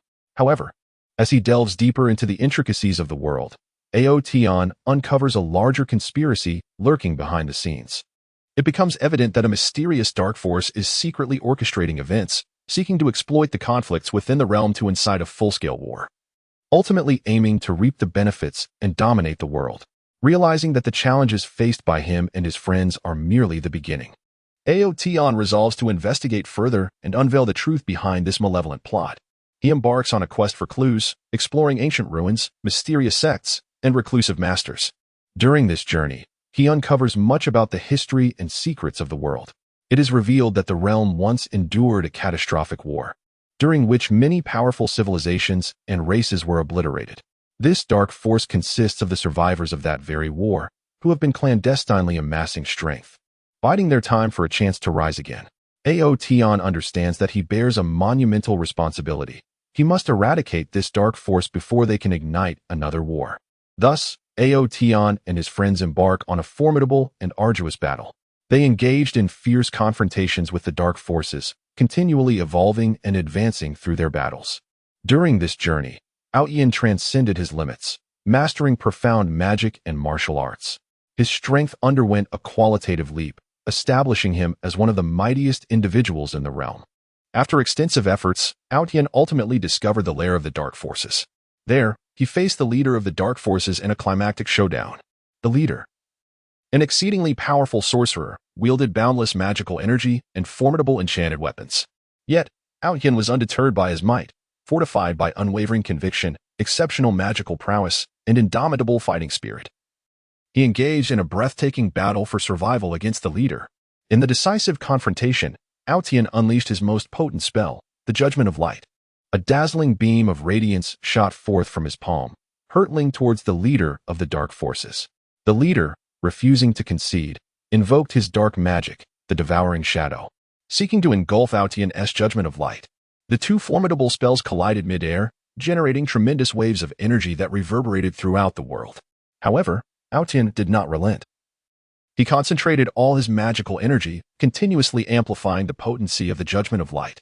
Ultimately, through his relentless efforts, the Judgment of Light triumphed over the Devouring Shadow, obliterating the leader of the dark forces entirely. With the demise of the dark leader, the dark forces crumbled into oblivion. Aotion and his companions successfully thwarted the nefarious schemes, safeguarding the peace and justice of the world. They emerged as heroes, revered and cherished by the populace. Yet, Aotion was not content with the status quo. He recognized that numerous uncharted realms awaited his exploration and formidable powers beckoned for mastery. He resolved to depart from this familiar world, embarking on a novel journey in pursuit of higher realms and greater aspirations. Before his departure, Aotion returned to his homeland to visit the villagers and friends who had once aided him. He bid them farewell, promising to return.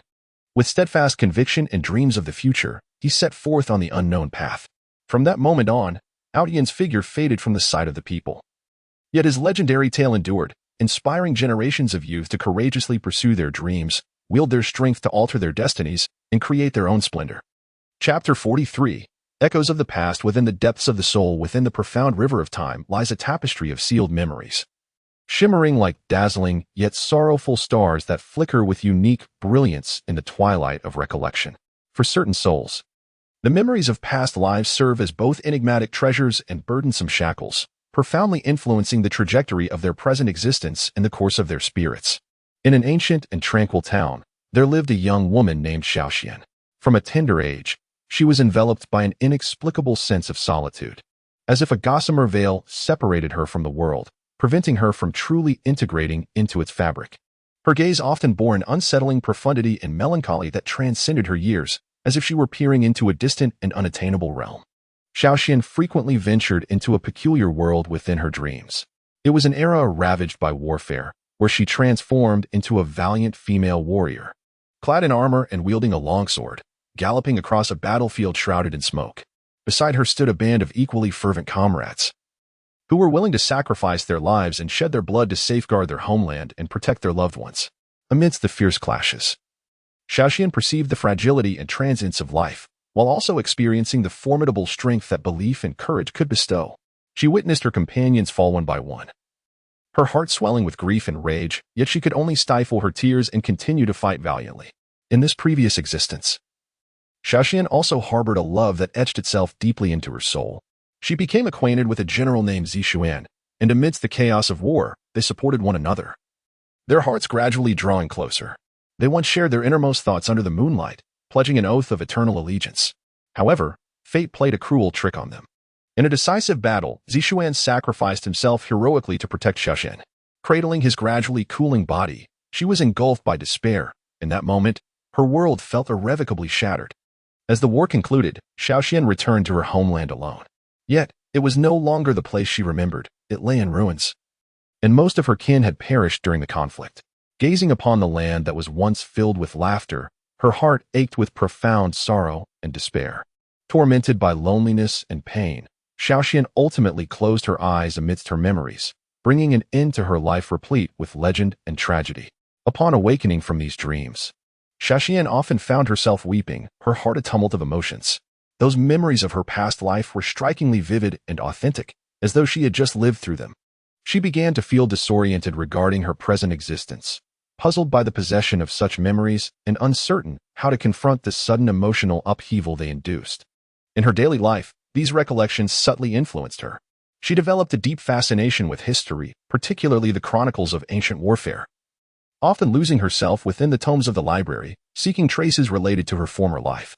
She also possessed an innate understanding of martial arts. While learning swordsmanship, she swiftly grasped various techniques, as if some vestige of memory within her was guiding her. However, these recollections of her past life brought her considerable distress. In her interactions with others, she often appeared somewhat aloof, as her heart remained occupied by the emotions of her previous existence. She found it challenging to open her heart to embrace new feelings. Whenever a suitor confessed his affections, her mind would involuntarily drift back to her love with Zixuan, leading her to choose avoidance. She feared the pain of loss once more, terrified that her sincerity would again be ruthlessly trampled. By chance, Xiaoxian encountered an elderly man named Lingyin. The old man's gaze was profound, as if he could see through all the intricacies of the world. He immediately sensed the peculiarity enveloping Xiaoxian, and during their conversation, he astutely discerned the troubling memories of her past life that burdened her. With a gentle smile, the sage imparted to Xiaoxian, "The memories of a past life are both a gift and a trial. They bestow upon you unique experiences and insights. Yet they may also shackle your present existence. You must learn to find balance between the past and the present to release the burdens of yesteryears, so that you may genuinely stride towards the future." Upon hearing the elder's words, Xiaoxian felt a sudden clarity within her heart. She began to confront her past life memories, refusing to let them dominate her current life. She diligently adjusted her mindset, actively engaging in various social activities, striving to forge new friendships and broaden her horizons. Through this journey, she gradually uncovered the many beautiful aspects of this life that were worthy of her appreciation and pursuit. However, fate seemed unwilling to grant Xiaoxian an easy passage. During a journey, she found herself at an ancient battlefield. The moment she stepped onto this land, a profound sense of familiarity washed over her, as memories of her past life surged like a tidal wave, engulfing her entirely. She envisioned the harrowing scenes of war, heard the cries and laments of her comrades, and felt the warmth of Zixuan's embrace. Her body trembled as tears involuntarily streamed down her cheeks. On this battlefield, Xiaoxian encountered a mysterious man. His features bore an astonishing resemblance to Zixuan, and his gaze towards Xiaoxian was filled with deep affection and compassion. A flutter of emotion surged within her, compelling her to approach the man as if drawn by an invisible force. He introduced himself as Yuxuan, a historian devoted to the study of ancient warfare. He harbored a profound interest in the battlefield and had come seeking historical truths. Together, Xiaoxian and Yuxuan traversed the remnants of the battlefield, engaging in discussions about the mysteries of history and sharing their reflections. As time passed, Xiaoxian found herself developing a unique affection for Yuxuan. Yet, this sentiment plunged her into a deep conflict. She questioned whether her feelings for Yuxuan stemmed from his resemblance to Zixuan or from genuine attraction. She feared becoming ensnared in the whirlpool of love once more. Repeating the mistakes of her past life, Yuxuan seemed to sense the turmoil within Xiaoxian. He gently clasped her hand and said softly, "Xiaoxian, I understand that you harbor many concerns and fears, but I am not a mere substitute. I am Yuxuan, a person who truly loves you. The past has elapsed. We must cherish the present and bravely pursue the future that belongs to us." As Xiaoxian gazed into Yuxuan's sincere eyes, the ice encasing her heart began to thaw. Throughout their time together, she gradually learned to relinquish the burdens of her past life, wholeheartedly investing herself in her relationship with Yuxuan. She discovered that love in this life bore a different essence, one that was purer and more beautiful, no longer shackled by memories of her former existence. She could confront her past with serenity and courageously embrace the challenges of the future. Yet, the good times were fleeting. During an archaeological excavation, Yuxuan unexpectedly unearthed artifacts linked to Xiaoxuan's past life. These relics unveiled certain secrets of Xiaoxuan's former existence, causing Yuxuan's feelings for her to waver. He began to doubt the authenticity of Xiaoxuan's affections, suspecting they stemmed merely from his resemblance to Zixuan. This shift in Yuxuan's demeanor plunged Xiaoxian into profound anguish. She endeavored to elucidate her feelings to him, but he remained unreceptive. In the throes of this emotional crisis, Xiaoxian found herself once again ensnared in despair. Feeling as though she had returned to her past life, bereft of her dearest companion, left only with boundless solitude and suffering. Yet this time, Xiaoxian chose not to surrender. She resolved to demonstrate her sincerity through her actions, delving deeply into the study of the artifacts related to her previous life, seeking a way to untangle the knots in Yuxuan's heart. After considerable effort, she ultimately unearthed evidence that attested to the genuineness of her feelings for Yuxuan. Independent of her past, presenting this proof to Yuxuan, he was overcome with guilt upon realizing he had misjudged her, nearly losing the love of his life. Yuxuan embraced Xiaoxian tightly, expressing, "Xiaoxian, I am truly sorry. I should never have doubted you. I ought to have trusted our love." Having navigated this emotional tempest, the bond between Xiaoxian and Yuxuan grew ever more resolute. They came to understand that while memories of past lives may influence the present, they do not dictate one's fate. As long as love and courage reside within, they could transcend all obstacles and reach the shores of happiness. In the days that followed, Xiaoxian and Yuxuan continued to explore the mysteries of history together, their love story becoming a cherished legend within their town. Xiaoxian was no longer burdened by the memories of her former life. She regarded her past experiences as invaluable treasures, drawing strength from them to enrich her current existence. Yuxuan remained steadfastly by Xiaoxuan's side, hand in hand, cherishing every beautiful moment of life together. Chapter 44. Outyan's Obsession with His Daughter. The obsession of Outyan for his daughter, a legendary interweaving of love and destiny in that mysterious and expansive realm of fantasy, Outyan. A figure of immense renown whose very name instills awe in countless souls, harbors within him a profound and unwavering obsession, a boundless affection and yearning for his daughter. This obsession shines like a brilliant and fervent star, illuminating the depths of his grand soul with a unique radiance that permeates his entire journey through life, significantly influencing every decision he makes, every action he undertakes, and even the trajectory of the world's fate. Outyan's life can be characterized as one filled with legendary exploits and perilous adventures. Born into a once noble family that had fallen from grace, he displayed remarkable talent for cultivation and an indomitable spirit from a young age. In a brutal world governed by the survival of the fittest, he ascended the path of cultivation through sheer effort and intellect, overcoming countless formidable foes and traversing numerous challenges, ultimately emerging as a pinnacle of strength atop the world. His name resounded like thunder, causing fear to ripple through various factions. His prowess was extraordinary, capable of altering the very fabric of reality. Yet beneath his seemingly indestructible exterior lies a heart that is soft and brimming with warmth, and at the very core of this heart resides his obsession with his daughter. The origins of this deep-seated yearning trace back to a poignant experience from Outyan's youth. During an accidental venture into a mysterious ancient ruin, he encountered an overwhelming and ancient aura, fraught with peril and the unknown. In his exploration, he inadvertently triggered a powerful restriction, becoming ensnared in the depths of the ruin. Amidst the endless darkness and solitude, despair nearly consumed him. However, just as hope seemed lost, a gentle light suddenly illuminated his surroundings. From this radiance emerged a beautiful and enigmatic woman, clad in a flowing white gown, reminiscent of a celestial being. Her gaze was filled with kindness and compassion. With a delicate wave of her wand, she effortlessly dismantled the barrier that held Outyin captive, liberating him from his dire predicament. Outyin was overwhelmed with gratitude. Yet the woman merely smiled softly and said, "The threads of destiny have led us to this moment. There is no need for thanks." From that instant, the image of the woman became deeply etched in Outyin's heart. In the days that followed, they journeyed together, unraveling the mysteries of the ruins. As they spent time in each other's company, Outyin found himself increasingly captivated by the woman's intelligence, kindness, and grace, while she appeared to harbor a special fondness for him in return. Together, they confronted the myriad dangers within the ruins, supporting and assisting one another, their feelings gradually intensifying unbeknownst to them. At last, following a life-threatening experience, Outyin summoned the courage to confess his feelings to the woman. Her cheeks flushed slightly, and she gently nodded in acceptance of his affection. In that moment, Outyin felt as though he were the happiest person in the world. They held a simple yet solemn wedding ceremony within the ruins. Devoid of extravagant decorations and numerous guests, their hearts were nonetheless filled with beautiful aspirations for the future. Not long after, the woman found herself with child, the offspring of Outyin. Upon receiving this joyous news, Outyin was overwhelmed with delight. He tenderly cared for the woman, eagerly anticipating the arrival of new life. He began to devise various plans for the child's future, imagining whether the child would inherit his striking handsomeness or the woman's enchanting beauty. He silently vowed to provide the child with the finest life, shielding her from any harm. However, fate has a penchant for cruelty. Just as the woman was nearing the moment of childbirth, an unforeseen calamity struck.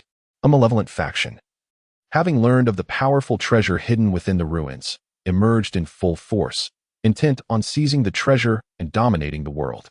To protect the woman and their unborn child, Outyin had no choice but to confront the dark forces, engaging in a harrowing battle for survival. During the conflict, Outyin unleashed all his might, his power sweeping across the battlefield like a tempest. Yet, the dark forces were numerous and formidable, their relentless assaults crashing upon him like waves, gradually overwhelming him. Despite this, Outyin valiantly persevered, driven by a singular conviction to safeguard his family. The woman, witnessing Outyin's fierce struggle from behind, was consumed with anxiety. Ignoring her imminent labor, she summoned her magic to aid him. However, her frail body proved too weak, and the backlash from her spell thrust her into peril. Sensing her distress, Outyin turned to look back, and in that fleeting moment, the leader of the dark forces seized the opportunity to launch a lethal strike. Outyin exerted every ounce of his strength to barely deflect the blow, but he sustained grave injuries in the process. Seeing Outyin wounded ignited a frantic urgency within the woman. With great agony, she summoned her last reserves of strength to bring their child into the world. It was a delightful daughter, her cherubic face a vision of innocence, reminiscent of an angel descended from the heavens. The woman cradled her daughter gently, her eyes brimming with love and sorrow. She sensed her own life waning, and Outyin found himself in dire straits. In her final moments, she entrusted their daughter to Outyin, using her last breath to implore him, "Promise to protect our daughter." With those words, her form began to dissolve into shimmering stardust. Outyin watched helplessly as the woman departed, his heart heavy with grief and fury. He let out a primal roar that reverberated across the heavens, as if to obliterate the very world around him. With his daughter in his arms, Outyin plunged once more into battle against the dark forces. Channeling his sorrow and rage into boundless strength, he surged with newfound power. Like a furious lion, he charged through the enemy ranks, leaving a trail of fallen foes in his wake. Ultimately, through sheer willpower and formidable strength, Outyin succeeded in repelling the dark forces. Albeit at a tremendous cost, his body was left with injuries nearly beyond healing. From that moment onward, Outyin's heart was consumed by a singular obsession with his daughter. He regarded her as the entirety of his existence, vowing to raise her into the happiest princess the world had ever known. For the sake of his daughter, he spared no effort. He scoured the land in search of rare medicinal herbs and treasures, all to heal his own wounds and better care for her. He immersed himself in various parenting knowledge and skills, striving to become a worthy father. He even set aside his pride and dignity, bowing to former adversaries, merely to secure his daughter's safety and happiness. As his daughter grew, he discovered that she had inherited her mother's intelligence and beauty, while also revealing astonishing talent in cultivation. This duality filled him with both pride and concern. He was gratified by her exceptional gifts, but troubled by the dangers and cruelties of the world, fearing for her safety. Thus, he resolved to personally teach her the art of cultivation, imparting all his lifelong knowledge to her. Under his meticulous guidance, her progress in cultivation was rapid. She swiftly mastered a variety of formidable martial arts and magic, her prowess continually ascending. However, she was not content to merely thrive under her father's protection. She yearned to venture into the world, to explore the unknown, and to chase her own dreams. When she expressed her desire to leave home and embark on her own journey, he was engulfed in a tumult of emotions, torn between pride and reluctance. He recognized that she had matured, with her own aspirations and pursuits, and could not forever confine her to his side. Yet, he was apprehensive for her safety, knowing the world was fraught with peril and uncertainty. After much contemplation, he ultimately acquiesced to her request. He prepared an array of precious treasures and defensive weapons for her, reiterating his caution and urging her to remain vigilant. Once she departed, his heart was heavy with worry and longing. Each day, he would sit in the courtyard, gazing toward the direction she had taken, silently praying for her safe return. He often reminisced about her childhood, those tender moments becoming his sole solace amid solitude and yearning. Throughout her journey, he did not remain idle. He discreetly monitored her every move, ready to spring into action should she encounter danger. On one occasion, while exploring a mysterious valley, she inadvertently triggered a powerful barrier and found herself ensnared. Upon learning of her plight, he was frantic with worry and immediately rushed to the valley, disregarding the risks of the barrier, and forced his way in. After considerable effort, he successfully unraveled the barrier and rescued her. Moved by her father's unwavering devotion, she felt a profound gratitude. She understood the depth of his love and concern for her, which only deepened her appreciation for their bond. As she faced numerous challenges and setbacks during her trials, she relentlessly sought to enhance her abilities and forge friendships with like-minded individuals.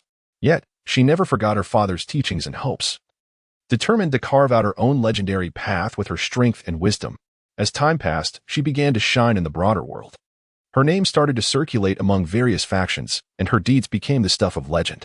Upon hearing news of his daughter's accomplishments, he felt an overwhelming sense of pride and satisfaction.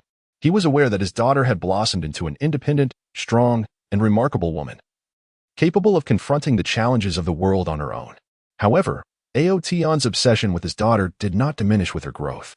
On the contrary, as he aged and his health gradually declined, this fixation intensified.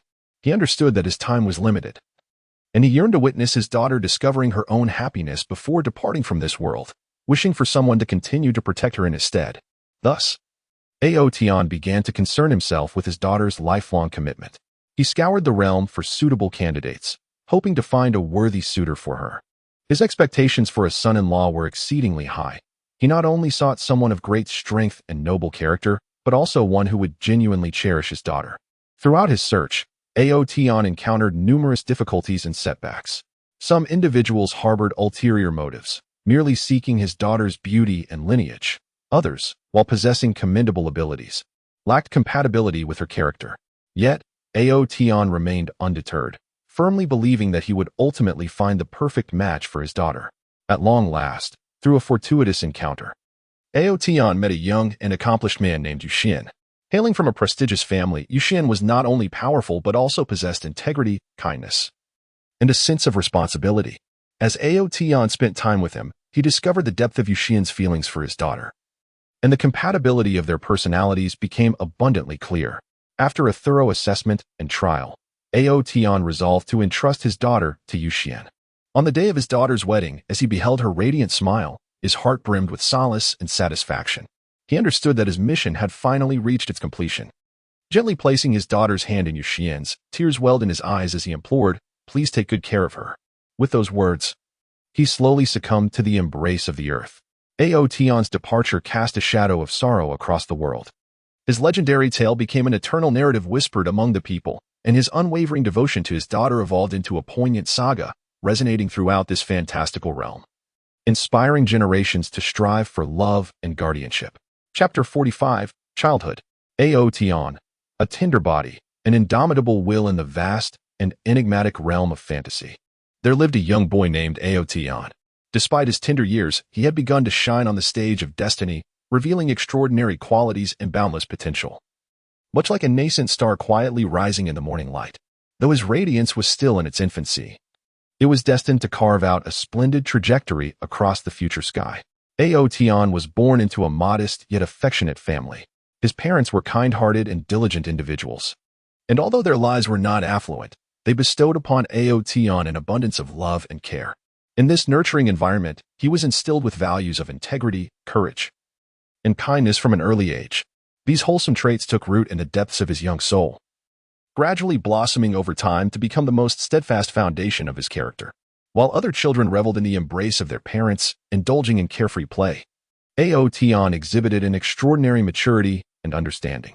In his bright eyes sparkled a curiosity and thirst for exploration of the surrounding world. Whether it was the humble farming tools at home or the flora and fauna beyond the village, everything captivated his attention, immersing him in thoughts and inquiries. His agile and vibrant mind often posed questions that left adults in awe, as if to him, the world concealed countless mysteries awaiting his discovery. In the village resided a wise elder, well-versed in the history, culture, and paths of cultivation of this land. Upon a chance meeting, Aotion was profoundly drawn to the elder's captivating tales and the enigmatic world of cultivation. From that moment on, he would eagerly visit the elder's abode each day. Sitting raptly by his side, hungrily absorbing legends of heroes, the secrets of magic, and various peculiar cultivation techniques. His focused demeanor and insatiable thirst for knowledge endeared him to the elder, who generously shared his wisdom and frequently encouraged Aotion to bravely pursue his dreams. In terms of cultivation, though Aotion was still young and his body had yet to fully mature, he embarked on a challenging journey of training, driven by unwavering determination and an ardent pursuit of strength. Each morning, he would rise early to greet the first rays of sunlight, engaging in physical training on a small hillside behind the village. Running, jumping, and performing push-ups, these seemingly simple exercises proved to be far from easy for the young boy. Yet he never entertained thoughts of surrender. With every sweat-drenched garment and every muscle ache, he gritted his teeth and persevered. For within him resided a steadfast belief. Only by becoming strong could he protect those he loved and explore the unknown expanses of this vast world. Beyond physical training, Aotion harbored a profound interest in martial arts and magic. Under the elder's guidance, he began to learn some fundamental martial techniques. Initially, his movements appeared stiff and clumsy, and the wooden sword in his hand lacked both power and coordination. However, he remained undeterred, repeating the same actions time and again, diligently contemplating the techniques and essence behind them. As night fell and the villagers succumbed to slumber, Aotion found himself alone in the courtyard, practicing the techniques he had learned during the day under the faint glow of the moonlight. His silhouette appeared solitary yet resolute, as if he were the sole inhabitant of a world that had been reduced to just him and the sword in his hand. During his journey to master magic, Aotion encountered even greater challenges. The cultivation of magic demanded immense mental fortitude and a keen perception and control of elemental forces. For one so young, with his mental faculties yet to fully mature, this was undoubtedly a formidable challenge.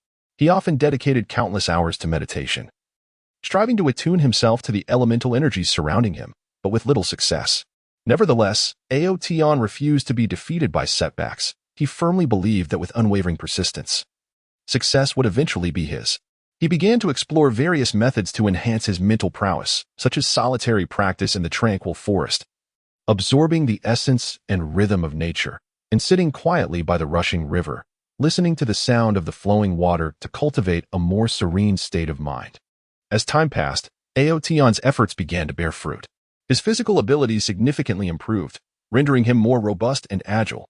In terms of martial skills, he became adept at executing several fundamental techniques and even started to experiment with combining them, forging a unique style of combat. Though his swordsmanship still bore a hint of naivety, it radiated vitality and aggression, each strike infused with his understanding of power and his thirst for victory. In his magical endeavors, Aotion also made groundbreaking progress. He finally succeeded in perceiving the elemental forces around him and was able to initiate their guidance and application. He learned a few simple spells, such as Fireball and Windblade, when he first conjured a small flame in the palm of his hand. His eyes sparkled with excitement and joy.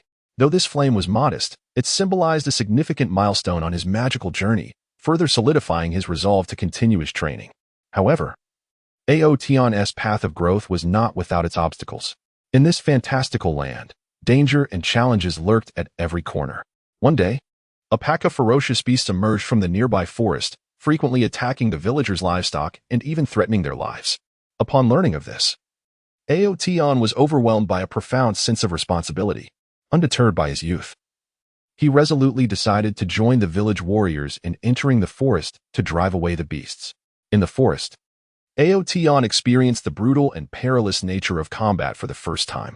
The beasts were colossal and powerful, their roars echoing through the woods, sending chills down one's spine. The warriors engaged in fierce battles with the monsters, swords clashing and magical lights flashing. Although fear gripped his heart, Aotion bravely pressed forward, utilizing the martial skills and magic he had learned to engage in a desperate struggle against the beasts.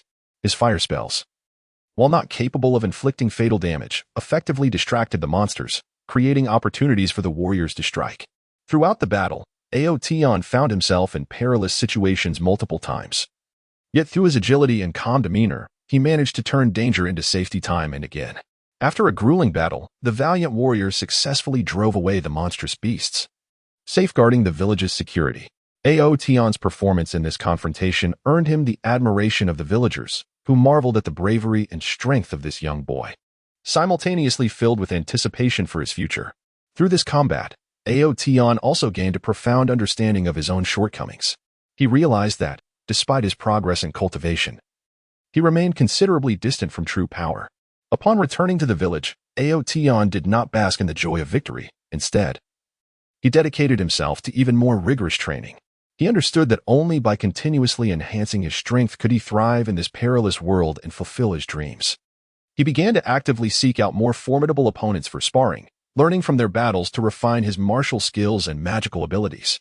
By chance, Aotion learned of an ancient sacred site for cultivation nestled within distant mountains, said to harbor powerful cultivation secrets and precious treasures that could aid practitioners in swiftly elevating their prowess.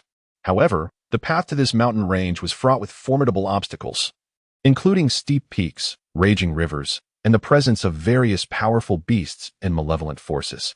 Yet, undeterred by these challenges, Aotion resolutely embarked on the journey to the sacred site. Throughout his journey, Aotion faced countless difficulties and trials. He traversed dense primordial forests, where he contended not only with ferocious beasts and intricate terrain but also with inclement weather and food scarcity. He once trudged through torrential rain, soaked to the bone and chilled to the core. At another time, he barely sustained himself by foraging for wild fruits and capturing small animals amid unbearable hunger.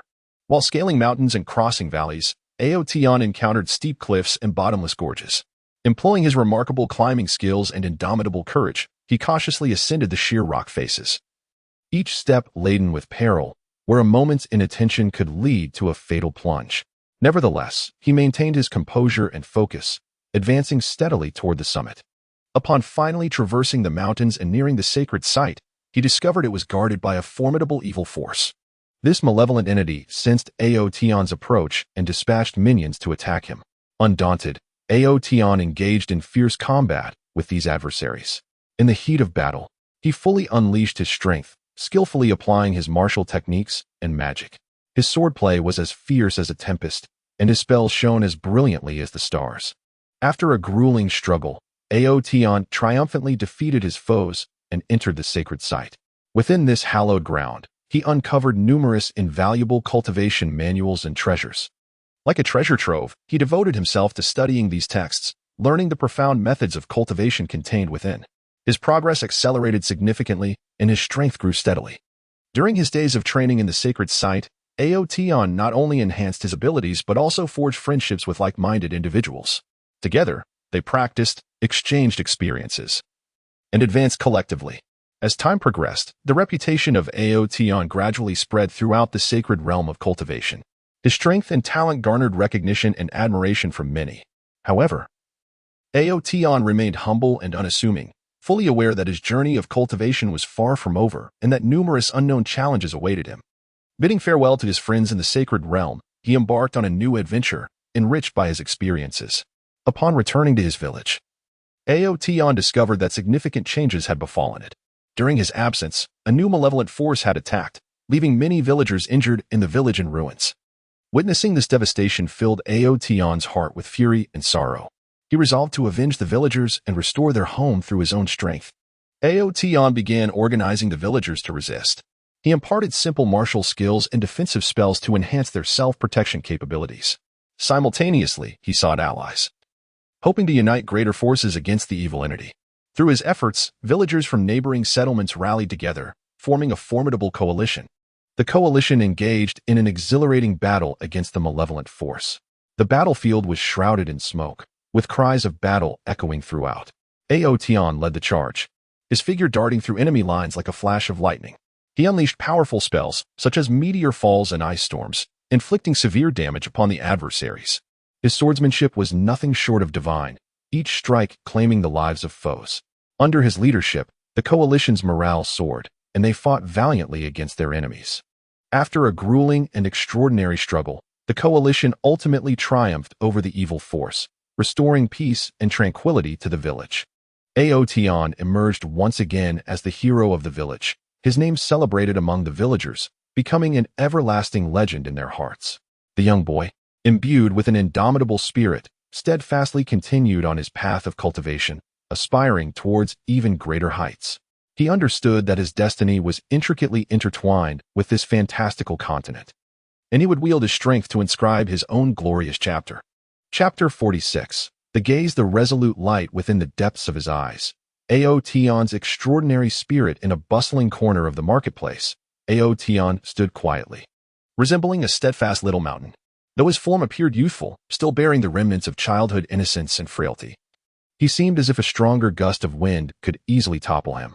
His small stature, juxtaposed against the towering crowd and the myriad of stalls, rendered him insignificant and inconspicuous.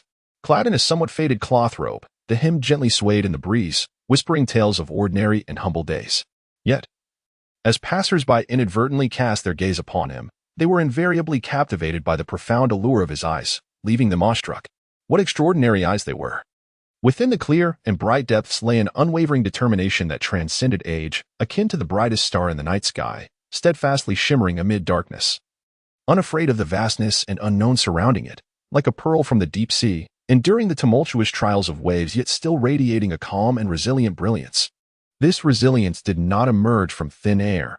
Rather, it was gradually forged through Aotion's brief yet tumultuous life experiences. From a young age, he existed in a world fraught with instability, where war, famine, and disease loomed like the shadows of malevolent specters, perpetually overshadowing the land he inhabited. He witnessed the heartbreaking separation of loved ones amidst the chaos of battle, as his home was mercilessly obliterated, and the joyous laughter of yesteryears was replaced by the anguished wails of despair. During those interminable dark years, he too experienced fear, often curling up alone in a corner during the dead of night, silently weeping for the warmth and tranquility of days gone by. Yet, it was precisely these indelible sufferings and trials that acted as sharp chisels, intricately carving the unyielding patterns upon his tender soul. While other children reveled in the embrace of their parents, luxuriating in a carefree childhood, Aotion had already learned to seek hope for survival amidst the ruins. Struggling and maturing alone in the face of adversity, daily he traversed the dilapidated alleys, scavenging for morsels to satiate his hunger and finding shelter from the tempest in secluded corners. Each time he faced the scorn and ridicule of others, he bit his lip tightly, burying his grievances and anger deep within, responding with silence and fortitude. For he understood that in this cruel world, tears and weakness would not elicit sympathy or compassion.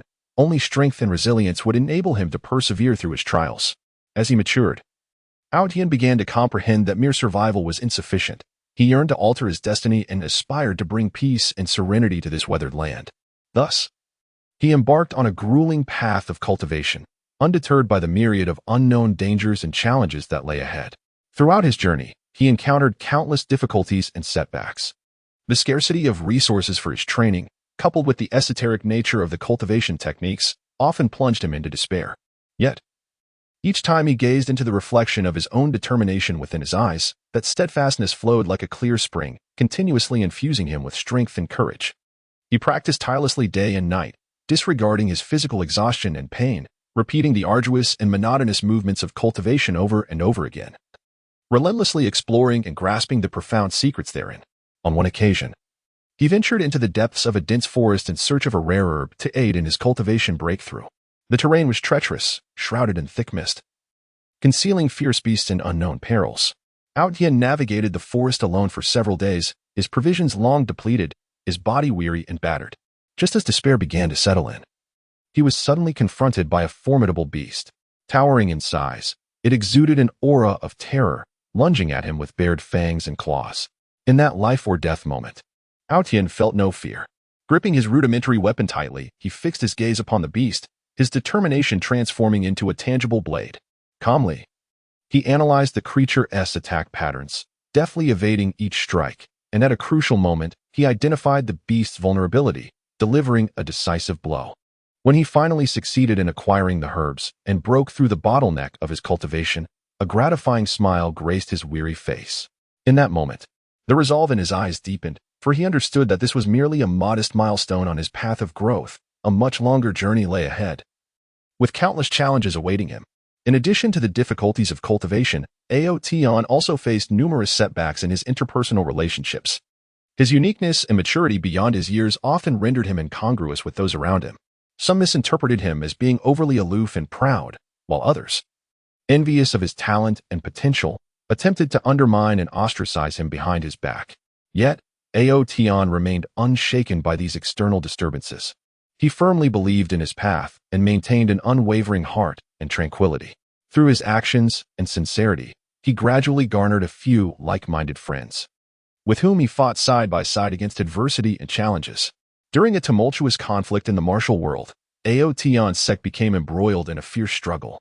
The sect faced a grave crisis, as the enemy's power was formidable and sinister, causing many disciples to feel fear and consider retreat.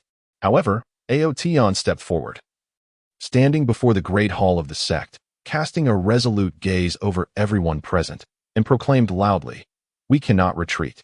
What we uphold is not merely the dignity of our sect, but also the faith within our hearts and the peace of this land.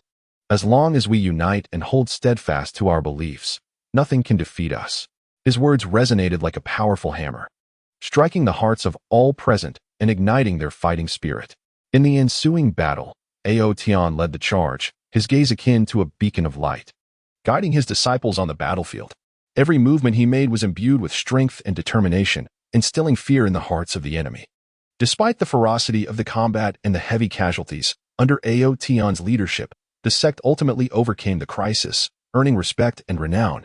As time went by, Tian's name gradually spread throughout the martial world, becoming the stuff of legend. Yet, he did not succumb to pride or complacency. He was acutely aware of the weight of his responsibilities, knowing that more missions awaited him.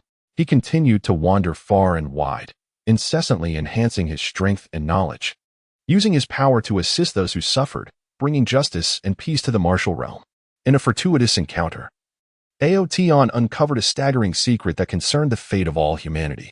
It turned out that a malevolent force, hidden deep within the shadows, was quietly rising, seeking to overturn the entire world and establish its dark dominion. This sinister force employed cruel methods, wreaking havoc and chaos in many places. Tian realized that this would be the most formidable challenge he would face, yet he resolutely decided to shoulder the responsibility of saving the world. He began to travel tirelessly, uniting various righteous individuals to collectively confront the evil force. Throughout this process, he encountered countless hardships and dangers. The malevolent force dispatched assassins to eliminate him and set numerous traps in an attempt to thwart his efforts. Nevertheless, Tian, armed with keen insight and maturity beyond his years, repeatedly turned peril into safety. He ventured deep into the lair of malevolence, seeking the vulnerabilities and schemes of the dark forces, meticulously preparing for the inevitable showdown. At long last, the moment of reckoning arrived. On the battlefield, the forces of evil loomed ominously, their magical brilliance intertwining with the cold sheen of their weapons, instilling a profound sense of dread. Tian stood resolutely at the forefront of the alliance of righteousness. Though his figure appeared solitary and diminutive, his gaze radiated like a blazing sun, exuding boundless light and warmth. He raised his weapon high and proclaimed with fervor, "For justice, for peace, for the world we cherish." Thereafter, he surged towards the enemy lines like a shooting star. With the Allied forces following closely behind, their battle cries resonating like thunder. In the fray, Aotian unleashed the most formidable martial skills and magic he had mastered, each strike imbued with immense power and unwavering conviction.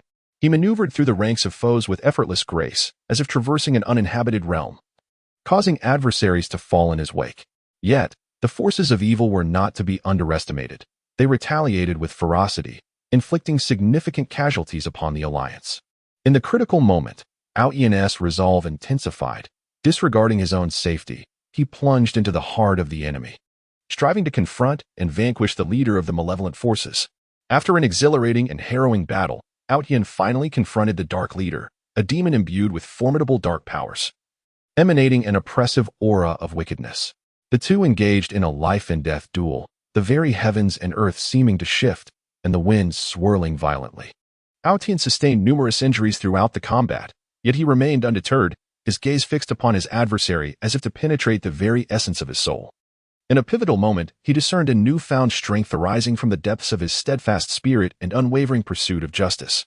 He concentrated this power into a singular point and unleashed a devastating blow with all his might. As a brilliant light flickered, the leader of the dark forces was utterly defeated, leading to the disintegration of the malevolent army. Peace and tranquility were restored to the world, and the people erupted in jubilant cheers, hailing Aotian as a hero.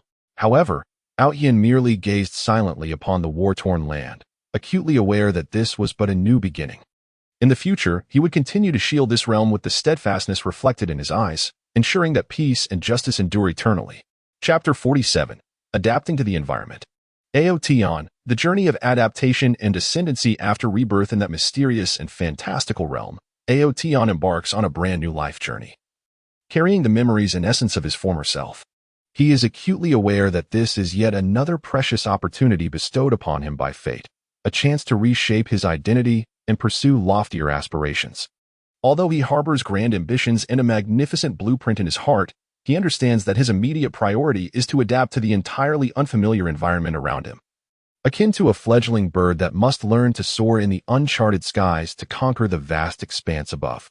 Upon his rebirth, Aotian inhabits the body of a mere 10-year-old child.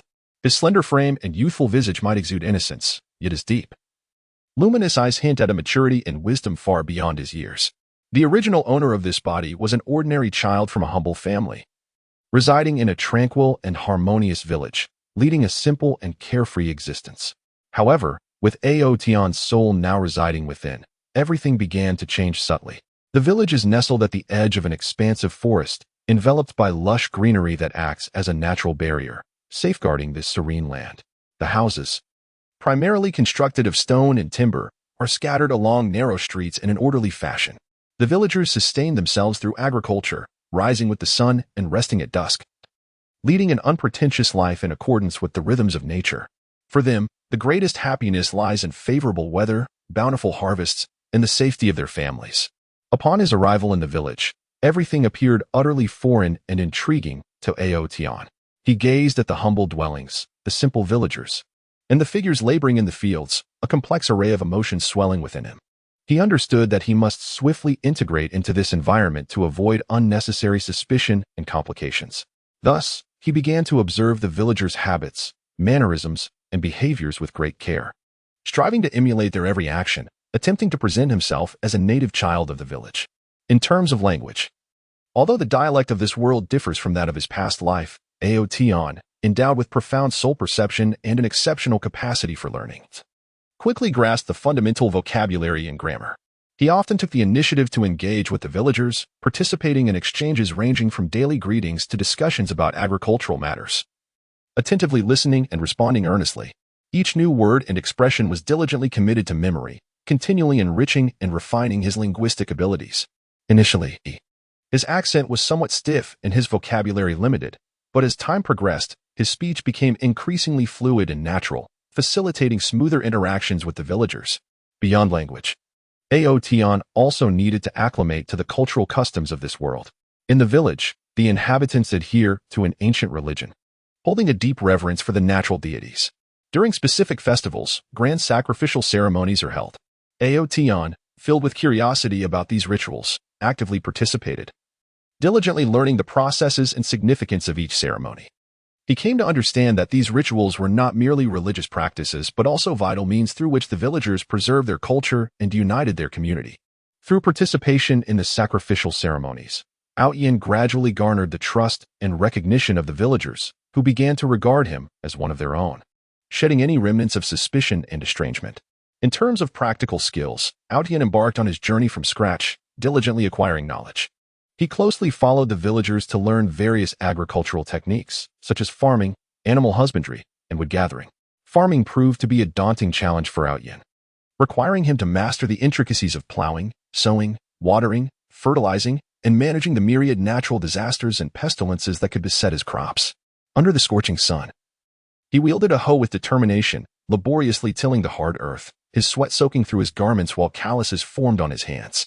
Yet, he never entertained the thought of surrender. Each laborious endeavor honed his will, and every harvest served as testament to his relentless effort. Animal husbandry was no less arduous. Outyin was tasked with caring for chickens, ducks, pigs, and other livestock, needing to understand their habits and growth patterns. Each dawn, he would rise early to feed the animals and clean their pens. He learned to discern the health of the livestock and to prevent and treat common ailments. Under his attentive care, the animals thrived, bringing greater prosperity to the village. Wood gathering was a test of both strength and skill. Outyin accompanied the village woodcutters into the forest, learning to select suitable trees, wield an axe, and safely transport the felled timber home. The forest was rife with dangers, from venomous snakes lurking in the underbrush to wild beasts that might leap from the trees. Yet, Outyin maintained his composure and vigilance in the face of these threats. Drawing upon the martial arts and magical knowledge from his previous life, he deftly navigated various emergencies, ensuring his own safety. In the course of adapting to village life, Outyin also forged friendships with like-minded individuals. Among them, the boy named Xiaolin became his closest companion. Xiaolin, with his cheerful disposition and warm-hearted nature, was filled with curiosity and kindness towards Outyin, the newcomer. He guided Outyin through every nook of the village, introducing him to its inhabitants. Together, they frolicked in the fields, fished and caught shrimp by the riverside, and gazed at the starry sky at night, sharing their dreams and innermost thoughts.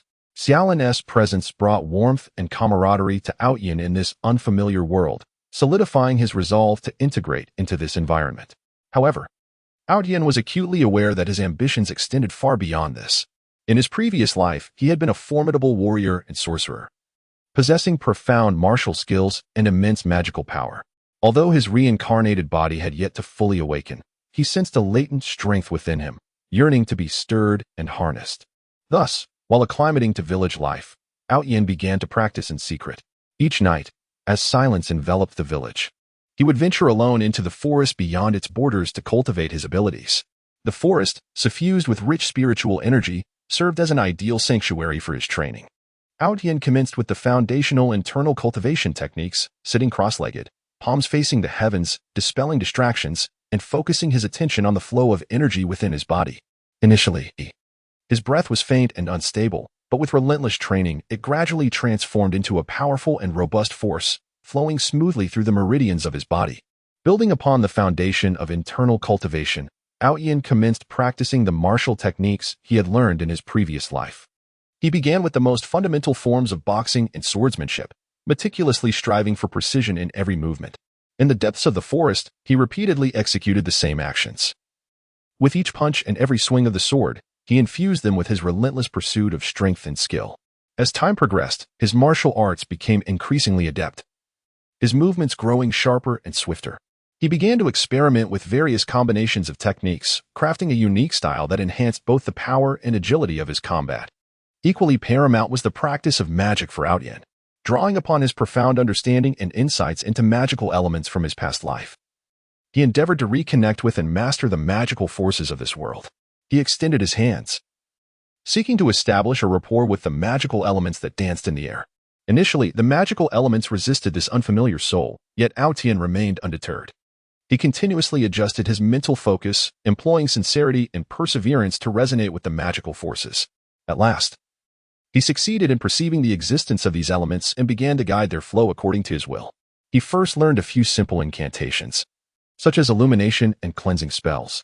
Although these spells lacked significant power, they proved to be immensely practical. Through persistent practice, he gradually mastered the pronunciation of the incantations, the gestures, and the application of magical energy. As his studies deepened, he ventured into more advanced spells, such as fire, ice, and wind blade techniques. These required greater magic and more precise control, and Outyin faced numerous challenges and setbacks during his training. However, fueled by unwavering determination and a profound love for magic, he overcame each obstacle, successfully casting these formidable spells. Throughout his journey, Outyin encountered various dangers and challenges. On one occasion, while training in the forest, he inadvertently trespassed into the territory of a formidable beast. The creature sensed Outyin's intrusion and lunged at him in fury. Faced with this sudden threat, Outyin remained calm and composed. He swiftly summoned his internal magic and martial skills, preparing to engage in a life-or-death struggle with the beast. The creature was immense and powerful, baring its sharp fangs as it lunged toward him. Outyin deftly dodged the attack and unleashed the wind blade technique, slicing through the air and striking the beast, causing it to bleed profusely. In pain and enraged, the beast roared and swung its massive claws at Outyin. With a leap into the air, Outyin executed the fire technique, engulfing the creature in a blazing inferno. The flames enveloped the beast, scorching its fur and causing it to writhe in agony. After a fierce battle, Outyin ultimately triumphed over the beast. Exhausted, he collapsed to the ground, gasping for breath. Although this battle drained him of considerable magical energy and physical strength, it also provided him with an opportunity to test the fruits of his training in real combat, allowing him to accumulate invaluable battle experience. He understood profoundly that in this perilous and challenging world, only through relentless cultivation and combat could he grow ever stronger. As time passed, Outyin made remarkable strides in his training. His internal energy techniques had reached a commendable level, and the magical power within him had become increasingly robust and potent. His martial skills and magic had ascended to a new pinnacle, rendering him unmatched within the village. Yet, Outyin was not content with this achievement. He recognized that his strength still paled in comparison to the top-tier warriors of this world. He resolved to leave the village and venture into the broader world in search of more formidable opponents and to challenge himself to greater heights. Before departing, Outyin bid farewell to the villagers. They felt a profound sense of sorrow at his leaving, yet they understood that Outyin harbored his own dreams and aspirations, which they could not hinder. Xiaolin grasped Outyin's hand tightly, tears glistening in her eyes as she said, "Outyin, you must come back to see us." Outyin nodded and replied, "I will certainly return." With that, he turned and embarked on an unknown journey, walking towards the distant horizon, his figure elongated in the afterglow of the setting sun, as if foreshadowing that he would pen a magnificent legend in this unfamiliar world. Chapter 48, A Significant Mission. Outyin, the journey of love and determination in search of his daughter in that fantastical and vast world. Outyin, a man of extraordinary experience and indomitable spirit, is perpetually driven by a profound and fervent belief to find his long-lost daughter.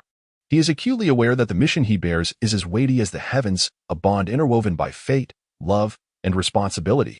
No matter the multitude of hardships and obstacles that lie ahead, nothing can deter his relentless pursuit of his daughter. The tale of Outyin begins many years ago. At that time, he was already a formidable figure in the martial world, his strength and wisdom commanding respect from all factions. By chance, he encountered a gentle, kind-hearted woman of remarkable talent. Their meeting appeared to be a meticulously orchestrated encounter by the hands of fate, igniting an intense spark between their hearts, drawing them irresistibly together, and swiftly leading them into the embrace of love. Soon thereafter, their love bore fruit in the form of a delightful daughter. Her arrival brought Outyin unparalleled happiness and joy. Gazing upon her cherubic face, his heart brimmed with affection and tenderness, vowing silently to protect this precious life with all his might, ensuring she flourished amidst love and care. However, the wheel of fate began to turn towards a cruel reality. When their daughter was still in her tender years, an unforeseen catastrophe engulfed their lives. An insidious and powerful dark force emerged, intent on dominating the world, ruthlessly seeking individuals with unique bloodlines or talents to augment their strength. Unfortunately, Outyin's daughter was discovered, coveted for her rare and potent spiritual lineage, becoming the target of this malevolent force. On a night shrouded in darkness and turmoil, the dark force launched a sudden assault. Like phantoms, they infiltrated Outyin's abode. Despite his valiant resistance, employing his most formidable martial skills and magic, he gradually found himself overwhelmed by the sheer number and strength of his adversaries. In the ensuing chaos, his daughter was abducted. Outyin could only watch helplessly as she was taken away, his heart swelling with rage, guilt, and despair. He cried out to the heavens, his voice echoing through the skies, as if to shatter the injustices and evils of the world. Since the abduction of his daughter, Outyan's world has crumbled entirely.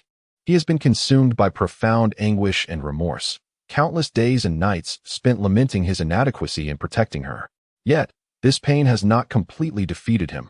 Rather, deep within, a fierce conviction ignited like a flame, regardless of the cost and the trials he must endure. He is resolute in finding his daughter and rescuing her from the clutches of darkness. To fulfill this goal, Outyan embarked on a long and arduous journey in search of his daughter. He traversed countless perilous mountains, their peaks piercing the clouds, ridges rugged and treacherous, paths fraught with thorns and traps. He often found himself scaling steep cliffs, where a moment's inattention could lead to a fatal plunge into the abyss. During his ascent, his hands were lacerated by the jagged rocks, blood streaming profusely. Yet, he merely bandaged the wounds and pressed onward. Each step he took bore the weight of his profound yearning for his daughter and an unwavering conviction. He also ventured into dense and perilous forests, where a mysterious and eerie atmosphere enveloped the surroundings, concealing ferocious beasts and fantastical creatures. These creatures, some colossal and immensely powerful, others possessing bizarre and unpredictable attacks, posed constant threats. As he traversed the forest, he remained perpetually vigilant, carefully sidestepping their territories. At times, despite his utmost caution, he would still fall prey to the ambush of these magical beasts. In the ensuing battles, he relied on his exceptional martial prowess and formidable magic to turn peril into safety repeatedly. He unleashed a fierce swordplay, each strike imbued with tremendous force capable of effortlessly cleaving through the tough hides of the beasts. He also wielded elemental magic, conjuring flames, frost, or lightning to inflict significant harm upon them. While crossing the desert, he faced unprecedented trials. The relentless sun scorched the earth, and the searing temperatures transformed the desert into a vast steam chamber, making it difficult to breathe. His water supply swiftly dwindled, and his body weakened from dehydration. His lips cracked and peeled, and his throat felt as if it were ablaze. Nevertheless, he gritted his teeth, persevering with indomitable will. He scoured the desert in search of any potential water sources, leaving no sign overlooked. Occasionally, he would deduce the proximity of water based on the traces of flora or fauna. In dire straits, he even attempted to harness magic to condense moisture from the air, alleviating his thirst. Throughout this protracted journey to find his daughter, he encountered a diverse array of individuals. Kind-hearted villagers, touched by his story, extended their assistance, providing him with sustenance, shelter, and information. Though their lives were not affluent, their kindness and warmth infused him with a sense of humanity, further fortifying his resolve to seek his daughter and uphold justice. He also met gallant warriors who shared his ideals, admiring his courage and determination, and chose to accompany him on his quest. Together, they supported one another, facing trials and tribulations side by side. Each warrior possessed unique skills. Some excelled in swordsmanship, others in stealthy weaponry, and still others in the arcane arts. They fought alongside him, forging deep bonds of friendship amidst the fray. However, he also encountered nefarious individuals with ulterior motives. Greedy thieves coveted his treasures and wealth, scheming to ambush him when he was most fatigued. These rogues typically lay in wait, biding their time for the opportune moment to strike. Yet, with his keen perceptiveness, he always sensed their treachery in advance. When the thieves did reveal themselves, he dealt them merciless blows. His strength far surpassed their expectations. With just a few deft moves, he left them in disarray.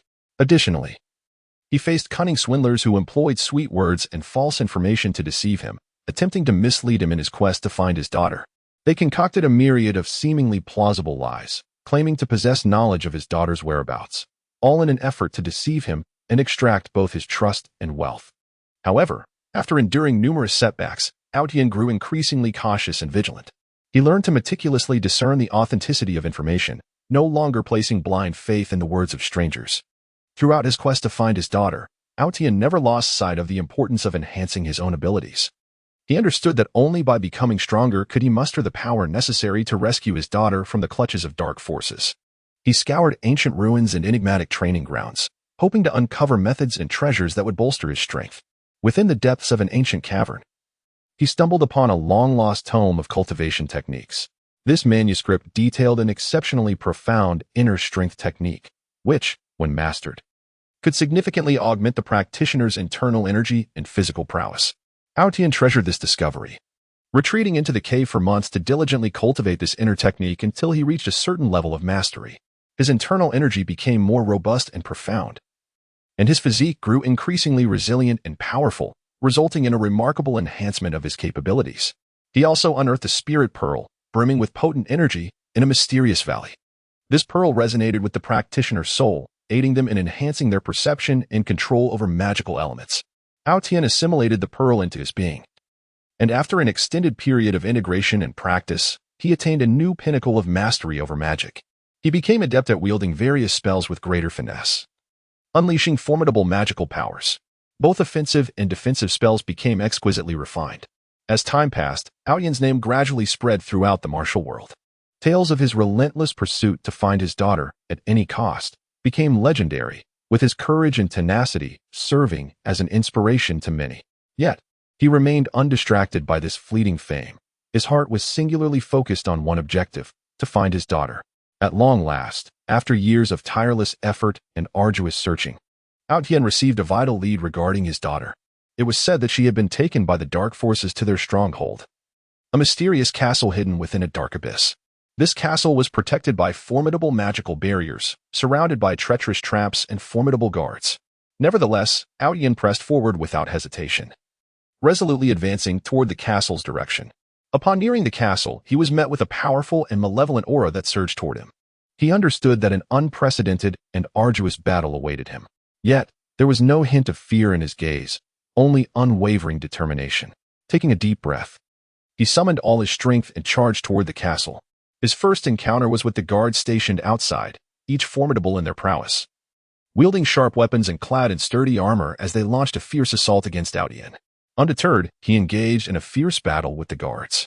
His swordsmanship flowed like water, each strike landing precisely on the adversary's vital points, while his magic raged like a tempest, enveloping enemies in elemental forces. Having breached the guards' defenses, Aotian entered the castle's interior. The castle was enveloped in darkness and an eerie atmosphere, with flickering lights illuminating the corridor. He treaded cautiously, ever vigilant of potential traps and adversaries. Deep within the castle, he finally located his daughter, imprisoned within a colossal magical cage, her eyes filled with terror and helplessness. The moment he beheld her, a surge of joy and excitement flooded Aotian's heart, yet he was acutely aware that this was not the time to relax. He hastened towards the magical cage, attempting to shatter it and rescue his daughter. However, at that moment, the leader of the dark forces emerged. This leader was a demon endowed with formidable dark powers, exuding an oppressive aura of malevolence.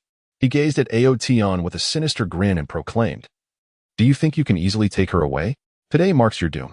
With that, he launched an attack on Aotian. A thrilling battle for survival ensued between Aotian and the leader of the dark forces. The leader's dark powers were exceptionally potent, his strikes as sharp as black lightning, each blow imbued with destructive force. Yet, fueled by years of training and the profound love for his daughter, Aotian fought tenaciously. He unleashed his most powerful martial arts and magic, engaging in a fierce struggle against the leader. Throughout the combat, he diligently sought the leader's vulnerabilities, aiming to deliver a fatal blow. After an intense confrontation, Aotian finally discerned the leader's weakness. He concentrated all his strength, executing his most formidable strike. This blow embodied the culmination of his years of training and his deep love for his daughter, wielding power sufficient to obliterate anything in its path. As a brilliant light flashed, the leader of the dark forces was utterly vanquished, dissipating into a wisp of black smoke. Aotian successfully shattered the magical cage and liberated his daughter. She leapt into his arms, weeping uncontrollably. Aotian held her tightly, tears of joy streaming down his face. The years of searching and hardship transformed into boundless happiness and elation at that moment. He knew that his mission had finally been fulfilled through his love and determination. He had triumphed over evil and reclaimed the most significant person in his life. From that day forth, Aotian and his daughter distanced themselves from the turmoil of the martial world, returning to a tranquil and harmonious place, leading a peaceful and blissful life. Yet, his tale would forever echo throughout the martial realm, becoming an immortal legend that inspired countless individuals to uphold their beliefs and march forward in the face of adversity and challenges. Chapter 49, Revenge. Aotian, the resolution of past grievances in the present life in that fantastical realm, where entangled grievances are as chaotic as a tangled web. Outyin, a man ensnared by the wheel of fate that intertwines his past and present destinies, harbors a blazing, unquenchable flame within his heart, seeking vengeance for his former self. This obsession, akin to an exquisitely sharp and unparalleled sword, becomes increasingly pronounced through the trials of time, ever poised to sever the shackles of past enmity, allowing justice and truth to be illuminated amidst the tumult of bloodshed. In his previous life, Outyin was a prodigious young talent, imbued with extraordinary gifts and lofty aspirations. He hailed from an ancient and enigmatic lineage, possessing a unique and formidable cultivation method passed down through generations. From a tender age, under the meticulous guidance of his elders, Outyin embarked on a challenging yet hopeful path of cultivation. His innate aptitude for cultivation was exceptional, surpassing that of his peers in the comprehension of various martial techniques and magical arts, marking him as a rising star within his family, attracting considerable attention and anticipation. However, fate's twists often arrive unannounced. During an inadvertent excursion for training, Outyin stumbled upon a shocking secret, a nefarious conspiracy capable of upending the entire world order. It became apparent that, in the shadows of the martial world, a mysterious and formidable dark force was quietly ascending. They sought to wield an ancient and forbidden power, which, if grasped by them, would unleash boundless calamity and destruction upon the world. Outyin, fully aware of the gravity of this revelation, resolved without hesitation to inform the righteous factions within the martial community, hoping to unite their strengths in thwarting the dark force's sinister plot. Regrettably, this secret was prematurely detected by the dark forces. They launched a relentless pursuit of Outyin, intent on silencing him to ensure the success of their conspiracy. Throughout his flight, Outyin encountered myriad dangers and challenges. The dark forces dispatched wave after wave of formidable adversaries, each possessing immense strength and merciless intent. Yet, with his exceptional martial skills and indomitable spirit, Outyin repeatedly transformed peril into safety. He navigated through towering mountains and concealed himself in dense forests, leveraging the terrain and environment to outmaneuver his foes. In a fierce confrontation, Outyin found himself cornered by the dark forces, alone against dozens of powerful enemies. Despite his valiant resistance and the deployment of his most potent martial techniques and spells, he ultimately found himself overwhelmed. The onslaught of attacks surged like a relentless tide, leaving him wounded and bloodied. Just as he teetered on the brink of collapse, a mysterious elder appeared. Though seemingly unremarkable, the elder's eyes radiated a profound and enigmatic light. He intervened with ease, repelling the pursuers of the dark forces and rescuing Outyin. Overwhelmed with gratitude, Outyin inquired about the elder's identity, but the elder merely smiled faintly, offering no reply. He cautioned Outyin that the matter was exceedingly perilous and advised him to cease his pursuit, lest he attract fatal repercussions. Yet, Outyin's sense of justice and responsibility compelled him to persevere. He understood that if he retreated, the entire world would plunge into the depths of darkness. Thus, disregarding the elder's warning, he continued his clandestine investigation into the dark forces conspiracy. As the investigation deepened, Outyin gradually uncovered some astonishing clues. It turned out that behind the dark forces lurked factions within the martial world that appeared to be righteous. These factions, under the guise of justice, secretly colluded with the dark powers, seeking to profit from the ensuing chaos. Outyin was filled with immense anger and disappointment at the actions of these individuals. He resolved to expose their true nature, allowing the champions of justice in the martial world to see their vile faces. Outyin began to gather evidence, tirelessly seeking out those who had previously suffered at the hands of the dark forces, obtaining testimonies from their lips. He infiltrated the sects allied with the dark powers, probing into their secret strongholds and sinister plots. Throughout this endeavor, he encountered countless dangers and obstacles. The masters from those sects relentlessly pursued him, and he often found himself teetering on the brink of death. Yet, he never wavered. Armed with his intellect and courage, he repeatedly evaded his pursuers. At long last, Outyin amassed sufficient evidence.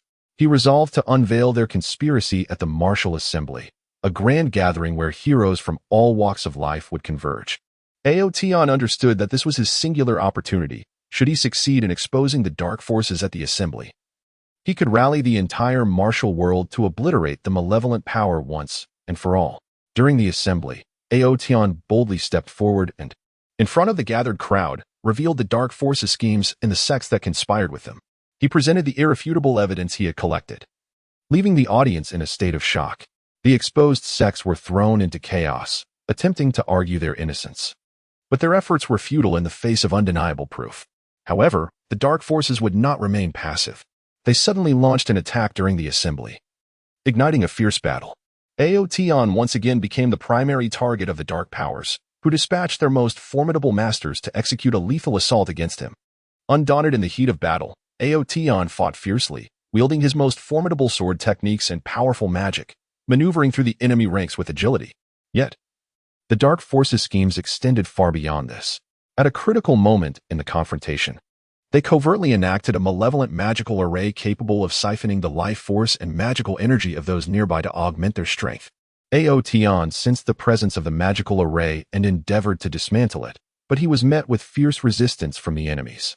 Under the influence of the magical array, the dark forces grew increasingly powerful, gradually gaining the upper hand.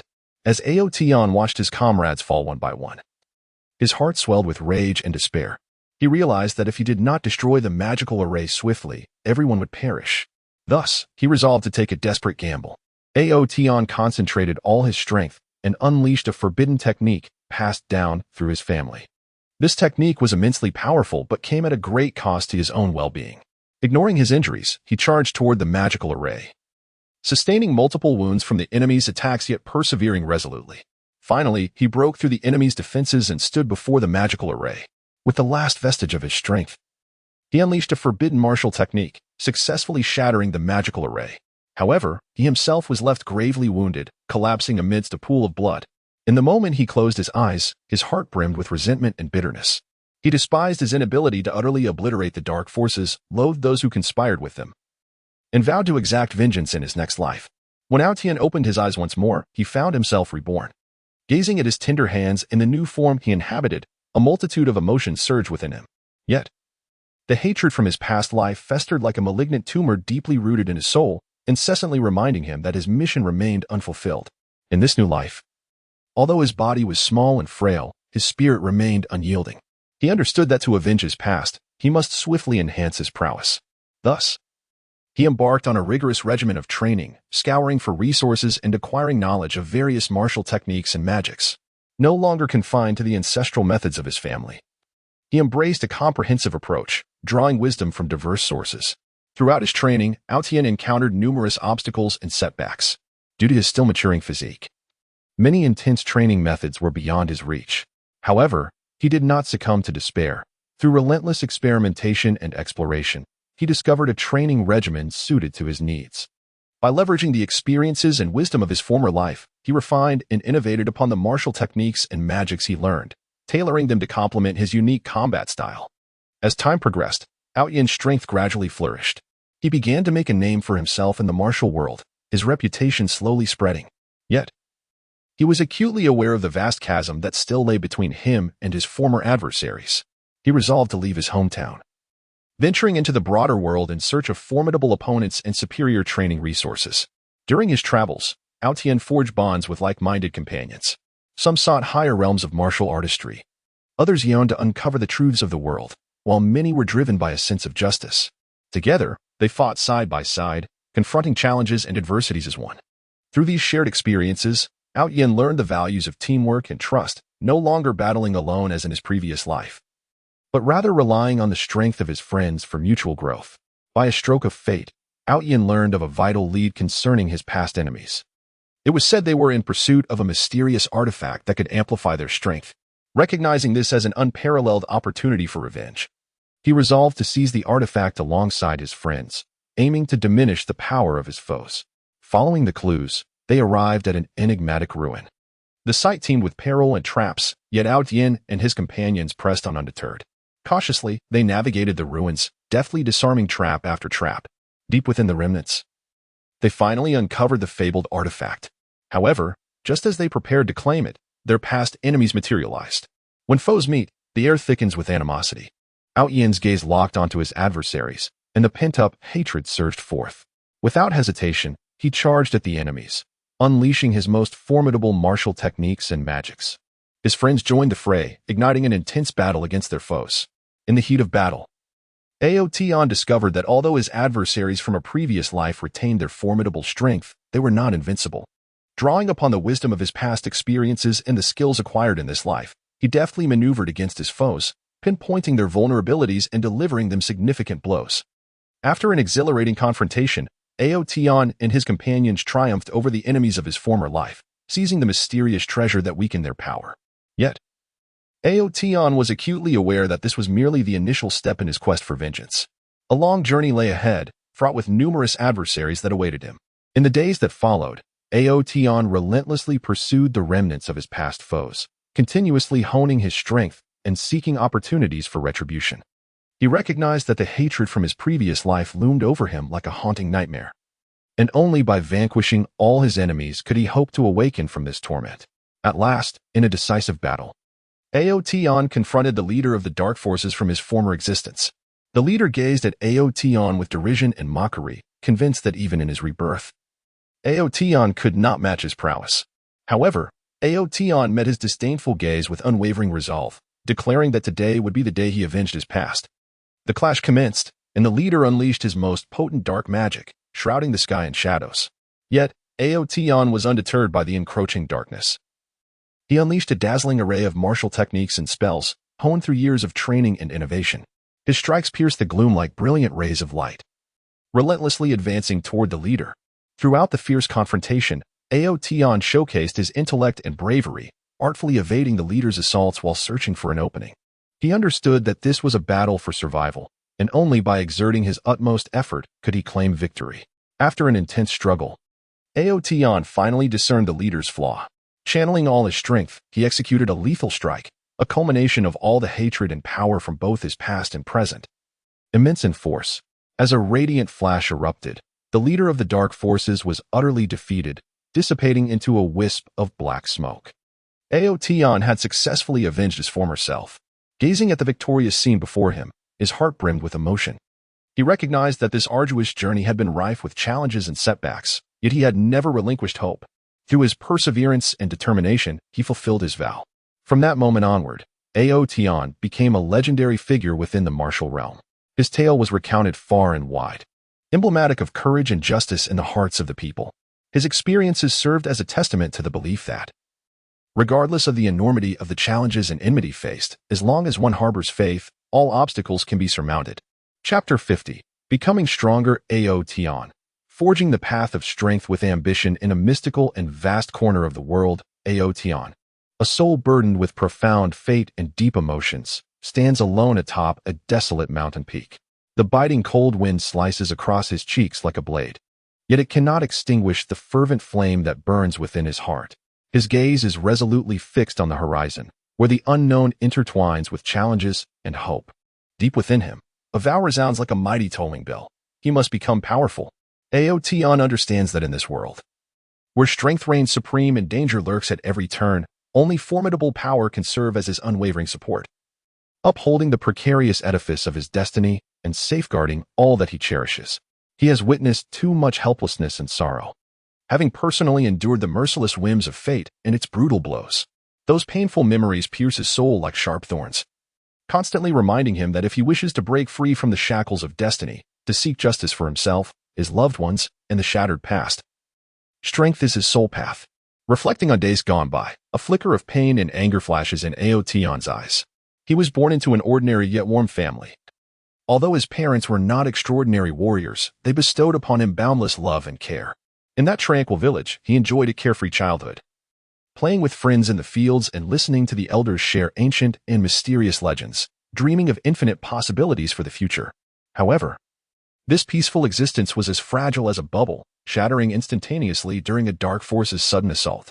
It was a night drenched in blood and turmoil, as darkness surged like a tide, engulfing the entire village.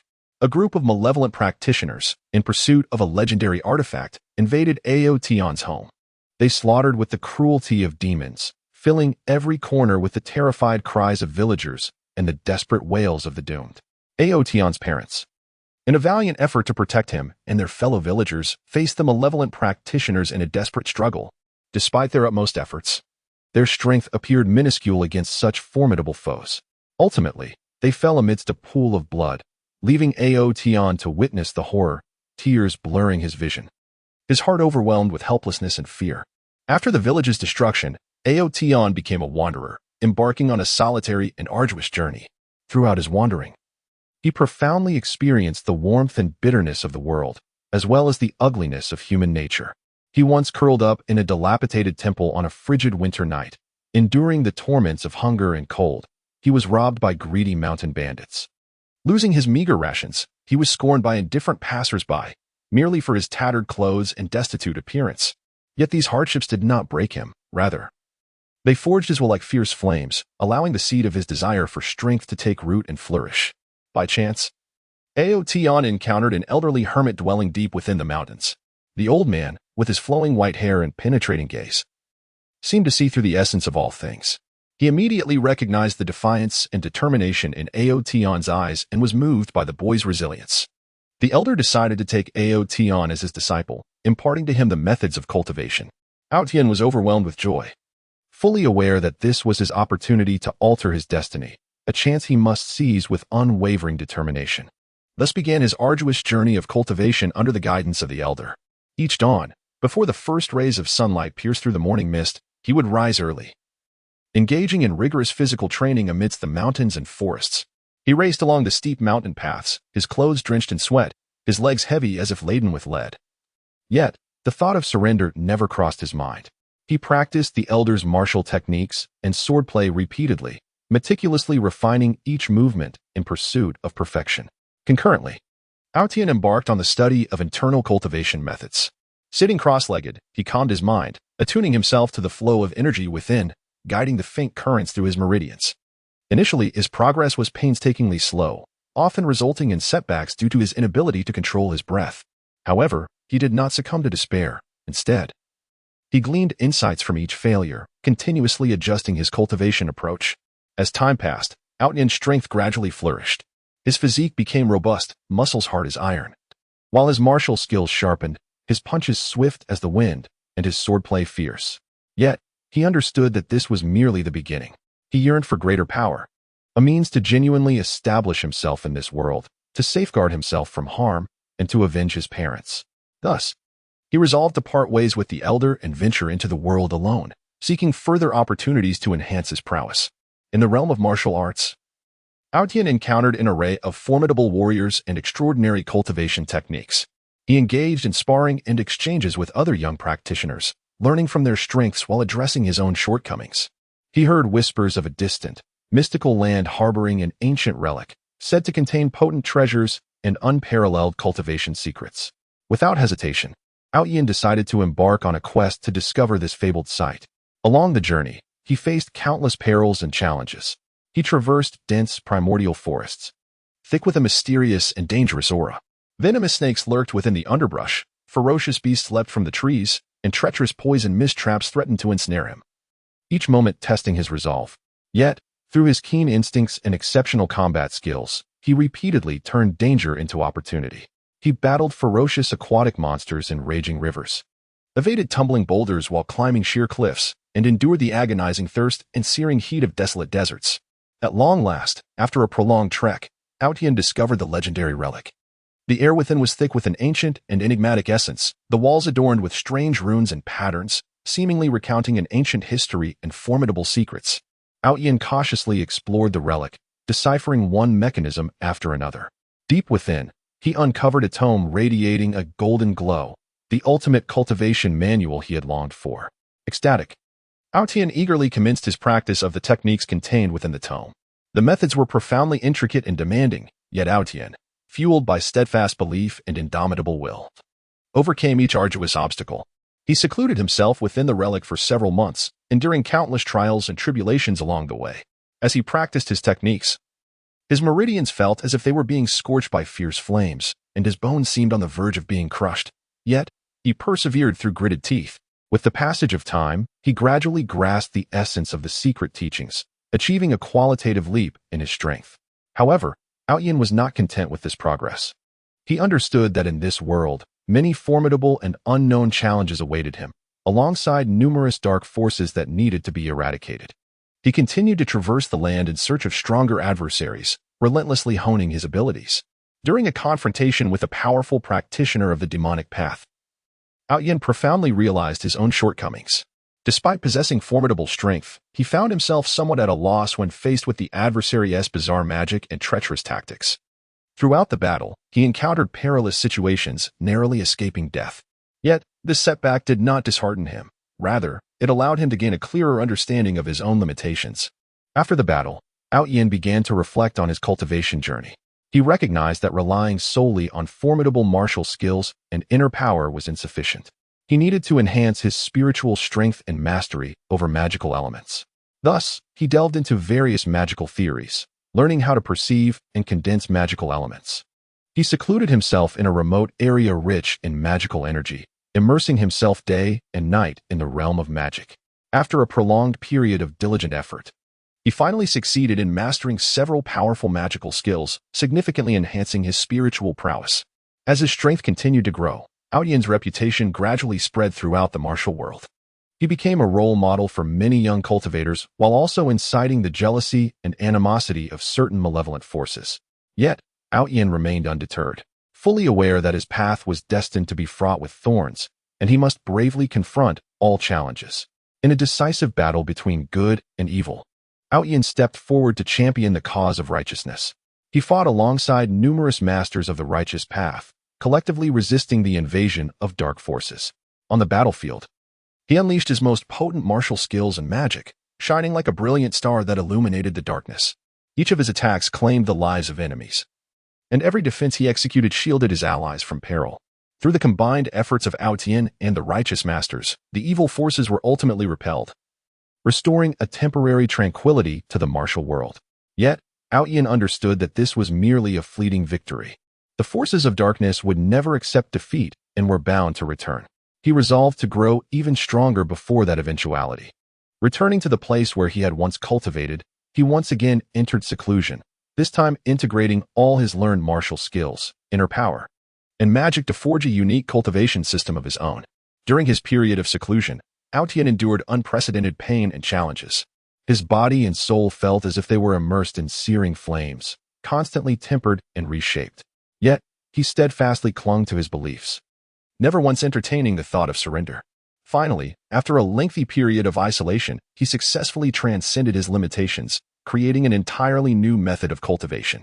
This new technique synthesized the fruits of his years of training, resulting in a comprehensive enhancement of his prowess. In the present day, Yin has transformed from the once feeble and helpless youth into a formidable force, capable of establishing his presence in this world and instilling fear in the hearts of many adversaries. Yet, he is acutely aware that his journey is far from complete. Burdened with numerous unfinished missions, the hatred residing within him burns like an unquenchable flame, perpetually motivating him to forge ahead. He silently vows that no matter the hardships or sacrifices required, he shall become ever more powerful until the day he can eradicate the dark forces plaguing the world, avenge his parents, and seek justice for all who have endured suffering, illuminating the world with hope and light. Chapter 51. The same village, Saint Spirit Village, the cradle of Yin's destiny nestled within the vast, enigmatic expanse of the Douluo continent lies a seemingly ordinary, yet intricately mysterious village known as Saint Spirit Village. This village, akin to a pearl shrouded in dust, quietly conceals itself in a corner of the continent, exuding a unique and enchanting aura, and bearing countless tales and legends. It is here that Yin embarked on his grand journey through life. Saint Spirit Village is perched at the edge of a lush, verdant forest, surrounded by undulating mountains that coil like a great dragon, safeguarding this tranquil land. At the village's entrance stands a colossal ancient oak tree, its trunk so robust that it requires the embrace of several individuals to encircle it. Its branches and leaves flourish like a vast green umbrella, casting shade over the land. This oak tree has witnessed the rise and fall of Saint Spirit Village, standing as the most venerable and sacred presence within the village. Villagers often rest and gather beneath its boughs, while children frolic around it, their laughter echoing through the air, reminiscent of a melodious symphony. The village's homes are scattered in a charmingly irregular manner, predominantly constructed from stone and timber. Although modest, they emanate a rustic charm.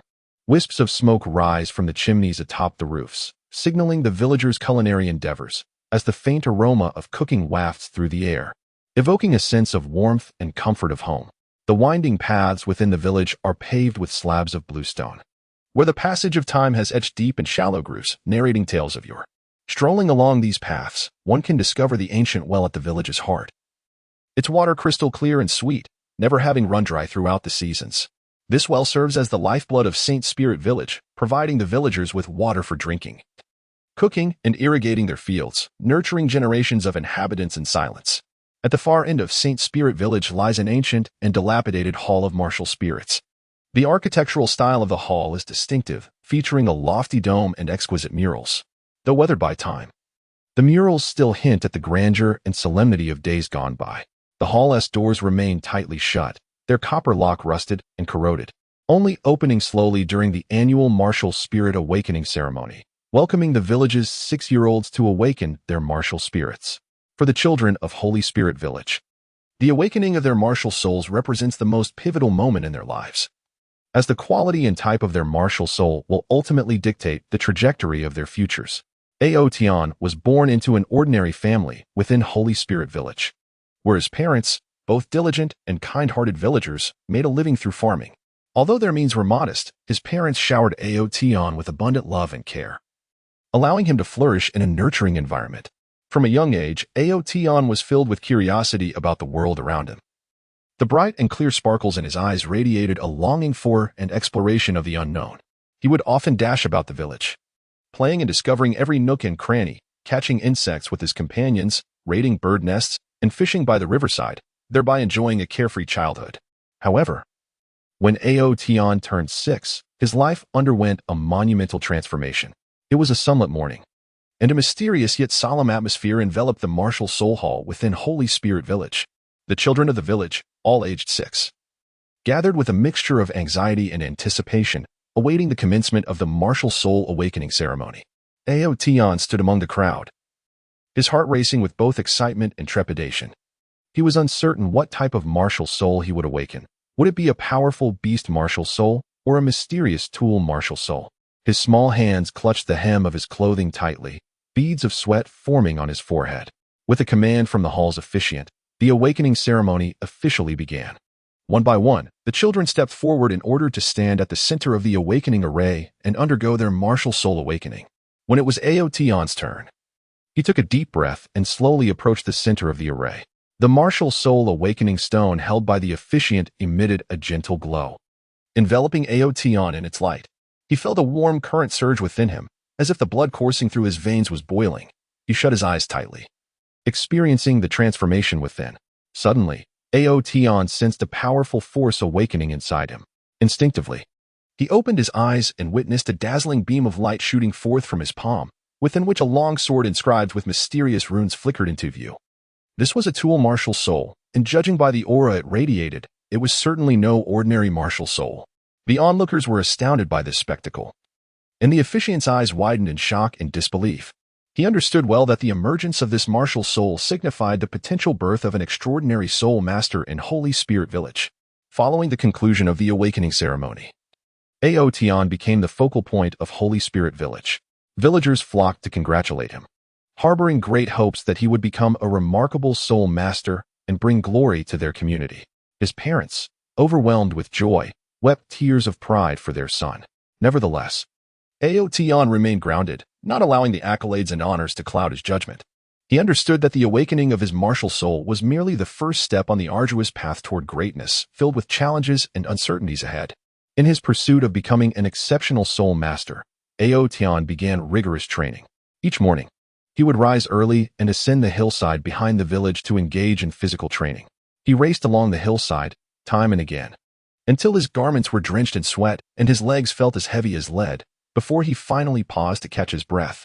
Then, he resumed his practice of swordsmanship, the long sword in his hand gleaming with a cold brilliance under the sun, each move infused with strength and agility.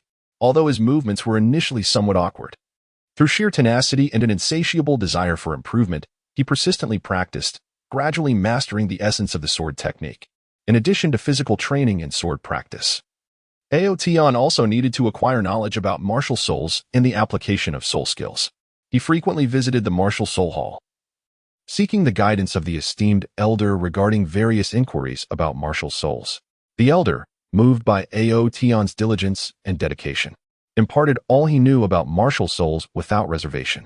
Eager to learn, Aotian discovered that martial souls could attain greater power by absorbing the soul rings of soul beasts, and that soul skills were vital tools for soul masters in battle. He began to envision a future where he could obtain formidable soul rings, master powerful soul skills, and become a true warrior. During his days in Holy Soul Village, Aotian also forged friendships with a group of like-minded companions. They trained together, sparred with one another, and progressed as a collective. Among them, the one with whom he shared the closest bond was a boy named Lin Feng. Lin Feng's martial soul was that of a blue wind wolf. Although a beast martial soul, his demeanor was remarkably gentle and kind-hearted. Their friendship blossomed during a training session. United by their shared passion for cultivation and the pursuit of strength, they often practiced together in the forest, exploring its mysteries and seeking out suitable places for training. On one occasion, while training in the woods, they unexpectedly encountered a formidable soul beast. This soul beast was a fire tiger. Engulfed in raging flames and exuding an aura of immense power, clearly a creature of extraordinary strength. Aotian and Lin Feng felt a surge of tension. They understood that, given their current capabilities, it would be challenging to confront the fire tiger. However, they did not falter. Instead, they resolved to join forces and give it a try.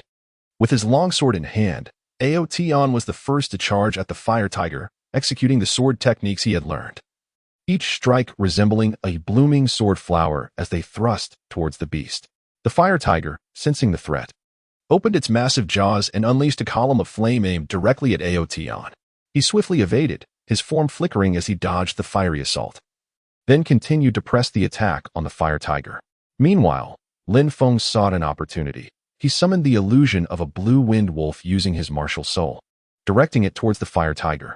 The phantom of the blue wind wolf engaged in a fierce battle with the fire tiger, although it was inferior in strength. It successfully drew a portion of the fire tiger's attention. With Aotian and Lin Feng working in tandem, the fire tiger gradually began to show signs of fatigue. Seizing the moment, Aotian unleashed his most powerful strike. He channeled all his strength into his longsword and thrust it fiercely towards the fire tiger's vulnerable spot. The sword found its mark, and the fire tiger let out a furious roar before collapsing to the ground. Aotian and Lin Feng had triumphed over the fire tiger, and they erupted into jubilant cheers. This experience not only enhanced their abilities, but also deepened the bonds of friendship among them. As time progressed, Aotian's prowess grew increasingly formidable. He found himself no longer content with the training offered in Holy Spirit Village. He yearned to venture into the wider world, to confront more powerful adversaries, and to acquire mightier soul rings. He understood that only within a broader expanse could he truly evolve and advance. Thus, he resolved to leave Holy Spirit Village and embark on his own journey. On the day of his departure, the entire village gathered to bid him farewell. Tears glistened in his parents' eyes as they urged him to take care of himself and return safely. The village elder patted him on the shoulder, encouraging him to bravely pursue his dreams and become a great soul master.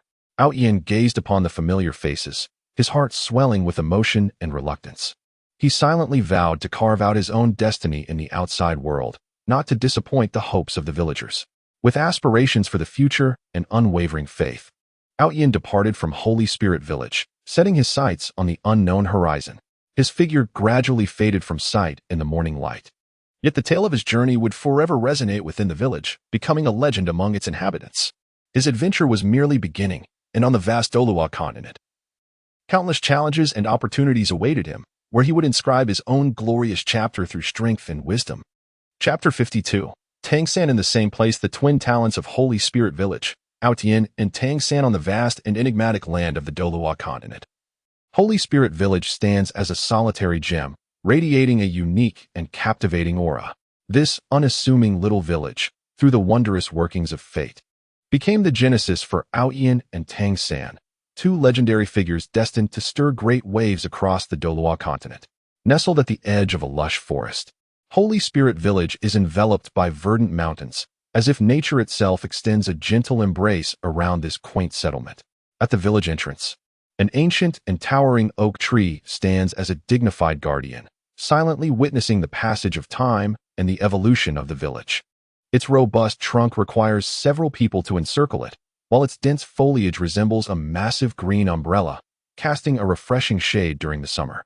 The homes within the village, constructed from stone and timber, may appear modest, yet they exude a sense of rustic charm and warmth.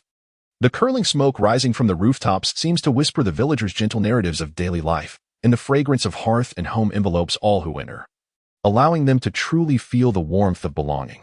The winding paths of the village, paved with slabs of bluestone, bear the indelible marks of time, as if silently recounting tales of yore. At the heart of the village lies an ancient well, the very lifeblood of Holy Spirit Village. Its crystal-clear waters are inexhaustible, selflessly providing for washing, cooking, and irrigating the fields, nurturing generations of villagers without complaint. At the village's end stands the Spirit Hall. Though it may not rival the grandeur of those found in larger cities, it possesses a unique solemnity and mystery of its own. Beneath the lofty dome, exquisite murals adorn the walls, their colors slightly faded, yet still whispering tales of the grandeur once embodied by the Spirit Hall. The entrance to the Spirit Hall remains securely shut on ordinary days, only to slowly unveil itself during the sacred Spirit Awakening ceremony held each year, welcoming the village's 6-year-old children to embark on their quest for their spirit paths. For the children of Holy Spirit Village, the Spirit Awakening ceremony undoubtedly marks the most pivotal moment in their lives, as the quality and type of their spirits will serve as a compass, guiding their futures. Aotion, born into an ordinary family in Holy Spirit Village, is the son of kind and diligent villagers. They toil daily, and although their lives are not affluent, they shower Aotion with abundant love and care. From a young age, Aotion exhibited remarkable qualities. His eyes, clear and bright like twinkling stars in the night sky, reflected a profound curiosity and yearning to explore the world around him. While other children frolicked carefree, Aotion often found himself in solitude, pondering questions far beyond his tender age. He was captivated by everything surrounding the village, from the flora and fauna of the mountains to the symphony of insects and birds in the fields, immersing himself deeply, reluctant to part from such wonders. As time flowed by, Aotion reached the age of 6, ushering in the momentous Spirit Awakening ceremony. On a sunlit morning, the Spirit Hall of Holy Spirit Village was suffused with an atmosphere of solemnity and mystery. The village children gathered, hearts pounding with a mix of anxiety and anticipation, as if their little hearts might leap from their chests.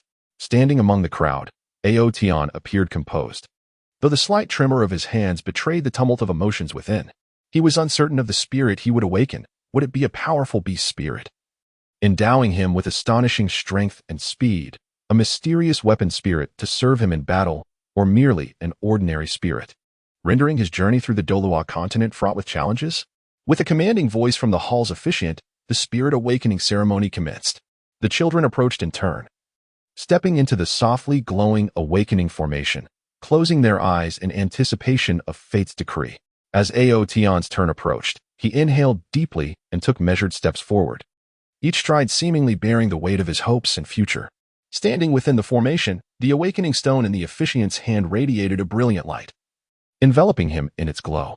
Aotion felt a warm current surge within, sweeping through his body like a tide, as if awakening a long-dormant power within him. Instinctively, he shut his eyes tighter, concentrating all his spirit on the burgeoning force within. Suddenly, Aotion sensed an overwhelmingly powerful energy swirling in the palm of his hand, as if it yearned to burst forth and unleash itself. He suddenly opened his eyes, only to behold a dazzling beam of light emanating from his palm. Within this radiant glow, a long sword, adorned with mystical runes, flickered into view. The sword's elongated blade and intricately carved hilt exuded an air of ancient mystery, as if narrating tales of its extraordinary origin. It was, in fact, a weapon spirit, and judging by the potent aura it radiated, it was far from an ordinary one. All present were rendered speechless by this unforeseen spectacle. Even the elder stood wide-eyed, his face a canvas of shock and disbelief. He understood all too well that the emergence of this weapon spirit likely heralded the rise of a remarkable soul master from Holy Soul Village, one who could etch a vivid legacy upon the Douluo continent. Once the weapon spirit awakening ceremony concluded, Aotion instantly became the focal point of Holy Soul Village. Villagers flocked around him, casting envious and admiring glances, their lips continually uttering words of congratulations. His parents, overwhelmed with emotion, embraced Aotion tightly, bursting with pride and joy for their son. However, Aotion remained unclouded by the sudden accolades and honors. He recognized that the awakening of his weapon spirit was merely the inaugural step on his journey towards greatness, a path rife with thorns and challenges that lay ahead. Determined to become an exceptional soul master, Aotion embarked on a rigorous training regimen. Each morning, before the first rays of sunlight pierced the morning mist, he would rise early and descend to the tranquil hillside behind the village to commence his arduous physical training. He ran tirelessly along the slope, sweat-soaking his garments, his legs gradually becoming as heavy as lead, yet he never entertained a thought of surrender. Each labored breath and every pang of muscle soreness signified, in his eyes, the forging of growth. After his runs, he would practice sword techniques. The long sword in his hand glimmered with a cold light under the dawn's embrace, each move infused with his utmost concentration and energy. Initially, his swordplay appeared somewhat clumsy, the motions lacking fluidity, yet through unwavering tenacity and a resolute belief in self-improvement, he diligently repeated his practice, gradually grasping the essence of the swordsmanship. In addition to physical training and sword practice, Aotion understood the significance of weapon spirit knowledge and the application of soul skills. He often sought out the elder at the spirit hall, humbly inquiring about various aspects of weapon spirits. The elder, moved by Aotion's diligence and unwavering pursuit of knowledge, imparted all he knew about weapon spirits without reservation. Aotion listened intently, learning that weapon spirits could gain formidable power by absorbing the soul rings of soul beasts, and that soul skills were crucial techniques for soul masters to triumph in battle. From that moment, a desire to acquire powerful soul rings and master formidable soul skills took root within him, motivating him fiercely to train diligently towards the goal of becoming a formidable warrior. During his time in Holy Soul Village, Aotion forged friendships with a group of like-minded companions. Together, they trained, exchanged techniques, and grew collectively. Among them, the one with whom he shares the closest bond is undoubtedly Tang San. This exceptionally fated youth possesses the blue-silver grass as his martial spirit. Initially perceived as an exceedingly ordinary martial spirit, Tang San, through his intelligence and diligence, has managed to unlock its potential to the fullest. The acquaintance between Aotion and Tang San originated from an unexpected adventure in the forest. On that day, Aotion was, as usual, honing his skills in the woods, seeking opportunities to enhance his prowess. Simultaneously, Tang San was delving into the mysteries of his blue-silver grass martial spirit within the same forest. Their paths crossed unexpectedly deep within the woods. Initially, both were wary of each other. However, upon discovering that they were both children of Holy Soul Village, striving to become soul masters, their caution gradually dissipated, replaced by a sense of mutual appreciation. Since then, Aotion and Tang San often journey together, training in the forest and exploring the enigmas of their martial spirits. They shared their insights and experiences, readily extending a helping hand whenever one faced difficulties. On one occasion, while practicing a new sword technique, Aotion encountered a bottleneck, unable to make any progress despite his efforts. Observing this, Tang San utilized his unique understanding of the blue-silver grass martial spirit to create a simulated combat environment, inspiring Aotion to break through during the practical exercise. Likewise, as Tang San researched the evolutionary path of his martial spirit, Aotion offered invaluable advice based on his extensive knowledge of various martial spirits. During a skirmish with a soul beast in the forest, Aotion and Tang San demonstrated remarkable synergy and coordination. They faced a formidable wind demon wolf, known for its astonishing speed and fierce attacks. Aotion, wielding his longsword, was the first to charge at the wolf, executing his exquisite swordplay, with streaks of sharp sword shadows assaulting the creature like a tempest, attempting to restrain its movements. Meanwhile, Tang San, calmly directing the blue-silver grass martial spirit, deftly ensnared the wolf's limbs, curtailing its mobility. Through their seamless collaboration, the demon wolf gradually found itself in dire straits. Ultimately, Aotion seized the opportune moment to unleash his most powerful strike, successfully repelling the beast. This battle not only elevated their skills but also fortified their friendship, rendering it as unbreakable as steel. As time progressed, both Aotion and Tang San's abilities continued to flourish. No longer content with training in Holy Soul Village, they harbored grander aspirations, yearning to venture into the outside world, to confront mightier adversaries, and to acquire more formidable soul rings, thereby inscribing their own legends upon the Douluo continent. Thus, they resolved to depart from Holy Soul Village and embark on a journey filled with uncertainty and challenges. On the day of their departure, the entire village gathered to bid them farewell. Aotion's parents, with tears glistening in their eyes, tightly clasped his hands, offering endless admonitions to ensure he takes good care of himself and returns safely at the earliest opportunity. Tang San's father, Tang Hao, although still maintaining his taciturn demeanor, revealed a profound sense of reluctance and expectation for his son through his deep-set gaze. The steward of the spirit hall stood nearby, reflecting on the moment as he observed these two youths poised to embark on their journey. He was acutely aware that the futures of these young men were brimming with infinite possibilities, destined to ignite a cataclysmic upheaval upon the Douluo continent. With aspirations for the future and steadfast conviction, Aotian and Tang San departed from Holy Soul Village, venturing into the vast and boundless depths of the Douluo continent. Their figures gradually receded in the glow of the morning sun, fading from the onlooker's sight.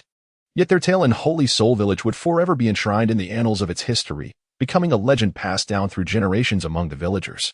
Their journey had only just begun. Amidst the myriad of opportunities and challenges on the Douluo continent, countless trials awaited them.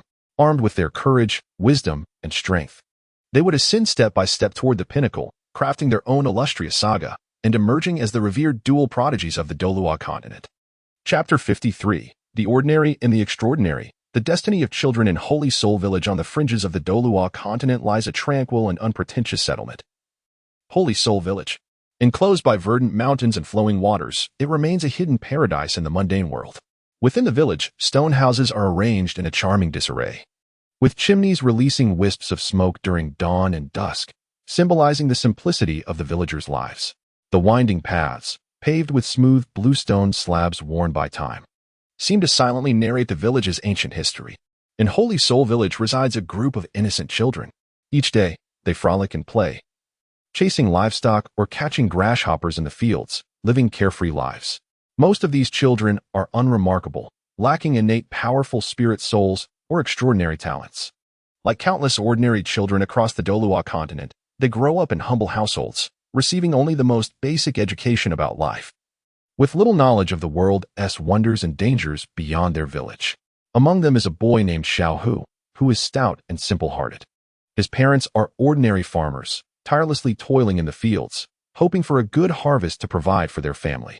From a young age, Xiao Hu has assisted his parents, learning the ways of sowing, weeding, and harvesting, despite his tender years. His hands are rough from labor, yet his eyes always radiate sincerity and kindness. Before the awakening ceremony of spirit souls, Xiao Hu never contemplated a future different from the simple life of tending to the land, desiring only to live peacefully like his parents. There is also a girl named Xiao Hua, who is shy and reticent. Her family is not well off. Her parents weave bamboo baskets and craft simple handicrafts to trade at nearby markets for essential supplies. Little Hua often sat by, observing her parents' diligent figures as they busily toiled away. Eager to assist, she would use her tender little hands to arrange the bamboo strips. Her curiosity about the world beyond the village was boundless, yet her introverted nature compelled her to keep these feelings buried deep within, seldom sharing them with other children. On the other side of the village lived a boy named Shirtu. He was sturdy, slightly more robust than his peers. Shirtu's father was the village blacksmith, and from a young age, he played in the forge, watching his father transform molten iron into various tools and weapons. Immersed in such an environment, Shirtu developed a profound interest in blacksmithing. He often assisted his father by handing him tools or learning how to hammer the iron into shape. Though he understood that he might not become a great soul master, he dreamed of one day being as remarkable a blacksmith as his father, crafting weapons that would be renowned throughout the Douluo continent. These children led simple and pure lives, devoid of grand adventures or extraordinary talents. However, they learned the values of diligence, kindness, simplicity, and resilience amid their ordinary existence. In the land of Holy Soul Village, they grew quietly, akin to wildflowers and grasses by the roadside, unassuming yet imbued with tenacious vitality. One day, Holy Soul Village prepared for the annual Soul Awakening ceremony. For every child who turned 6, this event resembled a fateful lottery. The children were both excited and apprehensive, uncertain of what kind of soul they would awaken and how it might alter their futures. The ceremony took place at the Soul Hall, located at the village's edge. This ancient and mysterious structure, while not as grand as those in the larger cities, exuded a solemn and dignified aura. As the doors of the Soul Hall slowly opened, the children entered in a line, their hearts tinged with trepidation. The officiant stood at the center of the awakening array, holding a glowing awakening stone. As the ceremony commenced, the children approached one by one, standing within the array, closing their eyes, and awaiting the decree of fate. One by one, the children completed their awakenings, Most manifested ordinary beast spirits, such as rabbits and puppies, or common tool spirits like hoes and sickles. Though these spirits were unremarkable, excitement and curiosity lit up their faces. For this marked the first step on their journey to becoming soul masters. Little Who stepped forward, enveloped by the light of the awakening stone. When the brilliance faded, a diminutive field mouse spirit materialized before him. Though seemingly insignificant, Little Who was overjoyed, feeling that this was a unique power belonging to him. Little Hua awakened a weaving basket spirit. While this spirit might not serve much purpose in battle, she thought of how it could assist her parents in crafting more exquisite handmade items. Shurtu, on the other hand, awakened a hammer spirit, clenching his fist with determination. Vowing to harness the full potential of this spirit's power and become an outstanding blacksmith soul master. Among this group of children, although the majority are unremarkable, they discover their own paths and dreams at the moment of their martial soul awakening. Whether aspiring to be an ordinary farmer or craftsman, or striving towards the path of a soul master, they embrace the simplicity and resilience bestowed upon them by Sacred Soul Village, courageously facing the challenges that lie ahead. Among these ordinary children, Ao Tian and Tang Xin emerge like two stars poised to shine, beginning to reveal their brilliance. Their martial soul awakenings astonish the onlookers, bringing new hope and dreams to Sacred Soul Village. Yet, the ordinary children continue to live diligently in their own worlds, their stories forming an indispensable part of the rich tapestry of this village. As time progresses, these unremarkable children persist on their journey of growth. Xiaohu, while cultivating his field mouse martial soul, discovers its unique advantages in sensing danger and locating underground treasures. He begins to harness this gift to assist the villagers in finding water sources and precious herbs, earning the title of the village's little hero. Xiaohua combines her basket-weaving martial soul with her craftsmanship, creating a special woven item that can store and release a small amount of soul power, providing convenience for the village's soul masters. With the strength of his hammer martial soul and his exquisite blacksmithing skills, Shurtu forges weapons suitable for lower-level soul masters and opens a quaint blacksmith shop in the village, thriving in business. These ordinary children, though lacking the dazzling brilliance of Ao Tian and Tang San, write their own stories on the land of Sacred Soul Village in their unique ways, showcasing the extraordinary within the mundane. Their existence renders Sacred Soul Village more authentic and vibrant, revealing that in this fantastical and adventurous world of Douluo continent, it is not only the exceptionally gifted heroes who shine, but also countless ordinary individuals who strive diligently in their everyday lives, steadfastly clutching their dreams. Chapter 54. Special Abilities: The Ordinary Path of Sacred Soul Village. The dream pursuit of those without special abilities in the vast, unfathomable expanse of the Douluo continent. Sacred Soul Village exists as a mere speck in the ocean, both small and uniquely significant. Nestled quietly amidst verdant hills and flowing waters, it is tenderly embraced by lush forests, resembling a serene pastoral painting. Within the village, quaint stone houses are arranged in an orderly manner, with wisps of smoke curling from their rooftops, reminiscent of time's gentle whisper, drifting softly beneath the azure sky. The winding bluestone paths, akin to the veins of the earth, connect every corner of the village, bearing witness to the villagers' mundane lives day after day. The children of Sacred Soul Village are like the flowers of this land, each blooming in their own distinctive brilliance. However, most of the children resemble the most common nameless flowers by the roadside, lacking innate special abilities. Their martial souls are unremarkable, untouched by destiny's hand to grant them any extraordinary gifts. Yet, even so, they continue to harbor dreams and live with determination on this land, inscribing their own tales of ordinariness. Among them is a child named Chong, who grows up in an ordinary farming household. Each day, the parents toil tirelessly, rising with the sun and resting at dusk, pouring all their efforts into their modest plot of farmland. From a young age, Chong has followed in his parents' footsteps, assisting with whatever agricultural tasks he could manage. Though slight of build, his eyes reflect an indomitable spirit and unwavering determination. Prior to the awakening of his martial soul, Chong's life was simple and unadulterated. His greatest desire was to alleviate his parents' burdens, striving to enhance the family's modest living conditions. He was well acquainted with every crop in the fields, knowing precisely when to sow, when to water, and when to fertilize. His hands, calloused from years of labor, bore no complaints. Instead, he learned the virtues of hard work and the appreciation of life's challenges through his toil. In the village, there was a girl named Xiaomei, whose family relied on fishing for sustenance. Her father, an experienced fisherman, would set out each morning in a small boat, navigating the nearby rivers and lakes, returning at dusk laden with the day's bounty. Xiao Mei often waited by the shore for her father, gazing at the shimmering waters, her heart brimming with dreams of the future. Naturally gentle and kind-hearted, she possessed no extraordinary abilities, yet her sensitivity and thoughtfulness shone brightly. She would assist her mother in processing the catch, meticulously cleaning the fish, drying them into jerky, or pickling them for preservation. During her leisure, she enjoyed sitting by the riverbank, sketching the beautiful world in her mind with a stick in the dirt, dreaming of one day leaving Shahan village to explore the broader horizons beyond. At the village's heart lived a boy named Xiao Gang. His parents ran a small grocery store, selling essential goods for the villagers. From a young age, Xiao Gang helped in the shop, displaying remarkable intelligence and a keen understanding of product prices and uses. Although he lacked a powerful martial soul, he possessed a sharp business acumen. He meticulously selected goods during restocking, striving to acquire the finest items at the lowest prices, which he then offered to the villagers at fair rates. His amiable demeanor and sincere approach endeared him to customers. In his heart lay a grand dream: to transform his family's grocery store into the largest shop in Shanghan village, providing the community with an abundance of quality goods. These children, cradled by Shanghan village, peacefully navigated their childhoods. Lacking extraordinary powers, they never aspired to become heroes destined to save the world. Instead, they sought to discover their own value and significance within the tapestry of ordinary life. They frolicked through the fields, reveling in nature's gifts. They listened to the soothing sounds of the river, embracing inner tranquility, and they forged deep friendships while playing with companions in the village. However, the wheels of fate began to turn quietly, and the arrival of the martial soul awakening ceremony shattered this tranquility. On that day, a mysterious yet solemn atmosphere enveloped the martial soul hall in Shahan village. Situated at the village's edge, the hall, with its ancient architectural style, towering dome, and exquisite murals, although weathered by time, still radiated an aura of sacred majesty.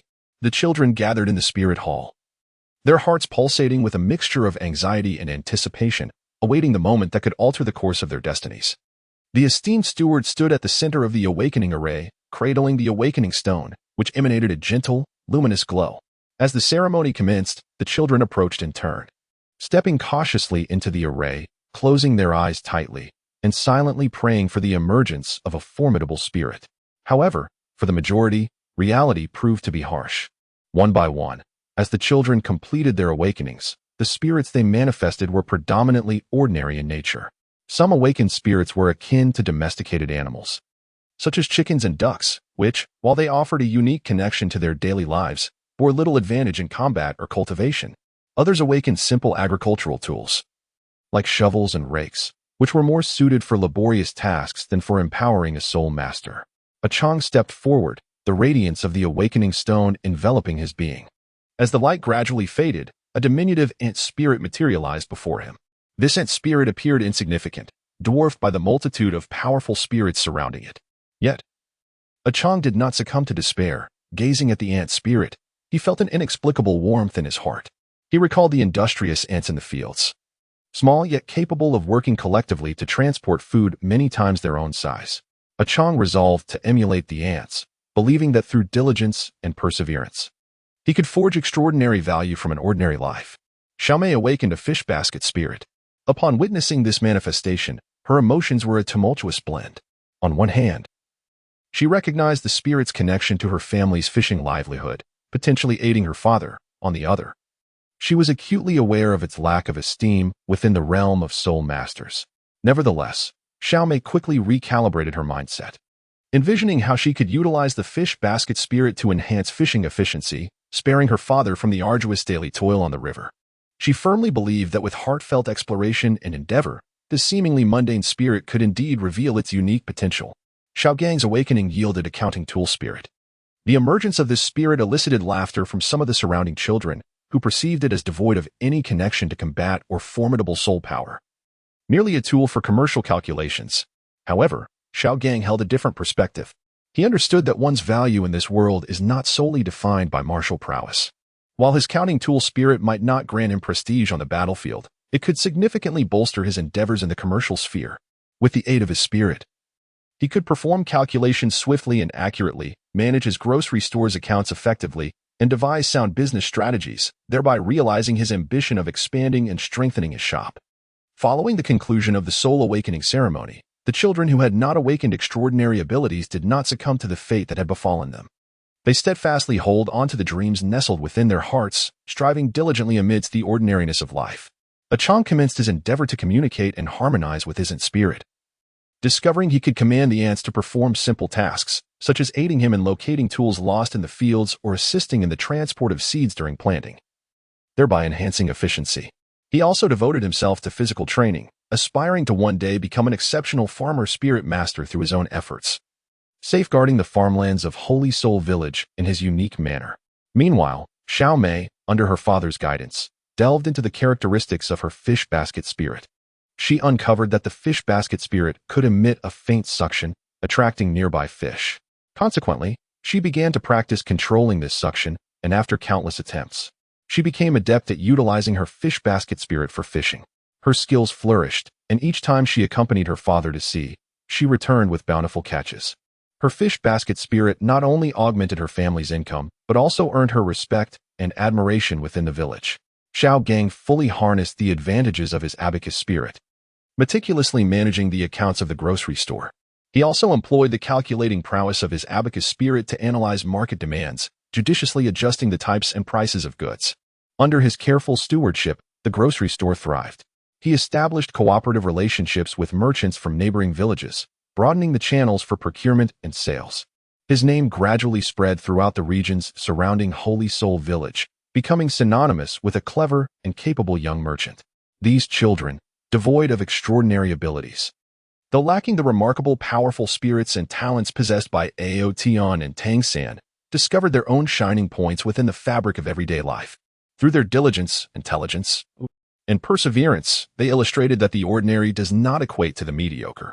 They took root and flourished on the land of Holy Soul Village, contributing to the village's development in their own ways, while crafting vibrant chapters in their lives. Their stories, though devoid of thrilling adventures or awe-inspiring feats, brimmed with warmth, hope, and a love for life, becoming an indispensable part of Holy Soul Village, akin to twinkling stars illuminating this ordinary yet magnificent land. Chapter 55, Tang San and the Blue-Silver Grass Spirit. The Blue-Silver Grass Spirit, the legendary beginning of Tang San in the Holy Soul Village of Douluo continent. Tang San's fate, from the very moment of his spirit awakening, embarked on a uniquely legendary path in his Blue-Silver Grass Spirit. Akin to a mysterious seed brimming with infinite potential, quietly took root in this fantastical realm, destined to grow into a towering giant that would reverberate throughout the Douluo world. Tang San was born into a somewhat exceptional family. His father, Tang Hao, was once a renowned spirit master. However, for reasons unknown to many, he chose to retreat to Holy Soul Village, leading a life of unremarkable simplicity. From a tender age, Tang San grew under the silent guardianship of his father. Though their life was not affluent, Tang Hao subtly imparted foundational knowledge about martial souls and cultivation to his son. Within the innocent heart of Tang San, a profound curiosity and yearning for the world of martial souls blossomed. He often roamed the mountains and forests surrounding the village, endeavoring to sense and explore the mysterious power concealed deep within his being. When he reached the age of 6, the time came for Tang San to undergo the martial soul awakening ceremony, and the atmosphere within the martial soul hall of Holy Soul Village was steeped in solemnity. Beneath the lofty dome of the hall, exquisite murals adorned the walls, their colors slightly faded by the passage of time. Yet they still conveyed the grandeur and majesty that once characterized this sacred space. The children, filled with a mix of anxiety and anticipation, stood in line at the center of the awakening array, ready to embrace their fates. As it was Tang San's turn, he took a deep breath and stepped into the awakening array, which radiated a gentle light. The martial soul awakening stone in the hands of the officiant suddenly emitted a brilliant beam, enveloping Tang San in its glow. A warm current surged through him like a tidal wave, prompting him to instinctively close his eyes and concentrate fully on the changes within his body. Suddenly, he sensed a familiar yet foreign power gradually awakening at the palm of his hand, a force both gentle and resilient, akin to the whispers of nature.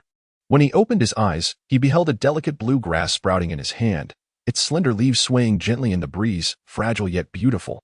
The other children, witnessing Tang San awaken the blue-silver grass martial soul, began to murmur amongst themselves.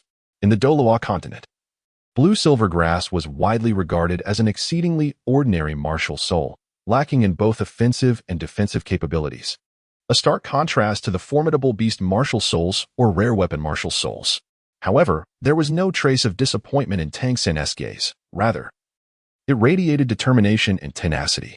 He understood well that every martial soul possesses its unique qualities, and with dedicated exploration and cultivation, even the most unremarkable blue-silver grass could bloom in resplendent glory. After the awakening ceremony, Tang San embarked on a rigorous journey of cultivating his blue-silver grass martial soul. Each morning, he rose early to ascend the serene hillside behind the village.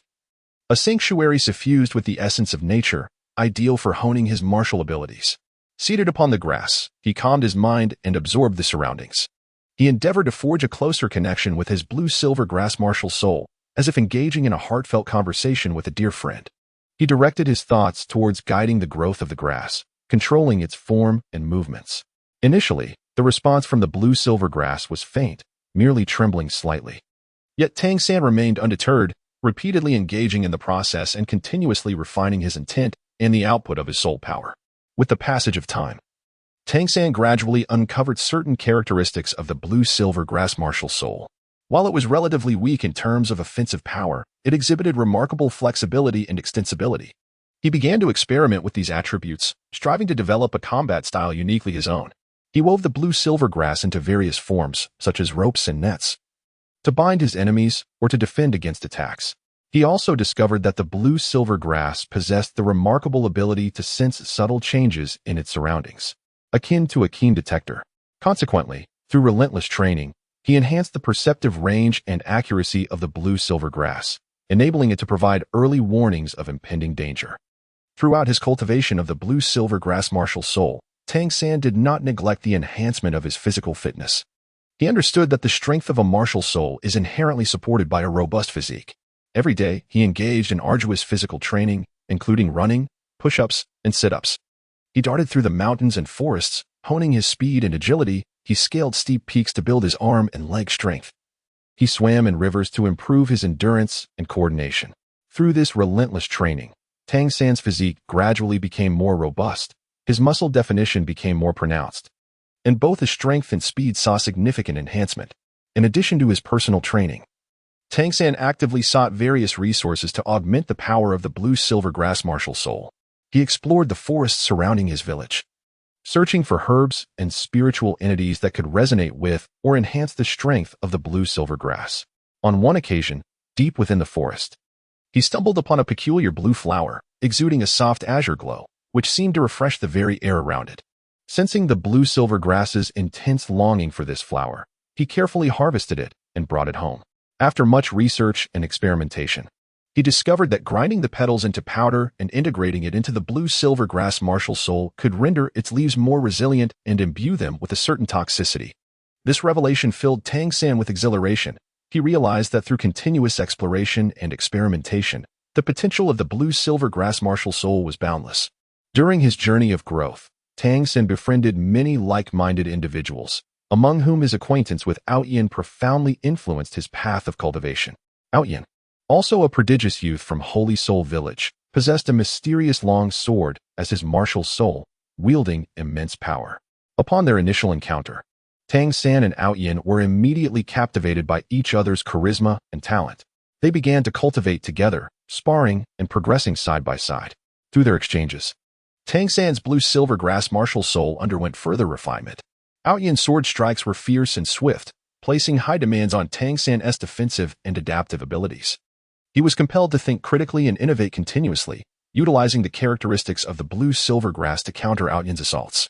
He learned to weave sturdy defensive barriers in an instant, to employ the grass's flexibility to dissipate the impact of the sword, and to identify vulnerabilities in his opponent's defenses for sudden strikes.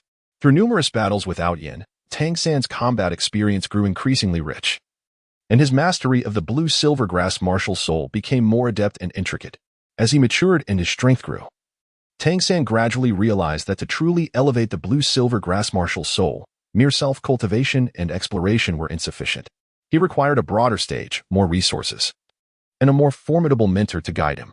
Thus, he resolved to depart from the Sacred Soul Village and journey to the renowned Academy of Nodding on the Douluo continent, in pursuit of a higher realm of martial arts.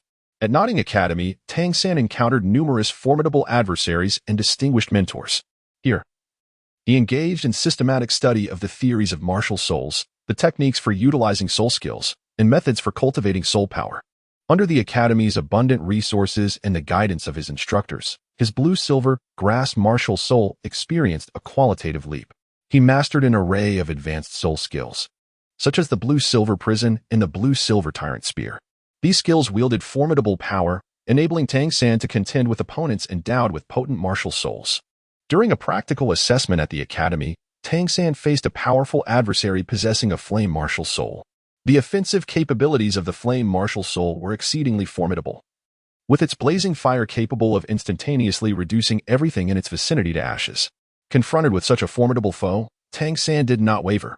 He calmly analyzed his opponent's attack patterns and weaknesses, then skillfully employed his blue-silver grass martial soul to counteract. He initially ensnared his adversary with the blue-silver prison, restricting their movement, and then unleashed the blue-silver tyrant spear, channeling all his soul power into a decisive strike aimed at a vital point. Although the opponent fought fiercely, they ultimately succumbed to Tang San's prowess.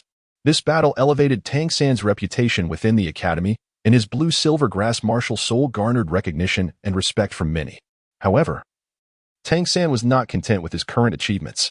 He understood that his blue-silver grass martial soul harbored even greater potential waiting to be unveiled. He continued to delve deeper into the evolution of the blue-silver grass martial soul, exploring ways to transcend its limits and attain a higher echelon. By chance, Tang San discovered an ancient cultivation method capable of facilitating the evolution of martial souls through the absorption of the world's spiritual energy and the essence of other martial souls. He resolved to take the risk and give it a try. He sought out a location rich in spiritual energy on the Academy's rear mountain and commenced his cultivation according to the ancient method. Throughout this process, he faced countless challenges and dangers. The overwhelming spiritual energy assaulted his body and martial soul, threatening to tear him apart. Surrounding soul beasts, drawn by the spiritual energy, surged forth to attack him. Yet, with indomitable will and unwavering conviction, Tang San repeatedly overcame these adversities. He grappled with the precipice of life and death, continually adjusting his cultivation state, guiding the spiritual energy and essence of the martial soul into his blue-silver grass. After a protracted period of arduous practice, Tang San's blue-silver grass martial soul underwent a remarkable evolution. The once slender and fragile blue-silver grass transformed into a robust and resilient form, its leaves shimmering with a mysterious golden luminescence. Its power and might experienced a substantial enhancement, not only achieving a qualitative leap in offensive capabilities but also acquiring unique abilities, such as releasing potent toxins to paralyze enemies' nerves and harnessing the forces of nature to induce earthquakes, tsunamis, and other natural disasters. The evolved blue-silver grass martial soul further elevated Tang San's status on the Douluo continent. He became an idol and role model to countless soul masters, and his story inspired innumerable young individuals to bravely pursue their dreams and diligently explore their own potential. Yet Tang San remained humble and unassuming, fully aware that his mission was merely in its infancy. He understood that he must harness the power of his blue-silver grass martial soul to protect those he cherished and uphold the peace and justice of the Douluo continent. With his blue-silver grass martial soul at his side, he embarked on a journey fraught with challenges and uncertainties, courageously striving toward loftier heights, crafting a legendary epic that belonged to both himself and his blue-silver grass martial soul. Chapter 56. The Family's Poverty. The harrowing life and resilient growth of Outyin in a remote little mountain village. There lived a boy named Outyin. His home was devoid of luxury. A dilapidated mud house that appeared to teeter on the brink of collapse, as if it could crumble into a mere ruin at any moment. The walls, weathered and crumbling, revealed rough stones and interwoven wooden beams within, resembling a frail elder struggling to bear the weight of an entire family. The scant furniture in Outyin's home was equally worn and forlorn. A wooden table, missing a leg, precariously balanced on a few stones, bore a surface marred by countless scars of time, each imperfection narrating tales of past hardships. Several mismatched benches creaked ominously under the slightest weight, threatening to disintegrate at any moment. The rickety wooden bed had borne witness to innumerable weary nights, its rigid slats offering no comfort, while the thin, tattered blankets, patched together haphazardly, failed to provide warmth against the biting cold of winter nights. The yard was cluttered with a hodgepodge of discarded items, including rusted farming tools, shovels, and sickles, each echoing memories of laborious days gone by. Broken pots and splintered planks lay strewn about, painting a picture of desolation. In one corner, a small water tank. Its walls encrusted with moss, held murky water, a precious resource for Yin and his family. He often trekked along arduous mountain paths to fetch water from a nearby stream. Striving to fill this modest tank, Yin's parents were humble farmers, toiling year-round on the barren land, yet reaping scant rewards. His father's weathered face was etched with deep wrinkles, akin to ravines that chronicled the trials and tribulations of life. His hands were rough and cracked, adorned with thick calluses, a testament to countless hours of labor. During the busy farming season, he would rise before dawn, shouldering his tools and laboring under the relentless sun, bending to plant rice and wheat until dusk, only to return home exhausted. His mother, too, bore her share of burdens, her frail form shouldering the weight of the household. She managed domestic chores while caring for Yin and his younger siblings. Though fatigue and worry lingered in her gaze, she endeavored to summon a smile for her children, offering them warmth and solace. Yin's clothing was perpetually tattered, with new garments being a rare luxury. Most of his attire had been passed down from older siblings, patched and altered until their original form was nearly unrecognizable. The colors had faded into dullness, the fabric worn thin as gossamer. In the bitter chill of winter, he was left to don these meager rags, shivering in the biting wind. His shoes were even more decrepit, the soles nearly devoid of tread, adorned with patches, and sometimes revealing his toes. Walking along the rocky paths, he often endured painful jabs from the stones, yet he never complained, silently bearing the discomfort. In terms of sustenance, Yin's family faced severe challenges. Their daily meals consisted predominantly of coarse grains and vegetables grown in their own meager garden. Staple foods were often cornmeal pancakes or sweet potato porridge, both hard and unpalatable, making each meal a test of endurance. Vegetables are merely boiled, lacking any oil or seasoning, rendering them bland and unappetizing. Occasionally, a morsel of meat might grace the table, which, for the proud Tian family, is nothing short of a luxury. It is only during festive occasions or when important guests visit that his mother ventures to the market to procure a modest amount of meat, crafting a sumptuous meal.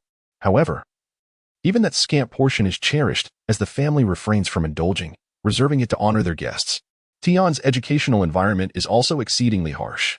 He attends the sole primary school in the village, a dilapidated tiled house with a roof missing several tiles, often leaking during rainstorms.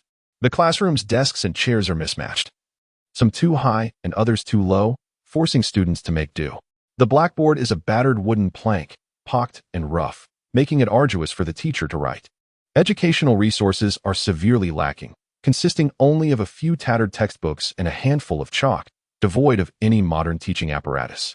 Nevertheless, Tian cherishes this hard-won opportunity for learning, acutely aware that education is his pathway to transforming the fate of himself and his family. Despite the dire poverty, Tian remains undaunted by adversity. From a young age, he has demonstrated remarkable maturity, understanding his parents' struggles and always striving to assist with household chores. After school, he carries a bamboo basket to the mountains to gather firewood, the heavy bundles weighing down his tender shoulders, often leaving him breathless, yet he never complains of fatigue. He also helps his mother fetch water, prepare meals, wash clothes, and care for his younger siblings. In his studies, he is exceptionally diligent, dedicating every evening to serious study under the dim light, which flickers in the wind as if on the verge of extinguishing. Yet, Tian remains undeterred, his eyes fixed intently on his books, immersed in a sea of knowledge. His academic performance consistently ranks among the top in his class, earning him the admiration of both teachers and peers. As he matures, Tian gradually realizes that merely relying on farming and studying within the village will not sufficiently alter his family's impoverished situation. He begins to contemplate his future, seeking opportunities to change his destiny. One day, at the town market, he encounters a variety of handicrafts that captivate his attention. He muses that if he could learn to create such crafts and sell them at the market, perhaps he could earn some money to improve his family's living conditions. Consequently, he resolves to dedicate his spare time to mastering the art of handicraft creation. He inquires around and finds a local elder skilled in crafting, seeking to become his apprentice. The elder, touched by Tian's sincerity and determination, agrees to take him under his wing. From that moment, Tian visits the elder daily to learn the craft. Initially, he struggles, often mishandling materials or producing unsatisfactory results. However, Tian does not succumb to discouragement. He practices tirelessly, continually seeking guidance from the elder. After persistent effort, he finally acquires the skills necessary to create handicrafts. His creations begin to take shape, showcasing exquisite paper cuttings, beautiful woven items, and delicate wood carvings. He took these handcrafted items to the town market to sell. Although initially few paid attention to his wares, he did not succumb to despair. He continuously refined his craftsmanship, enhancing his techniques, and actively promoted his creations to customers. Gradually, his artisanal goods began to attract a following, resulting in a loyal clientele. His earnings, though modest, constituted a significant contribution to his family's income. In addition to crafting, Yin also sought to innovate and improve traditional agricultural techniques in the village. He recognized that despite the land's infertility, employing scientific cultivation methods could yield better harvests. Drawing upon knowledge acquired in school and adapting it to local conditions, he embarked on agricultural experiments. He planted various crop strains in his fields, utilizing diverse fertilization and irrigation techniques, meticulously observing their growth. After a period of experimentation, he discovered several suitable planting methods for the village's soil and shared these insights with fellow farmers. Under his influence, crop yields in the village saw a notable increase, leading to improved livelihoods for the villagers. However, Yin was not content with this progress. He understood that to truly transform his family's and the village's impoverished circumstances, there was still a considerable journey ahead. He yearned to escape the confines of his small mountain village, to explore the wider world, and to acquire further knowledge and skills. Thus, he resolved to take the entrance examination for the county high school, hoping to receive a better education there.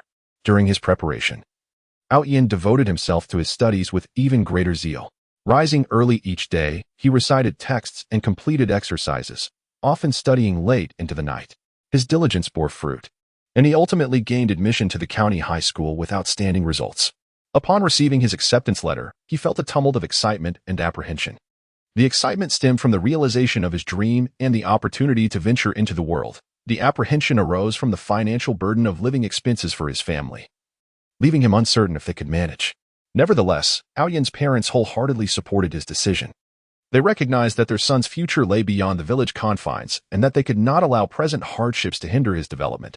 Consequently, they borrowed money from various sources to cover his tuition and living expenses, with the hopes of his parents and the blessings of the entire village. Yin embarked on his educational journey to the county. At the county high school, Yin faced unprecedented challenges. The learning environment and teaching quality surpassed that of his village's primary school, yet the competition was also fierce. Most of his classmates hailed from affluent families in the county or its surroundings, adorned in fine clothing and equipped with an array of learning materials and extracurricular books. In contrast, Yin felt out of place, his worn garments and rudimentary supplies often drawing curious stares from his peers.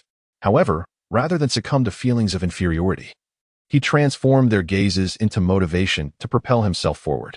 He immersed himself in his studies, acutely aware of the preciousness of his opportunity, and dedicated his spare time to visiting the library to broaden his knowledge. He actively participated in various extracurricular activities at school, honing his comprehensive abilities. With the support of teachers and classmates, Yin gradually adapted to the rhythm of life and study in the county, and his academic performance continuously improved. During his years at the county high school, Yin not only made significant strides in his studies but also experienced a profound transformation in his mindset. He encountered numerous new ideas and perspectives, broadening his horizons. He began to contemplate societal issues, focusing on rural development and the alleviation of poverty in underprivileged areas. He recognized that his fate was intricately linked to that of his hometown, aspiring to contribute to its development with the knowledge he would acquire. After the college entrance examination, Yin achieved outstanding results and was admitted to a prestigious university. This news sent waves of excitement through his village, as villagers flocked to congratulate him. Filled with pride and joy, his parents were especially moved to tears, their years of dedication finally yielding fruit. At university, Yin chose a major related to agriculture, hoping to delve deeply into agricultural knowledge and techniques to discover more methods for transforming rural poverty. The university offered abundant learning resources with distinguished professors, state-of-the-art laboratories, and various academic lectures and exchange activities. Yin eagerly absorbed the nourishing knowledge, actively engaging in research projects and collaborating with classmates to explore new avenues for agricultural development. During his university years, Aotian also participated in social practice activities, conducting research in rural areas to understand their actual needs and challenges. He applied the knowledge and skills he acquired at university to assist farmers in addressing real-world problems. He organized agricultural technology training sessions, teaching farmers scientific methods for planting and breeding. He also aided rural enterprises in product innovation and market promotion, enhancing their competitiveness. Through years of diligent study and practice, Aotian gradually evolved into an exemplary agricultural expert. After graduation, he forsook lucrative job opportunities in the city, resolutely returning to his hometown. He was determined to leverage his knowledge and skills to lead his community towards prosperity. Upon his return, Aotian first conducted a comprehensive planning and organization of the village's land. Based on the characteristics and advantages of different terrains, he devised scientific planting and breeding strategies. He introduced superior crop and livestock varieties and promoted advanced agricultural techniques. Under his guidance, the village's agricultural production flourished, with a significant increase in crop yields and an enhancement in the quality of agricultural products. He also actively developed unique rural industries, utilizing the village's natural and cultural resources to create various rural tourism projects. He led the villagers in restoring ancient buildings and establishing quaint homestays and agritourism ventures, attracting numerous visitors. The development of rural tourism not only augmented the villagers' income but also spurred growth in other local industries, such as agricultural processing and handicraft production. Throughout Yin's relentless efforts, the village's impoverished conditions underwent a fundamental transformation. The villagers' standard of living has significantly improved, and the village's infrastructure has been enhanced. The once dilapidated mud houses have been transformed into spacious and luminous brick dwellings. The village is now adorned with cement roads, equipped with streetlights, and boasts a cultural square and a library. Children are afforded the opportunity to learn and grow in a nurturing environment, while the elderly can enjoy their twilight years in peace. Although Aotian hails from humble beginnings, he has, through his unwavering perseverance and relentless spirit of hard work, successfully altered the fate of himself and his family, making profound contributions to the development of his hometown. His tale has become a cherished narrative, passed down through generations in the village, inspiring countless young individuals to strive diligently in pursuit of their dreams. Chapter 57. No Complaints. The resilient path of Aotian, yet he never complains. In a land shrouded by the shadows of poverty lived a youth named Aotian. His family's circumstances seemed like a cruel jest of fate, with destitution woven tightly around him like an impenetrable net. Their dwelling was constructed from the most meager materials, with crumbling earthen walls that bore the deep scars of time, silently narrating tales of past hardships. The thatched roof, sparse and disordered, would leak incessantly during the rainy season, creating a symphony of drips that echoed through the stillness of the night, resembling a poignant lament. The interior was dim and dreary, with the only window marred by cracks and grime, allowing merely a faint glimmer of light to filter through. The scant furnishings included a dilapidated wooden table, uneven and wobbly, propped up by a few fragments of brick.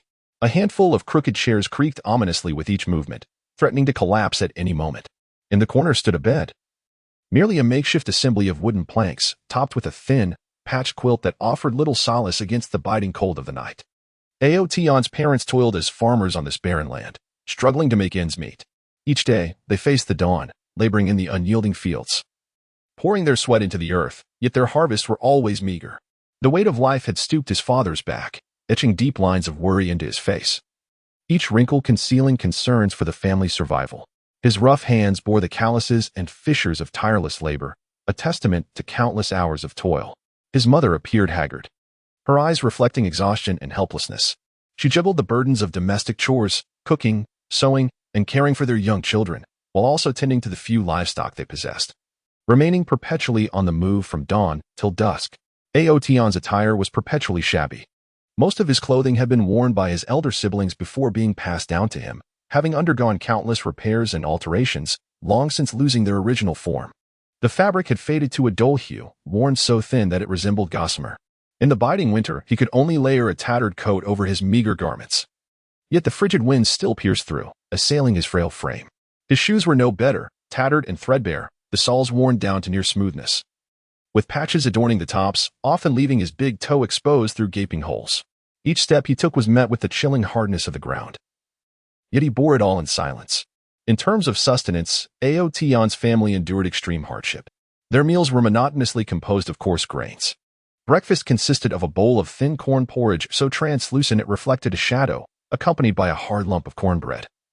Lunch might feature a few sweet potatoes alongside some homemade pickled vegetables, and dinner was yet another simple fare of flatbreads and scanty vegetable soup. On rare occasions, they would manage to procure a morsel of meat, a luxury that felt almost indulgent to them. Only during the new year or when important guests visit does a bit of meat appear on the dining table, and even then, the entire family is reluctant to partake, prioritizing the guests and the elders. Outyan's educational journey has been fraught with challenges. He attends the dilapidated elementary school in the village. The classrooms are in disrepair, with much of the white plaster peeling away to reveal the mottled bricks beneath. The roof tiles are incomplete, and whenever it rains, the classrooms are filled with various containers to catch the dripping water, forcing the students to endure the cacophony of rain and dripping sounds while struggling to concentrate on their lessons. The desks and chairs are equally worn. Some tables are missing corners, while some chairs lack backs, leaving the students with no choice but to make do. The teaching equipment is pitifully scarce, consisting of a rough blackboard and several pieces of chalk so short they are nearly unmanageable. The textbooks are passed down from year to year, tattered and worn, with remnants of previous notes and stains on their pages. However, despite such a harsh living environment, Outyan has never uttered a word of complaint. He deeply understands the struggles of his parents and constantly seeks ways to alleviate their burdens. Each morning, before the first rays of sunlight have fully illuminated the earth, he rises early to help his mother kindle the fire for cooking. The flames from the stove cast a glow upon his youthful yet resolute face. Despite the smoke causing him to cough incessantly, he shows no signs of retreat. After school, unlike other children who play outside, he hastens home, grabs a bamboo basket, and heads up the mountain to gather firewood. The mountain path is treacherous and riddled with thorns and stones, and his slender figure weaves through the forest, repeatedly scratched by thorns, sweat soaking his tattered clothing. Yet he persists with determination. He knows that his family relies on this firewood for warmth and cooking. In his studies, Outyan displays remarkable tenacity. Despite the abysmal conditions at school, he treasures this hard-won opportunity for education. Each night, under the dim and flickering light, he immerses himself in his studies. The illumination is so faint that he often has to bring the books close to his eyes to decipher the words. His eyes, bloodshot from prolonged reading, still reflect an unwavering thirst for knowledge. He diligently completes every assignment given by his teachers, and when faced with challenging questions, he contemplates them repeatedly, seeking guidance from his teachers or knowledgeable elders in the village when he cannot grasp the concepts. His academic performance consistently ranks among the top in his class, earning him the admiration of both teachers and classmates for his perseverance and hard work. As he matures, Outyan gradually realizes that merely relying on his life and studies in the village will not suffice to alter his family's impoverished circumstances. He begins to actively seek alternative paths. One day, while on his way to the market in town, he encounters a craftsman creating exquisite handicrafts by the roadside. The lifelike creations captivate the attention of many passersby. An idea sparks within Outyan. If he could learn to craft such items himself, perhaps he could contribute to his family's income. Thus, he resolves to utilize his spare time for learning. He inquires around and eventually finds an old craftsman willing to teach him the trade. From that moment on, Outyan dedicates time each day to learn from the seasoned artisan. In the beginning, his hands appeared rather clumsy. He either damaged the materials or produced unsatisfactory results. Yet, he did not succumb to discouragement.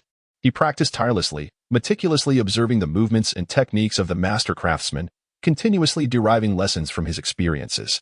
His fingers were often chafed by the tools, blood seeping from the wounds, but he merely bandaged them and resumed his practice.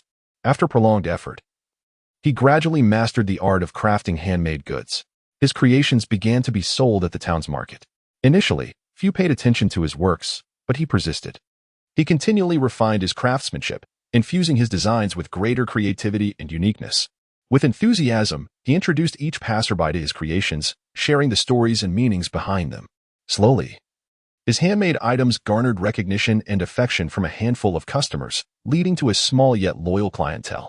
He carefully saved the money earned from selling his crafts, allocating part to support his family and reserving some to purchase materials and learn new techniques. In addition to honing his craft, Outyan developed a profound interest in the agricultural practices of his village.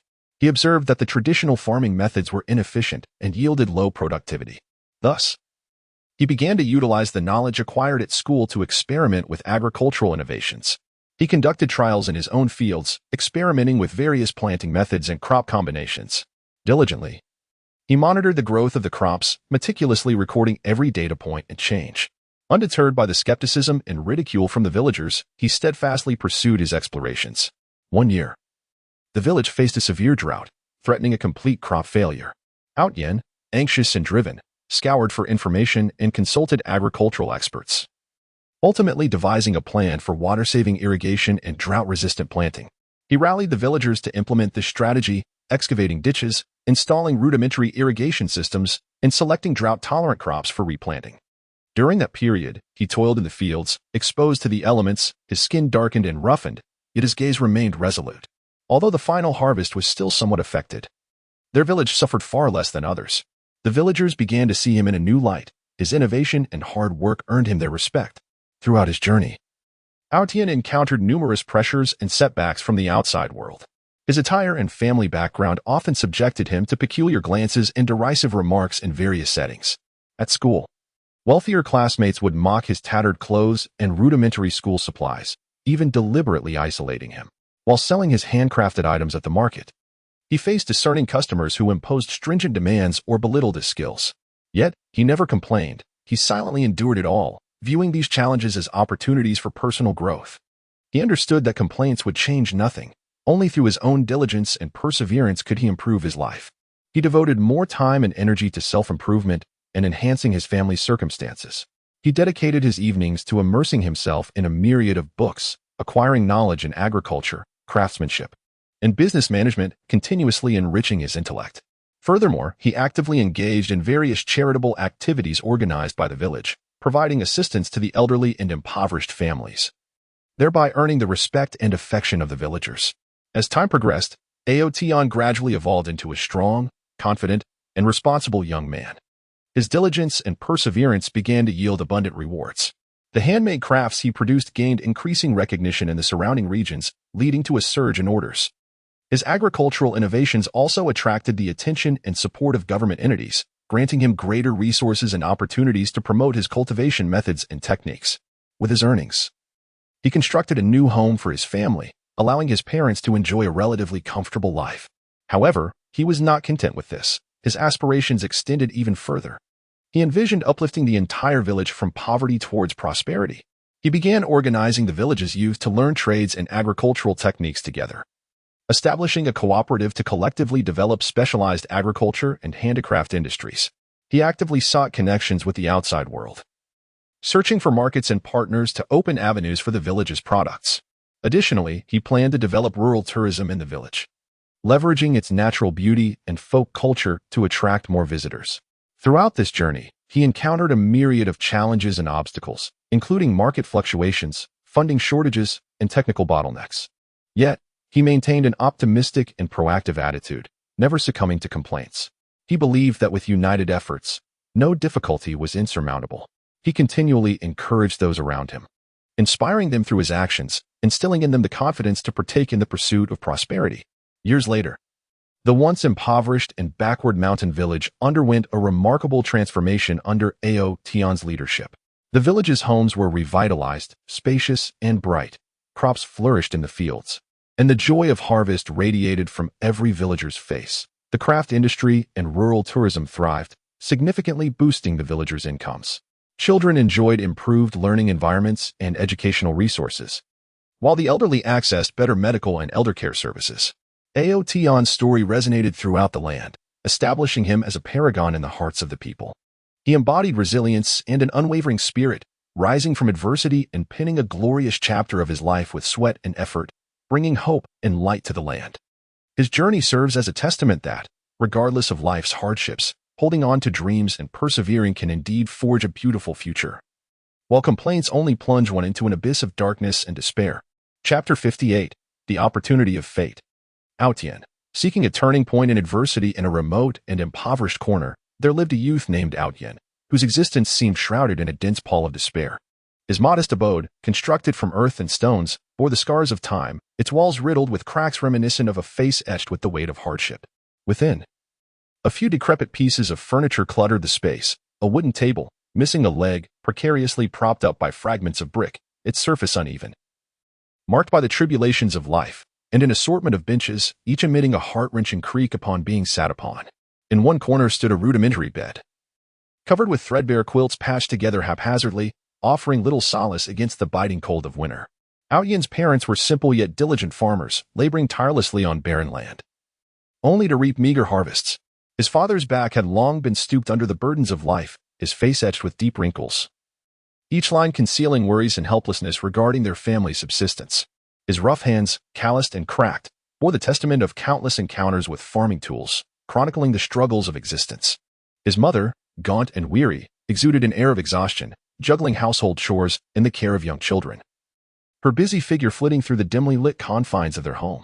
Yin's attire was perpetually threadbare.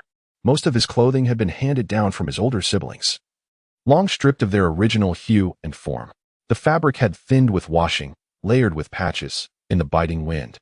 His frail figure shivered within the oversized and tattered garments. His shoes were nearly holed at the soles, the upper parts marred by wear, each step revealing the biting cold and hardness of the ground beneath. In terms of sustenance, Yin's family lived in abject scarcity.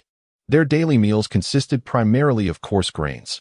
Breakfast featured a watery corn porridge, accompanied by a hard, dry bread. Lunch might consist of a few boiled sweet potatoes and some home-pickled vegetables, and dinner was a simple fare of coarse grain pancakes and nearly oil-less vegetable soup. Occasionally, they might indulge in a morsel of meat, a luxurious rarity reserved for festive occasions or visits from esteemed guests. Moments when the entire family would treat such delicacies with utmost reverence and share them with great care. Yin's educational journey was equally fraught with challenges. He attended the village's dilapidated schoolhouse, where the roof tiles were incomplete, and during the rains, water would drip incessantly, turning the floor into a muddy quagmire. The desks and chairs were in disrepair, some desks missing corners and others unstable, forcing the students to persevere in their studies amidst such adversity. Educational resources were painfully scarce.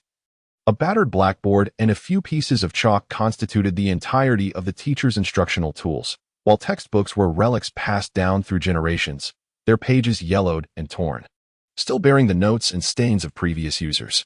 Yet, in the face of such dire circumstances, Yin did not succumb to despair or complaint. Rather, he diligently sought opportunities to alter his fate. He understood that to break the shackles of poverty, he must rely solely on his own strength and intellect. On one fortuitous occasion, while visiting the town market, Yin stumbled upon a collection of exquisite handicrafts. The exquisite little baskets woven from bamboo and the vividly carved wooden animals captivated the attention of many passers-by and deeply resonated with Yin's heart. He realized he could embark on a journey to learn the art of crafting, perhaps offering a pathway to alter his family's financial circumstances. Thus, he began to inquire widely, seeking masters who could impart their skills to him. Eventually, he found an elderly artisan in the village adept in both weaving and carving.